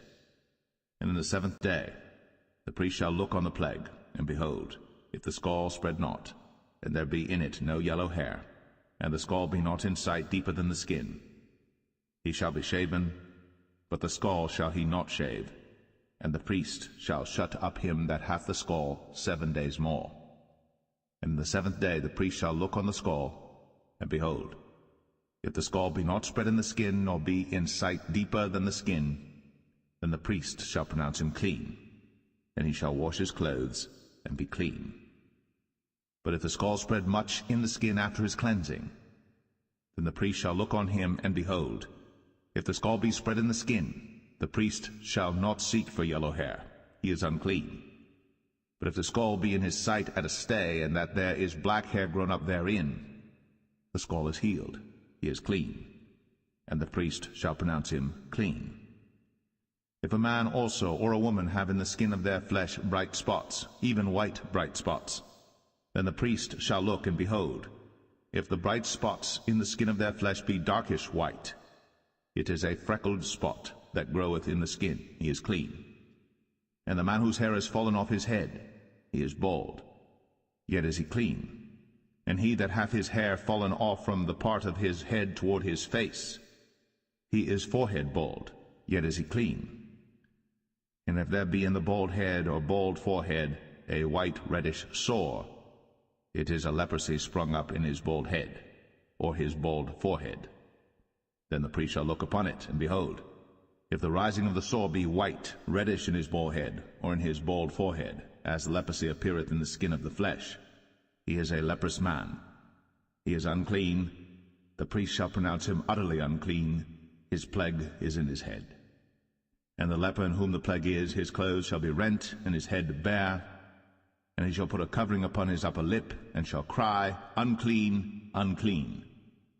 All the days wherein the plague shall be in him, he shall be defiled. He is unclean. He shall dwell alone. Without the camp shall his habitation be. The garment also that the plague of leprosy is in, whether it be a woolen garment or a linen garment, whether it be in the warp or woof of linen or of woolen, whether in a skin or in anything made of skin, and if the plague be greenish or reddish in the garment or in the skin, either in the warp or in the woof or in anything of skin, it is a plague of leprosy, and shall be shown unto the priest. And the priest shall look upon the plague, and shut up it that hath the plague 7 days. And he shall look on the plague on the 7th day. If the plague be spread in the garment, either in the warp, or in the woof, or in a skin, or in any work that is made of skin, the plague is a fretting leprosy, it is unclean. He shall therefore burn the garment, whether warp or woof, in woolen or in linen, or anything of skin, wherein the plague is, for it is a fretting leprosy, it shall be burnt in the fire. And if the priest shall look, and behold, the plague be not spread in the garment, either in the warp or in the woof, or in anything of skin, then the priest shall command that they wash the thing wherein the plague is, and he shall shut it up 7 days more. And the priest shall look on the plague after that it is washed, and behold, if the plague have not changed his color, and the plague be not spread, it is unclean. Thou shalt burn it in the fire. It is fret inward, whether it be bare within or without. And if the priest look, and behold, the plague be somewhat dark after the washing of it, then he shall rend it out of the garment, or out of the skin, or out of the warp, or out of the woof. And if it appear still in the garment, either in the warp or in the woof, or in anything of skin, it is a spreading plague. Thou shalt burn that wherein the plague is with fire. And the garment, either warp or woof, or whatsoever thing of skin it be, which thou shalt wash, if the plague be departed from them, then it shall be washed the 2nd time, and shall be clean.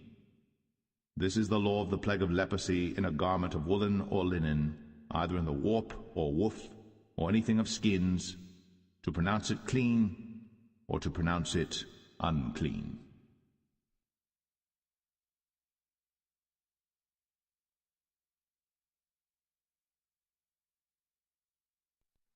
Leviticus 14. And the Lord spake unto Moses, saying, This shall be the law of the leper in the day of his cleansing. He shall be brought unto the priest. And the priest shall go forth out of the camp, and the priest shall look, and behold, if the plague of leprosy be healed in the leper, then shall the priest command to take for him that is to be cleansed 2 birds alive and clean, and cedar wood, and scarlet and hyssop. And the priest shall command that one of the birds be killed in an earthen vessel over running water. As for the living bird, he shall take it, and the cedar wood, and the scarlet, and the hyssop, and shall dip them and the living bird in the blood of the bird that was killed over the running water. And he shall sprinkle upon him that is to be cleansed from the leprosy 7 times, and shall pronounce him clean, and shall let the living bird loose into the open field. And he that is to be cleansed shall wash his clothes, and shave off all his hair, and wash himself in water, that he may be clean. And after that he shall come into the camp, and shall tarry abroad out of his tent 7 days. But it shall be on the 7th day that he shall shave all his hair off his head, and his beard, and his eyebrows, even all his hair he shall shave off. And he shall wash his clothes. Also he shall wash his flesh in water, and he shall be clean.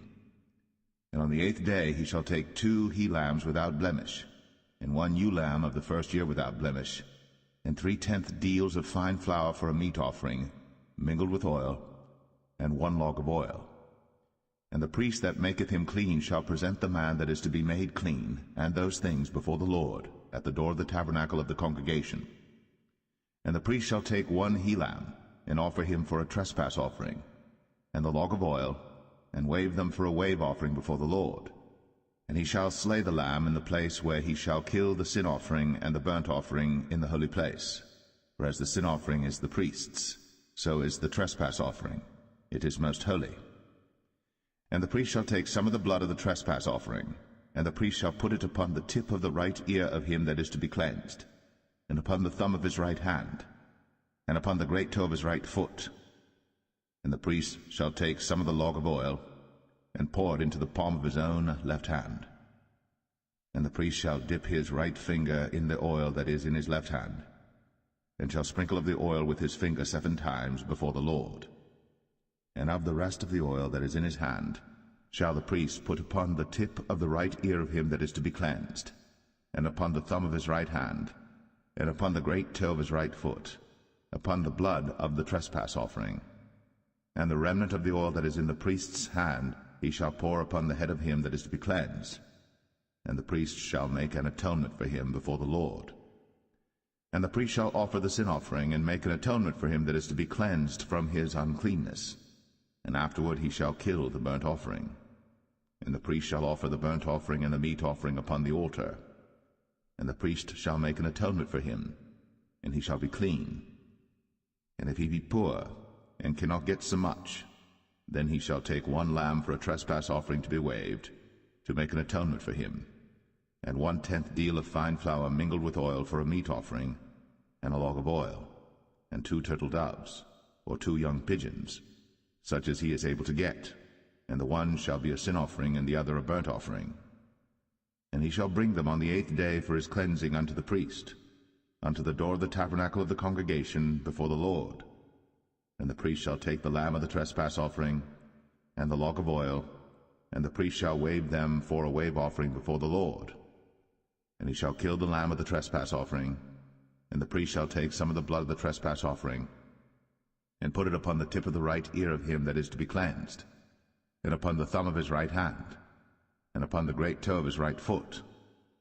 And the priest shall pour of the oil into the palm of his own left hand. And the priest shall sprinkle with his right finger some of the oil that is in his left hand 7 times before the Lord.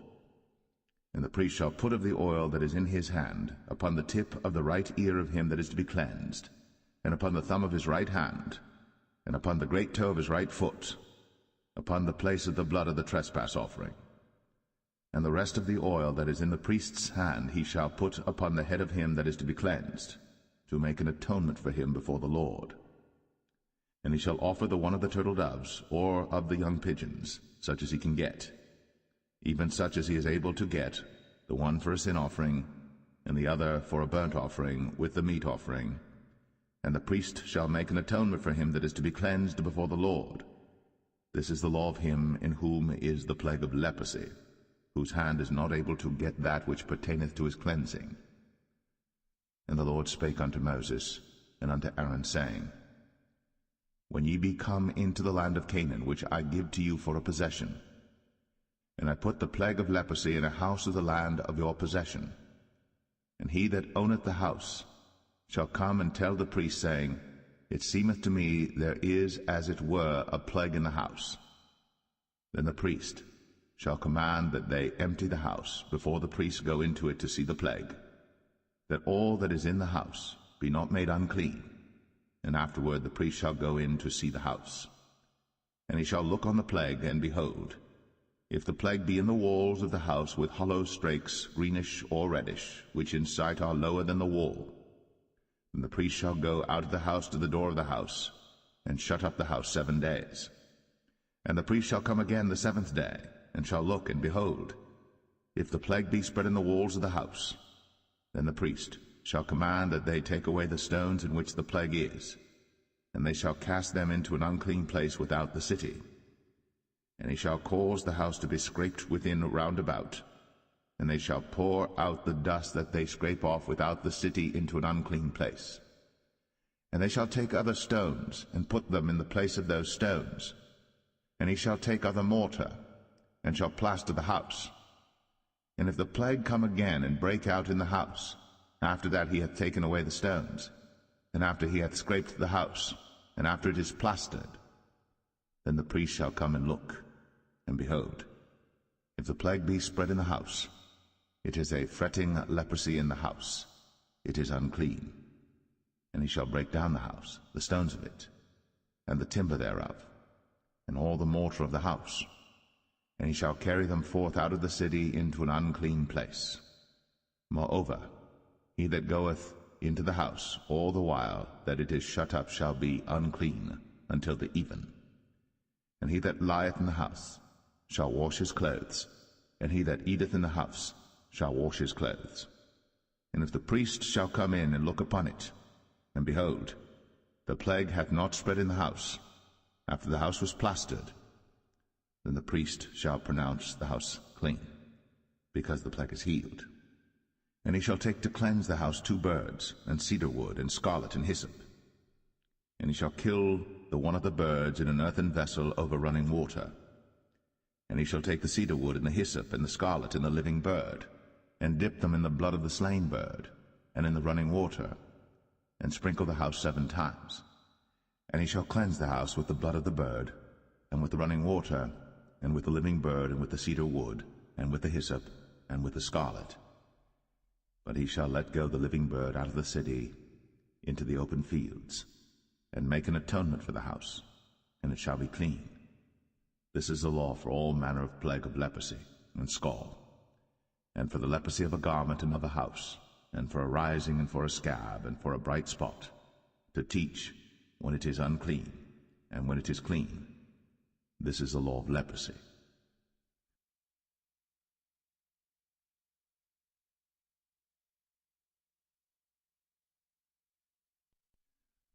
Leviticus 15.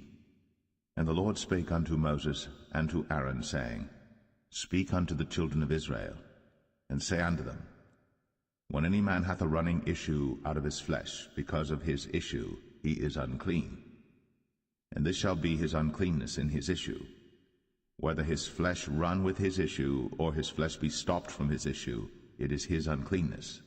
Every bed whereon he lieth that hath the issue is unclean, and everything whereon he sitteth shall be unclean.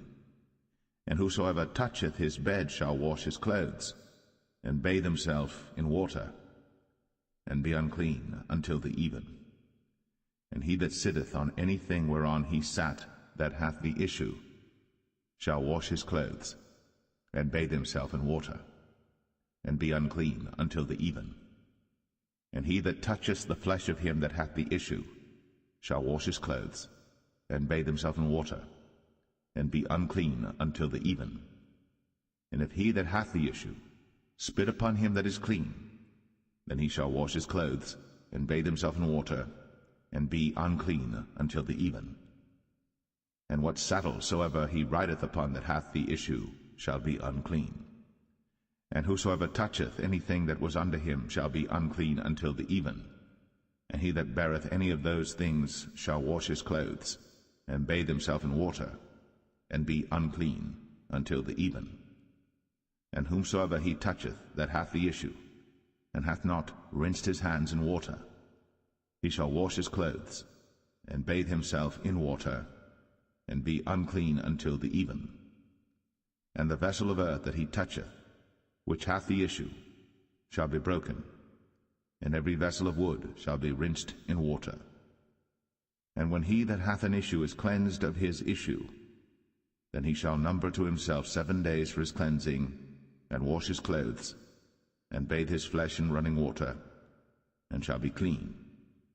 And on the 8th day he shall take to him 2 turtle doves, or 2 young pigeons, and come before the Lord unto the door of the tabernacle of the congregation, and give them unto the priest. And the priest shall offer them, the one for a sin offering, and the other for a burnt offering. And the priest shall make an atonement for him before the Lord for his issue. And if any man's seed of copulation go out from him, then he shall wash all his flesh in water, and be unclean until the even. And every garment and every skin whereon is the seed of copulation shall be washed with water, and be unclean until the even. The woman also with whom man shall lie with seed of copulation, they shall both bathe themselves in water, and be unclean until the even. And if a woman have an issue, and her issue in her flesh be blood, she shall be put apart 7 days, and whosoever toucheth her shall be unclean until the even. And everything that she lieth upon in her separation shall be unclean. Everything also that she sitteth upon shall be unclean. And whosoever toucheth her bed shall wash his clothes, and bathe himself in water, and be unclean until the even. And whosoever toucheth anything that she sat upon shall wash his clothes, and bathe himself in water, and be unclean until the even. And if it be on her bed, or on any thing whereon she sitteth, when he toucheth it, he shall be unclean until the even. And if any man lie with her at all, and her flowers be upon him, he shall be unclean 7 days, and all the bed whereon he lieth shall be unclean. And if a woman have an issue of her blood many days out of the time of her separation, or if it run beyond the time of her separation, all the days of the issue of her uncleanness shall be as the days of her separation. She shall be unclean. Every bed whereon she lieth all the days of her issue shall be unto her as the bed of her separation. And whatsoever she sitteth upon shall be unclean, as the uncleanness of her separation. And whosoever toucheth those things shall be unclean, and shall wash his clothes, and bathe himself in water, and be unclean until the even. But if she be cleansed of her issue, then she shall number to herself 7 days, and after that she shall be clean. And on the 8th day she shall take unto her 2 turtles, or 2 young pigeons, and bring them unto the priest, to the door of the tabernacle of the congregation. And the priest shall offer the one for a sin offering, and the other for a burnt offering, and the priest shall make an atonement for her before the Lord for the issue of her uncleanness. Thus shall ye separate the children of Israel from their uncleanness, that they die not in their uncleanness, when they defile my tabernacle that is among them. This is the law of him that hath an issue, and of him whose seed goeth from him, and is defiled therewith, and of her that is sick of her flowers, and of him that hath an issue, of the man, and of the woman, and of him that lieth with her that is unclean.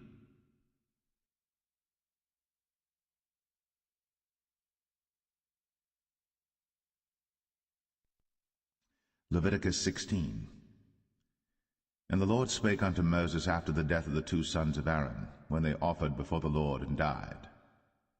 And the Lord said unto Moses, Speak unto Aaron thy brother, that he come not at all times into the holy place within the veil before the mercy seat, which is upon the ark, that he die not.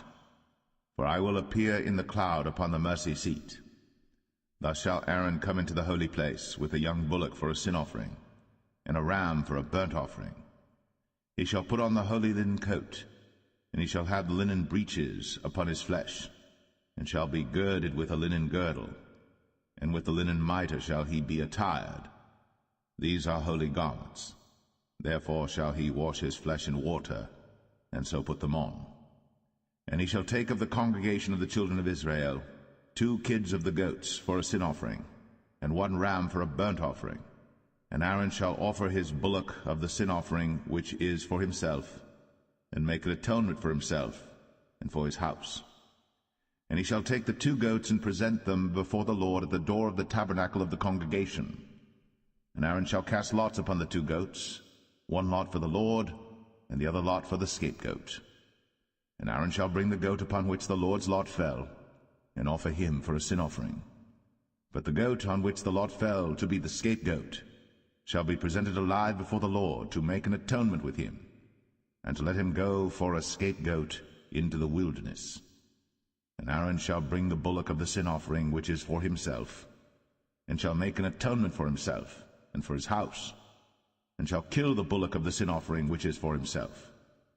And he shall take a censer full of burning coals of fire from off the altar before the Lord, and his hands full of sweet incense beaten small, and bring it within the veil.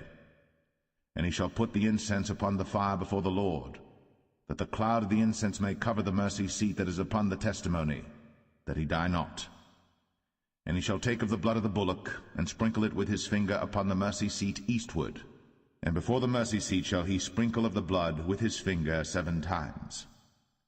Then shall he kill the goat of the sin offering that is for the people, and bring his blood within the veil, and do with that blood as he did with the blood of the bullock, and sprinkle it upon the mercy seat, and before the mercy seat. And he shall make an atonement for the holy place, because of the uncleanness of the children of Israel, and because of their transgressions and all their sins. And so shall he do for the tabernacle of the congregation that remaineth among them in the midst of their uncleanness. And there shall be no man in the tabernacle of the congregation when he goeth in to make an atonement in the holy place, until he come out, and have made an atonement for himself, and for his household, and for all the congregation of Israel. And he shall go out unto the altar that is before the Lord, and make an atonement for it, and shall take of the blood of the bullock, and of the blood of the goat, and put it upon the horns of the altar round about. And he shall sprinkle of the blood upon it with his finger 7 times, and cleanse it, and hallow it from the uncleanness of the children of Israel. And when he hath made an end of reconciling the holy place, and the tabernacle of the congregation, and the altar, he shall bring the live goat. And Aaron shall lay both his hands upon the head of the live goat, and confess over him all the iniquities of the children of Israel, and all their transgressions and all their sins, putting them upon the head of the goat, and shall send him away by the hand of a fit man into the wilderness. And the goat shall bear upon him all their iniquities unto a land not inhabited. And he shall let go the goat in the wilderness. And Aaron shall come into the tabernacle of the congregation, and shall put off the linen garments, which he put on when he went into the holy place, and shall leave them there. And he shall wash his flesh with water in the holy place, and put on his garments, and come forth, and offer his burnt offering, and the burnt offering of the people, and make an atonement for himself and for the people. And the fat of the sin offering shall he burn upon the altar. And he that let go the goat for the scapegoat shall wash his clothes, and bathe his flesh in water, and afterward come into the camp. And the bullock for the sin offering, and the goat for the sin offering, whose blood was brought in to make atonement in the holy place, shall one carry forth without the camp, and they shall burn in the fire their skins, and their flesh, and their dung. And he that burneth them shall wash his clothes, and bathe his flesh in water, and afterward he shall come into the camp. And this shall be a statute for ever unto you, that in the 7th month, on the 10th day of the month, ye shall afflict your souls, and do no work at all, whether it be one of your own country or a stranger that sojourneth among you. For on that day shall the priest make an atonement for you, to cleanse you, that ye may be clean from all your sins before the Lord. It shall be a Sabbath of rest unto you, and ye shall afflict your souls by a statute for ever. And the priest, whom he shall anoint, and whom he shall consecrate to minister in the priest's office in his father's stead, shall make the atonement, and shall put on the linen clothes, even the holy garments. And he shall make an atonement for the holy sanctuary, and he shall make an atonement for the tabernacle of the congregation, and for the altar, and he shall make an atonement for the priests, and for all the people of the congregation. And this shall be an everlasting statute unto you, to make an atonement for the children of Israel, for all their sins once a year. And he did, as the Lord commanded Moses.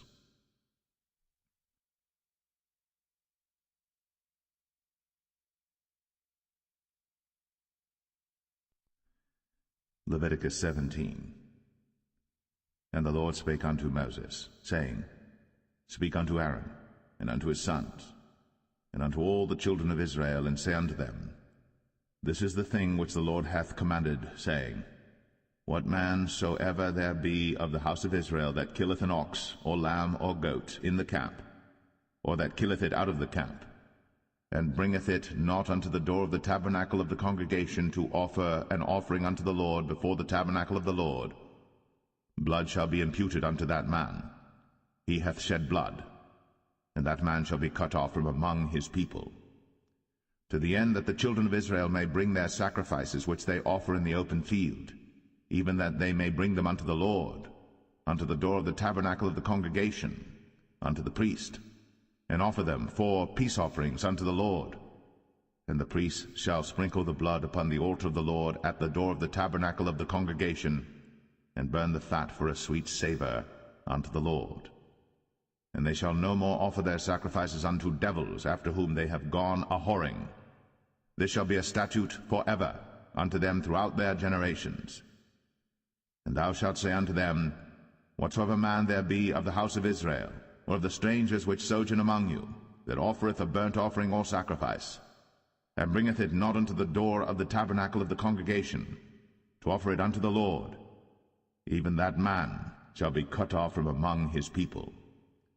And whatsoever man there be of the house of Israel, or of the strangers that sojourn among you, that eateth any manner of blood, I will even set my face against that soul that eateth blood, and will cut him off from among his people. For the life of the flesh is in the blood, and I have given it to you upon the altar to make an atonement for your souls. For it is the blood that maketh an atonement for the soul. Therefore I said unto the children of Israel, No soul of you shall eat blood, neither shall any stranger that sojourneth among you eat blood. And whatsoever man there be of the children of Israel, or of the strangers that sojourn among you, which hunteth and catcheth any beast or fowl that may be eaten, he shall even pour out the blood thereof, and cover it with dust.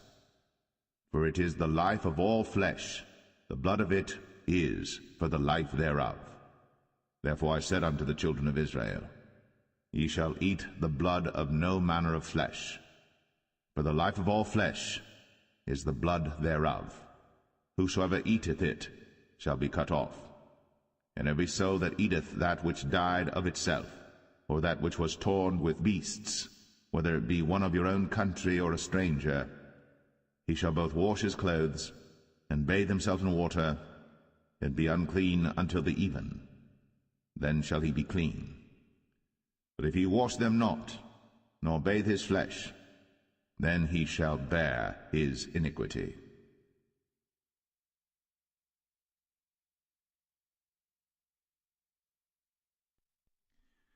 Leviticus 18. And the Lord spake unto Moses, saying, Speak unto the children of Israel, and say unto them, I am the Lord your God. After the doings of the land of Egypt, wherein ye dwelt, shall ye not do, and after the doings of the land of Canaan, whither I bring you, shall ye not do, neither shall ye walk in their ordinances. Ye shall do my judgments, and keep mine ordinances, to walk therein. I am the Lord your God. Ye shall therefore keep my statutes and my judgments, which if a man do, he shall live in them. I am the Lord. None of you shall approach to any that is near of kin to him, to uncover their nakedness. I am the Lord. The nakedness of thy father, or the nakedness of thy mother, shalt thou not uncover. She is thy mother, thou shalt not uncover her nakedness. The nakedness of thy father's wife shalt thou not uncover. It is thy father's nakedness. The nakedness of thy sister, the daughter of thy father, or daughter of thy mother, whether she be born at home or born abroad, even their nakedness thou shalt not uncover. The nakedness of thy son's daughter, or of thy daughter's daughter, even their nakedness thou shalt not uncover, for theirs is thine own nakedness. The nakedness of thy father's wife's daughter, begotten of thy father, she is thy sister. Thou shalt not uncover her nakedness. Thou shalt not uncover the nakedness of thy father's sister. She is thy father's near kinswoman. Thou shalt not uncover the nakedness of thy mother's sister, for she is thy mother's near kinswoman. Thou shalt not uncover the nakedness of thy father's brother. Thou shalt not approach to his wife. She is thine aunt. Thou shalt not uncover the nakedness of thy daughter-in-law. She is thy son's wife. thou shalt not uncover her nakedness. Thou shalt not uncover the nakedness of thy brother's wife.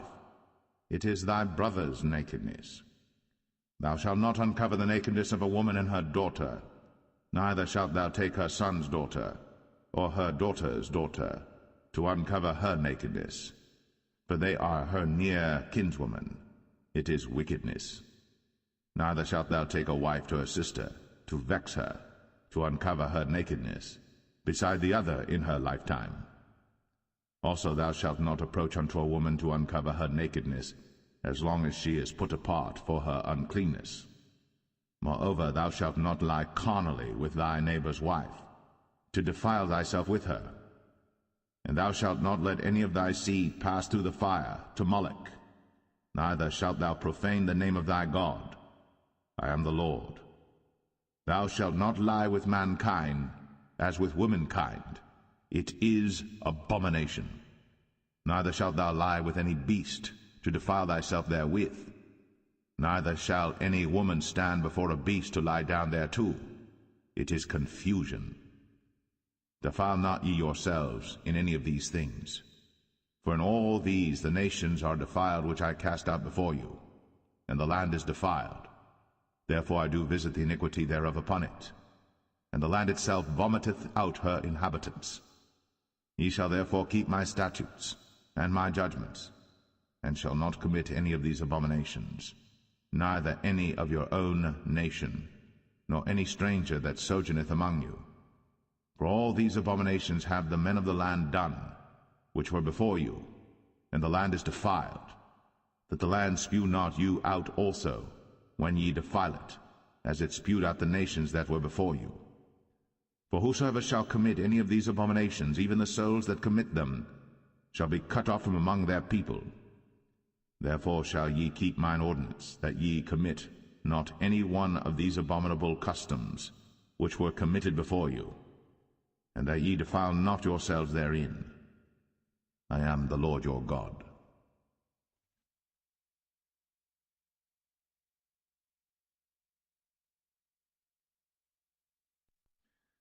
Leviticus 19. And the Lord spake unto Moses, saying, Speak unto all the congregation of the children of Israel, and say unto them, Ye shall be holy, for I, the Lord your God, am holy. Ye shall fear every man his mother, and his father, and keep my Sabbaths. I am the Lord your God. Turn ye not unto idols, nor make to yourselves molten gods. I am the Lord your God. And if ye offer a sacrifice of peace offerings unto the Lord, ye shall offer it at your own will. It shall be eaten the same day ye offer it, and on the morrow. And if aught remain until the third day, it shall be burnt in the fire. And if it be eaten at all on the third day, it is abominable, it shall not be accepted. Therefore every one that eateth it shall bear his iniquity, because he hath profaned the hallowed thing of the Lord, and that so shall be cut off from among his people. And when ye reap the harvest of your land, thou shalt not wholly reap the corners of thy field, neither shalt thou gather the gleanings of thy harvest. And thou shalt not glean thy vineyard, neither shalt thou gather every grape of thy vineyard. Thou shalt leave them for the poor and stranger. I am the Lord your God. Ye shall not steal, neither deal falsely, neither lie one to another. And ye shall not swear by my name falsely, neither shalt thou profane the name of thy God. I am the Lord. Thou shalt not defraud thy neighbor, neither rob him. The wages of him that is hired shall not abide with thee all night until the morning. Thou shalt not curse the deaf, nor put a stumbling block before the blind, but shalt fear thy God. I am the Lord. Ye shall do no unrighteousness in judgment. Thou shalt not respect the person of the poor, nor honor the person of the mighty, but in righteousness shalt thou judge thy neighbor. Thou shalt not go up and down as a talebearer among thy people, neither shalt thou stand against the blood of thy neighbor. I am the Lord. Thou shalt not hate thy brother in thine heart. Thou shalt in any wise rebuke thy neighbor, and not suffer sin upon him. Thou shalt not avenge, nor bear any grudge against the children of thy people. But thou shalt love thy neighbor as thyself. I am the Lord. Ye shall keep my statutes. Thou shalt not let thy cattle gender with a diverse kind. Thou shalt not sow thy field with mingled seed, neither shall a garment mingled of linen and woolen come upon thee. And whosoever lieth carnally with a woman that is a bondmaid, betrothed to an husband, and not at all redeemed, nor freedom given her, she shall be scourged. They shall not be put to death, because she was not free. And he shall bring his trespass offering unto the Lord, unto the door of the tabernacle of the congregation, even a ram for a trespass offering. And the priest shall make an atonement for him with the ram of the trespass offering before the Lord for his sin which he hath done, and the sin which he hath done shall be forgiven him. And when ye shall come into the land, and shall have planted all manner of trees for food, then ye shall count the fruit thereof as uncircumcised. 3 years shall it be as uncircumcised unto you. It shall not be eaten of. But in the 4th year all the fruit thereof shall be holy, to praise the Lord withal. And in the 5th year shall ye eat of the fruit thereof, that it may yield unto you the increase thereof. I am the Lord your God. Ye shall not eat anything with the blood, neither shall ye use enchantment, nor observe times. Ye shall not round the corners of your heads, neither shalt thou mar the corners of thy beard. Ye shall not make any cuttings in your flesh for the dead, nor print any marks upon you. I am the Lord. Do not prostitute thy daughter to cause her to be a whore, lest the land fall to whoredom, and the land become full of wickedness. Ye shall keep my Sabbaths, and reverence my sanctuary. I am the Lord. Regard not them that have familiar spirits, neither seek after wizards, to be defiled by them. I am the Lord your God. Thou shalt rise up before the hoary head, and honor the face of the old man, and fear thy God. I am the Lord. And if a stranger sojourn with thee in your land, ye shall not vex him. But the stranger that dwelleth with you shall be unto you as one born among you, and thou shalt love him as thyself. For ye were strangers in the land of Egypt. I am the Lord your God. Ye shall do no unrighteousness in judgment, and meet yard in weight or in measure. Just balances, just weights, a just ephah, and a just hin shall ye have. I am the Lord your God, which brought you out of the land of Egypt. Therefore shall ye observe all my statutes and all my judgments, and do them. I am the Lord.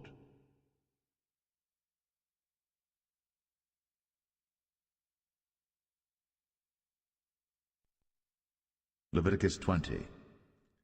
And the Lord spake unto Moses, saying, Again, thou shalt say to the children of Israel, Whosoever he be of the children of Israel, or of the strangers that sojourn in Israel, that giveth any of his seed unto Moloch, he shall surely be put to death. The people of the land shall stone him with stones. And I will set my face against that man, and will cut him off from among his people, because he hath given of his seed unto Moloch, to defile my sanctuary, and to profane my holy name. And if the people of the land do any ways hide their eyes from the man, when he giveth of his seed unto Moloch, and kill him not, then I will set my face against that man, and against his family, and will cut him off, and all that go a-whoring after him, to commit whoredom with Moloch from among their people. And the soul that turneth after such as have familiar spirits, and after wizards, to go a-whoring after them, I will even set my face against that soul, and will cut him off from among his people. Sanctify yourselves, therefore, and be ye holy, for I am the Lord your God. And ye shall keep my statutes, and do them. I am the Lord which sanctify you. For every one that curseth his father or his mother shall be surely put to death. He hath cursed his father or his mother, his blood shall be upon him. And the man that committeth adultery with another man's wife, even he that committeth adultery with his neighbor's wife, the adulterer and the adulteress shall surely be put to death. And the man that lieth with his father's wife hath uncovered his father's nakedness. Both of them shall surely be put to death. Their blood shall be upon them. And if a man lie with his daughter-in-law, both of them shall surely be put to death. They have wrought confusion. Their blood shall be upon them. If a man also lie with mankind, as he lieth with a woman, both of them have committed an abomination. They shall surely be put to death. Their blood shall be upon them. And if a man take a wife and her mother, it is wickedness. They shall be burnt with fire, both he and they, that there be no wickedness among you. And if a man lie with a beast, he shall surely be put to death, and ye shall slay the beast. And if a woman approach unto any beast, and lie down thereto, thou shalt kill the woman and the beast. They shall surely be put to death. Their blood shall be upon them. And if a man shall take his sister, his father's daughter, or his mother's daughter, and see her nakedness, and she see his nakedness, it is a wicked thing, when they shall be cut off in the sight of their people. He hath uncovered his sister's nakedness, he shall bear his iniquity. And if a man shall lie with a woman having her sickness, and shall uncover her nakedness, he hath discovered her fountain, and she hath uncovered the fountain of her blood, and both of them shall be cut off from among their people. And thou shalt not uncover the nakedness of thy mother's sister, nor of thy father's sister, for he uncovereth his near kin, they shall bear their iniquity.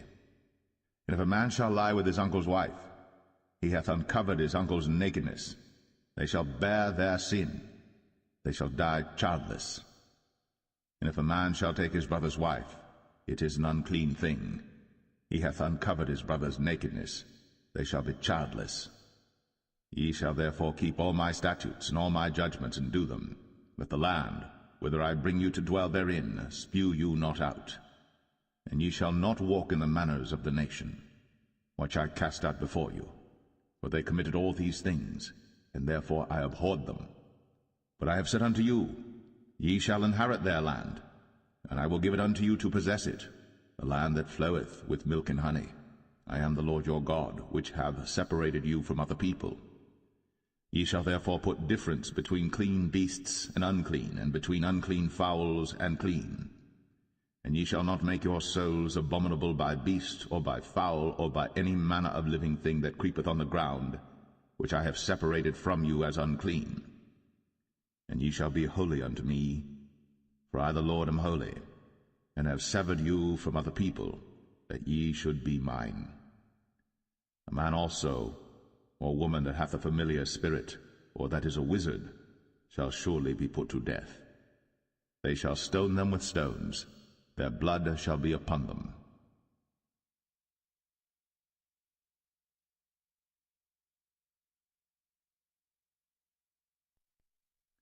Leviticus 21. And the Lord said unto Moses, Speak unto the priests, the sons of Aaron, and say unto them, There shall none be defiled for the dead among his people. But for his kin that is near unto him, that is, for his mother, and for his father, and for his son, and for his daughter, and for his brother, and for his sister a virgin, that is nigh unto him, which hath had no husband, for her may he be defiled. But he shall not defile himself, being a chief man among his people, to profane himself. They shall not make baldness upon their head, neither shall they shave off the corner of their beard, nor make any cuttings in their flesh. They shall be holy unto their God, and not profane the name of their God, for the offerings of the Lord made by fire, and the bread of their God they do offer, therefore they shall be holy. They shall not take a wife that is a whore, or profane, neither shall they take a woman put away from her husband, for he is holy unto his God. Thou shalt sanctify him therefore, for he offereth the bread of thy God. He shall be holy unto thee, for I, the Lord, which sanctify you, am holy. And the daughter of any priest, if she profane herself by playing the whore, she profaneth her father. she shall be burnt with fire. And he that is the high priest among his brethren, upon whose head the anointing oil was poured, and that is consecrated to put on the garments, shall not uncover his head nor rend his clothes. Neither shall he go into any dead body, nor defile himself for his father or for his mother. Neither shall he go out of the sanctuary, nor profane the sanctuary of his God. For the crown of the anointing oil of his God is upon him. I am the Lord. And he shall take a wife in her virginity, a widow or a divorced woman, or profane, or an harlot. These shall he not take, but he shall take a virgin of his own people to wife. Neither shall he profane his seed among his people, for I the Lord do sanctify him. And the Lord spake unto Moses, saying, Speak unto Aaron, saying, Whosoever he be of thy seed in their generations that hath any blemish, let him not approach to offer the bread of his God.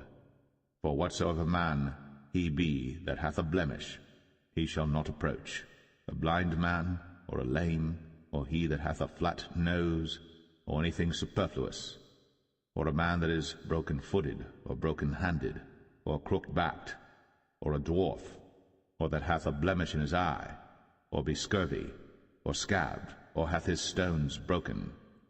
No man that hath a blemish of the seed of Aaron the priest shall come nigh to offer the offerings of the Lord made by fire. He hath a blemish. He shall not come nigh to offer the bread of his God. He shall eat the bread of his God, both of the most holy and of the holy.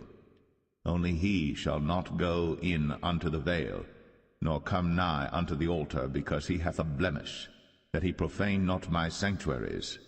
For I the Lord do sanctify them. And Moses told it unto Aaron and to his sons, and unto all the children of Israel.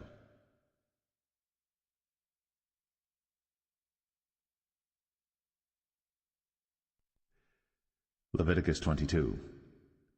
And the Lord spake unto Moses, saying, Speak unto Aaron and to his sons, that they separate themselves from the holy things of the children of Israel, and that they profane not my holy name in those things which they hallow unto me. I am the Lord. Say unto them, Whosoever he be of all your seed among your generations, that goeth unto the holy things, which the children of Israel hallow unto the Lord, having his uncleanness upon him, that soul shall be cut off from my presence. I am the Lord. What man soever of the seed of Aaron is a leper, or hath a running issue, he shall not eat of the holy things until he be clean.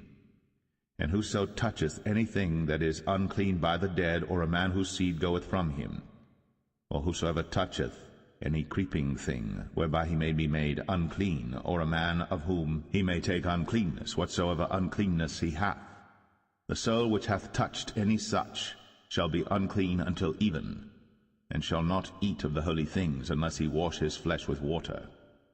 And when the sun is down, he shall be clean, and shall afterward eat of the holy things, because it is his food. That which dieth of itself, or is torn with beasts, he shall not eat to defile himself therewith. I am the Lord. They shall therefore keep mine ordinance, lest they bear sin for it, and die therefore, if they profane it. I the Lord do sanctify them. There shall no stranger eat of the holy thing. A sojourner of the priest, or an hired servant, shall not eat of the holy thing. But if the priest buy any soul with his money, he shall eat of it. And he that is born in his house, they shall eat of his meat. If the priest's daughter also be married unto a stranger, she may not eat of an offering of the holy things. But if the priest's daughter be a widow, or divorced, and have no child, and is returned unto her father's house, as in her youth, she shall eat of her father's meat, but there shall no stranger eat thereof.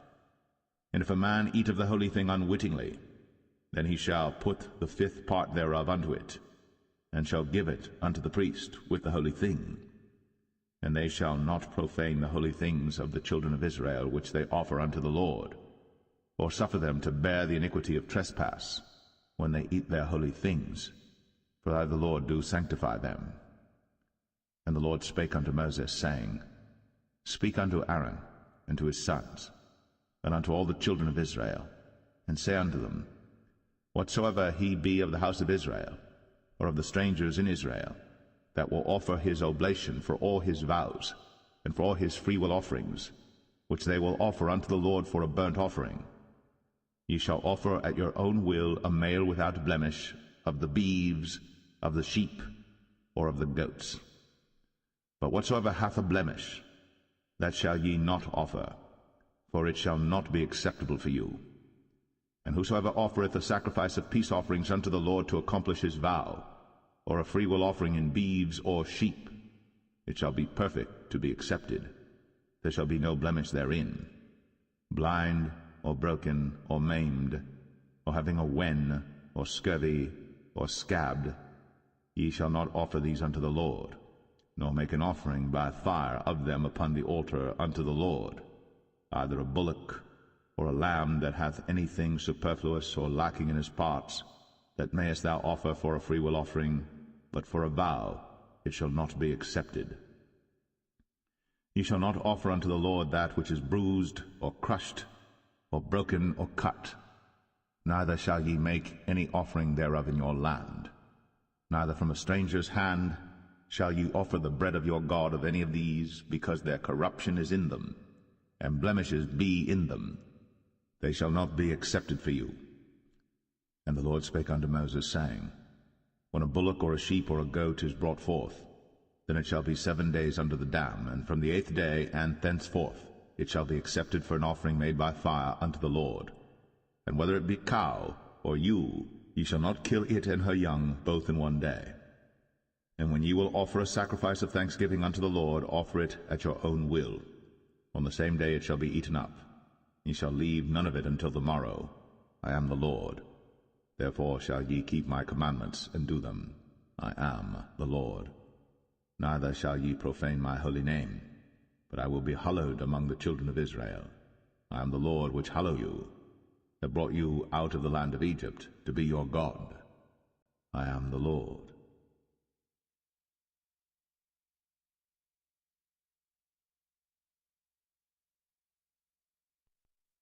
Leviticus 23.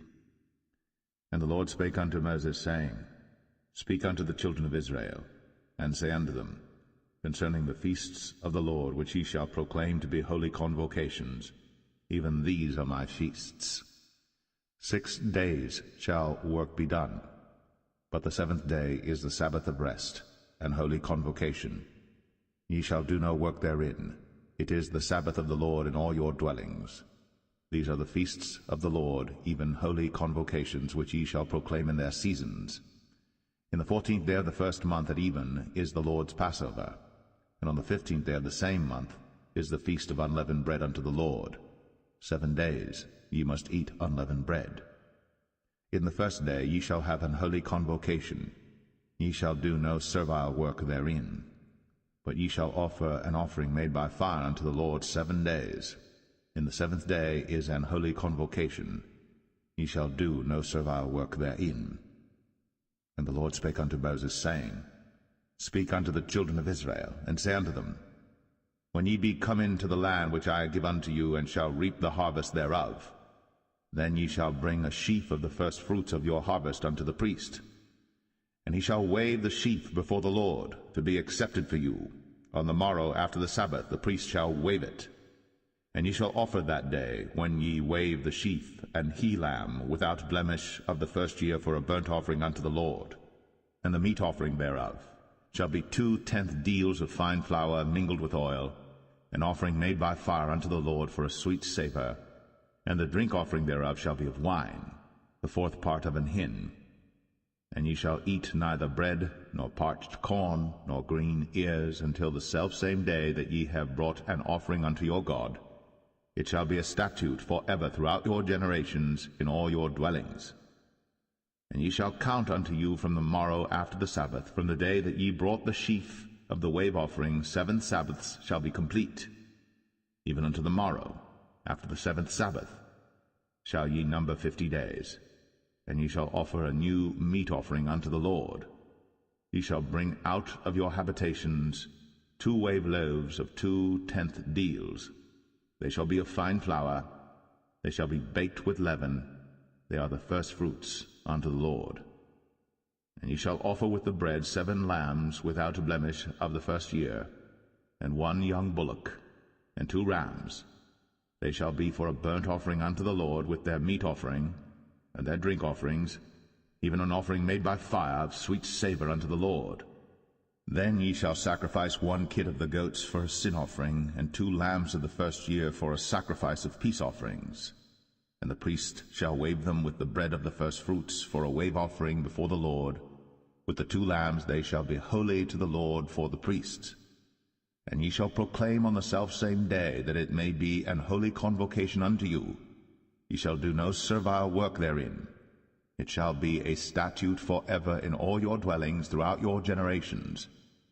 And when ye reap the harvest of your land, thou shalt not make clean riddance of the corners of thy field when thou reapest, neither shalt thou gather any gleanings of thy harvest. Thou shalt leave them unto the poor, and to the stranger. I am the Lord your God.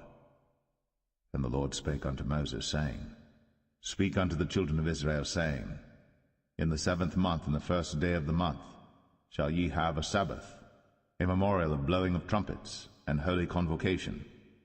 Ye shall do no servile work therein, but ye shall offer an offering made by fire unto the Lord.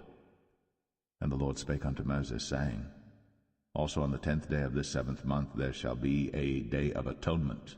It shall be an holy convocation unto you. And ye shall afflict your souls, and offer an offering made by fire unto the Lord. And ye shall do no work in that same day. For it is a day of atonement, to make an atonement for you before the Lord your God. For whatsoever soul it be that shall not be afflicted in that same day, he shall be cut off from among his people. And whatsoever soul it be that doeth any work in that same day, the same soul will I destroy from among his people. Ye shall do no manner of work. It shall be a statute for ever throughout your generations in all your dwellings. It shall be unto you a Sabbath of rest, and ye shall afflict your souls. In the 9th day of the month at even, from even unto even shall ye celebrate your Sabbath. And the Lord spake unto Moses, saying, Speak unto the children of Israel, saying, The 15th day of this 7th month shall be the Feast of Tabernacles for 7 days unto the Lord. On the 1st day shall be an holy convocation. Ye shall do no servile work therein. 7 days ye shall offer an offering made by fire unto the Lord.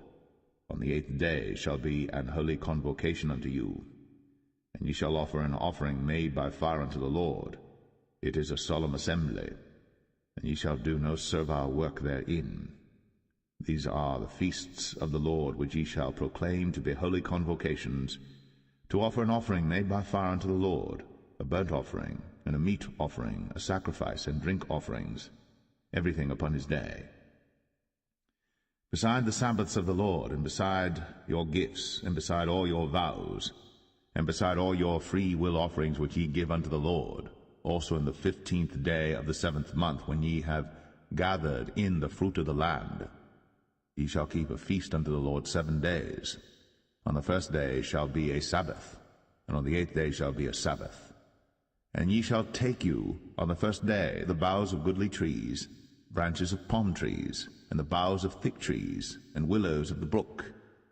And ye shall rejoice before the Lord your God 7 days. And ye shall keep it a feast unto the Lord 7 days in the year. It shall be a statute for ever in your generations. Ye shall celebrate it in the 7th month.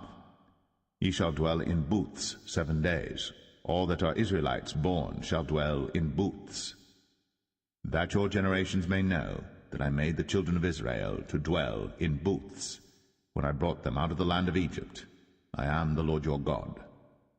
And Moses declared unto the children of Israel the feasts of the Lord.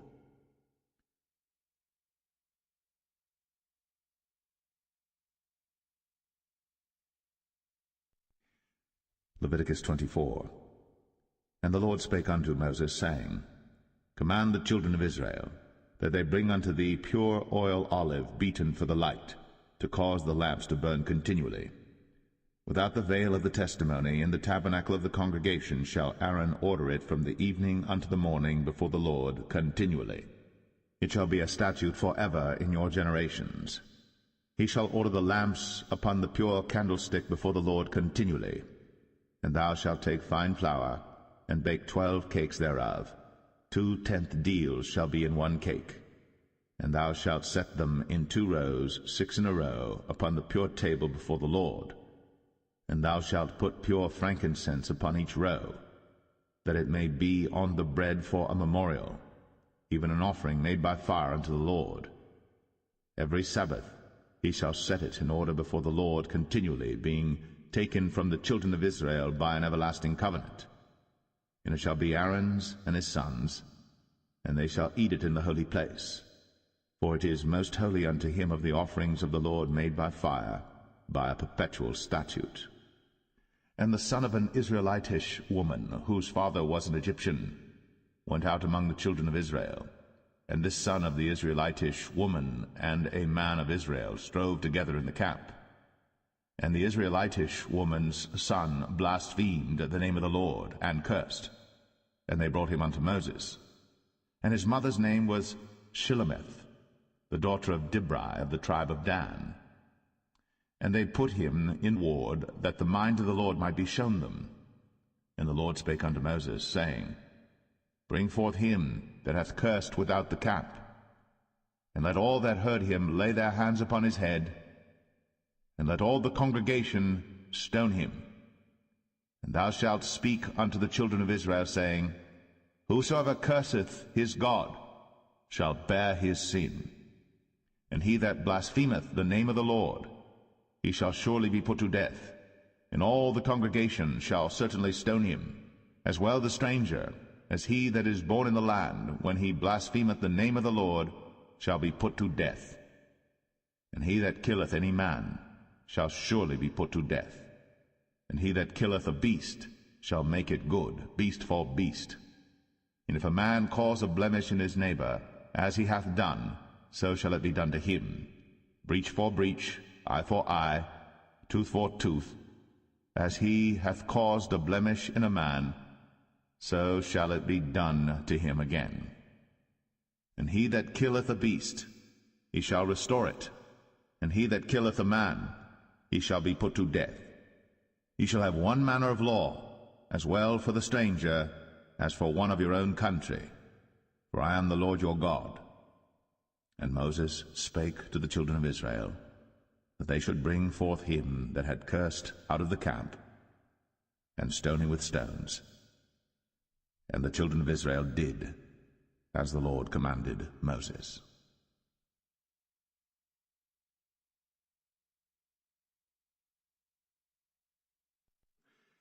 Leviticus 25. And the Lord spake unto Moses in Mount Sinai, saying, Speak unto the children of Israel, and say unto them, When ye come into the land which I give you, then shall the land keep a Sabbath unto the Lord. 6 years thou shalt sow thy field, and 6 years thou shalt prune thy vineyard, and gather in the fruit thereof.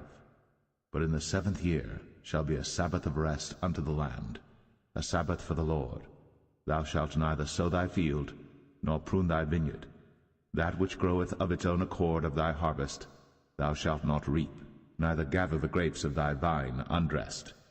For it is a year of rest unto the land, and the Sabbath of the land shall be meat for you, for thee and for thy servant, and for thy maid, and for thy hired servant, and for thy stranger that sojourneth with thee, and for thy cattle, and for the beast that are in thy land, shall all the increase thereof be meat.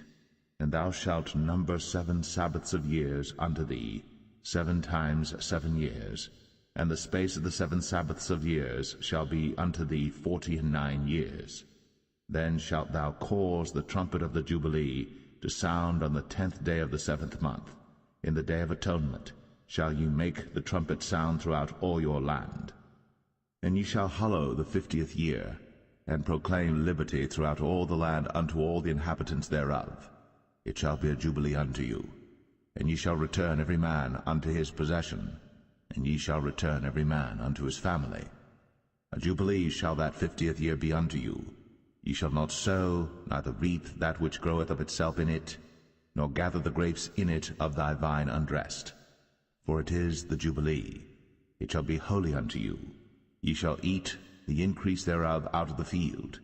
In the year of this Jubilee ye shall return every man unto his possession. And if thou sell aught unto thy neighbor, or buyest aught of thy neighbor's hand, ye shall not oppress one another. According to the number of years after the Jubilee thou shalt buy of thy neighbor, and according unto the number of years of the fruits he shall sell unto thee. According to the multitude of years thou shalt increase the price thereof, and according to the fewness of years thou shalt diminish the price of it, for according to the number of the years of the fruits doth he sell unto thee. Ye shall not therefore oppress one another, but thou shalt fear thy God, for I am the Lord your God. Wherefore ye shall do my statutes, and keep my judgments, and do them. And ye shall dwell in the land in safety, and the land shall yield her fruit, and ye shall eat your fill, and dwell therein in safety. And if ye shall say, What shall we eat the 7th year? Behold, we shall not sow, nor gather in our increase. Then I will command my blessing upon you in the 6th year, and it shall bring forth fruit for 3 years. And ye shall sow the 8th year, and eat yet of old fruit until the 9th year. Until her fruits come in, ye shall eat of the old store. The land shall not be sold forever, for the land is mine. For ye are strangers and sojourners with me. And in all the land of your possession ye shall grant a redemption for the land. If thy brother be waxen poor, and hath sold away some of his possession, and if any of his kin come to redeem it, then shall he redeem that which his brother sold. And if the man have none to redeem it, and himself be able to redeem it, then let him count the years of the sale thereof, and restore the overplus unto the man to whom he sold it, that he may return unto his possession. But if he be not able to restore it to him, then that which is sold shall remain in the hand of him that hath bought it until the year of Jubilee. And in the Jubilee it shall go out, and he shall return unto his possession. And if a man sell a dwelling house in a walled city, then he may redeem it within a whole year after it is sold. Within a full year may he redeem it. And if it be not redeemed within the space of a full year, then the house that is in the walled city shall be established for ever to him that bought it throughout his generations. It shall not go out in the Jubilee. But the houses of the villages which have no wall round about them shall be counted as the fields of the country. They may be redeemed, and they shall go out in the Jubilee. Notwithstanding the cities of the Levites, and the houses of the cities of their possession, may the Levites redeem at any time.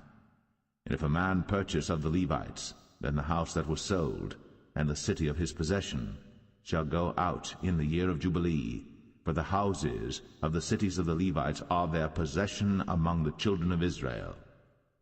But the field of the suburbs of their cities may not be sold, for it is their perpetual possession.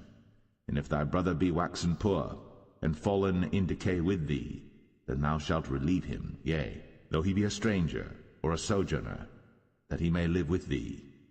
Take thou no usury of him, or increase, but fear thy God, that thy brother may live with thee. Thou shalt not give him thy money upon usury, nor lend him thy victuals for increase. I am the Lord your God, which brought you forth out of the land of Egypt, to give you the land of Canaan, and to be your God. And if thy brother that dwelleth by thee be waxen poor, and be sold unto thee, thou shalt not compel him to serve as a bondservant, but as an hired servant, and as a sojourner. He shall be with thee, and shall serve thee unto the year of Jubilee. And then shall he depart from thee, both he and his children with him, and shall return unto his own family, and unto the possession of his fathers shall he return, for they are my servants, which I brought forth out of the land of Egypt. They shall not be sold as bondmen. Thou shalt not rule over him with rigor, but shalt fear thy God. Both thy bondmen and thy bondmaids, which thou shalt have, shall be of the heathen that are round about you. Of them shall ye buy bondmen and bondmaids. Moreover, of the children of the strangers that do sojourn among you, of them shall ye buy, and of their families that are with you, which they begat in your land, and they shall be your possession. And ye shall take them as an inheritance for your children after you, to inherit them for a possession.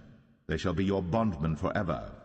But over your brethren, the children of Israel, ye shall not rule one over another with rigor. And if a sojourner or stranger wax rich by thee, and thy brother that dwelleth by him wax poor, and sell himself unto the stranger or sojourner by thee, or to the stock of the stranger's family, after that he is sold, he may be redeemed again. One of his brethren may redeem him. Either his uncle or his uncle's son may redeem him, or any that is nigh of kin unto him of his family may redeem him, or if he be able, he may redeem himself. And he shall reckon with him that bought him from the year that he was sold to him unto the year of Jubilee, and the price of his sale shall be according unto the number of years, according to the time of an hired servant shall it be with him. If there be yet many years behind, according unto them, he shall give again the price of his redemption out of the money that he was bought for. And if there remain but few years unto the year of Jubilee, then he shall count with him, and according unto his years shall he give him again the price of his redemption. And as a yearly hired servant shall he be with him, and the other shall not rule with rigor over him in thy sight. And if he be not redeemed in these years, then he shall go out in the year of Jubilee, both he and his children with him. For unto me the children of Israel are servants. They are my servants whom I brought forth out of the land of Egypt. I am the Lord your God.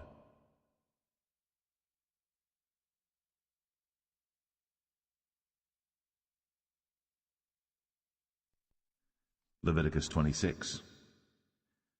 Ye shall make you no idols nor graven image, neither rear you up a standing image, neither shall ye set up any image of stone in your land, to bow down unto it, for I am the Lord your God. Ye shall keep my Sabbaths, and reverence my sanctuary. I am the Lord. If ye walk in my statutes, and keep my commandments, and do them, then I will give you rain in due season, and the land shall yield her increase, and the trees of the field shall yield their fruit. And your threshing shall reach unto the vintage, and the vintage shall reach unto the sowing time. And ye shall eat your bread to the full, and dwell in your land safely. And I will give peace in the land, and ye shall lie down, and none shall make you afraid. And I will rid evil beasts out of the land, neither shall the sword go through your land. And ye shall chase your enemies, and they shall fall before you by the sword. And 5 of you shall chase 100, and 100 of you shall put 10,000 to flight, and your enemies shall fall before you by the sword. For I will have respect unto you, and make you fruitful, and multiply you, and establish my covenant with you. And ye shall eat old store, and bring forth the old because of the new. And I will set my tabernacle among you, and my soul shall not abhor you. And I will walk among you, and will be your God, and ye shall be my people. I am the Lord your God, which brought you forth out of the land of Egypt, that ye should not be their bondmen. And I have broken the bands of your yoke, and made you go upright. But if ye will not hearken unto me, and will not do all these commandments, and if ye shall despise my statutes, or if your soul abhor my judgments, so that ye will not do all my commandments, but that ye break my covenant, I also will do this unto you. I will even appoint over you terror, consumption, and the burning ague, that shall consume the eyes, and cause sorrow of heart. And ye shall sow your seed in vain, for your enemies shall eat it. And I will set my face against you, and ye shall be slain before your enemies. They that hate you shall reign over you, and ye shall flee when none pursueth you. And if ye will not yet for all this hearken unto me, then I will punish you 7 times more for your sins. And I will break the pride of your power, and I will make your heaven as iron, and your earth as brass, and your strength shall be spent in vain. For your land shall not yield her increase, neither shall the trees of the land yield their fruits. And if ye walk contrary unto me, and will not hearken unto me, I will bring 7 times more plagues upon you according to your sins. I will also send wild beasts among you, which shall rob you of your children, and destroy your cattle, and make you few in number, and your highways shall be desolate. And if ye will not be reformed by me by these things, but will walk contrary unto me, then will I also walk contrary unto you, and will punish you yet 7 times for your sins. And I will bring a sword upon you, that shall avenge the quarrel of my covenant. And when ye are gathered together within your cities, I will send the pestilence among you, and ye shall be delivered into the hand of the enemy. And when I have broken the staff of your bread, 10 women shall bake your bread in one oven, and they shall deliver you your bread again by weight, and ye shall eat and not be satisfied. And if ye will not for all this hearken unto me, but walk contrary unto me, then I will walk contrary unto you also in fury, and I, even I, will chastise you 7 times for your sins. And ye shall eat the flesh of your sons, and the flesh of your daughters shall ye eat. And I will destroy your high places, and cut down your images, and cast your carcasses upon the carcasses of your idols. And my soul shall abhor you.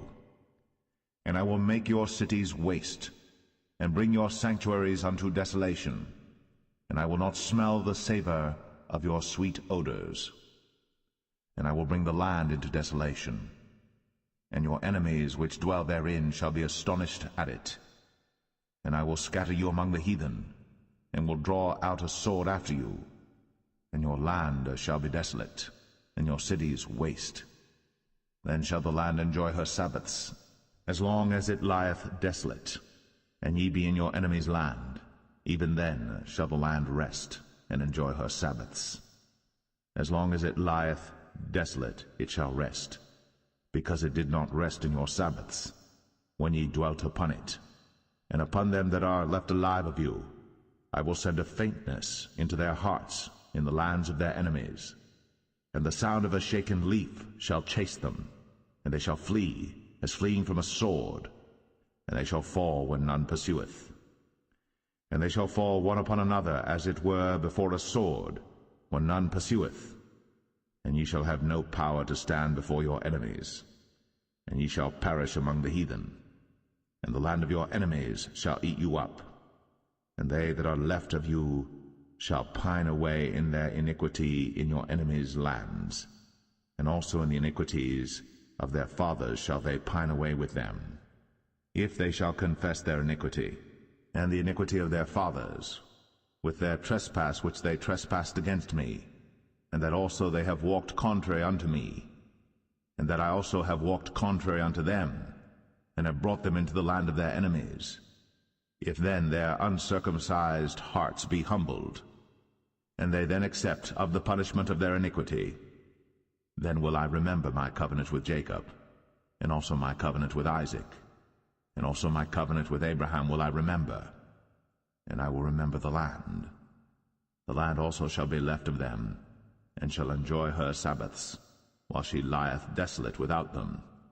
And they shall accept of the punishment of their iniquity, even because they despised my judgments, and because their soul abhorred my statutes.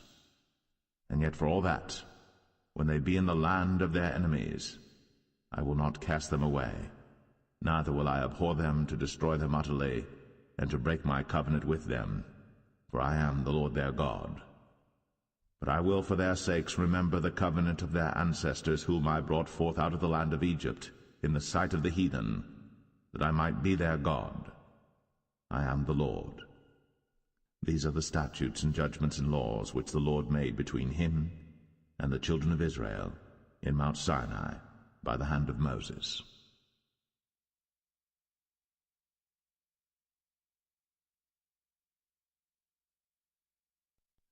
Leviticus 27. And the Lord spake unto Moses, saying, Speak unto the children of Israel, and say unto them, When a man shall make a singular vow, the person shall be for the Lord by thy estimation. And thy estimation shall be of the male from 20 years old even unto 60 years old. Even thy estimation shall be 50 shekels of silver after the shekel of the sanctuary. And if it be a female, then thy estimation shall be 30 shekels. And if it be from 5 years old even unto 20 years old, then thy estimation shall be of the male 20 shekels, and for the female 10 shekels. And if it be from a month old even unto 5 years old, then thy estimation shall be of the male 5 shekels of silver, and for the female thy estimation shall be 3 shekels of silver. And if it be from 60 years old and above, if it be a male, then thy estimation shall be 15 shekels, and for the female 10 shekels. But if he be poorer than thy estimation, then he shall present himself before the priest, and the priest shall value him. According to his ability that vowed shall the priest value him. And if it be a beast, whereof men bring an offering unto the Lord, all that any man giveth of such unto the Lord shall be holy. He shall not alter it, nor change it, a good for a bad, or a bad for a good. And if he shall at all change beast for beast, then it and the exchange thereof shall be holy. And if it be any unclean beast, of which they do not offer a sacrifice unto the Lord, then he shall present the beast before the priest. And the priest shall value it, whether it be good or bad, as thou valuest it, who art the priest, so shall it be. But if he will at all redeem it, then he shall add a fifth part thereof unto thy estimation. And when a man shall sanctify his house to be holy unto the Lord, then the priest shall estimate it, whether it be good or bad, as the priest shall estimate it, so shall it stand. And if he that sanctified it will redeem his house, then he shall add the fifth part of the money of thy estimation unto it, and it shall be his. And if a man shall sanctify unto the Lord some part of a field of his possession, then thy estimation shall be according to the seed thereof. An homer of barley seed shall be valued at 50 shekels of silver. If he sanctify his field from the year of Jubilee according to thy estimation, it shall stand. But if he sanctify his field after the Jubilee, then the priest shall reckon unto him the money according to the years that remain, even unto the year of the Jubilee, and it shall be abated from thy estimation. And if he that sanctified the field will in any wise redeem it, then he shall add the fifth part of the money of thy estimation unto it, and it shall be assured to him. And if he will not redeem the field, or if he have sold the field to another man, it shall not be redeemed any more. But the field, when it goeth out in the Jubilee, shall be holy unto the Lord, as a field devoted. The possession thereof shall be the priest's. And if a man sanctify unto the Lord a field which he hath bought, which is not of the fields of his possession, then the priest shall reckon unto him the worth of thy estimation, even unto the year of the Jubilee, and he shall give thine estimation in that day as a holy thing unto the Lord. In the year of the Jubilee the field shall return unto him of whom it was bought, even to him to whom the possession of the land did belong. And all thy estimation shall be according to the shekel of the sanctuary. 20 gerahs shall be the shekel. Only the firstling of the beasts, which should be the Lord's firstling, no man shall sanctify it, whether it be ox or sheep, it is the Lord's. And if it be of an unclean beast, then he shall redeem it according to thine estimation, and shall add a fifth part of it thereto. Or if it be not redeemed, then it shall be sold according to thy estimation. Notwithstanding no devoted thing, that a man shall devote unto the Lord of all that he hath, both of man and beast, and of the field of his possession, shall be sold or redeemed. Every devoted thing is most holy unto the Lord. None devoted, which shall be devoted of men, shall be redeemed, but shall surely be put to death. And all the tithe of the land, whether of the seed of the land or of the fruit of the tree, is the Lord's. It is holy unto the Lord.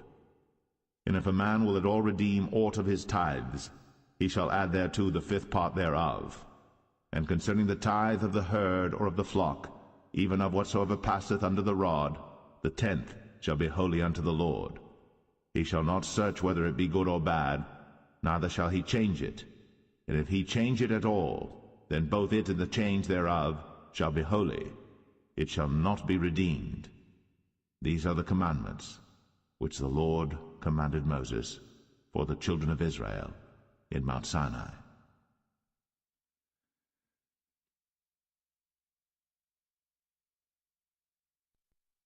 The Book of Numbers, chapter 1. And the Lord spake unto Moses in the wilderness of Sinai, in the tabernacle of the congregation, on the first day of the 2nd month, in the 2nd year after they were come out of the land of Egypt, saying, Take ye the sum of all the congregation of the children of Israel, after their families, by the house of their fathers, with the number of their names, every male by their polls. From 20 years old and upward, all that are able to go forth to war in Israel, thou and Aaron shall number them by their armies. And with you there shall be a man of every tribe, every one head of the house of his fathers. And these are the names of the men that shall stand with you. Of the tribe of Reuben, Elizur the son of Shadur. Of Simeon, Shelumiel the son of Zurishaddai. Of Judah, Nahshon the son of Amminadab. Of Issachar, Nethanel the son of Zuar. Of Zebulun, Eliab the son of Helon. Of the children of Joseph, of Ephraim, Elishama the son of Ammihud. Of Manasseh, Gamaliel the son of Pedazur. Of Benjamin, Abidan the son of Gideoni. Of Dan, Ahiezer the son of Ammishaddai. Of Asher, Pagiel the son of Ochran. Of Gad, Eliasaph the son of Duel. Of Naphtali, Ahira the son of Enan. These were the renowned of the congregation, princes of the tribes of their fathers, heads of thousands in Israel. And Moses and Aaron took these men, which are expressed by their names, and they assembled all the congregation together on the first day of the 2nd month. And they declared their pedigrees after their families, by the house of their fathers, according to the number of the names, from 20 years old and upward, by their polls. As the Lord commanded Moses, so he numbered them in the wilderness of Sinai.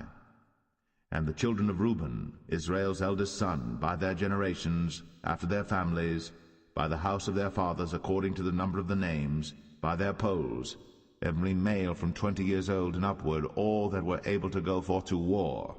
Those that were numbered of them, even of the tribe of Reuben, were 46,500.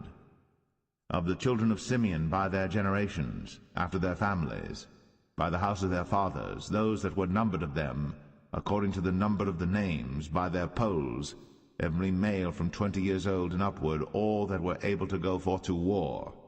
Those that were numbered of them, even of the tribe of Simeon, were 59,300. Of the children of Gad, by their generations, after their families, by the house of their fathers, according to the number of the names, from 20 years old and upward, all that were able to go forth to war. Those that were numbered of them, even of the tribe of Gad, were 45,650.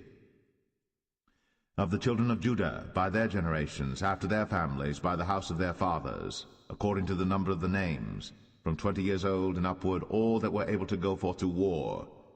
Those that were numbered of them, even of the tribe of Judah, were 314,600. Of the children of Issachar, by their generations, after their families, by the house of their fathers, according to the number of the names, from 20 years old and upward, all that were able to go forth to war. Those that were numbered of them, even of the tribe of Issachar, were 54,400. Of the children of Zebulun, by their generations, after their families, by the house of their fathers, according to the number of the names, from 20 years old and upward, all that were able to go forth to war, those that were numbered of them, even of the tribe of Zebulun, were 57,400. Of the children of Joseph, namely of the children of Ephraim, by their generations, after their families, by the house of their fathers, according to the number of the names, from 20 years old and upward, all that were able to go forth to war. Those that were numbered of them, even of the tribe of Ephraim, were 40,500.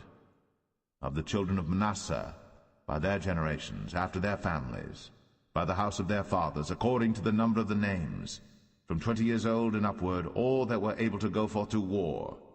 Those that were numbered of them, even of the tribe of Manasseh, were 32,200. Of the children of Benjamin, by their generations, after their families, by the house of their fathers, according to the number of the names, from 20 years old and upward, all that were able to go forth to war. Those that were numbered of them, even of the tribe of Benjamin, were 35,400. Of the children of Dan, by their generations, after their families, by the house of their fathers, according to the number of the names, from 20 years old and upward, all that were able to go forth to war. Those that were numbered of them, even of the tribe of Dan, were 62,700. Of the children of Asher, by their generations, after their families, by the house of their fathers, according to the number of the names, from 20 years old and upward, all that were able to go forth to war. Those that were numbered of them, even of the tribe of Asher, were 41,500. Of the children of Naphtali, throughout their generations, after their families, by the house of their fathers, according to the number of the names, from 20 years old and upward, all that were able to go forth to war, those that were numbered of them, even of the tribe of Naphtali, were 53,400. These are those that were numbered, which Moses and Aaron numbered. And the princes of Israel, being 12 men, each one was for the house of his fathers. So were all those that were numbered of the children of Israel, by the house of their fathers, from 20 years old and upward, all that were able to go forth to war in Israel. Even all they that were numbered were 600,000 and 3,550. But the Levites after the tribe of their fathers were not numbered among them. For the Lord had spoken unto Moses, saying, Only thou shalt not number the tribe of Levi, neither take the sum of them among the children of Israel. But thou shalt appoint the Levites over the tabernacle of testimony, and over all the vessels thereof, and over all things that belong to it. They shall bear the tabernacle, and all the vessels thereof, and they shall minister unto it, and shall encamp round about the tabernacle. And when the tabernacle setteth forward, the Levites shall take it down. And when the tabernacle is to be pitched, the Levites shall set it up, and the stranger that cometh nigh shall be put to death. And the children of Israel shall pitch their tents, every man by his own camp, and every man by his own standard throughout their hosts. But the Levites shall pitch round about the tabernacle of testimony, that there be no wrath upon the congregation of the children of Israel. And the Levites shall keep the charge of the tabernacle of testimony. And the children of Israel did, according to all that the Lord commanded Moses. So did they.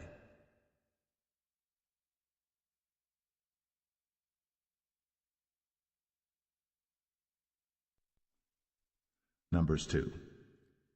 And the Lord spake unto Moses and unto Aaron, saying, Every man of the children of Israel shall pitch by his own standard, with the ensign of their father's house. Far off about the tabernacle of the congregation shall they pitch. And on the east side toward the rising of the sun shall they of the standard of the camp of Judah pitch throughout their armies. And Nahshon the son of Amminadab shall be captain of the children of Judah. And his host, and those that were numbered of them, were 314,600. And those that do pitch next unto him shall be the tribe of Issachar. And Nethaniel the son of Zuar shall be captain of the children of Issachar.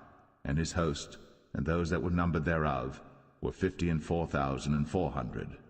Then the tribe of Zebulun, and Eliab the son of Helon, shall be captain of the children of Zebulun.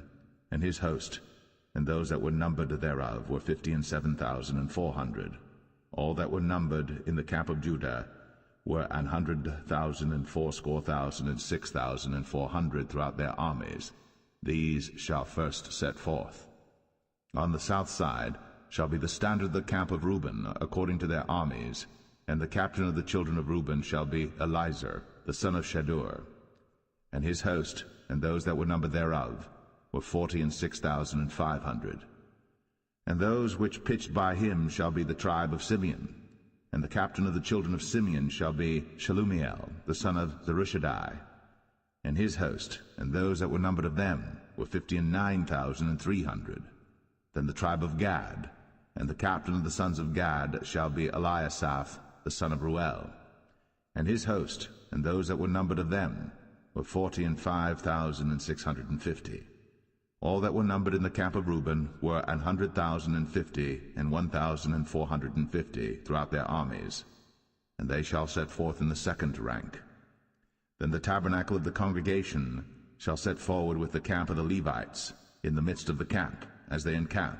So shall they set forward, every man in his place by their standards. On the west side shall be the standard of the camp of Ephraim, according to their armies. And the captain of the sons of Ephraim shall be Elishama, the son of Ammihud. And his host, and those that were numbered of them, were 40,500.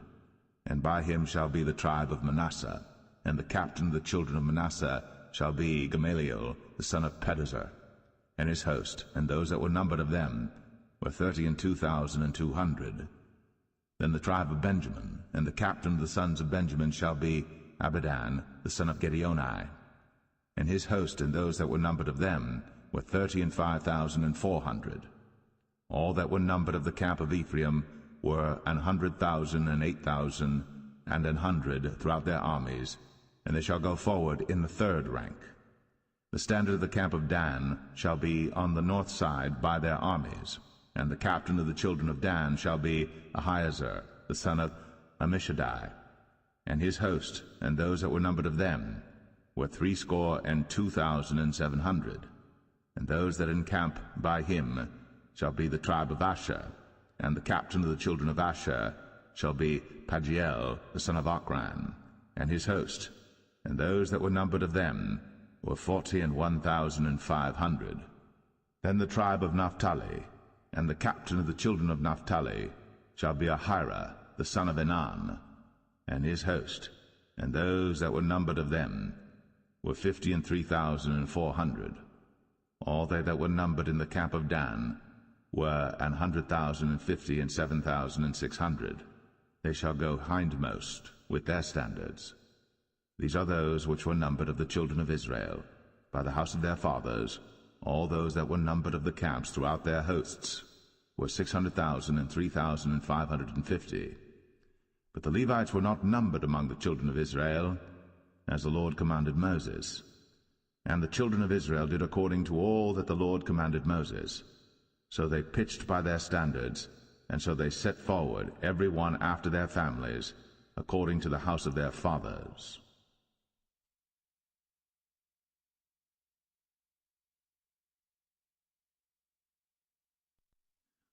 Numbers 3. These also are the generations of Aaron and Moses in the day that the Lord spake with Moses in Mount Sinai. And these are the names of the sons of Aaron: Nadab the firstborn, and Abihu, Eleazar, and Ithamar.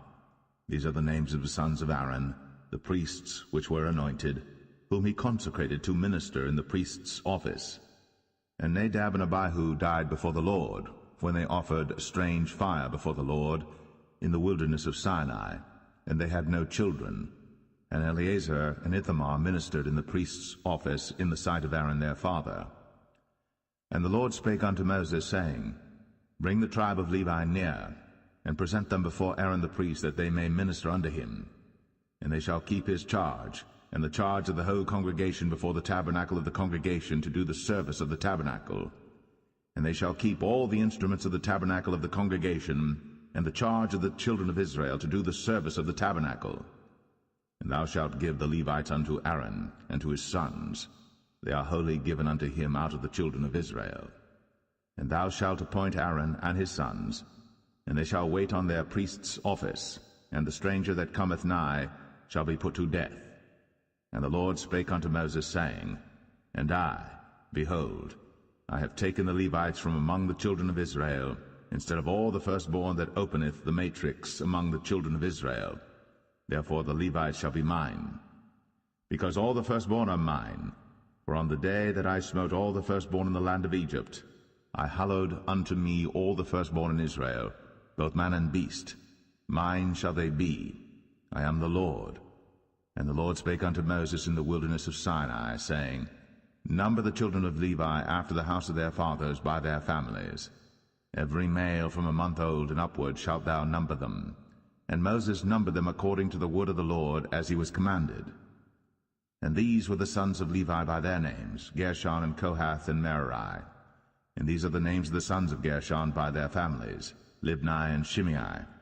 And the sons of Kohath by their families, Amram and Izahar, Hebron and Uzziel. And the sons of Merari by their families, Malai and Mushai. These are the families of the Levites according to the house of their fathers. Of Gershon was the family of the Libnites, and the family of the Shimeites. These are the families of the Gershonites. Those that were numbered of them, according to the number of all the males, from a month old and upward, even those that were numbered of them, were 7,500. The families of the Gershonites shall pitch behind the tabernacle westward.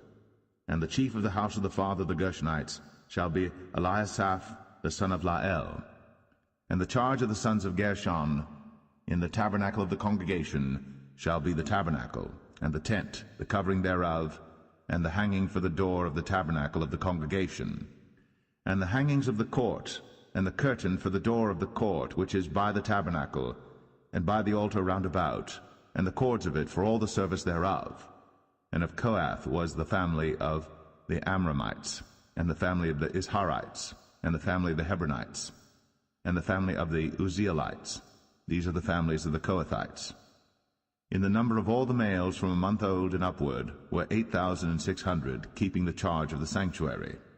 The families of the sons of Kohath shall pitch on the side of the tabernacle southward. And the chief of the house of the father of the families of the Kohathites shall be Elizaphan the son of Uzziel. And their charge shall be the ark, and the table, and the candlestick, and the altars, and the vessels of the sanctuary wherewith they minister, and the hanging, and all the service thereof. And Eleazar the son of Aaron the priest shall be chief over the chief of the Levites, and have the oversight of them that keep the charge of the sanctuary. Of Merari was the family of the Mahlites, and the family of the Mushites. These are the families of Merari. And those that were numbered of them, according to the number of all the males, from a month old and upward, were 6,200. And the chief of the house of the father of the families of Merari was Zuriel, the son of Abihail. These shall pitch on the side of the tabernacle northward. And under the custody and charge of the sons of Merari shall be the boards of the tabernacle, and the bars thereof, and the pillars thereof, and the sockets thereof, and all the vessels thereof, and all that serveth thereto, and the pillars of the court round about, and their sockets, and their pins, and their cords. But those that encamp before the tabernacle toward the east, even before the tabernacle of the congregation eastward, shall be Moses and Aaron and his sons, keeping the charge of the sanctuary for the charge of the children of Israel, and the stranger that cometh nigh shall be put to death. All that were numbered of the Levites, which Moses and Aaron numbered at the commandment of the Lord, throughout their families, all the males from a month old and upward, were 22,000. And the Lord said unto Moses, Number all the firstborn of the males of the children of Israel from a month old and upward, and take the number of their names. And thou shalt take the Levites for me, I am the Lord, instead of all the firstborn among the children of Israel, and the cattle of the Levites instead of all the firstlings among the cattle of the children of Israel. And Moses numbered, as the Lord commanded him, all the firstborn among the children of Israel, and all the firstborn males by the number of names, from a month old and upward, of those that were numbered of them, were 22,213. And the Lord spake unto Moses, saying, Take the Levites instead of all the firstborn among the children of Israel, and the cattle of the Levites instead of their cattle, and the Levites shall be mine. I am the Lord. And for those that are to be redeemed of the 213 of the firstborn of the children of Israel, which are more than the Levites, thou shalt even take 5 shekels apiece by the poll. After the shekel of the sanctuary shalt thou take them. The shekel is 20 gerahs. And thou shalt give the money wherewith the odd number of them is to be redeemed unto Aaron and to his sons. And Moses took the redemption money of them that were over and above them that were redeemed by the Levites. Of the firstborn of the children of Israel took he the money, 1,365 shekels, after the shekel of the sanctuary. And Moses gave the money of them that were redeemed unto Aaron and to his sons, according to the word of the Lord, as the Lord commanded Moses.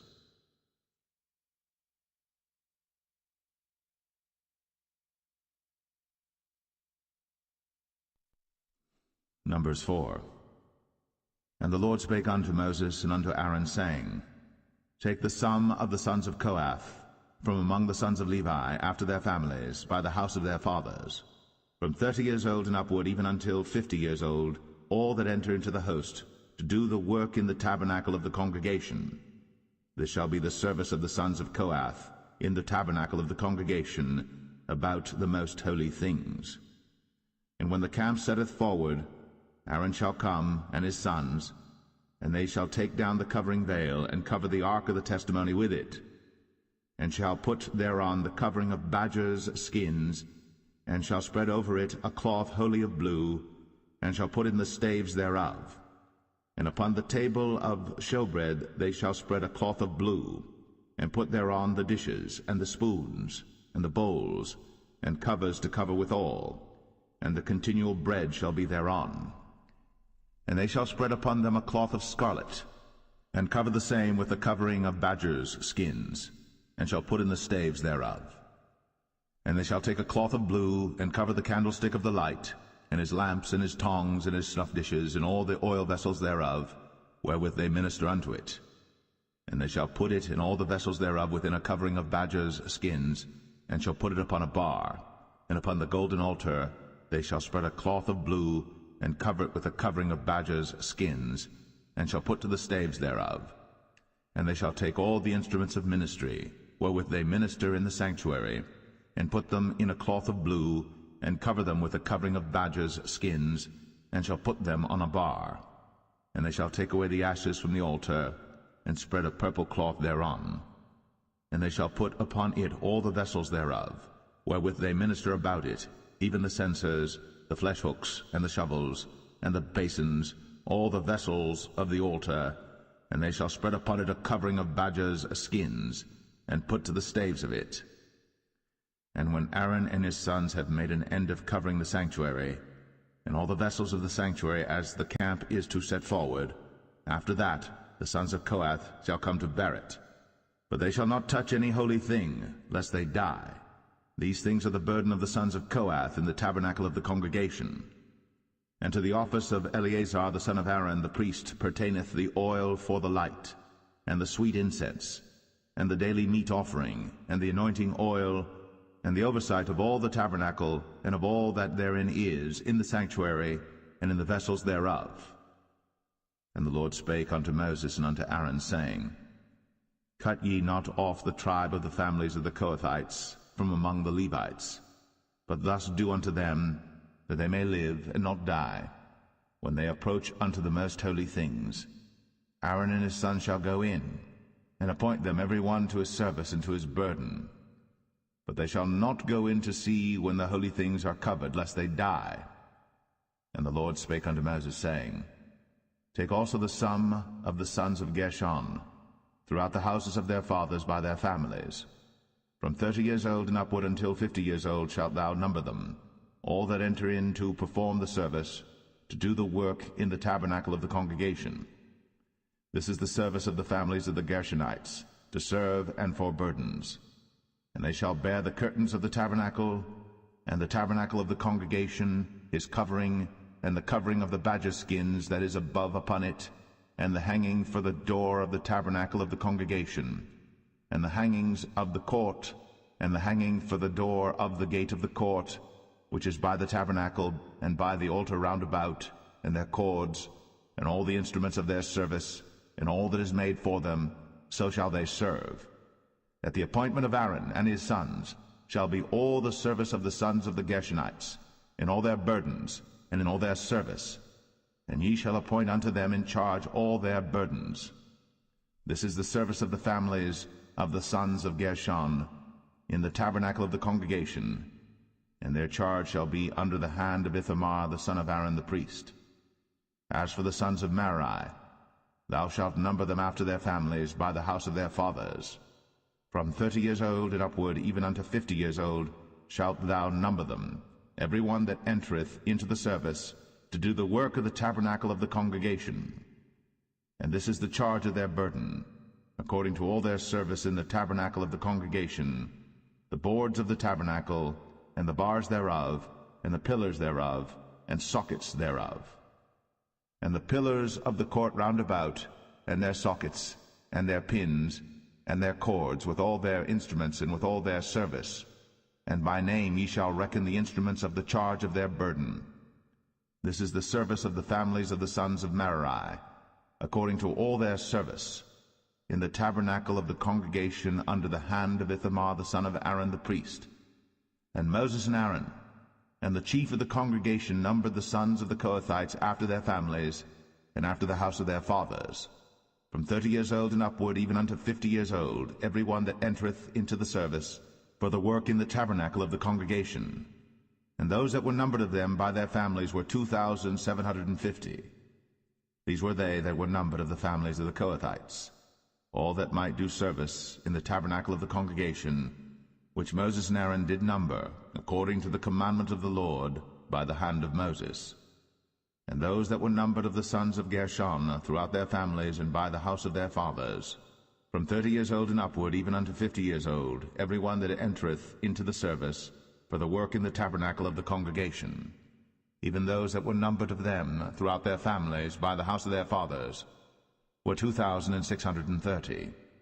These are they that were numbered of the families of the sons of Gershon, of all that might do service in the tabernacle of the congregation, whom Moses and Aaron did number according to the commandment of the Lord. And those that were numbered of the families of the sons of Merari, throughout their families by the house of their fathers, from 30 years old and upward, even unto 50 years old, every one that entereth into the service, for the work in the tabernacle of the congregation, even those that were numbered of them after their families were 3,200. These be those that were numbered of the families of the sons of Merari, whom Moses and Aaron numbered according to the word of the Lord by the hand of Moses. All those that were numbered of the Levites, whom Moses and Aaron and the chief of Israel numbered, after their families, and after the house of their fathers, from 30 years old and upward, even unto 50 years old, every one that came to do the service of the ministry, and the service of the burden in the tabernacle of the congregation. Even those that were numbered of them were 8,580. According to the commandment of the Lord they were numbered by the hand of Moses, every one according to his service, and according to his burden. Thus were they numbered of him, as the Lord commanded Moses.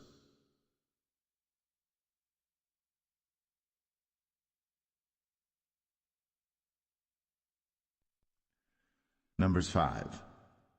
And the Lord spake unto Moses, saying, Command the children of Israel, that they put out of the camp every leper, and every one that hath an issue, and whosoever is defiled by the dead. Both male and female shall ye put out, without the camp shall ye put them, that they defile not their camps, in the midst whereof I dwell. And the children of Israel did so, and put them out without the camp, as the Lord spake unto Moses, so did the children of Israel. And the Lord spake unto Moses, saying, Speak unto the children of Israel, when a man or woman shall commit any sin that men commit, to do a trespass against the Lord, and that person be guilty, then they shall confess their sin which they have done, and he shall recompense his trespass with the principal thereof, and add unto it the 5th part thereof, and give it unto him against whom he hath trespassed. But if the man have no kinsman to recompense the trespass unto, let the trespass be recompensed unto the Lord, even to the priest, beside the ram of the atonement, whereby an atonement shall be made for him. And every offering of all the holy things of the children of Israel, which they bring unto the priest, shall be his. And every man's hallowed things shall be his. Whatsoever any man giveth the priest, it shall be his. And the Lord spake unto Moses, saying, Speak unto the children of Israel, and say unto them, If any man's wife go aside, and commit a trespass against him, and a man lie with her carnally, and it be hid from the eyes of her husband, and be kept close, and she be defiled, and there be no witness against her, neither she be taken with the manner, and the spirit of jealousy come upon him, and he be jealous of his wife, and she be defiled, or if the spirit of jealousy come upon him, and he be jealous of his wife, and she be not defiled, then shall the man bring his wife unto the priest, and he shall bring her offering for her, the 10th part of an ephah of barley meal. He shall pour no oil upon it, nor put frankincense thereon, for it is an offering of jealousy, an offering of memorial, bringing iniquity to remembrance. And the priest shall bring her near, and set her before the Lord. And the priest shall take holy water in an earthen vessel, and of the dust that is in the floor of the tabernacle the priest shall take, and put it into the water. And the priest shall set the woman before the Lord, and uncover the woman's head, and put the offering of memorial in her hands, which is the jealousy offering. And the priest shall have in his hand the bitter water that causeth the curse. And the priest shall charge her by an oath, and say unto the woman, If no man have lain with thee, and if thou hast not gone aside to uncleanness with another instead of thy husband, be thou free from this bitter water that causeth the curse. But if thou hast gone aside to another instead of thy husband, and if thou be defiled, and some man have lain with thee beside thine husband, then the priest shall charge the woman with an oath of cursing, and the priest shall say unto the woman, The Lord make thee a curse, and an oath among thy people, when the Lord doth make thy thigh to rot, and thy belly to swell. And this water that causeth the curse shall go into thy bowels, to make thy belly to swell, and thy thigh to rot. And the woman shall say, Amen, Amen. And the priest shall write these curses in a book, and he shall blot them out with the bitter water. And he shall cause the woman to drink the bitter water that causeth the curse, and the water that causeth the curse shall enter into her, and become bitter. Then the priest shall take the jealousy offering out of the woman's hand, and shall wave the offering before the Lord, and offer it upon the altar. And the priest shall take an handful of the offering, even the memorial thereof, and burn it upon the altar, and afterward shall cause the woman to drink the water. And when he hath made her to drink the water, then it shall come to pass that if she be defiled, and have done trespass against her husband, that the water that causeth the curse shall enter into her, and become bitter, and her belly shall swell, and her thigh shall rot, and the woman shall be a curse among her people. And if the woman be not defiled, but be clean, then she shall be free, and shall conceive seed. This is the law of jealousy, when a wife goeth aside to another instead of her husband, and is defiled. Or when the spirit of jealousy cometh upon him, and he be jealous over his wife, and shall set the woman before the Lord, and the priest shall execute upon her all this law. Then shall the man be guiltless from iniquity, and this woman shall bear her iniquity.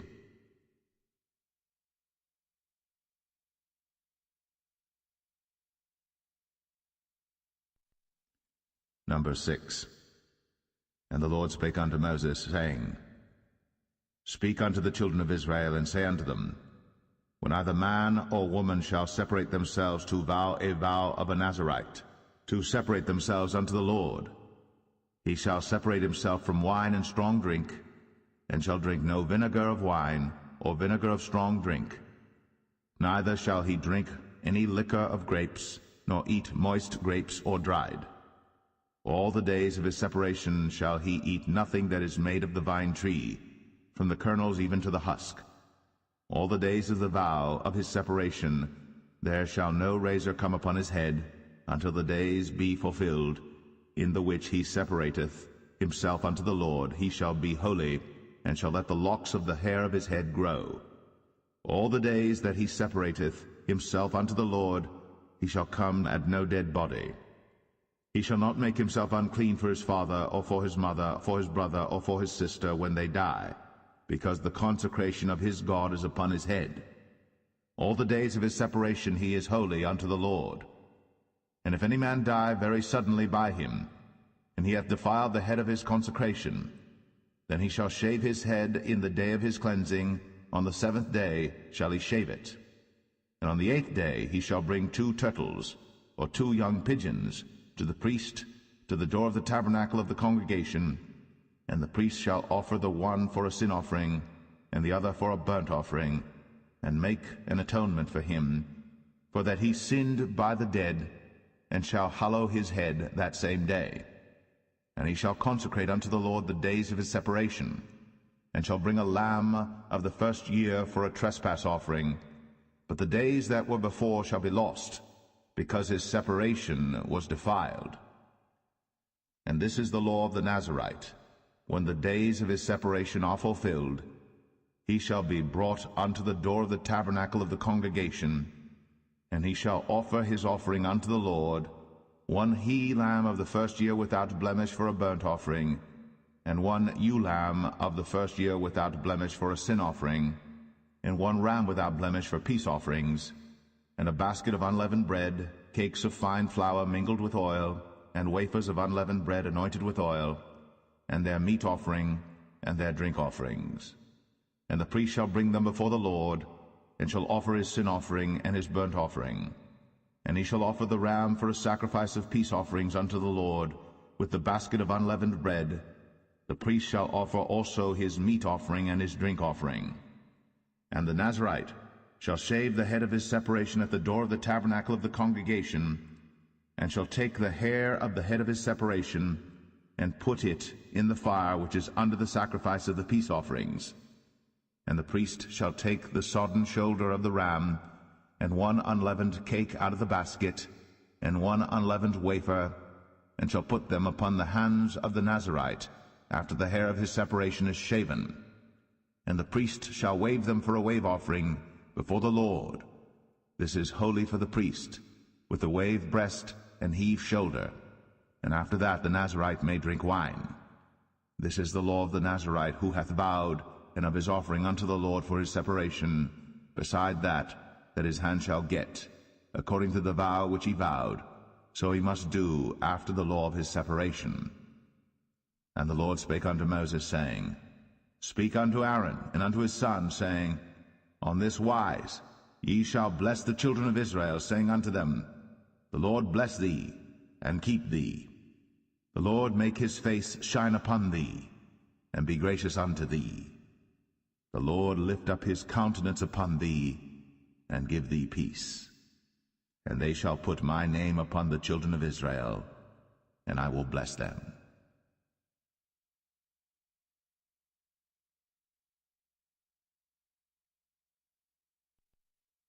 Number 7.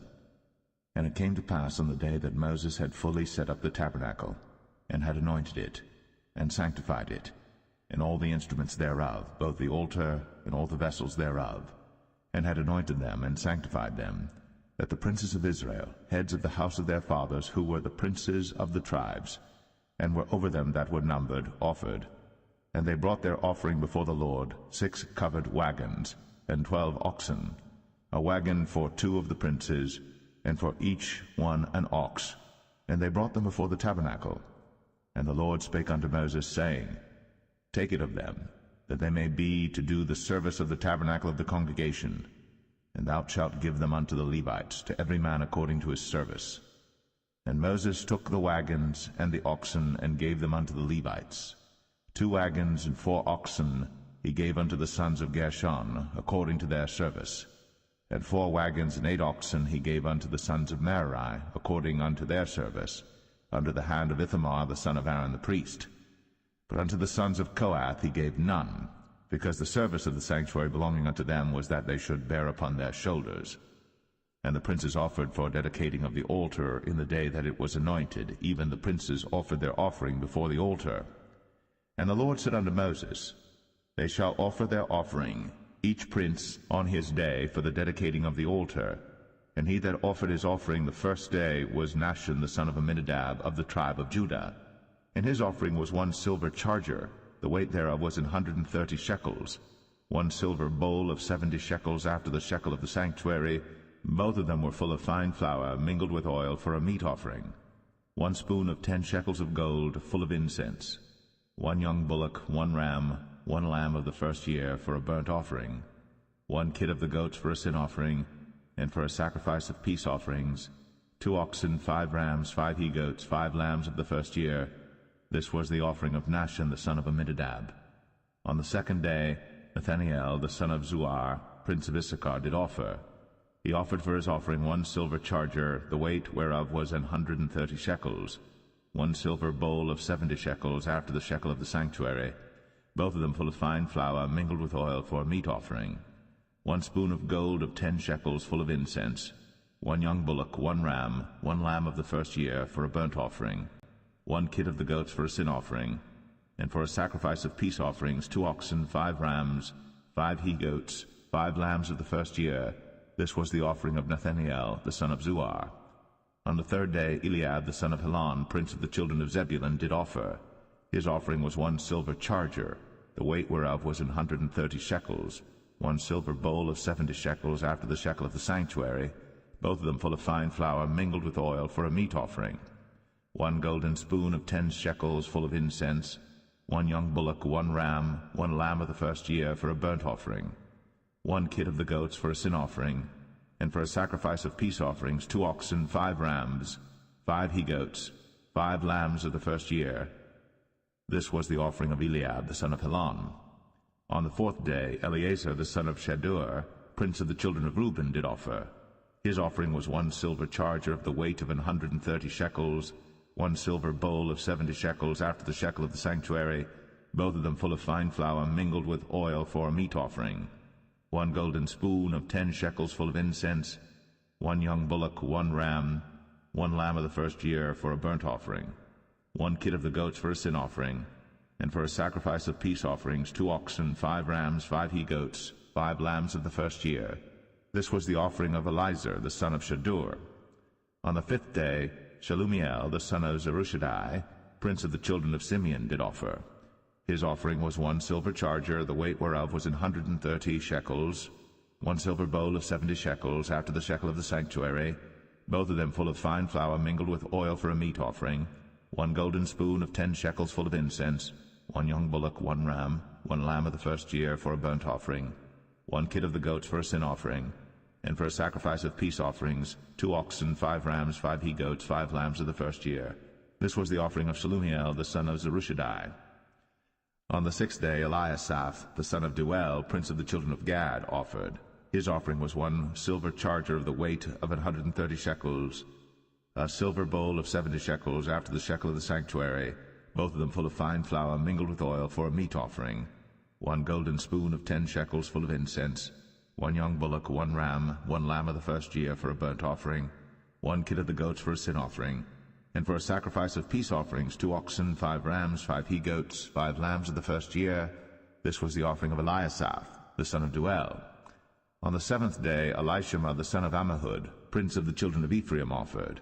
His offering was 1 silver charger, the weight whereof was 130 shekels, 1 silver bowl of 70 shekels, after the shekel of the sanctuary, both of them full of fine flour mingled with oil for a meat offering, 1 golden spoon of 10 shekels full of incense, 1 young bullock, 1 ram, 1 lamb of the first year for a burnt offering, 1 kid of the goats for a sin offering, and for a sacrifice of peace offerings 2 oxen, 5 rams, 5 he-goats, 5 lambs of the first year. This was the offering of Elishama, the son of Ammihud. On the 8th day offered Gamaliel, the son of Pedahzur, prince of the children of Manasseh. His offering was 1 silver charger of the weight of 130 shekels, 1 silver bowl of 70 shekels, after the shekel of the sanctuary, both of them full of fine flour mingled with oil for a meat offering, 1 golden spoon of 10 shekels full of incense, 1 young bullock, 1 ram, 1 lamb of the first year for a burnt offering, 1 kid of the goats for a sin offering, and for a sacrifice of peace offerings 2 oxen, 5 rams, 5 he-goats, 5 lambs of the first year. This was the offering of Gamaliel, the son of Pedahzur. On the 9th day, Abidan, the son of Gideoni, prince of the children of Benjamin, offered. His offering was 1 silver charger, the weight whereof was 130 shekels, 1 silver bowl of 70 shekels, after the shekel of the sanctuary, both of them full of fine flour mingled with oil for a meat offering, 1 golden spoon of 10 shekels full of incense, 1 young bullock, 1 ram, 1 lamb of the first year for a burnt offering, 1 kid of the goats for a sin offering, and for a sacrifice of peace offerings 2 oxen, 5 rams, 5 he-goats, 5 lambs of the first year. This was the offering of Abidan, the son of Gideoni. On the 10th day, Ahiezer, the son of Ammishaddai, prince of the children of Dan, offered. His offering was 1 silver charger, the weight whereof was 130 shekels, 1 silver bowl of 70 shekels, after the shekel of the sanctuary, both of them full of fine flour mingled with oil for a meat offering, 1 golden spoon of 10 shekels full of incense, 1 young bullock, 1 ram, 1 lamb of the first year for a burnt offering, 1 kid of the goats for a sin offering, and for a sacrifice of peace offerings 2 oxen, 5 rams, 5 he-goats, 5 lambs of the first year. This was the offering of Ahiezer, the son of Ammishaddai. On the 11th day, Pagiel, the son of Ochran, prince of the children of Asher, offered.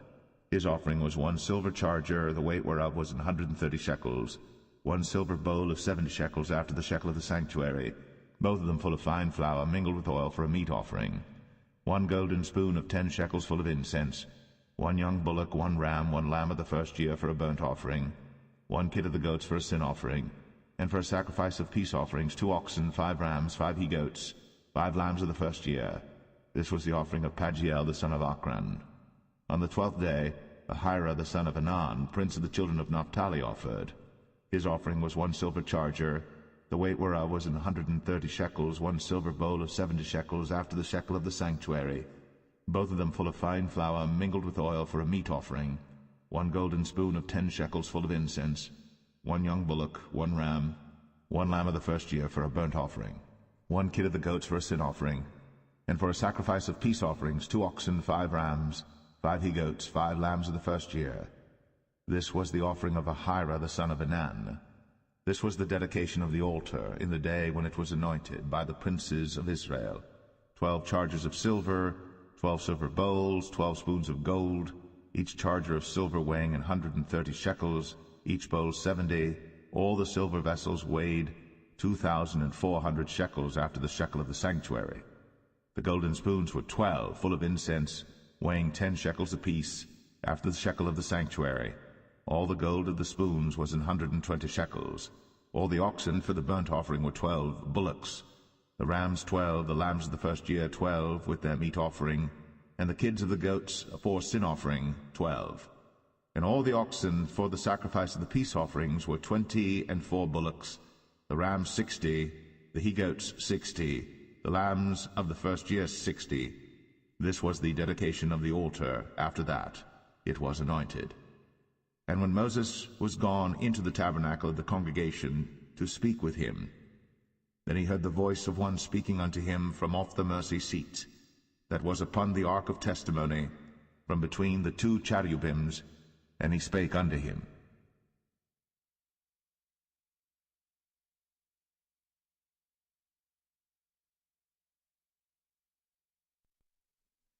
Numbers 8. And the Lord spake unto Moses, saying, Speak unto Aaron, and say unto him, When thou lightest the lamps, the 7 lamps shall give light over against the candlestick. And Aaron did so. He lighted the lamps thereof over against the candlestick, as the Lord commanded Moses. And this work of the candlestick was of beaten gold, unto the shaft thereof, unto the flowers thereof was beaten work, according unto the pattern which the Lord had shown Moses. So he made the candlestick. And the Lord spake unto Moses, saying, Take the Levites from among the children of Israel, and cleanse them. And thus shalt thou do unto them to cleanse them. Sprinkle water of purifying upon them, and let them shave all their flesh, and let them wash their clothes, and so make themselves clean. Then let them take a young bullock with his meat offering, even fine flour mingled with oil, and another young bullock shalt thou take for a sin offering. And thou shalt bring the Levites before the tabernacle of the congregation, and thou shalt gather the whole assembly of the children of Israel together. And thou shalt bring the Levites before the Lord, and the children of Israel shall put their hands upon the Levites. And Aaron shall offer the Levites before the Lord for an offering of the children of Israel, that they may execute the service of the Lord. And the Levites shall lay their hands upon the heads of the bullocks. And thou shalt offer the one for a sin offering, and the other for a burnt offering unto the Lord, to make an atonement for the Levites. And thou shalt set the Levites before Aaron, and before his sons, and offer them for an offering unto the Lord. Thus shalt thou separate the Levites from among the children of Israel, and the Levites shall be mine. And after that shall the Levites go in to do the service of the tabernacle of the congregation. And thou shalt cleanse them, and offer them for an offering. For they are wholly given unto me from among the children of Israel, instead of such as open every womb, even instead of the firstborn of all the children of Israel, have I taken them unto me. For all the firstborn of the children of Israel are mine, both man and beast. On the day that I smote every firstborn in the land of Egypt, I sanctified them for myself.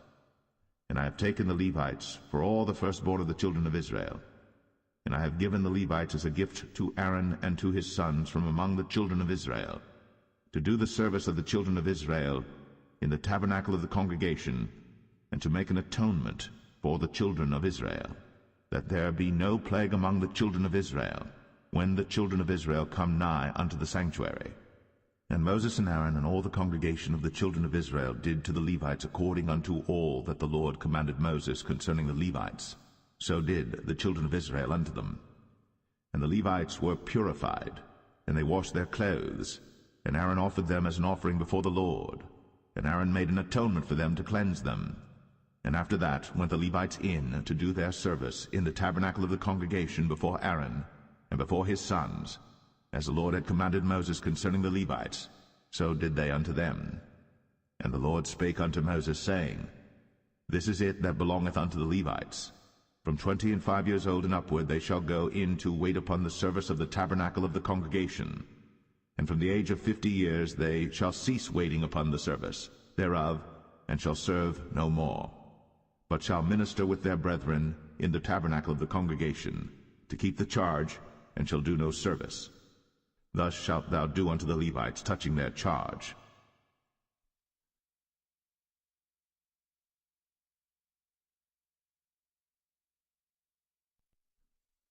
Numbers 9. And the Lord spake unto Moses in the wilderness of Sinai, in the 1st month of the 2nd year, after they were come out of the land of Egypt, saying, Let the children of Israel also keep the Passover at his appointed season.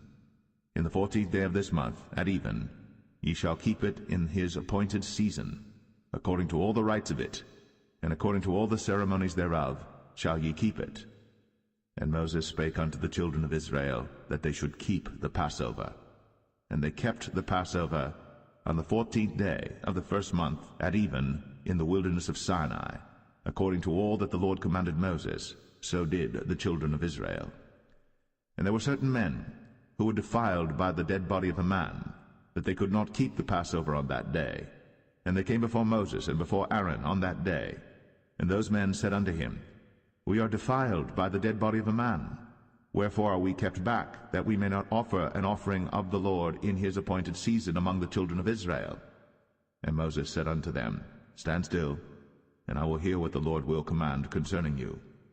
And the Lord spake unto Moses, saying, Speak unto the children of Israel, saying, If any man of you or of your posterity shall be unclean by reason of a dead body, or be in a journey afar off, yet he shall keep the Passover unto the Lord. The 14th day of the 2nd month at even they shall keep it, and eat it with unleavened bread and bitter herbs.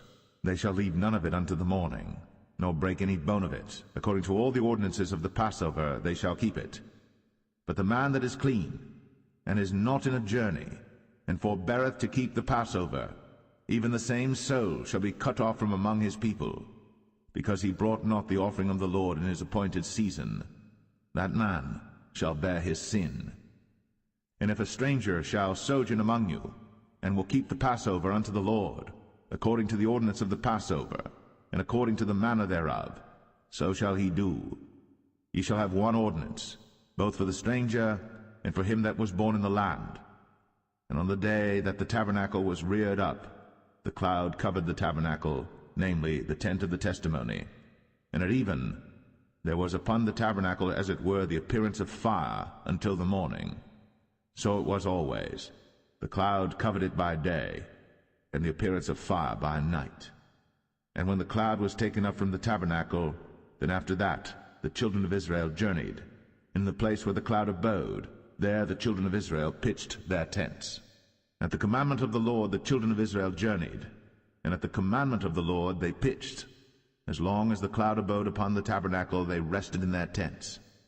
And when the cloud tarried long upon the tabernacle many days, then the children of Israel kept the charge of the Lord, and journeyed not. And so it was, when the cloud was a few days upon the tabernacle, according to the commandment of the Lord, they abode in their tents, and according to the commandment of the Lord they journeyed. And so it was, when the cloud abode from even unto the morning, and that the cloud was taken up in the morning, then they journeyed. Whether it was by day or by night that the cloud was taken up, they journeyed. Or whether it were 2 days, or a month, or a year, that the cloud tarried upon the tabernacle, remaining thereon, the children of Israel abode in their tents, and journeyed not. But when it was taken up, they journeyed. At the commandment of the Lord they rested in the tents, and at the commandment of the Lord they journeyed. They kept the charge of the Lord, at the commandment of the Lord, by the hand of Moses.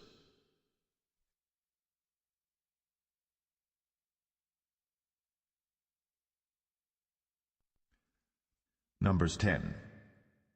And the Lord spake unto Moses, saying, Make thee 2 trumpets of silver, of a whole piece shalt thou make them, that thou mayest use them for the calling of the assembly, and for the journeying of the camps. And when they shall blow with them, all the assembly shall assemble themselves to thee at the door of the tabernacle of the congregation. And if they blow but with 1 trumpet, then the princes, which are heads of the thousands of Israel, shall gather themselves unto thee. When ye blow an alarm, then the camps that lie on the east parts shall go forward. When ye blow an alarm the 2nd time, then the camps that lie on the south side shall take their journey. they shall blow an alarm for their journeys. But when the congregation is to be gathered together, ye shall blow, but ye shall not sound an alarm. And the sons of Aaron the priests shall blow with the trumpets, and they shall be to you for an ordinance forever throughout your generations. And if ye go to war in your land against the enemy that oppresseth you, then ye shall blow an alarm with the trumpets, and ye shall be remembered before the Lord your God, and ye shall be saved from your enemies.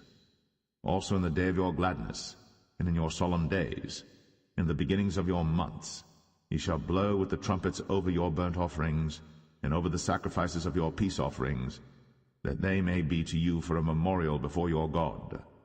I am the Lord your God. And it came to pass on the 20th day of the 2nd month, in the 2nd year, that the cloud was taken up from off the tabernacle of the testimony. And the children of Israel took their journeys out of the wilderness of Sinai, and the cloud rested in the wilderness of Paran. And they first took their journey according to the commandment of the Lord by the hand of Moses. In the first place went the standard of the camp of the children of Judah according to their armies, and over his host was Nahshon the son of Amminadab. And over the host of the tribe of the children of Issachar was Nethaniel the son of Zuar. And over the host of the tribe of the children of Zebulun was Eliab the son of Helon. And the tabernacle was taken down, and the sons of Gershon and the sons of Merari set forward, bearing the tabernacle. And the standard of the camp of Reuben set forward according to their armies. And over his host was Elizur the son of Shadur. And over the host of the tribe of the children of Simeon was Shelumiel the son of Zerushadai. And over the host of the tribe of the children of Gad was Eliasaph the son of Duel. And the Kohathites set forward, bearing the sanctuary, and the other did set up the tabernacle against they came. And the standard of the camp of the children of Ephraim set forward according to their armies, and over his host was Elishama the son of Ammihud. And over the host of the tribe of the children of Manasseh was Gamaliel the son of Pedazur. And over the host of the tribe of the children of Benjamin was Abidan the son of Gideoni. And the standard of the camp of the children of Dan set forward, which was the rearward of all the camps throughout their hosts. And over his host was Ahiezer the son of Ammishaddai. And over the host of the tribe of the children of Asher was Pagiel the son of Ochran. And over the host of the tribe of the children of Naphtali was Ahira the son of Enan. Thus were the journeyings of the children of Israel according to their armies, when they set forward. And Moses said unto Hobab the son of Raguel the Midianite, Moses' father-in-law, We are journeying unto the place of which the Lord said, I will give it you. Come thou with us, and we will do thee good. For the Lord hath spoken good concerning Israel. And he said unto him, I will not go, but I will depart to mine own land, and to my kindred. And he said, Leave us not, I pray thee, for as much as thou knowest how we are to encamp in the wilderness, and thou mayest be to us instead of eyes. And it shall be, if thou go with us, yea, it shall be that what goodness the Lord shall do unto us, the same will we do unto thee. And they departed from the mount of the Lord 3 days' journey. And the ark of the covenant of the Lord went before them in the 3 days' journey, to search out a resting place for them. And the cloud of the Lord was upon them by day, when they went out of the camp. And it came to pass, when the ark set forward, that Moses said, Rise up, Lord, and let thine enemies be scattered, and let them that hate thee flee before thee. And when it rested, he said, Return, O Lord, unto the many thousands of Israel.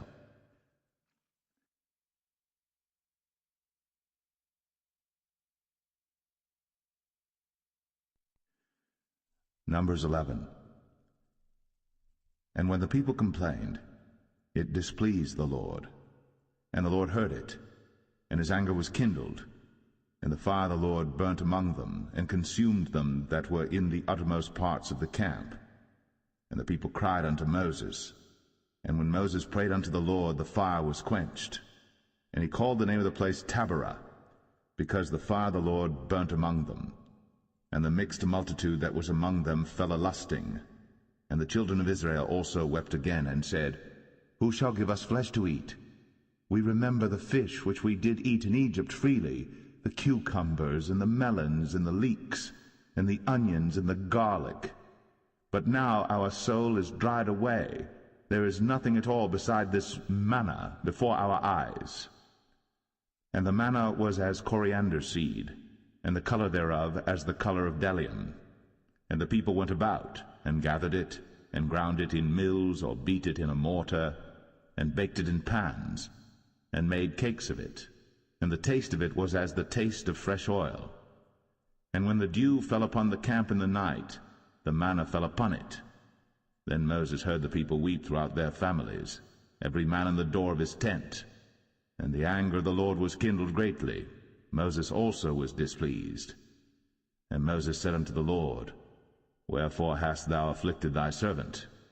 And wherefore have I not found favor in thy sight, that thou layest the burden of all this people upon me? Have I conceived all this people? Have I begotten them, that thou shouldst say unto me, Carry them in thy bosom, as a nursing father beareth the sucking child, unto the land which thou swarest unto their fathers? Whence should I have flesh to give unto all this people? For they weep unto me, saying, Give us flesh, that we may eat. I am not able to bear all this people alone, because it is too heavy for me. And if thou deal thus with me, kill me, I pray thee, out of hand, if I have found favor in thy sight, and let me not see my wretchedness. And the Lord said unto Moses, Gather unto me 70 men of the elders of Israel, whom thou knowest to be the elders of the people, and officers over them, and bring them unto the tabernacle of the congregation, that they may stand there with thee. And I will come down and talk with thee there. And I will take of the Spirit which is upon thee, and will put it upon them, and they shall bear the burden of the people with thee, that thou bear it not thyself alone. And say thou unto the people, Sanctify yourselves against tomorrow, and ye shall eat flesh. For ye have wept in the ears of the Lord, saying, Who shall give us flesh to eat? For it was well with us in Egypt. Therefore the Lord will give you flesh, and ye shall eat. Ye shall not eat 1 day, nor 2 days, nor 5 days, neither 10 days, nor 20 days, but even a whole month, until it come out at your nostrils, and it be loathsome unto you, because that ye have despised the Lord which is among you, and have wept before him, saying, Why came we forth out of Egypt? And Moses said, The people among whom I am are 600,000 footmen, and thou hast said, I will give them flesh, that they may eat a whole month. Shall the flocks and the herds be slain for them to suffice them? Or shall all the fish of the sea be gathered together for them to suffice them? And the Lord said unto Moses, Is the Lord's hand waxed short? Thou shalt see now whether my word shall come to pass unto thee or not. And Moses went out, and told the people the words of the Lord, and gathered the 70 men of the elders of the people, and set them round about the tabernacle. And the Lord came down in a cloud, and spake unto him, and took of the Spirit that was upon him, and gave it unto the 70 elders. And it came to pass that, when the Spirit rested upon them, they prophesied, and did not cease. But there remained 2 of the men in the camp. The name of the one was Eldad, and the name of the other Medad.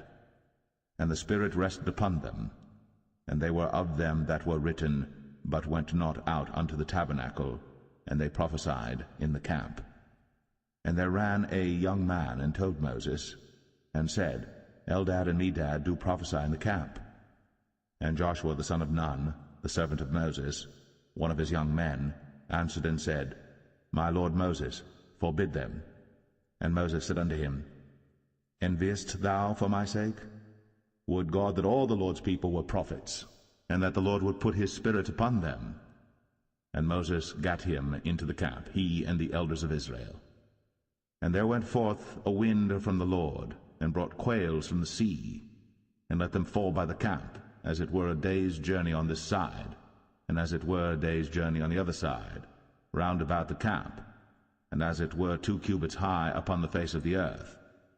And the people stood up all that day, and all that night, and all the next day. And they gathered the quails, he that gathered least gathered 10 homers, and they spread them all abroad for themselves round about the camp. And while the flesh was yet between their teeth, ere it was chewed, the wrath of the Lord was kindled against the people, and the Lord smote the people with a very great plague. And he called the name of that place Kibroth Hattaavah, because there they buried the people that lusted. And the people journeyed from Kibroth-Hattaavah unto Hazeroth, and abode at Hazeroth.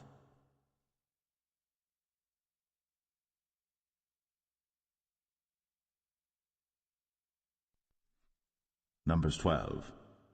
And Miriam and Aaron spake against Moses because of the Ethiopian woman whom he had married, for he had married an Ethiopian woman.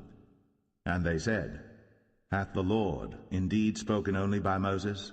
Hath he not spoken also by us? And the Lord heard it. Now the man Moses was very meek, above all the men which are upon the face of the earth. And the Lord spake suddenly unto Moses, and unto Aaron, and unto Miriam, Come out ye three unto the tabernacle of the congregation. And they three came out. And the Lord came down in the pillar of the cloud, and stood in the door of the tabernacle, and called Aaron and Miriam, and they both came forth. And he said, Hear now my words. If there be a prophet among you, I the Lord will make myself known unto him in a vision, and will speak unto him in a dream. My servant Moses is not so, who is faithful in all mine house. With him will I speak mouth to mouth, even apparently, and not in dark speeches. And the similitude of the Lord shall he behold. Wherefore then were ye not afraid to speak against my servant Moses? And the anger of the Lord was kindled against them, and he departed. And the cloud departed from off the tabernacle, and behold, Miriam became leprous, white as snow. And Aaron looked upon Miriam, and behold, she was leprous. And Aaron said unto Moses, Alas, my Lord, I beseech thee, lay not the sin upon us, wherein we have done foolishly, and wherein we have sinned. Let her not be as one dead, of whom the flesh is half consumed, when he cometh out of his mother's womb. And Moses cried unto the Lord, saying, Heal her now, O God, I beseech thee.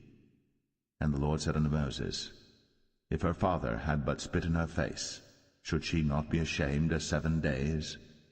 Let her be shut out from the camp 7 days, and after that let her be received in again.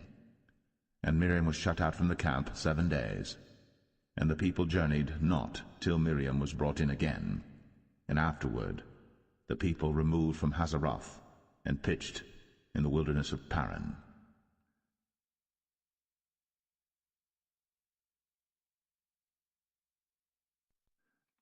Numbers 13. And the Lord spake unto Moses, saying, Send thou men, that they may search the land of Canaan, which I give unto the children of Israel. Of every tribe of their fathers shall ye send a man, every one a ruler among them. And Moses, by the commandment of the Lord, sent them from the wilderness of Paran. All those men were heads of the children of Israel, and these were their names: of the tribe of Reuben, Shammua the son of Zakur; of the tribe of Simeon, Shaphat the son of Ori; of the tribe of Judah, Caleb the son of Jephunneh; of the tribe of Issachar, Igal the son of Joseph; of the tribe of Ephraim, Hoshea the son of Nun; of the tribe of Benjamin, Paltai the son of Raphu; of the tribe of Zebulun, Gadiel the son of Sodai; of the tribe of Joseph, namely of the tribe of Manasseh, Gadai the son of Susai; of the tribe of Dan, Amiel the son of Gemalli; of the tribe of Asher, Sethar the son of Michael; of the tribe of Naphtali, Nabai the son of Vophsi; of the tribe of Gad, Geuel the son of Machi. These are the names of the men which Moses sent to spy out the land. And Moses called Hoshea the son of Nun, Jehoshua. And Moses sent them to spy out the land of Canaan, and said unto them, Get you up this way southward, and go up into the mountain, and see the land what it is, and the people that dwelleth therein, whether they be strong or weak, few or many, and what the land is that they dwell in, whether it be good or bad, and what cities they be that they dwell in, whether in tents or in strongholds, and what the land is, whether it be fat or lean, whether there be wood therein or not. And be ye of good courage, and bring of the fruit of the land. Now the time was the time of the first ripe grapes. So they went up and searched the land from the wilderness of Zin unto Rehob, as men come to Hamath. And they ascended by the south, and came unto Hebron, where Ahiman, Sheshai, and Talmai, the children of Anak, were. Now Hebron was built 7 years before Zoan in Egypt. And they came unto the brook of Eshcol, and cut down from thence a branch, with one cluster of grapes, and they bare it between two upon a staff. And they brought of the pomegranates and of the figs. The place was called the brook Eshcol, because of the cluster of grapes which the children of Israel cut down from thence. And they returned from searching of the land after 40 days. And they went and came to Moses, and to Aaron, and to all the congregation of the children of Israel, unto the wilderness of Paran, to Kadesh, and brought back word unto them, and unto all the congregation, and showed them the fruit of the land.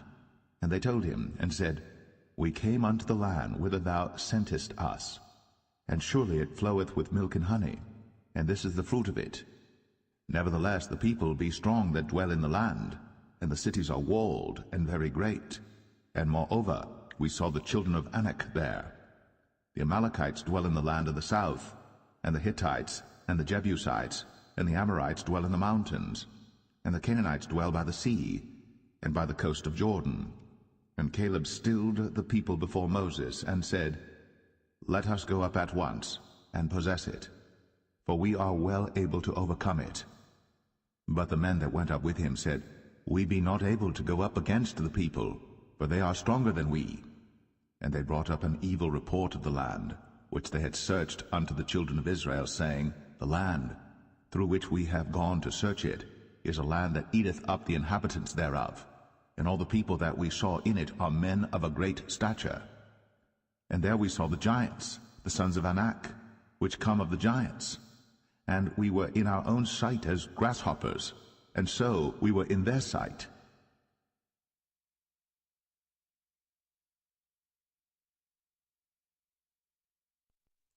Numbers 14. And all the congregation lifted up their voice, and cried, and the people wept that night. And all the children of Israel murmured against Moses, and against Aaron. And the whole congregation said unto them, Would God that we had died in the land of Egypt, or would God we had died in this wilderness? And wherefore hath the Lord brought us unto this land, to fall by the sword, that our wives and our children should be a prey? Were it not better for us to return into Egypt? And they said one to another, Let us make a captain, and let us return into Egypt. Then Moses and Aaron fell on their faces before all the assembly of the congregation of the children of Israel. And Joshua, the son of Nun, and Caleb, the son of Jephunneh, which were of them that searched the land, rent their clothes. And they spake unto all the company of the children of Israel, saying, The land, which we passed through to search it, is an exceeding good land. If the Lord delight in us, then he will bring us into this land, and give it us, a land which floweth with milk and honey. Only rebel not ye against the Lord, neither fear ye the people of the land, for they are bread for us. Their defense is departed from them, and the Lord is with us. Fear them not. But all the congregation bade stone them with stones. And the glory of the Lord appeared in the tabernacle of the congregation before all the children of Israel. And the Lord said unto Moses, How long will this people provoke me? And how long will it be ere they believe me, for all the signs which I have shown among them? I will smite them with the pestilence, and disinherit them, and will make of thee a greater nation, and mightier than they. And Moses said unto the Lord, Then the Egyptians shall hear it, for thou broughtest up this people in thy might from among them, and they will tell it to the inhabitants of this land. For they have heard that thou, Lord, art among this people, that thou, Lord, art seen face to face, and that thy cloud standeth over them, and that thou goest before them by daytime in a pillar of a cloud, and in a pillar of fire by night. Now if thou shalt kill all this people as one man, then the nations which have heard the fame of thee will speak, saying, Because the Lord was not able to bring this people into the land which he sware unto them, therefore he hath slain them in the wilderness. And now I beseech thee, let the power of my Lord be great, according as thou hast spoken, saying, The Lord is long-suffering, and of great mercy, forgiving iniquity and transgression, and by no means clearing the guilty, visiting the iniquity of the fathers upon the children unto the third and fourth generation. Pardon, I beseech thee, the iniquity of this people according unto the greatness of thy mercy, and as thou hast forgiven this people from Egypt even until now. And the Lord said, I have pardoned according to thy word.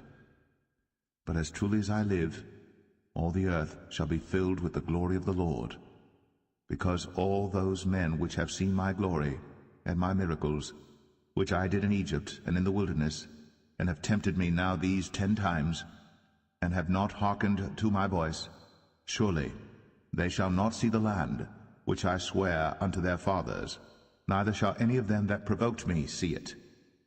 But my servant Caleb, because he had another spirit with him, and hath followed me fully, him will I bring into the land whereinto he went, and his seed shall possess it.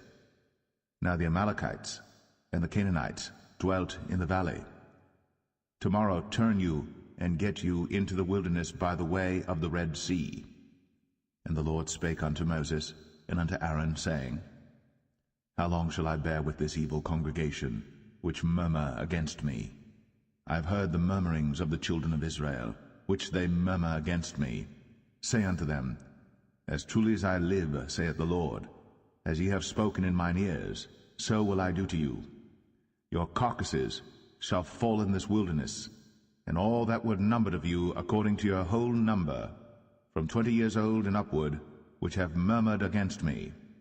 Doubtless ye shall not come into the land, concerning which I swear to make you dwell therein, save Caleb the son of Jephunneh, and Joshua the son of Nun.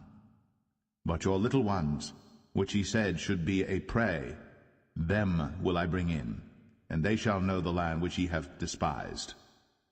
But as for you, your carcasses, they shall fall in this wilderness, and your children shall wander in the wilderness 40 years, and bear your whoredoms until your carcasses be wasted in the wilderness. After the number of the days in which ye searched the land, even 40 days, each day for a year, shall ye bear your iniquities, even 40 years, and ye shall know my breach of promise. I the Lord have said, I will surely do it unto all this evil congregation that are gathered together against me. In this wilderness they shall be consumed, and there they shall die. And the men which Moses sent to search the land, who returned, and made all the congregation to murmur against him by bringing up a slander upon the land, even those men that did bring up the evil report upon the land, died by the plague before the Lord. But Joshua the son of Nun, and Caleb the son of Jephunneh, which were of the men that went to search the land, lived still.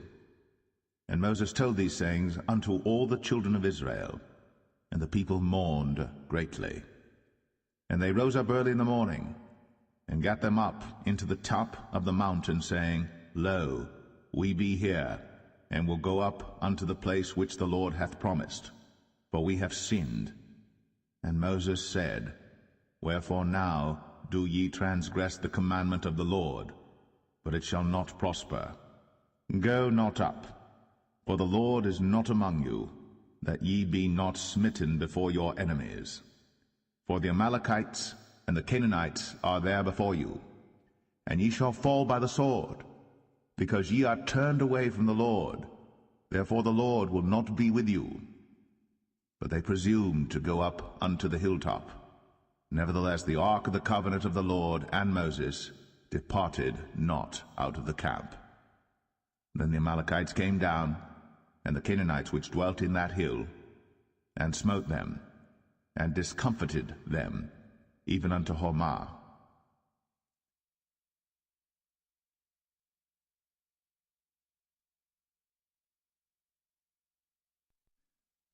Numbers 15.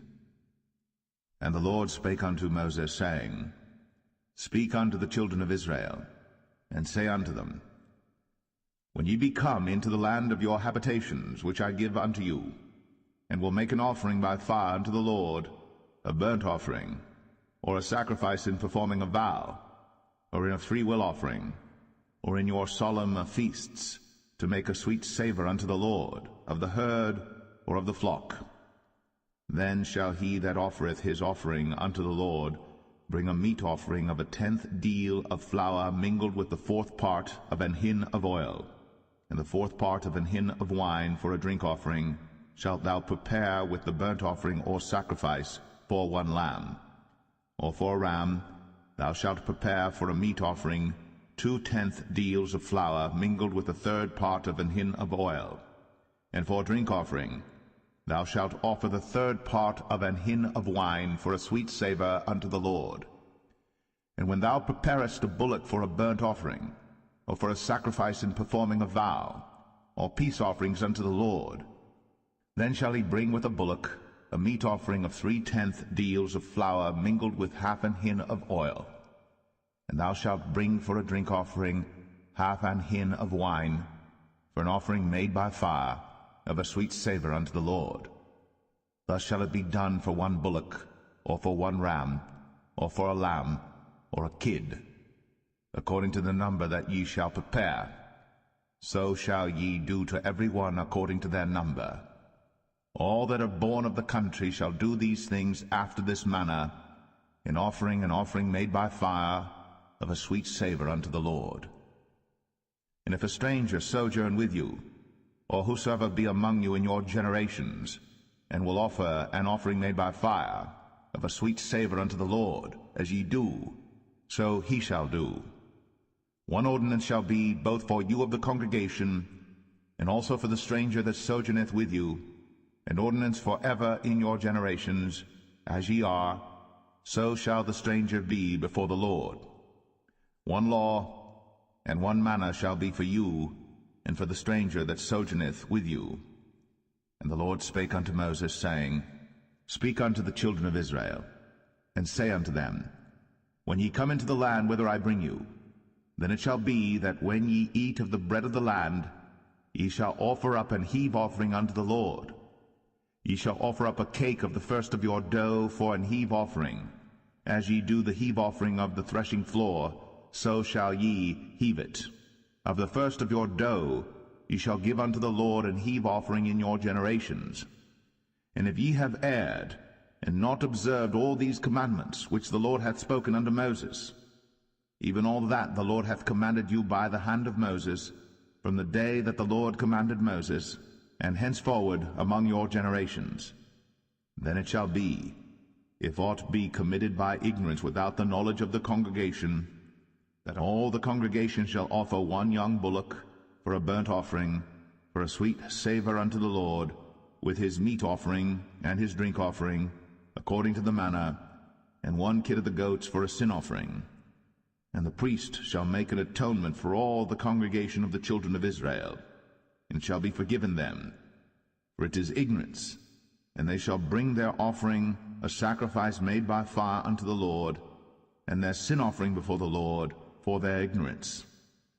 And it shall be forgiven all the congregation of the children of Israel, and the stranger that sojourneth among them, seeing all the people were in ignorance. And if any soul sin through ignorance, then he shall bring a she-goat of the first year for a sin offering, and the priest shall make an atonement for the soul that sinneth ignorantly. When he sinneth by ignorance before the Lord, to make an atonement for him, and it shall be forgiven him. You shall have 1 law for him that sinneth through ignorance, both for him that is born among the children of Israel, and for the stranger that sojourneth among them. But the soul that doeth aught presumptuously, whether he be born in the land or a stranger, the same reproacheth the Lord, and that soul shall be cut off from among his people, because he hath despised the word of the Lord, and hath broken his commandment. That soul shall utterly be cut off. His iniquity shall be upon him. And while the children of Israel were in the wilderness, they found a man that gathered sticks upon the Sabbath day. And they that found him gathering sticks brought him unto Moses and Aaron, and unto all the congregation. And they put him in ward, because it was not declared what should be done to him. And the Lord said unto Moses, The man shall be surely put to death. All the congregation shall stone him with stones without the camp. And all the congregation brought him without the camp, and stoned him with stones, and he died. as the Lord commanded Moses. And the Lord spake unto Moses, saying, Speak unto the children of Israel, and bid them that they make them fringes in the borders of their garments throughout their generations, and that they put upon the fringe of the borders a ribbon of blue. And it shall be unto you for a fringe, that ye may look upon it, and remember all the commandments of the Lord, and do them, and that ye seek not after your own heart and your own eyes, after which ye used to go a-whoring, that ye may remember and do all my commandments, and be holy unto your God. I am the Lord your God, which brought you out of the land of Egypt, to be your God. I am the Lord your God.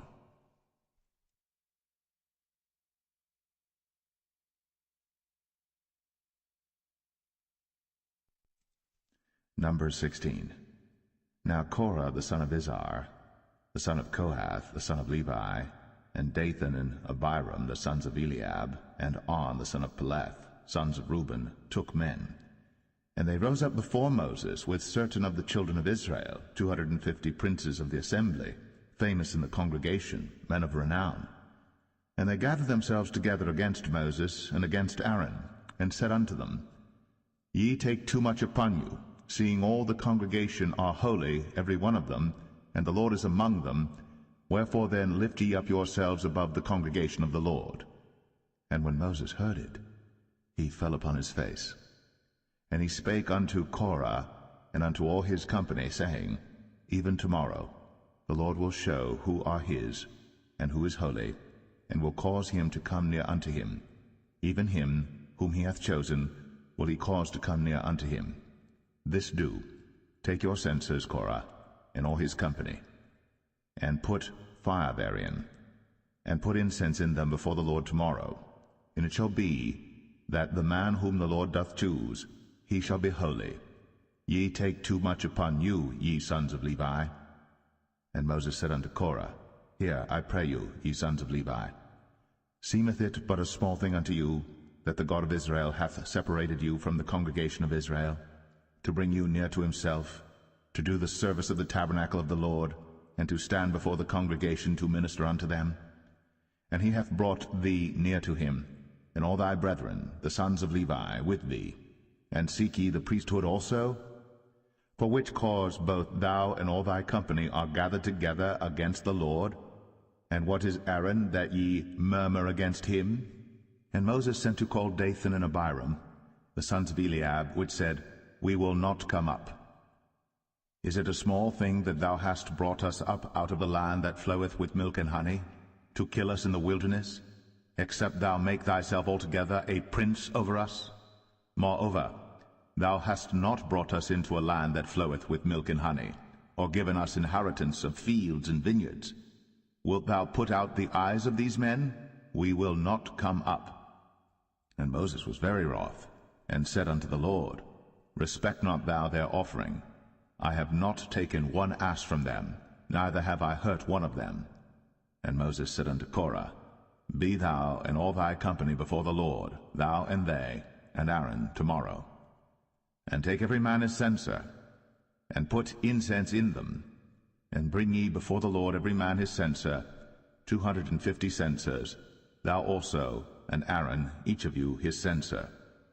And they took every man his censer, and put fire in them, and laid incense thereon, and stood in the door of the tabernacle of the congregation with Moses and Aaron. And Korah gathered all the congregation against them unto the door of the tabernacle of the congregation. And the glory of the Lord appeared unto all the congregation. And the Lord spake unto Moses and unto Aaron, saying, Separate yourselves from among this congregation, that I may consume them in a moment. And they fell upon their faces and said, O God, the God of the spirits of all flesh, shall one man sin, and wilt thou be wroth with all the congregation? And the Lord spake unto Moses, saying, Speak unto the congregation, saying, Get you up from about the tabernacle of Korah, Dathan, and Abiram. And Moses rose up, and went unto Dathan and Abiram, and the elders of Israel followed him. And he spake unto the congregation, saying, Depart, I pray you, from the tents of these wicked men, and touch nothing of theirs, lest ye be consumed in all their sins. So they gat up from the tabernacle of Korah, Dathan and Abiram on every side. And Dathan and Abiram came out, and stood in the door of their tents, and their wives and their sons, and their little children. And Moses said, Hereby ye shall know that the Lord hath sent me to do all these works, for I have not done them of mine own mind. If these men die the common death of all men, or if they be visited after the visitation of all men, then the Lord hath not sent me. But if the Lord make a new thing, and the earth open her mouth, and swallow them up with all that appertain unto them, and they go down quick into the pit, then ye shall understand that these men have provoked the Lord. And it came to pass, as he had made an end of speaking all these words, that the ground clave asunder that was under them, and the earth opened her mouth, and swallowed them up, and their houses, and all the men that appertained unto Korah, and all their goods. They and all that appertained to them went down alive into the pit, and the earth closed upon them, and they perished from among the congregation. And all Israel that were round about them fled at the cry of them, for they said, Lest the earth swallow us up also. And there came out a fire from the Lord, and consumed the 250 men that offered incense. And the Lord spake unto Moses, saying, Speak unto Eleazar, the son of Aaron the priest, that he take up the censers out of the burning, and scatter thou the fire yonder, for they are hallowed. The censers of these sinners against their own souls, let them make them broad plates for a covering of the altar, for they offered them before the Lord. Therefore they are hallowed, and they shall be a sign unto the children of Israel. And Eleazar the priest took the brazen censers wherewith they that were burnt had offered, and they were made broad plates for a covering of the altar, to be a memorial unto the children of Israel, that no stranger which is not of the seed of Aaron come near to offer incense before the Lord, that he be not as Korah, and as his company, as the Lord said to him by the hand of Moses. But on the morrow all the congregation of the children of Israel murmured against Moses and against Aaron, saying, Ye have killed the people of the Lord. And it came to pass, when the congregation was gathered against Moses and against Aaron, that they looked toward the tabernacle of the congregation, and behold, the cloud covered it, and the glory of the Lord appeared. And Moses and Aaron came before the tabernacle of the congregation. And the Lord spake unto Moses, saying, Get you up from among this congregation, that I may consume them as in a moment. And they fell upon their faces. And Moses said unto Aaron, Take a censer, and put fire therein from off the altar, and put on incense, and go quickly unto the congregation, and make an atonement for them. For there is wrath gone out from the Lord, the plague is begun. And Aaron took as Moses commanded, and ran into the midst of the congregation, and behold, the plague was begun among the people. And he put on incense, and made an atonement for the people. And he stood between the dead and the living, and the plague was stayed. Now they that died in the plague were 14,700, beside them that died about the matter of Korah. And Aaron returned unto Moses unto the door of the tabernacle of the congregation, and the plague was stayed.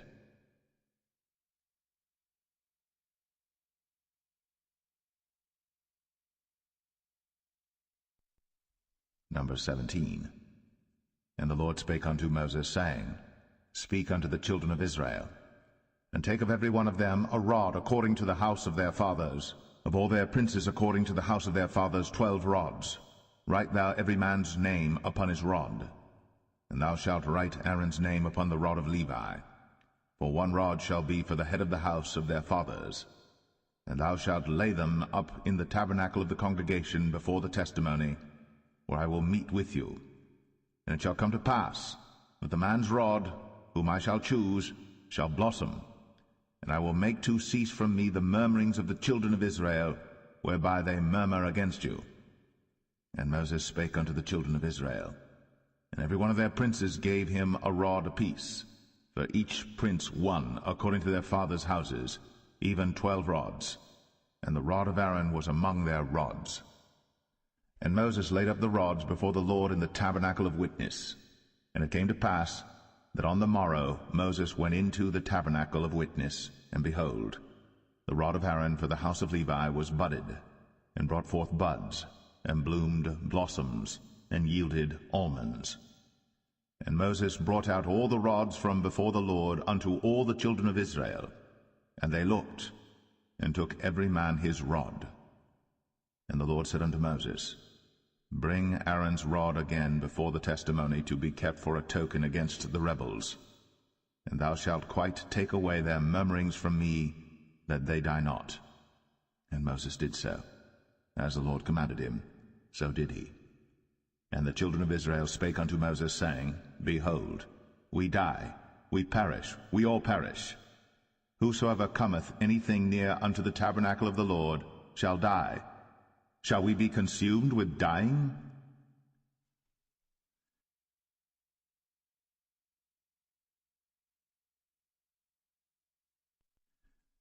Numbers 18. And the Lord said unto Aaron, Thou and thy sons, and thy father's house with thee shall bear the iniquity of the sanctuary, and thou and thy sons with thee shall bear the iniquity of your priesthood. And thy brethren also of the tribe of Levi, the tribe of thy father, bring thou with thee, that they may be joined unto thee, and minister unto thee. But thou and thy sons with thee shall minister before the tabernacle of witness. And they shall keep thy charge, and the charge of all the tabernacle. Only they shall not come nigh the vessels of the sanctuary and the altar, that neither they nor ye also die. And they shall be joined unto thee, and keep the charge of the tabernacle of the congregation, for all the service of the tabernacle. And a stranger shall not come nigh unto you. And ye shall keep the charge of the sanctuary, and the charge of the altar, that there be no wrath any more upon the children of Israel. And I, behold, I have taken your brethren the Levites from among the children of Israel. To you they are given as a gift for the Lord, to do the service of the tabernacle of the congregation. Therefore thou and thy sons with thee shall keep your priest's office for everything of the altar, and within the veil, and ye shall serve. I have given your priest's office unto you as a service of gift, and the stranger that cometh nigh shall be put to death. And the Lord spake unto Aaron, Behold, I also have given thee the charge of mine heave offerings of all the hallowed things of the children of Israel. Unto thee have I given them by reason of the anointing, and to thy sons by an ordinance for ever. This shall be thine of the most holy things, reserved from the fire, every oblation of theirs, every meat offering of theirs, and every sin offering of theirs, and every trespass offering of theirs, which they shall render unto me, shall be most holy for thee, and for thy sons. In the most holy place shalt thou eat it, every male shall eat it. It shall be holy unto thee. And this is thine, the heave offering of their gift, with all the wave offerings of the children of Israel. I have given them unto thee, and to thy sons and to thy daughters with thee, by a statute for ever. Every one that is clean in thy house shall eat of it. All the best of the oil, all the best of the wine, and of the wheat, the first fruits of them which they shall offer unto the Lord, them have I given thee. And whatsoever is first ripe in the land, which they shall bring unto the Lord, shall be thine. Every one that is clean in thine house shall eat of it. Everything devoted in Israel shall be thine. Everything that openeth the matrix in all flesh, which they bring unto the Lord, whether it be of men or beasts, shall be thine. Nevertheless, the firstborn of man shalt thou surely redeem, and the firstling of unclean beasts shalt thou redeem. And those that are to be redeemed from a month old shalt thou redeem, according to thine estimation, for the money of 5 shekels, after the shekel of the sanctuary, which is 20 gerahs. But the firstling of a cow, or the firstling of a sheep, or the firstling of a goat, thou shalt not redeem. They are holy. Thou shalt sprinkle their blood upon the altar, and shalt burn their fat for an offering made by fire, for a sweet savour unto the Lord. And the flesh of them shall be thine, as the wave breast and as the right shoulder are thine. All the heave offerings of the holy things which the children of Israel offer unto the Lord have I given thee, and thy sons and thy daughters with thee, by a statute for ever. It is a covenant of salt for ever before the Lord unto thee, and to thy seed with thee. And the Lord spake unto Aaron, Thou shalt have no inheritance in their land, neither shalt thou have any part among them. I am thy part, and thine inheritance among the children of Israel. And behold, I have given the children of Levi all the tenth in Israel for an inheritance, for their service which they serve, even the service of the tabernacle of the congregation. Neither must the children of Israel henceforth come nigh the tabernacle of the congregation, lest they bear sin and die. But the Levites shall do the service of the tabernacle of the congregation, and they shall bear their iniquity. It shall be a statute for ever throughout your generations, that among the children of Israel they have no inheritance. But the tithes of the children of Israel, which they offer as an heave offering unto the Lord, I have given to the Levites to inherit. Therefore I have said unto them, Among the children of Israel they shall have no inheritance. And the Lord spake unto Moses, saying, Thus speak unto the Levites, and say unto them, When ye take of the children of Israel the tithes which I have given you from them for your inheritance, then ye shall offer up an heave offering of it for the Lord, even a tenth part of the tithe. And this your heave offering shall be reckoned unto you, as though it were the corn of the threshing floor, and as the fullness of the winepress. Thus ye also shall offer an heave offering unto the Lord of all your tithes, which ye receive of the children of Israel, and ye shall give thereof of the Lord's heave offering to Aaron the priest. Out of all your gifts ye shall offer every heave offering of the Lord, of all the best thereof, even the hallowed part thereof out of it. Therefore thou shalt say unto them, When ye have heaved the best thereof from it, then it shall be counted unto the Levites as the increase of the threshing floor, and as the increase of the winepress. And ye shall eat it in every place, ye and your households. For it is your reward for your service in the tabernacle of the congregation, and ye shall bear no sin by reason of it, when ye have heaved from it the best of it. Neither shall ye pollute the holy things of the children of Israel, lest ye die.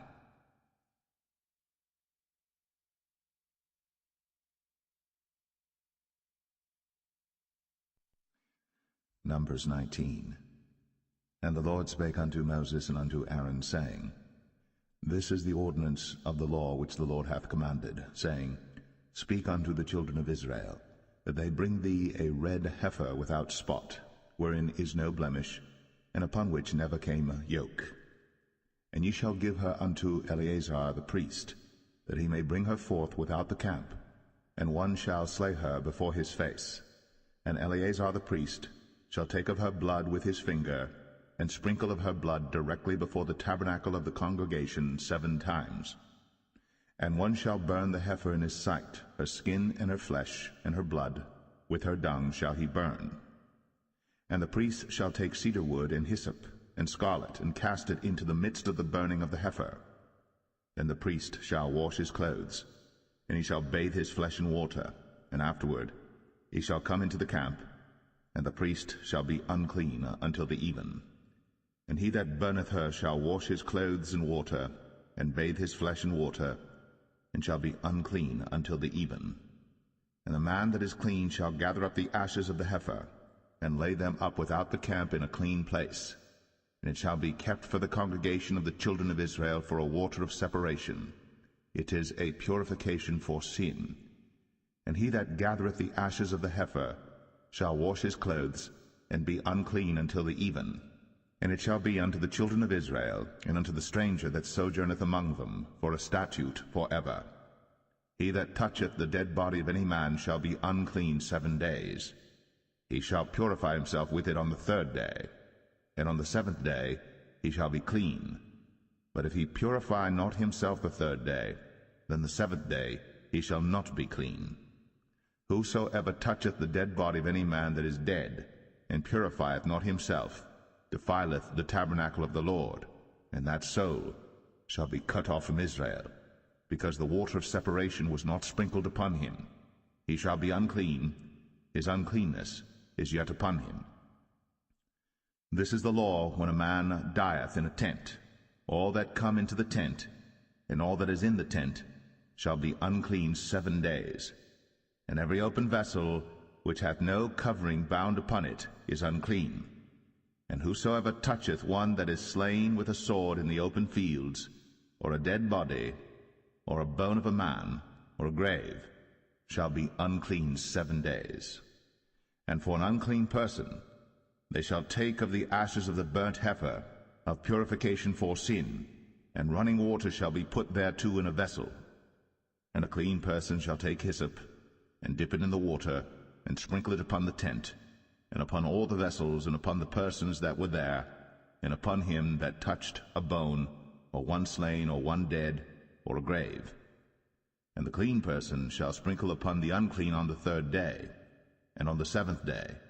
And on the 7th day he shall purify himself, and wash his clothes, and bathe himself in water, and shall be clean at even.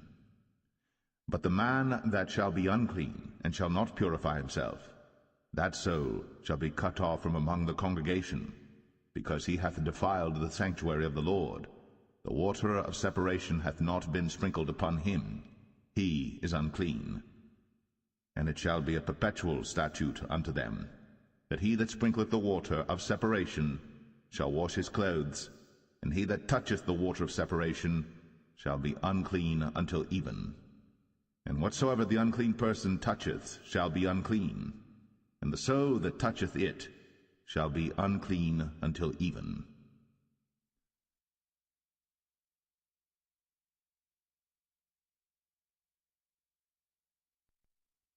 Numbers 20. Then came the children of Israel, even the whole congregation, into the desert of Zin, in the 1st month, and the people abode in Kadesh. And Miriam died there, and was buried there. And there was no water for the congregation, and they gathered themselves together against Moses and against Aaron. And the people chode with Moses, and spake, saying, Would God that we had died when our brethren died before the Lord! And why have ye brought up the congregation of the Lord into this wilderness, that we and our cattle should die there? And wherefore have ye made us to come up out of Egypt, to bring us in unto this evil place?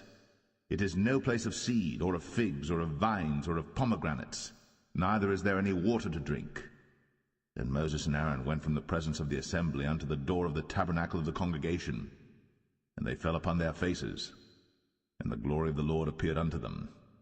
And the Lord spake unto Moses, saying, Take the rod, and gather thou the assembly together, thou and Aaron thy brother, and speak ye unto the rock before their eyes, and it shall give forth his water. And thou shalt bring forth to them water out of the rock. So thou shalt give the congregation and their beasts drink. And Moses took the rod from before the Lord, as he commanded him. And Moses and Aaron gathered the congregation together before the rock, and he said unto them, Hear now, ye rebels, must we fetch you water out of this rock? And Moses lifted up his hand, and with his rod he smote the rock twice, and the water came out abundantly, and the congregation drank, and their beasts also. And the Lord spake unto Moses and Aaron, Because ye believed me not, to sanctify me in the eyes of the children of Israel, therefore ye shall not bring this congregation into the land which I have given them. This is the water of Meribah, because the children of Israel strove with the Lord, and he was sanctified in them. And Moses sent messengers from Kadesh unto the king of Edom. Thus saith thy brother Israel, Thou knowest all the travail that hath befallen us, how our fathers went down into Egypt, and we have dwelt in Egypt a long time, and the Egyptians vexed us and our fathers. And when we cried unto the Lord, he heard our voice, and sent an angel, and hath brought us forth out of Egypt. And behold, we are in Kadesh, a city in the uttermost of thy border. Let us pass, I pray thee, through thy country. We will not pass through the fields, or through the vineyards, neither will we drink of the water of the wells. We will go by the king's highway. We will not turn to the right hand, nor to the left, until we have passed thy borders. And Edom said unto him, Thou shalt not pass by me, lest I come out against thee with the sword. And the children of Israel said unto him, We will go by the highway, and if I and my cattle drink of thy water, then I will pay for it. I will only, without doing anything else, go through on my feet. And he said, Thou shalt not go through. And Edom came out against him with much people, and with a strong hand. Thus Edom refused to give Israel passage through his border, wherefore Israel turned away from him. And the children of Israel, even the whole congregation, journeyed from Kadesh, and came unto Mount Or. And the Lord spake unto Moses and Aaron in Mount Or, by the coast of the land of Edom, saying, Aaron shall be gathered unto his people, for he shall not enter into the land which I have given unto the children of Israel, because ye rebelled against my word at the water of Meribah. Take Aaron and Eleazar his son, and bring them up unto Mount Or, and strip Aaron of his garments, and put them upon Eleazar his son, and Aaron shall be gathered unto his people, and shall die there. And Moses did as the Lord commanded, and they went up into Mount Or in the sight of all the congregation. And Moses stripped Aaron of his garments, and put them upon Eleazar his son, and Aaron died there in the top of the mount. And Moses and Eleazar came down from the mount. And when all the congregation saw that Aaron was dead, they mourned for Aaron 30 days, even all the house of Israel.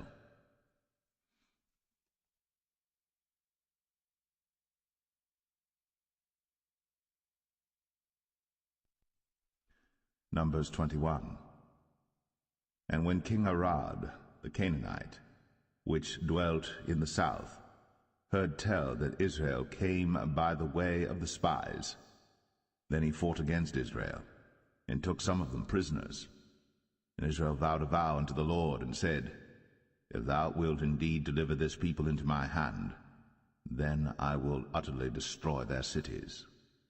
And the Lord hearkened to the voice of Israel, and delivered up the Canaanites, and they utterly destroyed them in their cities. And he called the name of the place Ormah. And they journeyed from Mount Or by the way of the Red Sea to compass the land of Edom. And the soul of the people was much discouraged because of the way. And the people spake against God and against Moses. Wherefore have ye brought us up out of Egypt to die in the wilderness? For there is no bread, neither is there any water, and our soul loatheth this light bread.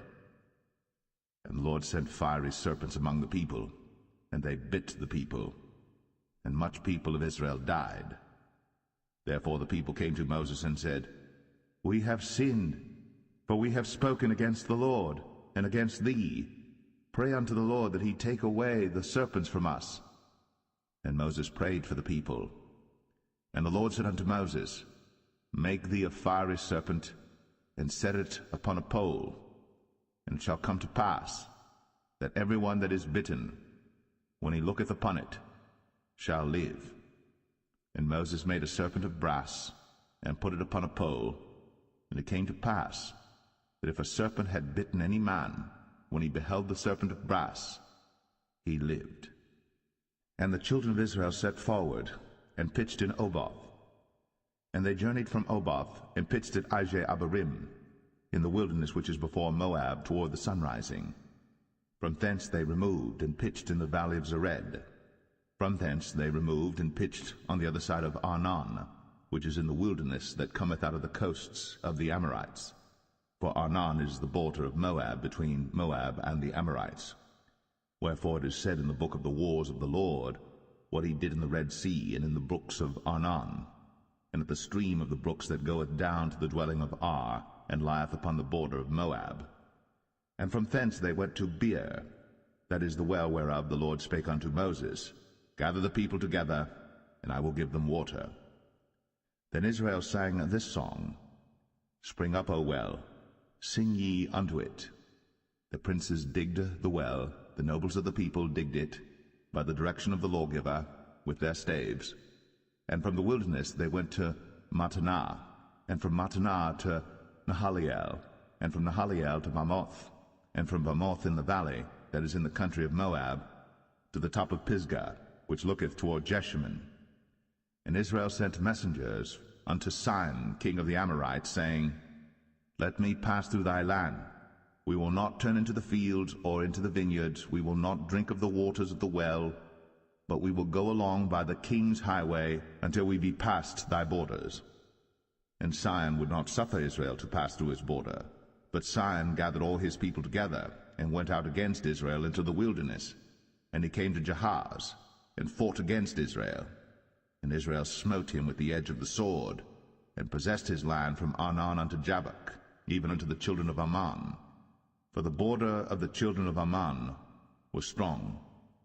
And Israel took all these cities, and Israel dwelt in all the cities of the Amorites, in Heshbon, in all the villages thereof.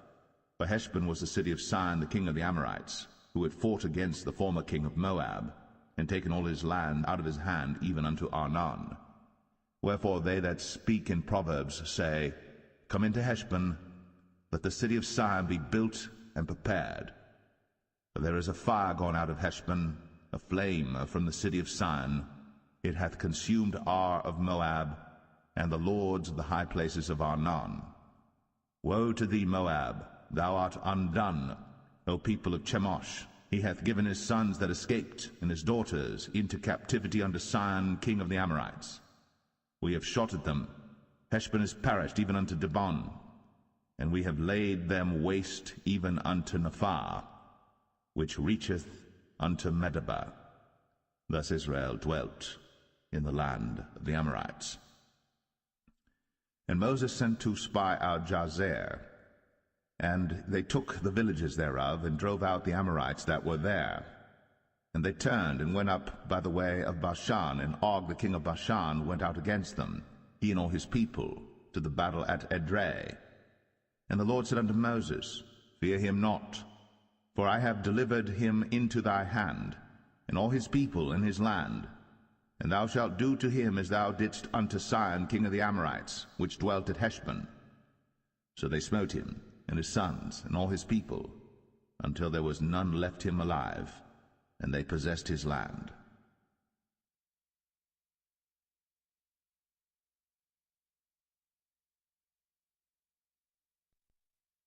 Numbers 22. And the children of Israel set forward, and pitched in the plains of Moab, on this side Jordan, by Jericho. And Balak the son of Zippor saw all that Israel had done to the Amorites. And Moab was sore afraid of the people, because they were many. And Moab was distressed because of the children of Israel. And Moab said unto the elders of Midian, Now shall this company lick up all that are round about us, as the ox licketh up the grass of the field. And Balak the son of Zippor was king of the Moabites at that time. He sent messengers, therefore, unto Balaam the son of Beor to Pethor, which is by the river of the land of the children of his people, to call him, saying, Behold, there is a people come out from Egypt. Behold, they cover the face of the earth, and they abide over against me. Come now, therefore, I pray thee, curse me this people, for they are too mighty for me. Peradventure I shall prevail, that we may smite them, and that I may drive them out of the land. For I wot that he whom thou blessest is blessed, and he whom thou cursest is cursed. And the elders of Moab and the elders of Midian departed with the rewards of divination in their hand. And they came unto Balaam, and spake unto him the words of Balak. And he said unto them, Lodge here this night, and I will bring you word again, as the Lord shall speak unto me. And the princes of Moab abode with Balaam. And God came unto Balaam, and said, What men are these with thee? And Balaam said unto God, Balak the son of Zippor, king of Moab, hath sent unto me, saying, Behold, there is a people come out of Egypt, which covereth the face of the earth. Come now, curse me them. Peradventure I shall be able to overcome them, and drive them out. And God said unto Balaam, Thou shalt not go with them. Thou shalt not curse the people, for they are blessed. And Balaam rose up in the morning, and said unto the princes of Balak, Get you into your land, for the Lord refuseth to give me leave to go with you. And the princes of Moab rose up, and they went unto Balak, and said, Balaam refuseth to come with us. And Balak sent yet again princes, more and more honorable than they. And they came to Balaam, and said to him, Thus saith Balak the son of Zippor, Let nothing, I pray thee, hinder thee from coming unto me. For I will promote thee unto very great honor, and I will do whatsoever thou sayest unto me. Come therefore, I pray thee, curse me this people. And Balaam answered and said unto the servants of Balak, If Balak would give me his house full of silver and gold, I cannot go beyond the word of the Lord my God, to do less or more. Now therefore I pray you, tarry ye also here this night, that I may know what the Lord will say unto me more. And God came unto Balaam at night, and said unto him, If the men come to call thee, rise up and go with them. But yet the word which I shall say unto thee, that shalt thou do. And Balaam rose up in the morning, and saddled his ass, and went with the princes of Moab. And God's anger was kindled because he went. And the angel of the Lord stood in the way for an adversary against him. Now he was riding upon his ass, and his 2 servants were with him. And the ass saw the angel of the Lord standing in the way, and his sword drawn in his hand. And the ass turned aside out of the way, and went into the field. And Balaam smote the ass, to turn her into the way. But the angel of the Lord stood in a path of the vineyards, a wall being on this side, and a wall on that side. And when the ass saw the angel of the Lord, she thrust herself unto the wall, and crushed Balaam's foot against the wall. And he smote her again. And the angel of the Lord went further, and stood in a narrow place, where was no way to turn either to the right hand or to the left. And when the ass saw the angel of the Lord, she fell down under Balaam, and Balaam's anger was kindled, and he smote the ass with a staff. And the Lord opened the mouth of the ass, and she said unto Balaam, What have I done unto thee, that thou hast smitten me these 3 times? And Balaam said unto the ass, Because thou hast mocked me. I would there were a sword in mine hand, for now would I kill thee. And the ass said unto Balaam, Am not I thine ass, upon which thou hast ridden ever since I was thine unto this day? Was I ever wont to do so unto thee? And he said, Nay. Then the Lord opened the eyes of Balaam, and he saw the angel of the Lord standing in the way, and his sword drawn in his hand. And he bowed down his head, and fell flat on his face. And the angel of the Lord said unto him, Wherefore hast thou smitten thine ass these 3 times? Behold, I went out to withstand thee, because thy way is perverse before me. And the ass saw me, and turned from me these 3 times. Unless she had turned from me, surely now also I had slain thee, and saved her alive.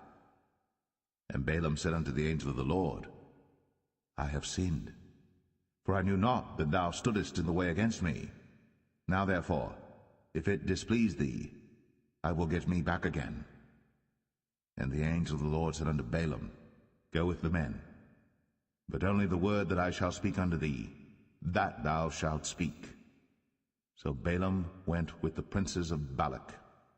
And when Balak heard that Balaam was come, he went out to meet him unto a city of Moab, which is in the border of Arnon, which is in the utmost coast. And Balak said unto Balaam, Did I not earnestly send unto thee to call thee? Wherefore camest thou not unto me? Am I not able indeed to promote thee to honor? And Balaam said unto Balak, Lo, I am come unto thee. Have I now any power at all to say anything? The word that God putteth in my mouth, that shall I speak. And Balaam went with Balak, and they came unto Kirjath-Huzoth. And Balak offered oxen and sheep, and sent to Balaam, and to the princes that were with him. And it came to pass on the morrow that Balak took Balaam, and brought him up into the high places of Baal, that thence he might see the utmost part of the people.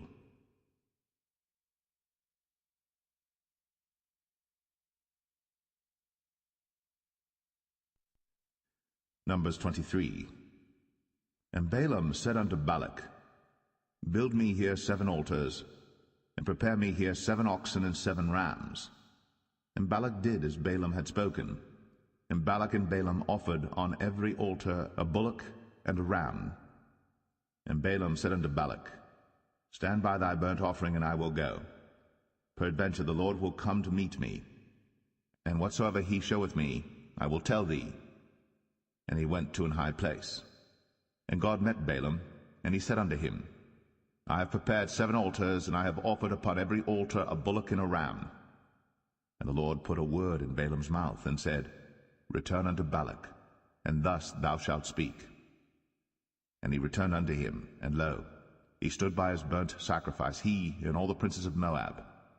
And he took up his parable, and said, Balak the king of Moab hath brought me from Aram out of the mountains of the east, saying, Come, curse me, Jacob, and come, defy Israel. How shall I curse whom God hath not cursed? Or how shall I defy whom the Lord hath not defied? For from the top of the rocks I see him, and from the hills I behold him. Lo, the people shall dwell alone, and shall not be reckoned among the nations. Who can count the dust of Jacob, and the number of the 4th part of Israel? Let me die the death of the righteous, and let my last end be like his. And Balak said unto Balaam, What hast thou done unto me? I took thee to curse mine enemies, and behold, thou hast blessed them altogether. And he answered and said, Must I not take heed to speak that which the Lord hath put in my mouth? And Balak said unto him, Come, I pray thee, with me unto another place, from whence thou mayest see them. Thou shalt see but the utmost part of them, and shalt not see them all. And curse me them from thence. And he brought him into the field of Zophim, to the top of Pisgah, and built 7 altars, and offered a bullock and a ram on every altar. And he said unto Balak, Stand here by thy burnt offering, while I meet the Lord yonder. And the Lord met Balaam, and put a word in his mouth, and said, Go again unto Balak, and say thus. And when he came to him, behold, he stood by his burnt offering, and the princes of Moab with him. And Balak said unto him, What hath the Lord spoken? And he took up his parable, and said, Rise up, Balak, and hear. Hearken unto me, thou son of Zippor. God is not a man, that he should lie, neither the son of man, that he should repent. Hath he said, and shall he not do it? Or hath he spoken, and shall he not make it good? Behold, I have received commandment to bless, and he hath blessed, and I cannot reverse it. He hath not beheld iniquity in Jacob, neither hath he seen perverseness in Israel. The Lord his God is with him, and the shout of a king is among them. God brought them out of Egypt. He hath, as it were, the strength of an unicorn. Surely there is no enchantment against Jacob, neither is there any divination against Israel. According to this time it shall be said of Jacob and of Israel, What hath God wrought? Behold, the people shall rise up as a great lion, and lift up himself as a young lion. He shall not lie down until he eat of the prey, and drink the blood of the slain. And Balak said unto Balaam, Neither curse them at all, nor bless them at all. But Balaam answered and said unto Balak, Told not I thee, saying, All that the Lord speaketh, that I must do? And Balak said unto Balaam, Come, I pray thee, I will bring thee unto another place. Peradventure it will please God that thou mayest curse me them from thence. And Balak brought Balaam unto the top of Peor, that looketh toward Jeshimon. Then Balaam said unto Balak, Build me here 7 altars, and prepare me here 7 bullocks and 7 rams. And Balak did as Balaam had said, and offered a bullock and a ram on every altar.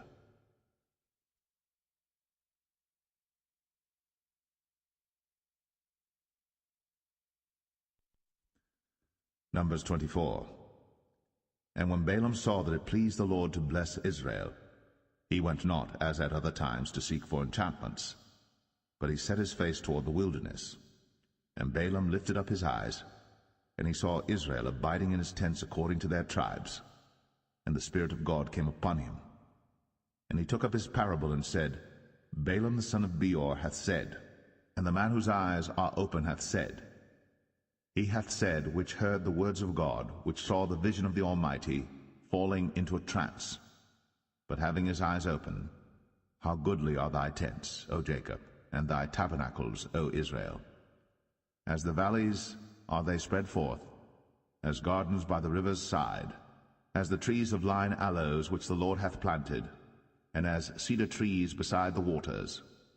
He shall pour the water out of his buckets, and his seed shall be in many waters, and his king shall be higher than Agag, and his kingdom shall be exalted. God brought him forth out of Egypt. He hath, as it were, the strength of an unicorn. He shall eat up the nations, his enemies, and shall break their bones and pierce them through with his arrows. He couched, he lay down as a lion, and as a great lion. Who shall stir him up? Blessed is he that blesseth thee, and cursed is he that curseth thee. And Balak's anger was kindled against Balaam, and he smote his hands together. And Balak said unto Balaam, I called thee to curse mine enemies, and behold, thou hast altogether blessed them these 3 times. Therefore now flee thou to thy place. I thought to promote thee unto great honor, but lo, the Lord hath kept thee back from honor.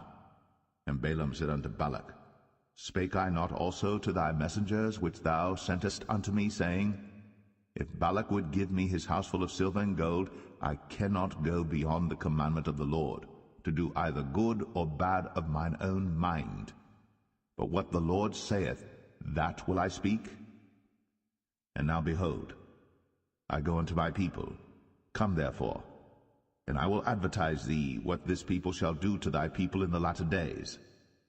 And he took up his parable and said, Balaam the son of Beor hath said, and the man whose eyes are open hath said, He hath said, which heard the words of God, and knew the knowledge of the Most High, which saw the vision of the Almighty, falling into a trance, but having his eyes open.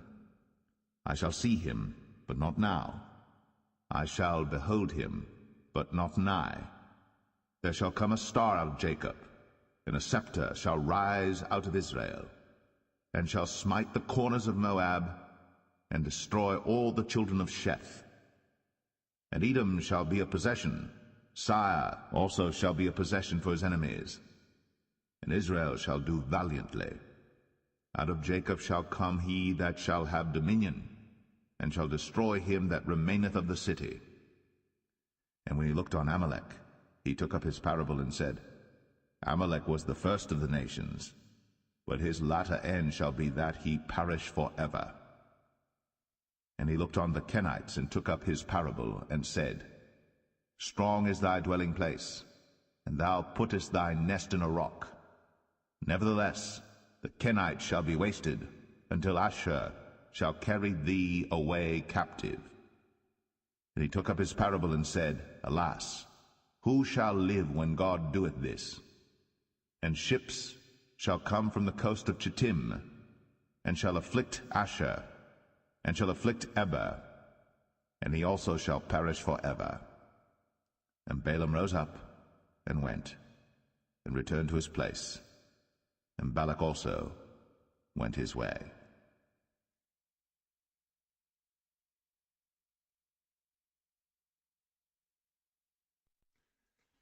Numbers 25. And Israel abode in Shittim, and the people began to commit whoredom with the daughters of Moab. And they called the people unto the sacrifices of their gods, and the people did eat, and bowed down to their gods. And Israel joined himself unto Baal Peor, and the anger of the Lord was kindled against Israel. And the Lord said unto Moses, Take all the heads of the people, and hang them up before the Lord against the sun, that the fierce anger of the Lord may be turned away from Israel. And Moses said unto the judges of Israel, Slay ye every one his men that were joined unto Baal Peor. And behold, one of the children of Israel came and brought unto his brethren a Midianitish woman in the sight of Moses, and in the sight of all the congregation of the children of Israel, who were weeping before the door of the tabernacle of the congregation. And when Phinehas the son of Eleazar the son of Aaron the priest saw it, he rose up from among the congregation, and took a javelin in his hand, And he went after the man of Israel into the tent, and thrust both of them through, the man of Israel and the woman through her belly. So the plague was stayed from the children of Israel. And those that died in the plague were 24,000. And the Lord spake unto Moses, saying, Phinehas the son of Eleazar, the son of Aaron the priest, hath turned my wrath away from the children of Israel, while he was zealous for my sake among them, that I consumed not the children of Israel in my jealousy.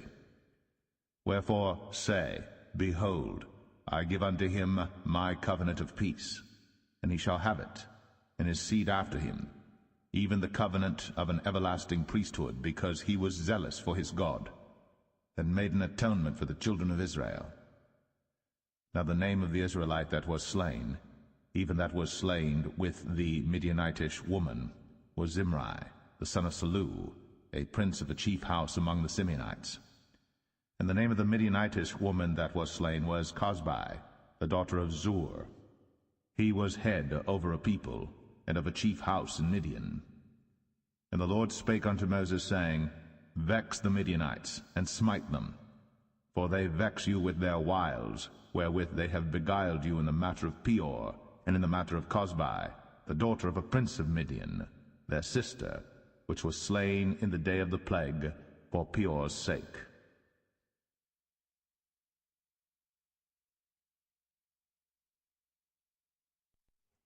Numbers 26. And it came to pass after the plague, that the Lord spake unto Moses and unto Eleazar the son of Aaron the priest, saying, Take the sum of all the congregation of the children of Israel, from 20 years old and upward, throughout their father's house, all that are able to go to war in Israel. And Moses and Eleazar the priest spake with them in the plains of Moab by Jordan near Jericho, saying, Take the sum of the people from 20 years old and upward, as the Lord commanded Moses and the children of Israel, which went forth out of the land of Egypt. Reuben, the eldest son of Israel, the children of Reuben, Hanok, of whom cometh the family of the Hanokites, of Palu, the family of the Paluites, of Hezron, the family of the Hezronites, of Carmi, the family of the Carmites. These are the families of the Reubenites, and they that were numbered of them were 43,730. And the sons of Palu, Eliab, and the sons of Eliab, Nemuel, and Dathan, and Abiram. This is that Dathan and Abiram which were famous in the congregation, who strove against Moses and against Aaron in the company of Korah, when they strove against the Lord. And the earth opened her mouth, and swallowed them up together with Korah, when that company died, what time the fire devoured 250 men, and they became a sign. Notwithstanding, the children of Korah died not. The sons of Simeon after their families, of Nemuel, the family of the Nemuelites, of Jamin, the family of the Jaminites, of Jachin, the family of the Jachinites, of Zerah, the family of the Zarhites, of Shaul, the family of the Shaulites. These are the families of the Simeonites, 22,200. The children of Gad after their families, of Zephon, the family of the Zephonites, of Haggai, the family of the Haggites, of Shuni, the family of the Shunites, of Ozni, the family of the Oznites, of Eri, the family of the Erites, of Arad, the family of the Aradites, of Arali, the family of the Aralites. These are the families of the children of Gad according to those that were numbered of them, 40,500. The sons of Judah were Er and Onan, and Er and Onan died in the land of Canaan. And the sons of Judah after their families were, of Shelah, the family of the Shelonites, of Pharez, the family of the Pharzites, of Zerah, the family of the Zarhites. And the sons of Pharez were, of Hezron, the family of the Hezronites, of Hamul, the family of the Hamulites. These are the families of Judah according to those that were numbered of them, 16,500. Of the sons of Issachar after their families, of Tola, the family of the Tolaites, of Pua, the family of the Punites, of Jeshub, the family of the Jeshubites, of Shimron, the family of the Shimronites. These are the families of Issachar according to those that were numbered of them, 64,300. Of the sons of Zebulun after their families, of Sered, the family of the Sardites, of Elon, the family of the Elonites, of Jaleel, the family of the Jaleelites. These are the families of the Zebulunites, according to those that were numbered of them, 70,000,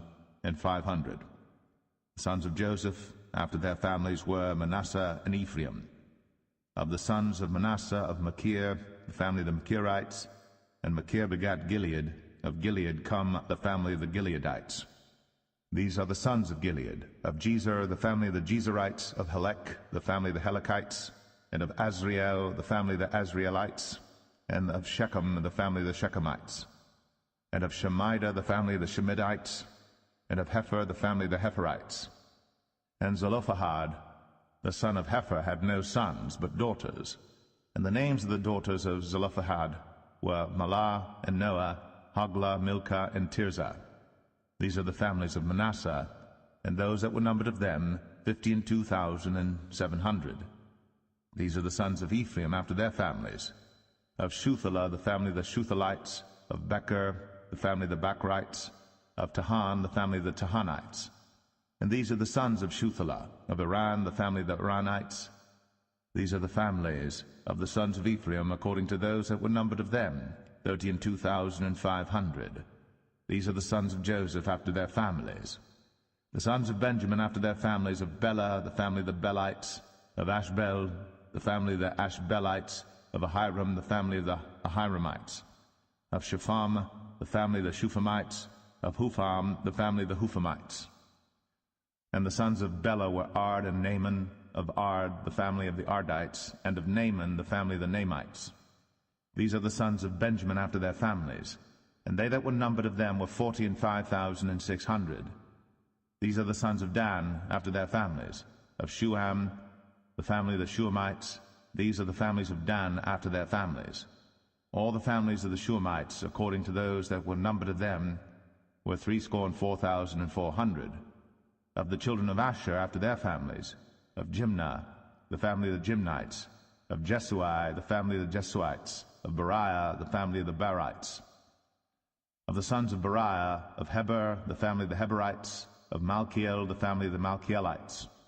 And the name of the daughter of Asher was Sarah. These are the families of the sons of Asher, according to those